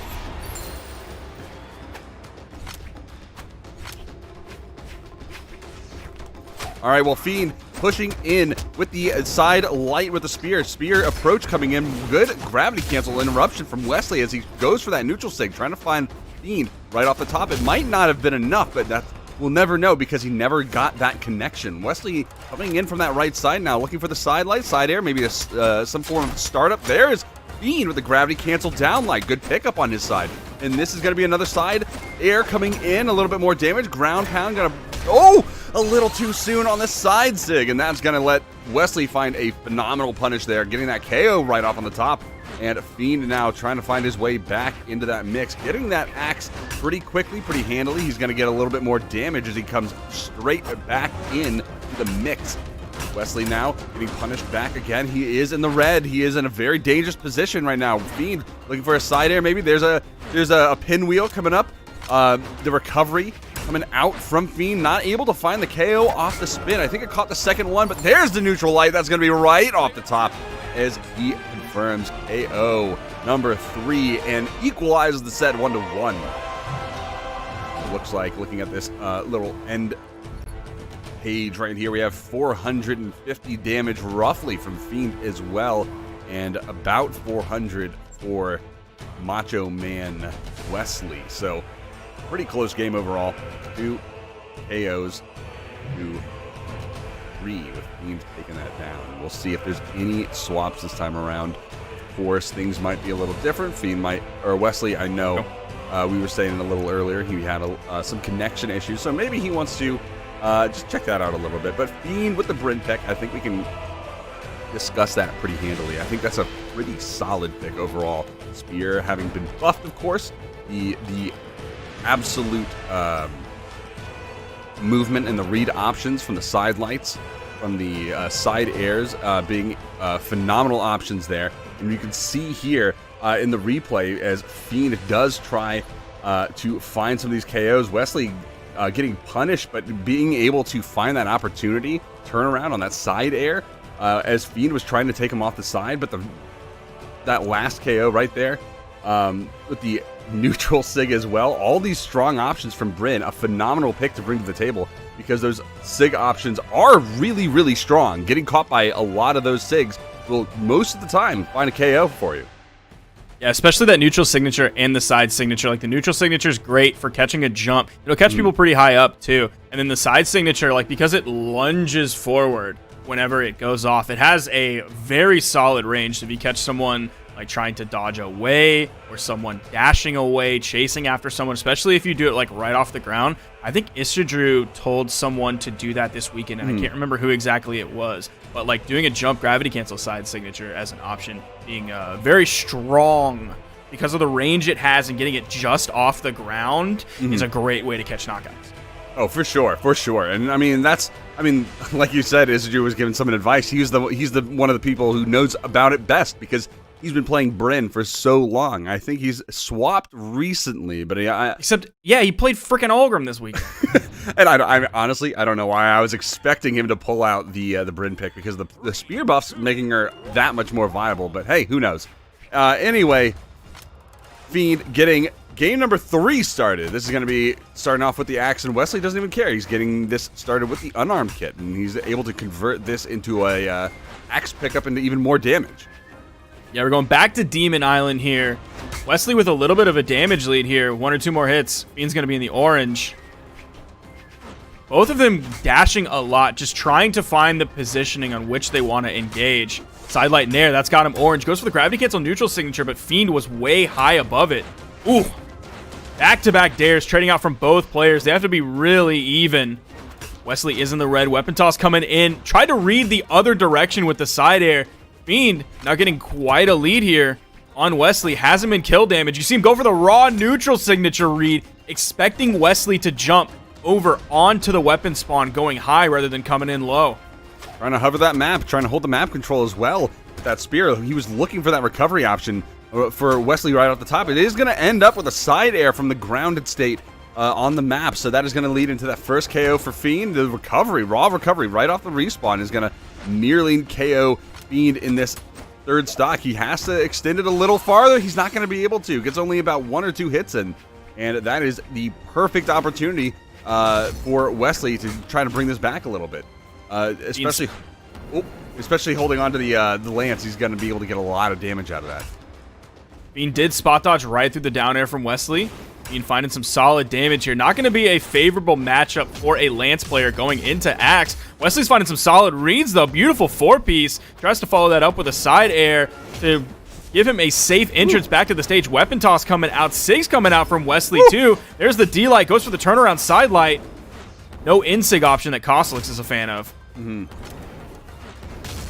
Wesley with the side air, almost taking out Fiend. This is going to be close one. There's the side sig gravity cancel from the side, and that is going to, or was that a reverse slide charge, actually? I'm not entirely sure which option he went for, but either way, he went for that side sig, found the KO on a Fiend all the way across the map. Yeah, that was actually a really sick, clean read on that. Yeah, that was really, really good on Wesley's part. Nothing too surprising. I mean, Wesley did win Summer Championships last time around. He beat Fiend in the reset 3-0. Oh! So this is a little bit of a rematch between these two, and Fiend's looking for blood right now. Man, when you have an axe in your hand and even a slight lead on your opponent, you can turn that into a massive lead so quickly. Yep. That's exactly what Wesley's doing, finding these big chunks out of Fiend's final stock. In comes the weapon spawn. Wesley started to move toward it, but Fiend was just a little bit quicker. Wesley was worried about the weapon disadvantage. Now Wesley's the one who has the weapon advantage. GC side signature. Wesley gets over it, turnaround side air, and that's going to be the game. That little break that Wesley took, that was exactly what he needed, maybe to help stabilize that connection, give him a little bit better of a fight here against Fiend. Now he's going to go up in the set so far, 2-1. That was just absolutely too dirty. Finding that KO right there at the end, just really took the wind out of. It seems like it really took the wind out of Fiend's sails. And he's very much a player who focuses on driving that momentum into his favor. So going into these games, using that speed, that aggression that he usually brings to these games, that's what Fiend's all about. And if Wesley can break that consistently, we might be seeing another Wesley W this time around if he's not careful. Now, we did see multiple Demon Island games. It was banned out last ban phase. So we're going over here to the Miami Dome. Has those 2 static soft platforms. And, of course, very important that it has the pillar underneath. We've seen several players go underneath the stages that they're playing on today. You cannot do that on Miami Dome. Maybe if they get some nutty off-stage play, we might see the camera end up going down there. You can actually see that pillar down below. But Fiend, he doesn't want to go below. He wants to go up high. GC neutral signature to finish up that nice little sequence there. But Wesley's fighting back. Beautiful dare from him, hitting Fiend in the orange. And the recovery, not enough to knock out, but so much damage was done. Fiend in the red. Definitely even further in the red after taking that unarmed neutral light, but Fiend has weapon control. And he's trying to just stay in that center of the map, that spacing there, that he can control that map. The ground pound is actually going to send Wesley across on that right side. And the gravity cancel down sig just barely missing Fiend. That would have led to a KO. That damage that Fiend has built up, a single sig from Olgrim, from basically any one of those options is going to lead to a KO. Weapon throw not going to connect. Weapon throw spot dodged from Wesley. That was very close. Neutral sig is going to find that KO, though. Fiend finding KO number 1. He's got to be careful, though. Being that deep in the red, an uppercut, Wesley looks for it, neutral air. That is going to be a nice interruption. He needs a little bit more damage before he can call us some real stock extension, but that, I think, is what he is looking for right now. Now, that spot dodge on the weapon toss right before he got the KO, that was super important. Because Fiend was so damaged, that weapon toss would have sent him flying to the other side of the stage. That allowed him to maintain stage control, have the weapon advantage, and find that neutral signature after. Without that spot dodge, a simple spot dodge on a weapon toss, he wouldn't find that KO like he did. There'd be a huge chance that he wouldn't get the KO. Eventually, Wesley would get it first. And now, off of that spot dodge, look what Fiend has done on this second stock of Wesley. Fiend still has not died on his first. He has Wesley in the red. There's the neutral light, but a ton of damage has been done onto Wesley's second stock. Fiend with a healthy lead. And he is moving so much better this time around. His movement options and his move selection is just spot on in game number 4. Perfect! Perfect! Getting the down air bounce and a gravity cancel neutral sig. Beautiful play from Fiend to get that KO. Looking for the 3-piece, not going to find the follow-up on the down air. Wesley with a nice gravity cancel, though. Wake up on the post hit. Fiend trying to find his way back. Recovery is going to find a little bit of damage and a way back to the stage, and that's going to allow him to just reset back to neutral, which is a good position for him because getting hit too many times by that axe, we were talking about it before, it can lead into an enormous amount of damage very quickly, and we're seeing that quickly pile on. Yeah, Wesley's finding major axe momentum as he deletes that stock with the recovery. Fiend thought he was safe as he recovers high over Wesley, gets around, he starts heading for that weapon spawn, but Wesley was right on his tail, threw out that gigantic axe recovery. Fiend, triple D-light into the recovery, rarely seen, using that soft platform to get the third D-light after the gravity cancel. You always love to see it. 3 of those things going up on the platforms being perfectly positioned so that you can get the ledge cancel there. Absolutely beautiful stuff from Fiend, and of course you expect him to land those because he loves landing those really nutty, really flashy moves. Those combos, those strings, the read options. He loves to be in that position. Fiend looking for the side air, though, looking for the KO option. He's got Wesley on the side. There's the side air right into the side air himself from Wesley, getting that read, and the KO is flawless on his part. He is going to push it into game number 5. Now both of these players have the opportunity to make it into that grand finals. Whoever will make it there has the advantage going into that final game, but I have no doubt that we're going to see a phenomenal game number 5 right here to see who makes it into that position. That last ban phase, the second to last ban phase that we saw, Demon Island was banned, we went to the Dome. That ban phase, Dome was banned. Demon Island was left open, but Fiend actually chose to go here to the Mammoth Fortress, choosing this flat map, but wants, I guess, that soft platform and wants those bigger walls. most importantly, those bigger walls on this. Whereas the walls on Demon Island going to be very small. I guess he's not feeling confident necessarily in his offstage against Wesley. Fiend with the side air right now. Oh no, I thought he was going to throw it out right now. He had a good position to preempt that side air onto Wesley getting back, but no, going for the double down air, getting the pogo sticks going on right into the mix, trying to get a little bit more damage built up with those side air from Wesley, getting Fiend pushed off to the side. Ooh, recoveries coming out, trying to get Fiend out of the air, and that wide recovery hitbox not going to connect the last 2 or 3 of them. This is going to give Fiend an opportunity to get back to the stage, reset a little bit, and just start building up some more axe damage. Yeah, Fiend being able to pick up that axe is super important. You saw the weapon toss up from Wesley. That was probably just guarding Wesley from Fiend grabbing the weapon and immediately fast falling down and hitting the dare. Wesley with a solid lead. But I would say in the Axe v Axe gameplay, maybe in the beginning it was more Wesley favored, but now as the set has gone on, I would say it's definitely Fiend favored. Beautiful ground pound into the weapon toss to secure that kill. Wesley knew he was dead. You saw him going to the left side of the screen. He was done. Weapon throw, and Wesley not able to get to the weapon. Fiend doing a great job at just denying those weapon pickups. Wesley finally able to find finding the lance, the side stick coming out, almost finding that KO, but the falling side air into Fiend. He was so damaged in the red that there was no way for him to survive that at the end, and now it is 2-2 in the set. Stocks all evened up. Not very much bonus damage connected. Looking for that read, almost taking Fiend all the way up onto that right side. We've seen it done before. We've seen it done last time in the Summer Championships, but Fiend doing a great job of just surviving right now. He is losing a little bit of this momentum, this lead that he had, and Wesley doing a really good job at just building damage.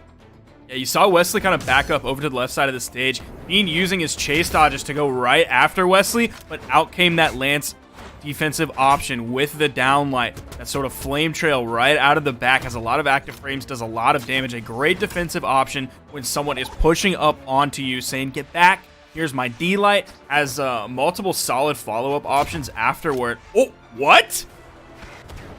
That was like the weirdest neutral heavy, like widest hitbox I've ever seen that hit. Wesley's going to end up taking that stock. Has a solid lead here in Game 5. That's where he wants to be. Wesley's just in the orange. The recovery turns him red. Weapon toss goes low. Wesley has plenty of options to get back to the stage when he has the lance in his hand. D-like neutral signature from Fiend. He doesn't end up hitting the neutral signature, but trying to continue it. Punishes the recovery. Not enough just yet. The ground pound from Wesley. He's still going in on it. I was clinched right there. I had no idea what was going to happen. Fiend just playing the wall. Of course he's going to be comfortable in it, but Wesley, both of them in a position to potentially take those stocks, and Fiend, though, with 1 stock left, 1 ground pound there from Wesley could have led straight into a KO, which would have lost Fiend the set here. This is game number 5. This is for that victory. Ooh, very close. Wesley looking for the side air, not going to find a neutral air. Is coming out, getting more damage built up. The side air from Fiend, though, able to find that KO onto Wesley, but he is almost in the orange. This is a very tough position to be in, especially against Wesley. I mean, he's such a dangerous player.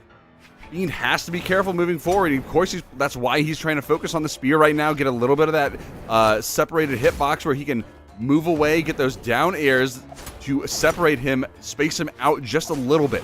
We're seeing a good position from here. Nice double D-light from Fiend. So these weapon pickups are just, he's able to find a few of these. He's already got Wesley in the red.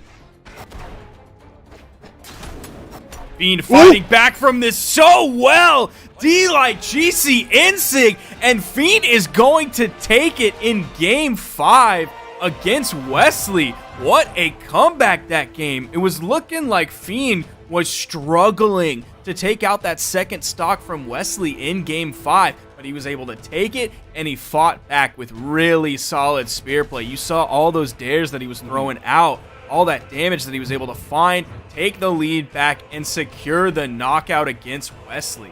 Man, such a close game too. That was 597 damage versus 564, not 164. That's no damage. Phenomenally close game though. Now we are going to be seeing, I believe, it is going to be DB versus Lopez in the losers semifinals, and that is going to be 2 great players. Last time, I believe we did see, or no, 2 tournaments ago, we saw DB make his run all the way through the winners finals, make it to the lose against Fiend, make it to the losers finals, and then just barely lose out in that losers finals and miss out on the grand finals opportunity. This time, though, he is going to be in that losers semifinals against Lopez. Lopez coming off of the victory against Broly. Broly, who lost against Fiend in the upper side. Lopez coming off of the win against Stardeath, who was one of the only people to win a South American championship. I think there's only been 4 so far, and I want to say it was Kreutzberg in the first year. Then it was Fiend, a whole bunch, and then it was Stardeath with 1 win in the midst of a whole bunch of Fiend wins, and then last championship, Wesley, who just lost against Fiend in the winners finals. So it looks like he's got his work cut out for them this time around in the tournament if he wants to take that grand finals again.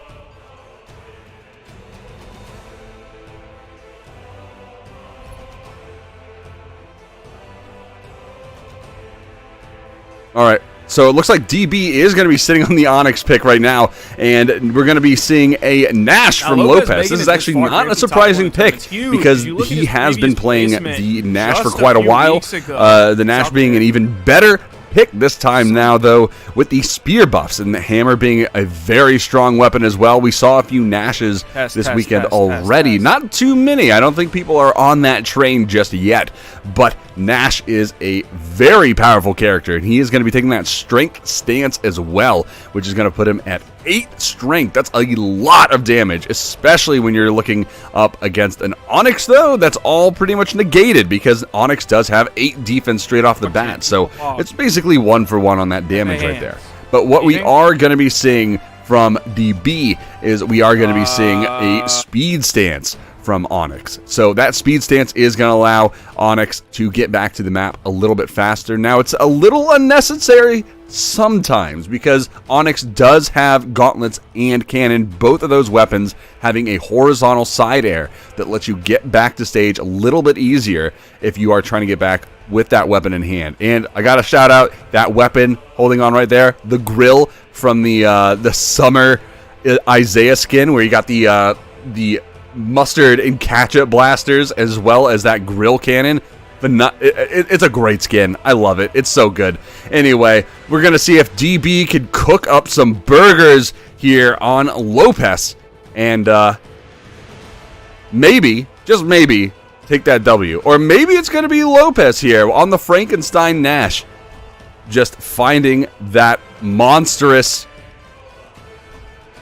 I don't know. I haven't seen Frankenstein stuff in quite a while, so I can't draw that. Oh!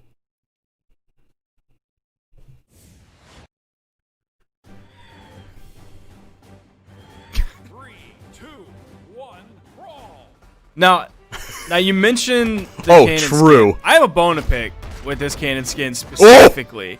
It has like, is it 2? It looks like 2 steaks basically, maybe 2 pork chops. Oh my god! That does not barbecue. Oh my gosh, the Glizzy Gulper coming right out, Doritos boy with the grill. Just grilling him up, just putting the meat right on the top. Lopez is already gone to stock, and we weren't even 20 seconds into the game. Absolutely destructive play.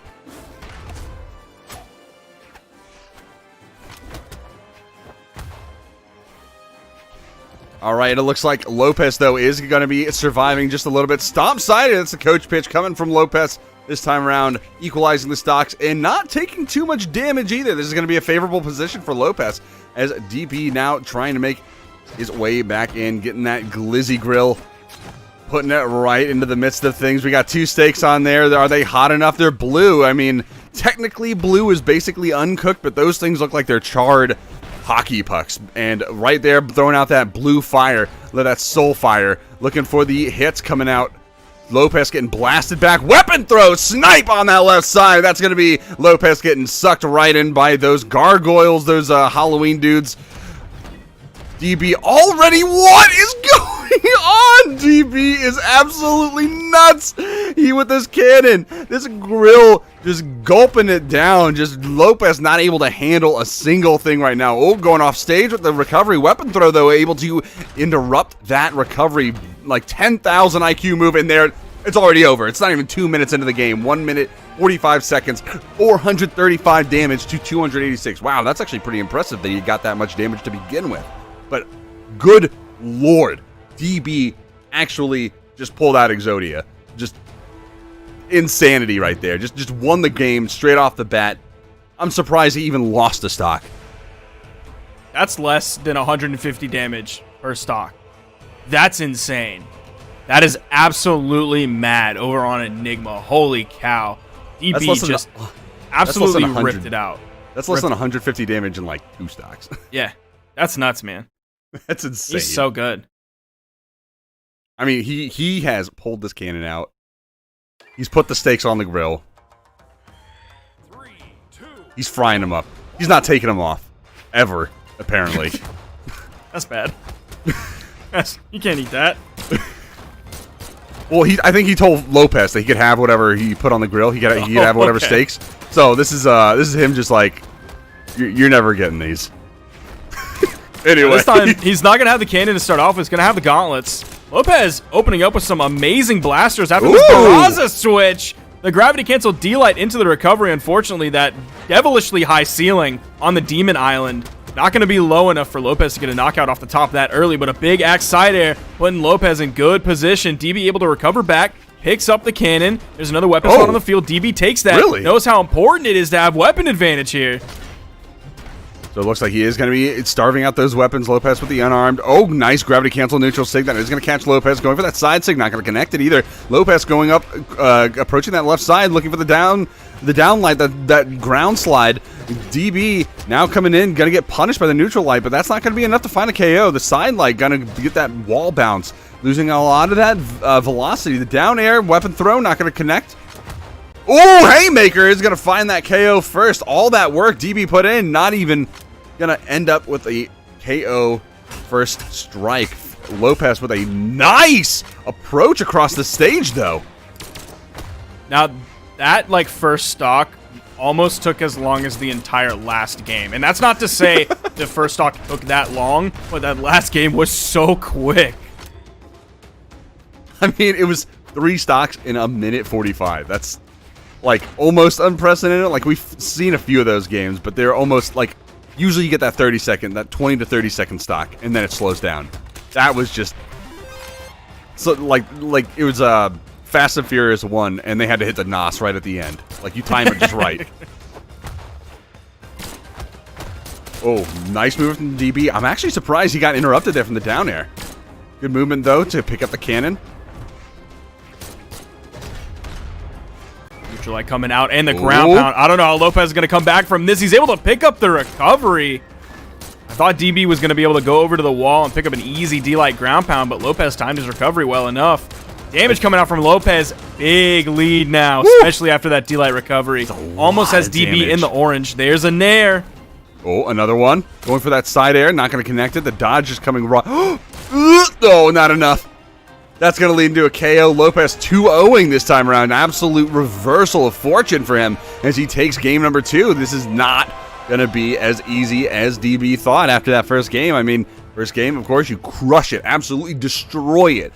And by it, I mean those 2 steaks on the grill because they are black. Like, they're just, like, overdone. Like, you need to get new ones. But DB going into game number 2, not finding that same success. Like you said, the first stock being gone took nearly the same amount of time as the entire first game, and Lopez taking it down 2 stocks to none is a pretty big reversal on his part.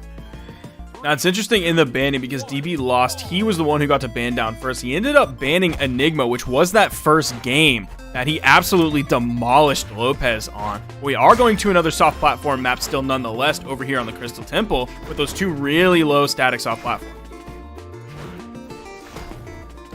We'll see if he can take advantage of those soft platforms, but right now, DB trying to play a very quick-moving game. He's utilizing those dashes, trying to trick Lopez out, maybe, trying to force an attack that he can get a counter hit in.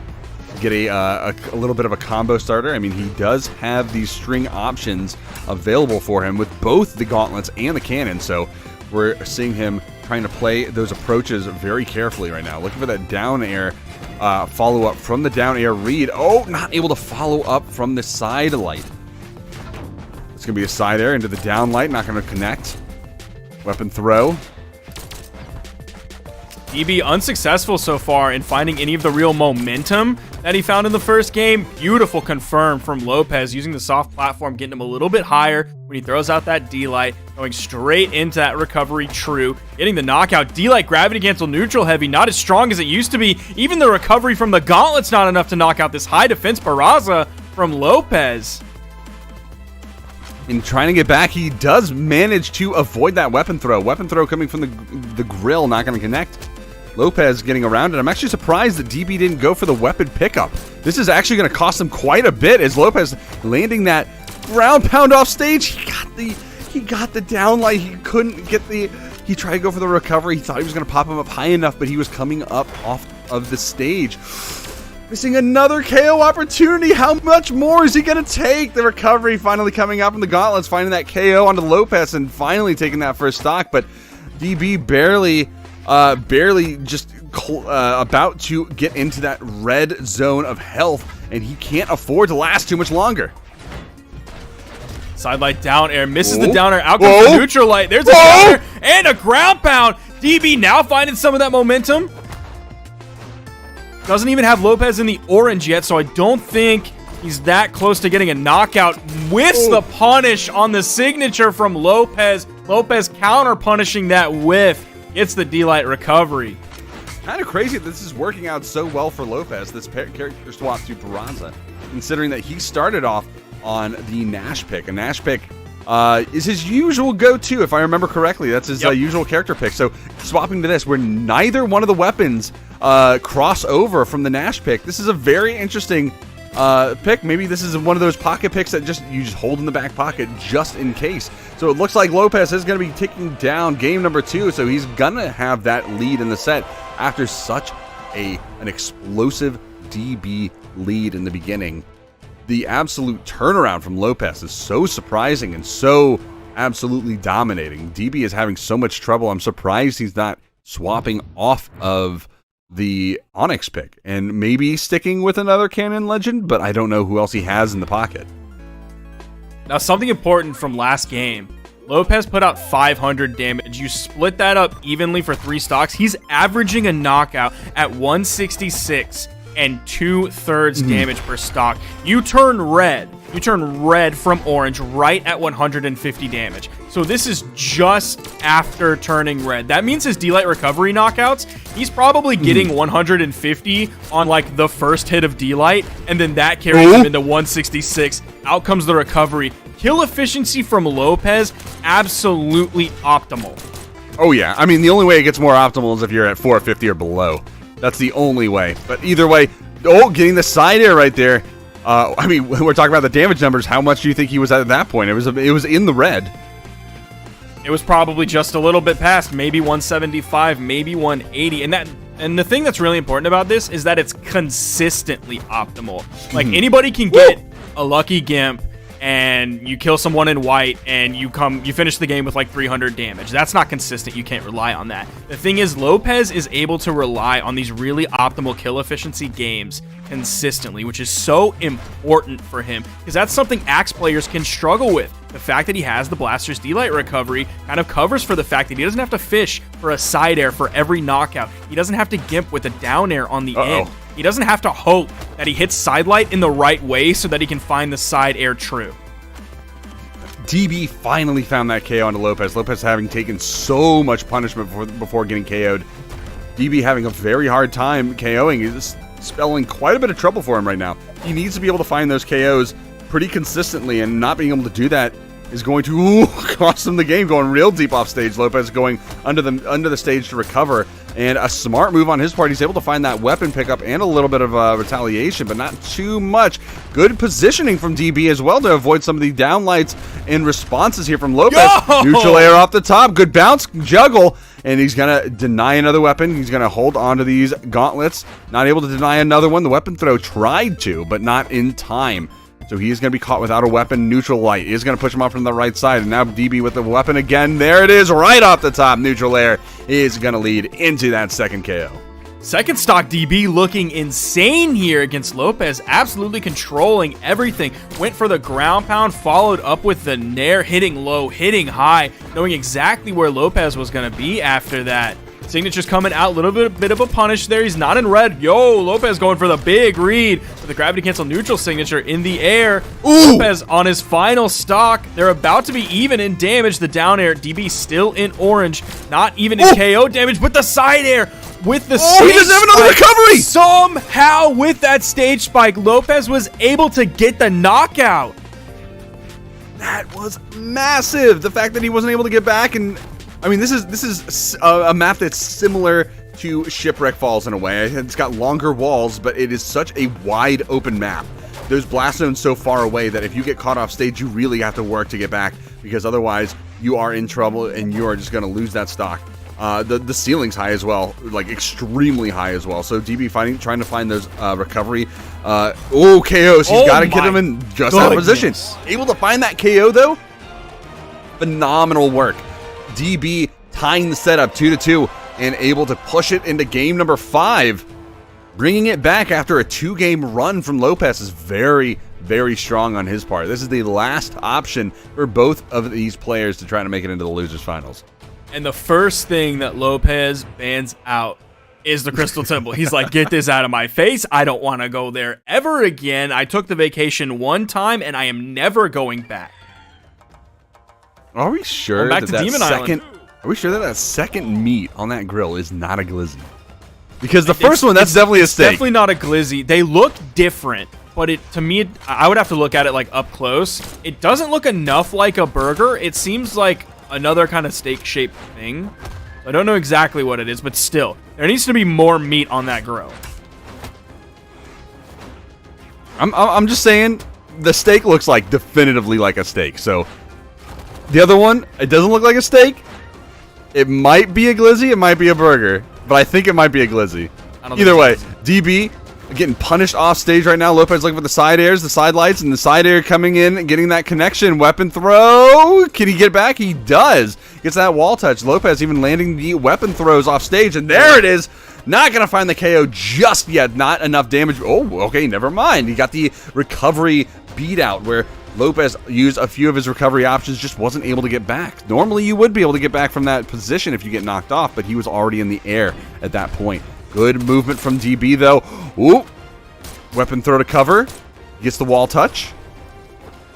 Lopez going real deep with that read, hoping for a miracle there. If I was Lopez, I wouldn't be going to this stage. I wouldn't go to a small wall stage against DB. His off stage has been fantastic. Even though Lopez got the stage spike last game, it was like right on that corner, and let's be real, he got lucky. If DB would have gone up until the vertical short wall, he would have been able to get back, and that would have been a different issue. But I would not have gone to this map. I would have left open Miami Dome. I would have left open Small Brawlhaven and Mammoth Fortress. I would have left those big wall, normal wall, flat maps open. I mean, maybe even Blackguard Keep too, just to have another map there with longer walls on a little bit more space to move, because Lopez does seem to thrive in those environments. Lopez, though, the side air, that's going to find the KO all the way across the map. I can't even imagine how much damage was built up on DB for that to happen, considering he's playing Onyx. But Lopez now with the approaches, down air into side air, not going to land the side air or the neutral air. And now the approach, looking for the falling aerial, potentially.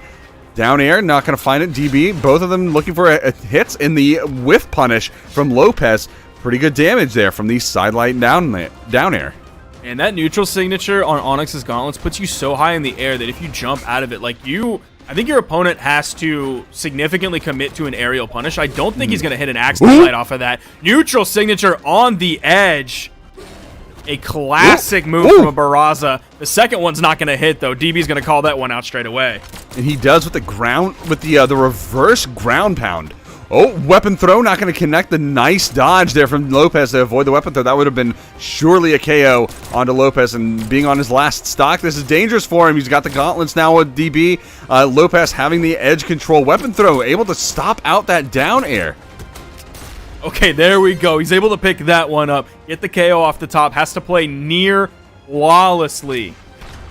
This is so important. We are in Game 5 here of Losers Semis. Winner of this moves on, guaranteed top 3. Loser has to go home in 4th place. Doesn't get a chance on the podium. Doesn't get the medal, and it's DB. He wants that spot on the podium. Guaranteed top 3 coming out in Game 5 over Lopez. DB moving on. He's going to be facing off against Wesley in the Losers Final in just a moment here. And Wesley, of course, being just an absolute powerhouse. The former champion from the last tournament, the Summer Championship from 2020, this year, of course. So this is going to be a daunting task. DB having faced off against him in previous tournaments. I think he was successful a few times. I don't actually know what their stats are in terms of play rate. But that is, as you can see right here on the bracket, Wesley and DB facing off in the Losers Finals, and Fiend waiting up in that Grand Finals. Last time we did see Fiend coming up from the Losers Finals, and he won the first half, getting that reset, but then lost through Wesley 3-0. We'll see if something different happens this time around. But then Wesley even has to get there. DB is looking amazing, but we might see a completely different dynamic with the Macho Man, with Wesley and his playstyle. Now look at that grill right there. Tell me that isn't a glizzy. It's a round. It looks round. Is it?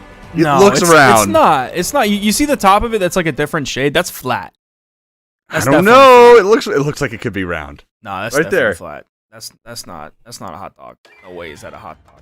Well, going back to their previous set that they played of DB versus Wesley, it was a 3-0. Very much in Wesley's favor. All 3 games right in a row. Ulgrim pick every game from Wesley. You saw DB started off with the Onyx pick and then swapped over to the Bryn pick. So the Onyx didn't work before. We'll see if it works now after a big, strong opening last game. Ooh. I don't know if he's going to be able to carry that over here. Like, he has some pressure over here on the edge, but Wesley has such a gigantic lead here. It's not going to take much more for Wesley to find the knockout here. There you see the D-Light almost hits with that recovery. That surely would have been a knockout. Neutral Light's going to turn Wesley red. He went low. DB went high. Got the side air punish on the whiff neutral signature, and that's the stock. And good movement from DB, but it wasn't enough. Wesley trying to make his way back. Weapon throw is actually going to stop him out, I think. Oh! No, the recovery would have been enough, but a phenomenal down air. And a little bit of solidarity coming out with the Cape Ton as well. And I mean, Cape Ton looks so good too. Dude, it is. I want mine so bad, but I think you physically cannot get it this weekend just for how much time you need. It's like 20 hours. And we went like 9 hours yesterday, and I don't think we're going to go 11 hours today, unfortunately. Well, we'll have to wait until next weekend. There is a plus side, and that is that this is going to be activated, you know, for every single tournament that comes up. So if you don't get it now, if you don't get it the next day, oh my good lord. DB with the grill just at max heat right now. Just set the dial to 11. This heat is just blasting on Wesley right now, just putting him in a danger zone, or close to the danger zone, the red zone. And Wesley having DB in the red, I mean, he's not out of the woods just yet. Wesley's going to be looking for those KO options, that recovery off the top. Ooh, the grab not going to be enough, but there's a recovery. The return recovery from, or the return uppercut from Wesley not going to connect either. That would have been devastating. He's just constantly looking for uppercuts. There's the haymaker, though. Doesn't even need it. There's out the cape. He punished that raw with a side heavy? Yeah. Wesley now in the lead. Oh, yo. Oh, no. Wesley went for everything there. Oh, beautifully spaces the side heavy from DB. DB trying to do the same thing back to him. Oh, this is dirty. Oh, he's going under. He's going to have to fully charge him. It's like, okay. So that was definitely not necessary. He did not need to do that. That felt really intentional. That was kind of a bad idea because you saw he used everything to get under the stage, so he had to fully charge that. That gave DB all the time in the world to get into the right spot to punish that.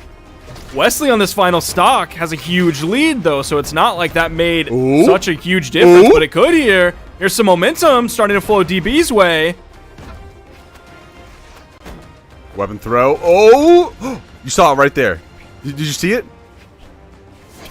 The meat? Did you see the meat? Right there. Just laying there. When he threw it down and hit the stage, it was right there. All right, anyway, we'll have to try it again. Wait, he can still get back. All right. He's not going to get back. Down air does try to get close, but the side air from Wesley is going to close it out. Game number 1 going the way of Wesley, taking that down. Going into game number 2, we're going to see if they ban this stage out again, if they stay on that map. Nope, it's going to get banned right out of there, and they're going to leave. DB is going to leave Miami Dome, Small Enigma, and Crystal on there. It's going to be Crystal Temple. And we're going to see a swap from DB to the Bryn. Yeah, he's swapping a little bit earlier than the last time they played. Before he swapped in game 3, that means he went 2 Onyx games and then the Bryn game. This time he's going to swap to Bryn immediately in game 2 after losing game 1. This looks like some whack movement, so gonna need some time to stabilize that connection here. I just got kicked out. Yeah, I don't know. But either way, I mean, we can discuss. What we can do is we can discuss that Bryn pick. Because the Bryn pick overall, we saw Fiend do something similar, right? We saw Fiend get that Bryn pick basically the first game that he lost against Wesley. And that Bryn pick allowed him to take that grand finals down. Those signature moves being incredibly strong, really disjointed compared to your hurt box. Being able to hit those lance approaches, those down airs, those side airs as well. Being able to outrange those is incredibly valuable. So there has to be something to this pick in this region specifically, I think. I think Wesley is probably, like we've seen from Fiend over the past few years, how he sort of dictated the meta previously, where people had to figure out how to play around his playstyle, where we saw Stardeath basically being the only person who could really slow down the momentum from Fiend and force him to play a different way. Now we're seeing, I think, Wesley doing that same thing where he is controlling the meta, where people go up against him, they try their picks, maybe they don't work, and then they have to switch to something that they see as a counter pick. And I think right now they're seeing Bryn as that counter pick. We'll see if he's able to find this, because he didn't find the win before. Wesley was able to still take it out. I didn't happen to catch how close the game was, because obviously that's not reported on Smash GG, and it was early enough in the bracket that it wasn't on stream because they only streamed top 4 for South America, so we don't know how close the game was after the Bryn switch. The game that you just saw that we ended up getting kicked out of the lobby in, that is completely null and void. Yeah, it's a complete restart. I mean, any issues that happened there, that was right at the beginning. So just imagine it didn't even happen. We're here, game number 2, baby. Let's go. DB with the axe right now. Wesley with that lance, trying to dash around, trying to play a little bit similar to Koslix, actually, I think, the way we normally see him play. He likes to utilize those lance dash movements to try to get a lot of side light startups, strings, or whatever you want to call it. They're spending a lot of time on the left side of the stage. They really are. They've been over here for how long has the game been going? They've been over there for like 30 seconds. There's the side signature from DB, and they're still over there. Tries the egg drop. Oh, and he can't get back. Wesley even had that neutral air from the axe for the chase dodge, but couldn't make it back to the stage still. So DB had that KO, now trying to play around that corner, maybe try to avoid the hit. He is not able to get that weapon or avoid the hit, so he is going to get punished, and that is another stock gone. So it's pretty much even in the 2. It's a 2 stocks right now. Phenomenal spear skin, by the way. I love this one. Yeah, it's a good one. Shouts to John Cena for bringing that ladder to the fight. Ooh, almost had the fadeaway side air, but Wesley was just out of range of that. Gets a great 3-hit punish. Neutral sig from DB, though, going hard with the gravity cancel side signature as well. DB with just a little bit of a lead. That might have led to the knockout. If he hit the side sig, that could have been a KO. That would have given him a phenomenal lead. Oh, good movement from DB. Nice down sig. Looking for the axe follow-up right now. Recovery off the top. Not going to find it. There's the neutral sig, though. That's going to do it. And that is going to be 2-1 in the stocks. DB with a sizable lead right now. Barely any damage taken. That's about 60, 70 damage maybe built up on DB. Maybe 80 at the most. Wesley is going to have to find a lot more damage right now to bring this back to a much more even position. But DB, look for all this bonus damage. He's got a lot of room to try to work with.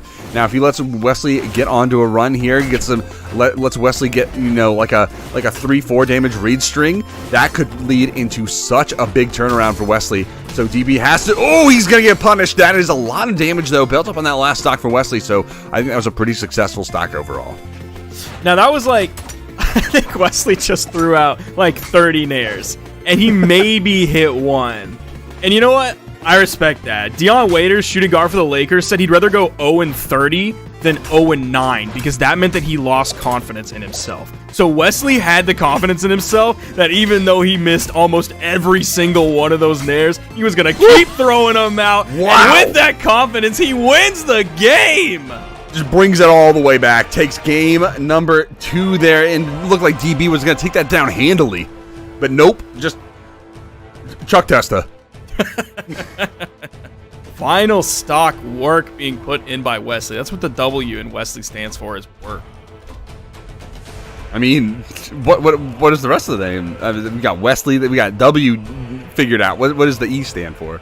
Look, I can't give that all away now. We're going to spread that out over the season. Got to keep people coming back for more than just the rewards. That's what comes after the Cape Taunt, is the rest of what Wesley's name means. So when you get to 2,000, you get, DM me on Twitter E. at 2,000 channel points. And I'll tell you what the E stands for. I honestly thought you were going to say DM part of the creed. I should have. That would have been better. Because now I'm actually going to get DMs about it. All right, DB with some really phenomenal spear plays, getting the spacing onto Wesley, trying to get the recovery, not going to connect it as Wesley does make his way back to the stage. Down sig, very nice option from DB to confirm that hit, throwing Wesley all the way across the stage, looking for that neutral sig, not going to find it, and now missing a couple more hits, but there it is. Down air into the jumping side air is going to find that left side KO onto Wesley, getting that early first stock. Now, if I'm Wesley, I'm scared of these signatures that DB is using. He's using them so well. Even when he misses, Wesley's only finding like a one-hit punish, and then DB turns around and hits a sig in like 3 or 4 seconds afterward. So he's able to get these early knockouts. He doesn't have to worry about the D-Light recovery on Spear. He doesn't have to worry about focusing on the rest of the light attack kit for the knockouts. Oh, there's a sig from Wesley this time. It's the neutral signature, follows it up, gets that side air for the knockout, and Wesley bringing this back, but he's still about maybe 90 to 100 damage behind DB. There's a weapon spawn coming in, sidelights Wesley away, picks up the axe, hits a side air. Over on the edge, Wesley goes for the big play for the gravity cancel neutral signature, and that is going to cost him his life. He didn't have the dodge, so DB was able to hit that dare and get the knockout. That was very, very high risk. Yeah, but DB playing absolutely explosively right now. Second stock in the yellow. And looking for that neutral, say gravity cancel, almost connects it onto Wesley. Wesley trying to get the neutral light edge guard option, a very safe one, a very good option. DB does make his way back and looks for the double neutral air, not going to connect the second one for even more damage. Wesley, ooh, almost going in onto Wesley with that recovery, just charging up. He didn't get that weapon throw, gets the dodge through on the lance throw. Ground pound off on the side, only has the down air, does make it back though, and this is just back and forth in just absolutely brutal attacks on each other. Landing great strings, great damage, and great knockback, but they just keep surviving. DB has the weapon advantage. This is huge for him. He has Wesley very red. Oh, Wesley disarms himself with that. It's an onstage ground pound from DB. The weapon toss almost perfect. Wesley dodges right through it. The D-Light, not enough to knock out on the top of Demon Island. Throws the weapon up. He's able to get back over and grab it even though it missed Wesley. Wesley has to play flawless. It's got to be absolutely perfect here. It's looking like DB is going to grab this game and take the set back at least a little bit more towards his direction. Not in his favor as Wesley's already up 2-0, but this is what DB needs to keep himself in this. Oh! Lands 3 reads in a row onto Wesley, on the DB, but the weapon throw is going to turn it around just right there at the last second. That weapon throw just getting an absolute spike onto Wesley, and that is going to confirm that KO on to Wesley, taking game number 3, and that is going to put him on the board. He was actually down, and if Wesley won that game, he would have gone back to the grand finals, gone up back up to the top side to the grand finals to face off against Fiend. Having trouble finding my words there. These guys just stealing my breath away. But here we go. Game is not struggling to find an answer to what Wesley has. This Bryn pick. This Bryn pick's working in his favor. See, before in their set, it was in game 3, so he only had 1 game with Bryn. Now he's had multiple games with Bryn. He's got the Bryn warmed up, and he's feeling the Bryn against Wesley. I mean, I was talking about a little earlier. I think this Bryn pick is something of a regional counterplay. I think they've sort of discussed this pick at some length at the very least, and they know that this Bryn pick is good at handling lance approaches, or at least the way that Wesley plays them. So for a second there, I thought he was taking a long time. I thought he was going to be switching up characters, but nope, going to be sticking with the Macho Man. He has been playing it the entire time. So going now, DB versus Wesley, the Bryn pick versus the Macho Man once again, and we are going to be seeing where they end up this time. Apocalypse, Demon Island, and Crystal Temple all on the board. What do you think? I think we're going, I would have said Apocalypse. We're going to Crystal Temple. Yeah, honestly, Apocalypse was looking like the move there, but it is a much smaller map. Maybe Wesley doesn't want that kind of limited play space. Maybe he wants something a little bit longer, but he likes the platforms. He doesn't want to go to Demon Island, where it's just one big pancake, essentially. That's interesting, though. If that's true, the last time they were on this map, they just stayed on the left side. And again, they immediately go to the left side of this map. I don't know what it is about the left side, but they just really like that part of the map. Now they're going a little bit more towards the middle, but the previous game, they spent 30 seconds of the first moments of it on the left side of the stage. Insane. All right, Wesley looking for that slide charge neutral sig. Not going to connect it, though, and this is going to be Wesley with the approach. Both players with axes right now, and then a nice 3-piece into the recovery read. That's actually going to lead to a KO very early on DB.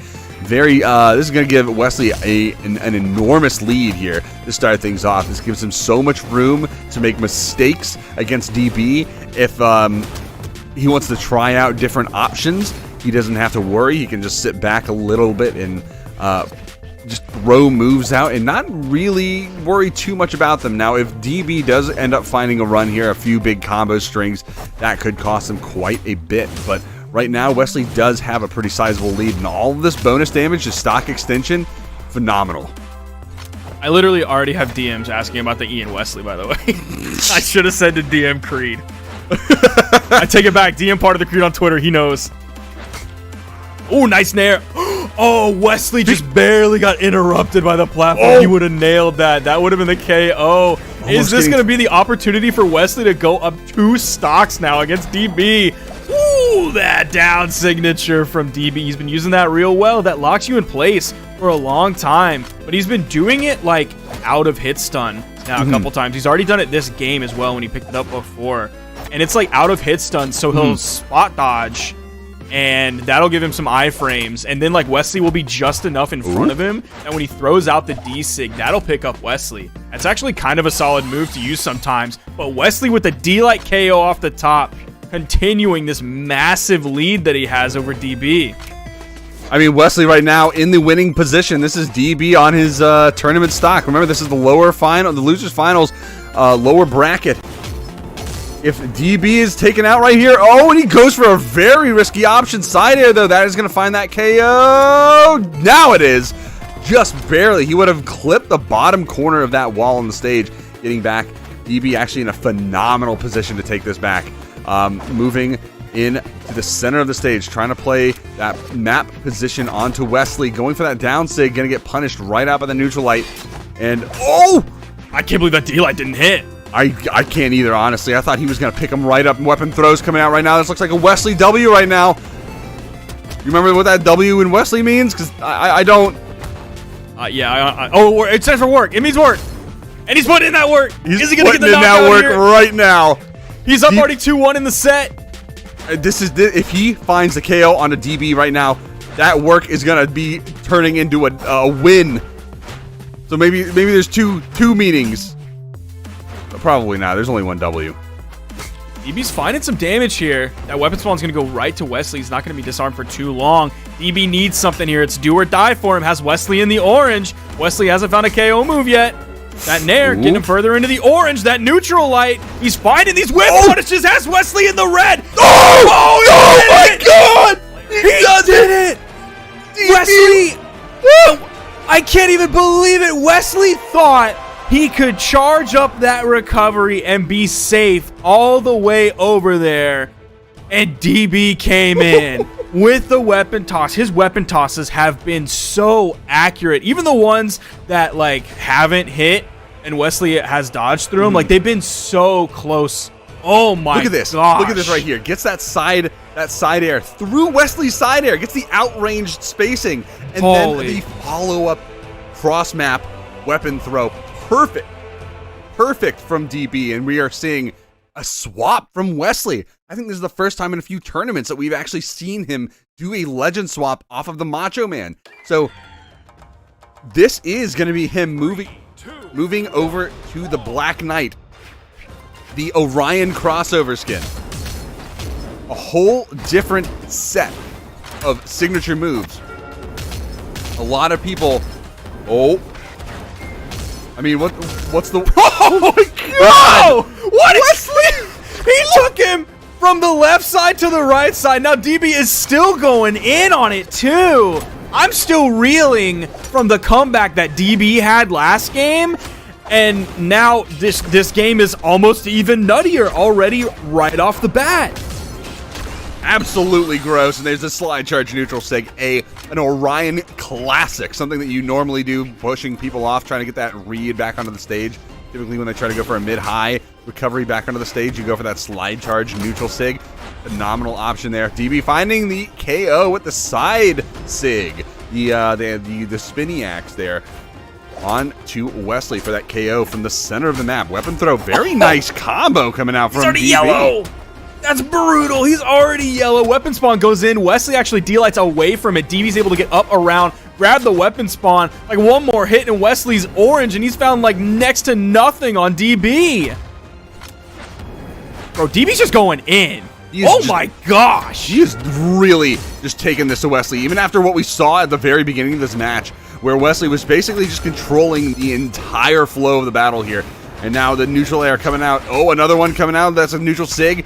And ground pound off the top. DB has the stock advantage, bringing this back from the very beginning. Is he actually going to do this right now? He's got Wesley on tournament stock. This is the summer champion from the last tournament from just about 3 weeks ago. We saw Wesley take things down, or was it 4 weeks? I think it was actually 4 weeks. But Wesley right now really doing what he can to get this stock off of DB, but DB is just absolutely brutalizing Wesley in this match, and it looks like he is going to make it back to the stage. Weapon throw, tries to hit the neutral sig.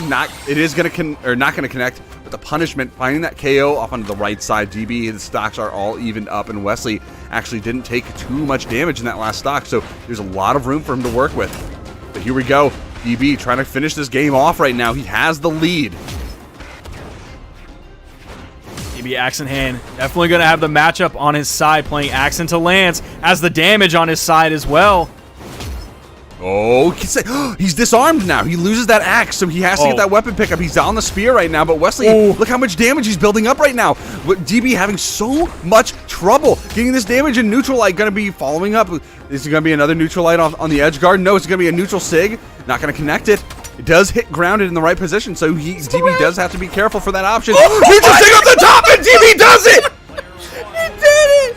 No, he didn't just do it. He just hit the neutral signature. We've seen a solid amount of Orion played this year, and we've seen so many different players fall prey to that neutral signature on the Lance. DB didn't get hit by like a single one, and Wesley was using them. I don't think DB got hit by a single signature whatsoever from the Orion pick.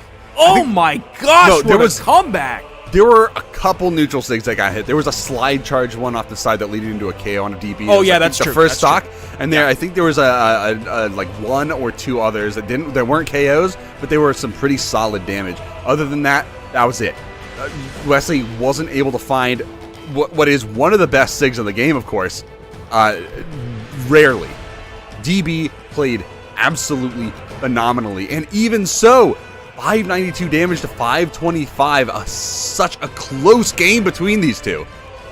Absolute. Did you see that clutchness from DB? Seriously. He's gonna be moving on up to the grand final. So, okay, this is important because he just fought Wesley. Now he's fighting Fiend.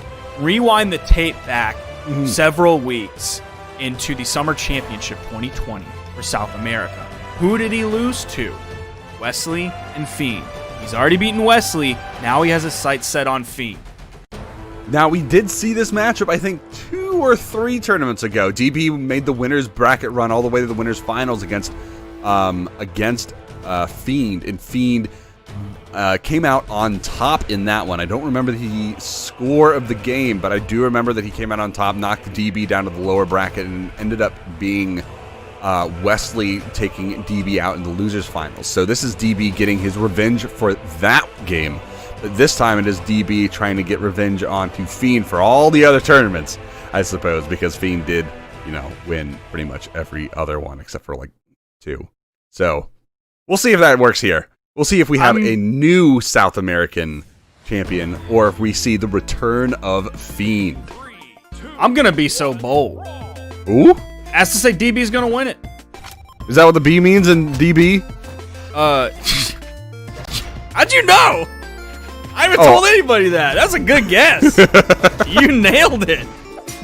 I think this cannon is going to do some work on the Fiend. I see that low defense on Thatch. I see those neutral lights on the edge from DB's cannon. I see that being very scary to deal with. And of course, if the Onyx doesn't work, he has that Bren. Oh, look at this. No.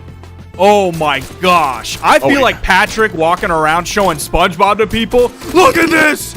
Look at this. DB is incredible right now. Oh, did you see it? Yeah, it's definitely a glizzy on that grill, dude. It's definitely a glizzy. It's not a glizzy.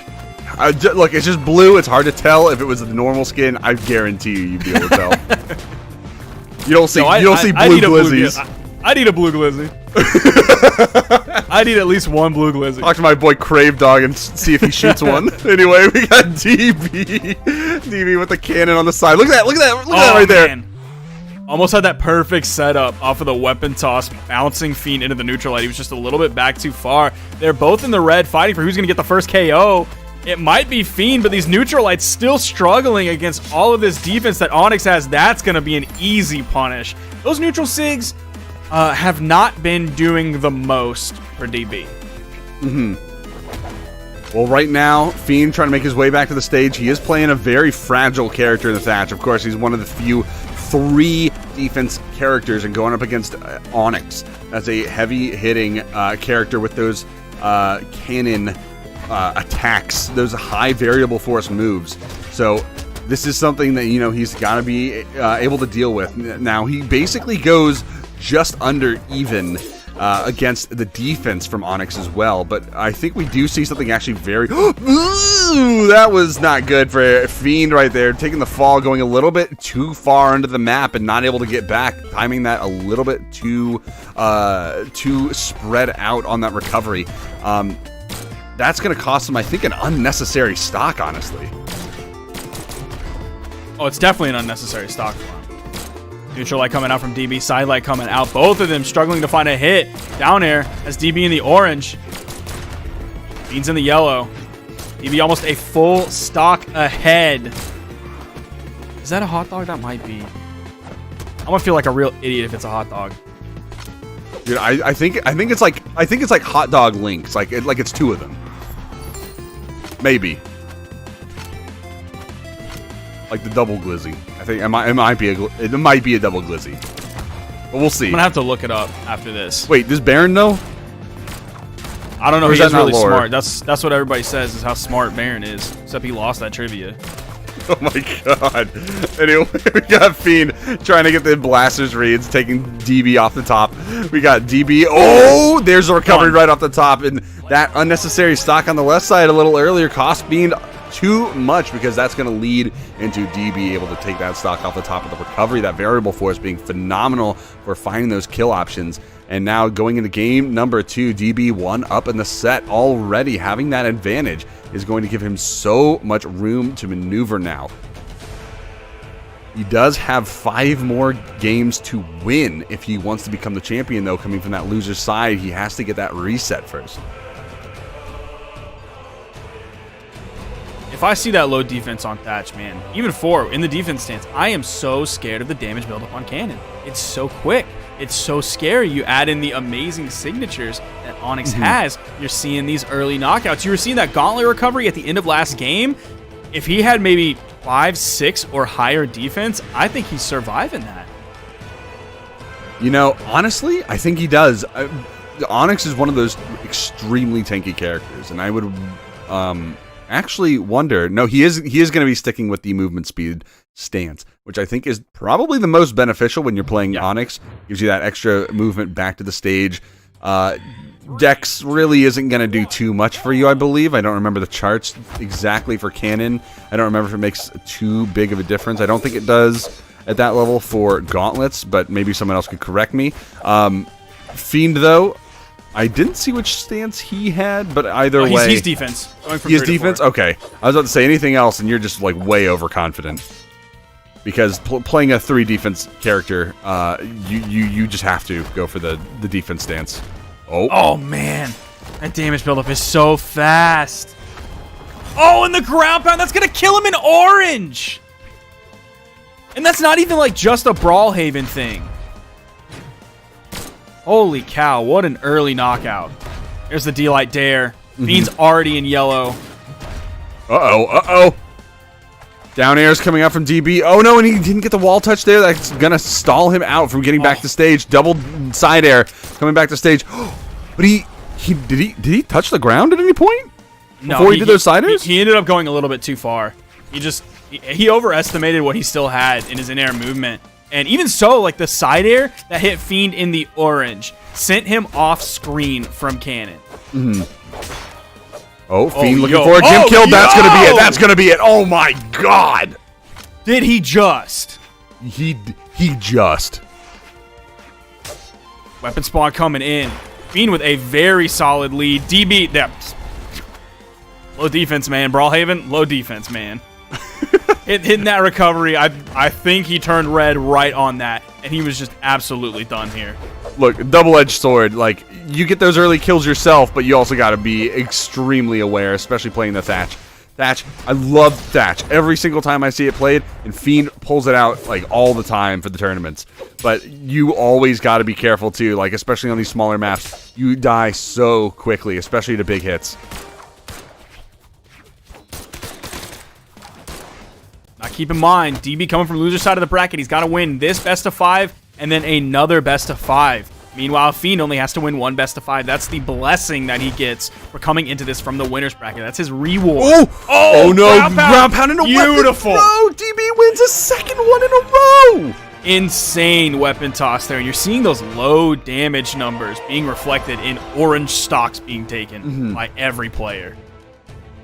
Really efficient kills for DB as well. Now that's 432, almost like the average, the par for what you want to aim at, which is trying to find KOs at around 150 when people hit that red KO range, that danger zone. On the other side, we saw, now it's less of an indicator, but 372, I believe, from Fiend. He is going to be swapping over to the Nash, so this is going to be the strength stance too, so he is going to be tying that damage difference between his strength stance and DB's defense. So both 8 strength and 8 defense is going to put it at about a 1-to-1 ratio in terms of how much damage Fiend is going to be getting from the base damage. Oh, the double T-line. He's able to open up so early with it. Already has DB in the orange. Gonna have a very hard-hitting legend here. So Fiend is actually no stranger to this pick either. I think he's one of the other players who actually does play Nash in this region semi-regularly. The neutral sig coming out, that's not going to be a KO. That's the defense coming in from Onyx. Just hands down. That's where that usefulness comes in. And Nash is like in current patch. Nash is kind of people pog. Like Remy was pulling him out. You saw that down air knocking out off the top. Fiend has next to, well, not next to no damage, about 50, 60 damage on this stock, but he's still in yellow. Not even worried at this point. D-Light dare. Oh, DB! Able to convert one bad dodge. That hit into real so vertical much too. damage. Oh, recovery going to be dodged through, but Fiend did get that wall touch. He is going to be able to find his way back. Neutral air coming down. That's going to be DB looking for the slide kick, maybe? No, the neutral air jump read option there. The neutral light coming out from Fiend and a little bit more damage. Is he going to stuff this out? He is! The ground pound coming out. Amazing plays from Fiend as well. And he's going to be juggling. He's going to be swapping over to this hammer. Give him a few more high damage options, maybe. Not in time to actually do anything, but look, he's up an entire stock. Does it really matter? He's got a lot of room to play with. Neutral light coming out. Sidelight doesn't find connection, but a D-Light ground pound, and then a neutral air on 4 unarmed hits before he picks up a spear. Ends up clashing out just a little bit. Damage is definitely in his favor. Stocks definitely in his favor. Momentum, even though he's lost 2 games, are in his favor. Fiend with the gravity cancel neutral sig almost finds the K off on the top. DB getting pushed onto his last stock right now, but if DB does find victory right now, this is going to force the reset 3 and out, so he does have a lot on the line for him right now. If he finds these 3 KOs, this is the most efficient that he can run this set. There's the KO on the side. He's 1 stock left on Fiend. He has that reset in his sights, but he has a whole stock left from Fiend to get through. He has the cannon there. So the options, goes to the gravity cancel side. Light, try to get more damage, waits for the patient option. Very nice options here coming out from DB, but he is in the red. Very little left on this stock. Ooh, so close. This is now starting to be reasonably doable. Really doable for DB. He doesn't have... All right, DB, what are you doing? DB, oh my gosh, that was close. He's done.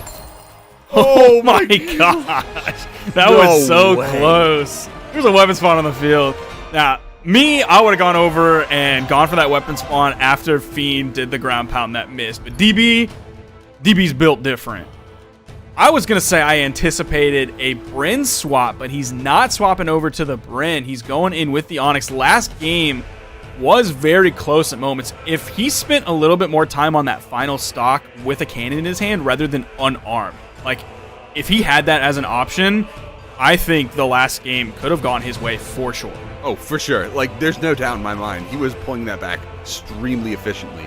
And that victory, I would have had no words, like I already do. But anyway, we have game number 4 coming up right now. It is Fiend versus DB right now. Fiend in the winner's side position. He is trying to just close this tournament off, and everyone in the chat is rooting against them because they want more time on their esports rewards. So, I mean, once the reset hits, then all bets are off the table. Then it's just like whatever gets people to game number 5. But either way, we have Fiend right now looking for the weapon pickup. It is going to be the hammer to start things off. Neutral air coming out. That's going to be big damage response. That's another one. The down sig. You'd be looking a little bit on the back foot here. Now he's finding some momentum in his favor. We'll see if that victory from Fiend last game is going to interrupt him on his path to victory. Already up 2 games. Weapon toss into the unarmed recovery. That's going to get him orange. DB's orange as well. Tries to get the read with the ground pound. Isn't able to pick the weapon back up. The right side of the ground pound from Fiend hitting DB. Bouncing him off the wall. They're even so far. And Fiend's on a much tankier legend here, so that recovery's not going to knock out. He's also on a very strong legend, so a stomp side air from this hammer is going to be the knockout, and Fiend grabs for a strike. He even holds down the taunt, too. And charge up uppercut from DB as well, and there's a little bit more damage coming out from Fiend, not even going after that weapon spawn just yet. Finds the hammer pickup, though, from the cape. Well, no, not the cape, the cannon. What am I saying? The cannon pickup from the downlight into the neutral air. KO onto Fiend. And the cape coming out, of course, in response. A little friendly taunt between two South American legends right now. DB making an insane run, trying to force this reset. Insane cannon damage. There's the ground pound. Weapon throw. Another one coming out. Not going to find it. Weapon throw. Losing that weapon is going to cost him a little bit, especially if he can't get a good positioning on the map. And there's a punish. Nice patience from DB. Neutral signature again. He's interrupting that down signature. He's done that multiple times. Once on gauntlets, now on cannon as well. Yo, that was a beautiful dare! And the ground pound, and he finishes that stock. DB with a huge lead after that phenomenal edge guard. He just like Perka pivoted that cannon there. You don't see that a lot. You really don't. That's an old tech there that I remember from like 2017. DB taking him off. Oh my god! He does it. He gets the reset. DB taking him off. I didn't think he was actually going to be able to get that KO off onto the side. Normally we see the dodge through, then the recovery back to stage, but finding those read options, getting that through to Fiend, that he is not the king here right now. It is DB, and DB finding that reset, pushing all the way through from that lower side of the bracket into the grand finals. Then 3-1 in the set in order to force this reset. We're gonna get a reset. Everyone's hype right now. Woo! Let's go. Everyone's ready to get their cape taunts in the chat. Just a little bit longer. I don't think I can finish mine no matter what. Well, it's always next weekend. Yeah, but I wanted to finish it this week, and I saw Toast finish his. Yeah, well, I like like for my first block, I ended up like pausing the stream because I didn't want to worry about bandwidth issues, but like I don't care about that anymore because I want my cape. True. We'll see how many people get that cape taunt. I'm sure we'll see it on Twitter later after the tournament. But right now we have the reset on the grand final bracket. Banning out the maps. We're waiting for the bans. Yeah, jeez, they've gone like 30 seconds into this ban phase. Yeah, 15 seconds left in the ban phase. Where do you think we're gonna go? I don't think we should go to Brawlhaven. We might go to Brawlhaven. What a ban phase. Just Apocalypse, not get me out of here. All right, that was funny. Just one ban, just 1 second left on the clock. Anyway, we got the bans here: Apocalypse, Mammoth, Brawlhaven, Crystal, and Demon. Where do you think we're going? Oh man, I'm gonna say the Dome.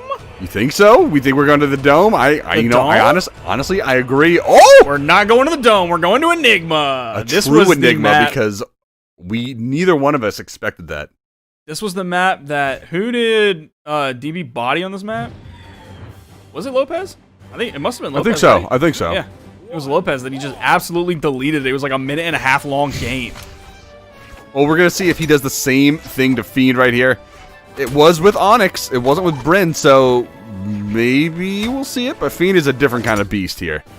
The F in Fiend, it stands for Fiend. There's no question about it. So he's gonna be a Fiend. He's not gonna be taken out so easily. Of course, then again, Lopez almost did win that set too. So either way, Fiend and DB, game number 1 in the grand final reset. Getting started right now. Damage is pretty even between the two. Spear startups between Fiend getting that double, and then recovery off the top that found the KO. Wow. I can't believe he was able to get that. Like, DB just turned red.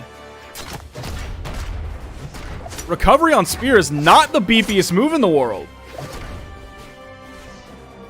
This is a much lower ceiling, though, especially if you're coming off of a platform over a much higher position, especially compared to, like, Shipwreck Falls, compared to Crystal Temple, Demon Island. Those have incredibly high ceilings. This one, like you see, very, very close, especially compared to that top platform on the Tri-Plat. Being able to catch people high up, this leads to very, very early vertical kills, and this actually leads a little bit in Fiend's favor. He doesn't have a sword, he doesn't have blasters, so he's not going to find any of those early KOs like we've seen him do in a lot of previous tournaments. But we will see a lot of those vertical KOs a lot earlier than normal, just in general because of the nature of the map. Very nice movement from Fiend to find that KO. Not even necessary to have that weapon throw. And by the way, a little bit of confirmation here, the Cape Taunts are coming out in solidarity with Foda for putting on such an amazing idea with the esports rewards and the Cape Taunt and everything. So this is all just a shout out to him Shout out to the big guy. He's always awesome. Anyway, that's going to be the KO on to Fiend on the top. And DB's definitely going to need it because he is down right now by quite a bit. He's super far behind. He did have the weapon advantage, but in came the spawn to the right side. Fiend was able to grab it. Sidelight went for the spot dodge, expecting something immediately out of hit stun from DB. Fiend has DB in the orange. You see him going for these side lights. DB's in the air. He's going for the D lights, hoping to convert it into multiple D lights into the side air. Side air's coming out. Fiend starting to look for these knockout setups. Looking for that down light, not going to connect it. DB looking for the recovery, potentially looking for the neutral air, actually. And this is going to be Fiend looking for the neutral SIG option, not going to connect that, though the startup a little bit too long. DB able to dodge through. And now DB looking for the reverse gravity cancel down light, not going to be able to find that, but the down SIG is going to equalize those stocks. He is in the red, though, and that is going to be a bad position for Fiend. Or for DB to try and take this game down. Now, it is not impossible for him, of course. The game is not over until that stock hits 0. So as long as he is alive, this game is still possible. Fiend does have a very scary hammer, though. See him backing up just a little bit. Maybe just going to fish for the Sair. Doesn't even want to try to risk the D-Light setup. There's a D-Light coming out. Neutral signature. All right, DB's finding damage here. He's actually finding a lot of the movement as well. Like, his movement is on point. He's able to get a lot of these moves, these dodges in to avoid a lot of the hits, a lot of the big ones especially. He's extremely patient in his movement. Basically, any other character would have just died on that. Oh no! That sucks for DB so much! Oh, he almost got that. That might have been the KO, too. Oh, that's really unfortunate. Is Fiend going to find the KO? Yep, that's going to be recovery off the top, right out of the downlight. I think DB threw out that upward dodge to try to avoid the follow-up on a potential second gravity canceled downlight. But I think that Fiend knew that he didn't pop a dodge earlier than that, so going for that option was not going to lead him anywhere. Going for that recovery was a perfect read on that situation and taking that game down. Going into game number 2 in the reset, we are going to be seeing a lot of these maps banned out again. Crystal Temple still on the board. We might see a return there. Interesting that DB's banning out small Brawlhalla. I guess he's not as confident on it now as he was before, leaving Crystal Temple, the Dome, and Demon Island open. I'm going to the Dome. I'm worried about those walls. That's where we're going. All right, well, it's going to be Miami Dome. We got the awesome background music for you guys to enjoy in just a moment here. We got the ramen sign. Who doesn't love ramen? I'm starving. I know I do. I'm really hungry too. I have no idea what I'm going to eat tonight. But either way, Fiend right now looking for that weapon pickup. He is going to be getting the hammer pickup, and this is going to be aerials coming out, trying to get some good connection on the Fiend. That's going to be the neutral light. DB with that cannon, looking for down air, side air startups. Those tools that allow DB to extend into so much damage. Sidelight from Fiend finally gets a signature follow-up. He's been fishing for a lot of those. Oh, and that's going to be the stock. Huge lead for Fiend going into this game. Those reverse neutral, or those reverse down airs on Spear can be so devastating, especially when you hit them so deep off stage like Fiend did. Those almost always lead, like 1 or 2 of those is all you need to lead to KOs most of the time. Oh, good movement. Good read options from DB. Does manage to get back to stage, though. He's not able to find that KO. Fiend with a dash through in order to try to push DB off stage. Not going to be successful in that endeavor, but Fiend with a nice patience on those follow-ups, trying to get those dodge reads. Zider from DB going to send Fiend back towards the stage. Neutral air sending him high off screen. Neutral sig coming out. Not going to find the connection, but a D-Light Nair is all it takes from DB to even up the stocks. He's about 100 damage behind. Weapon spawn comes in. It's a high middle in the stage. Fiend able to grab it, no problem. Stomp Saris. DB in the red.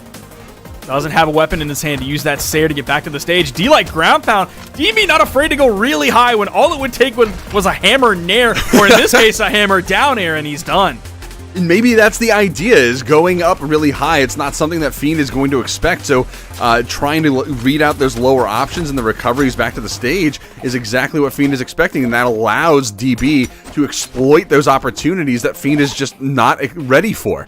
Those high damage options there, reading out those, going for those ground pound follow-ups off of the downlights, phenomenal options, and they paid dividends for him.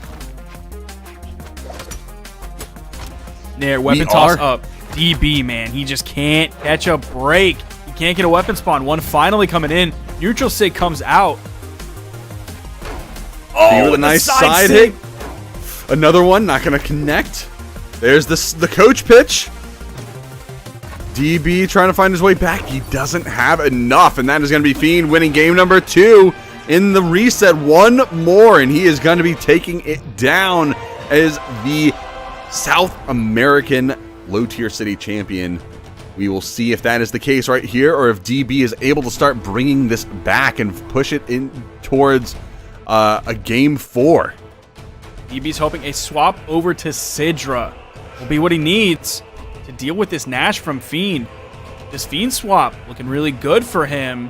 We'll see what DB's sword has in store. He does have a level 42 Chedro to Fiend's level 97 Nash. Going in on the defense stance, you're going to take 1 out of Dex, give him a little bit more tankiness, coming in with 7 defense. I always forget how tanky Chedro is.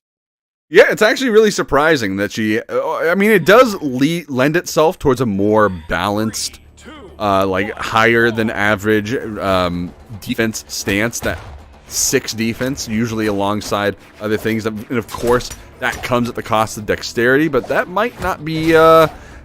bad at all, considering that I don't think Cannon is really affected by dexterity too much. But we might see a little bit of a differential right here. DB playing a little bit different of a character. Well, you know,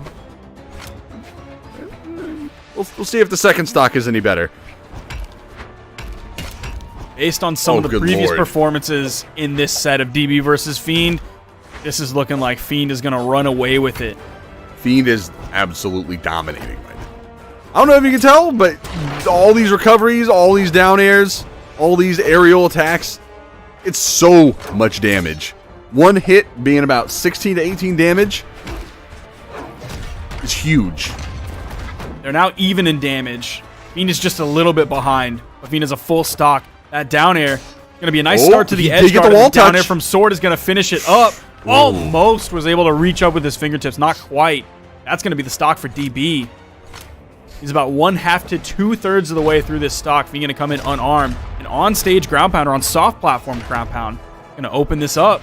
DB, if he can keep Fiend off of the weapon. You saw Fiend almost continue that unarmed pressure, even though there was a spawn on the field. Oh man, dude, Fiend is fighting back, and DB is answering that hard. They're almost even. DB can actually really bring this back. He's backed off a little bit. He's not trying to play as aggressively. Playing that opportunistic, passive approach is going to pay off a little bit more for him, I think, but getting caught in that coach pitch is not. That side air from Fiend confirming that KO. 1 stock left. This is the tournament stock for DB. He has worked all this way to try to get the victory here. Fiend is just taking him to task in this game. First stock absolutely obliterating DB in this. Now going for the recover. Oh! Stocks are even. DB can viably pull this back. The possibility of a DBW here is very real. He's going to have to be careful with some of these signatures and how hard he chooses to go, and he backs off this time. Doesn't continue to re-engage. Unarmed the hammer. The neutral signature is going to take it, and in the reset, Fiend is your low-tier city 1v1 South American champion. Pulling it back, getting that victory, the grand final success this time. Not losing in the grand finals. He did take it down. Fiend, the champion of low-tier city for South America, bringing that title back home. And there we go. That is going to do it for today's tournaments and the South American side of things as well. Of course, looking at the bracket before we close out here, Fiend with the grand final first win placement victory. DB in second place, of course. Wesley in third place. Lopez in fourth. Baltazar and Broly in a tie for fifth. And then Gabriel WE33 and Stardeath tied for seventh. That is the top 8 of the bracket for South America. A phenomenal close to the 1v1 side of things in the low-tier City Brawlhalla online tournaments for this weekend. So next weekend, what do we got? Next weekend, we have the exact same schedule. Hopefully, it won't be delayed on Saturday, so the plan is for the exact same schedule, but it's 2v2. I know everybody out there loves teams. You love seeing 4 people on the screen at one time, 2 against 2. Some of your favorite players matching up together and fighting it out in Brawlhalla. Everybody loves 2v2, and that's what it's going to be next weekend. Low Tier City continues, and in just about a week. You don't have to wait too long. Keep in mind, 5 p.m. Eastern tomorrow is the esports dev stream. If you missed any of the action this weekend, or if you just want to see it again, they'll bring out the highlights from Low Tier City 1v1. I don't know if you can get viewer rewards like you could before for that one stream, but you should just stop by maybe just in case, because maybe they'll be nice and let you have it. I don't know. I don't work there. But that's going to be it for this weekend. My name's Sparky for Frone. Thanks for stopping by, and we'll see you next week.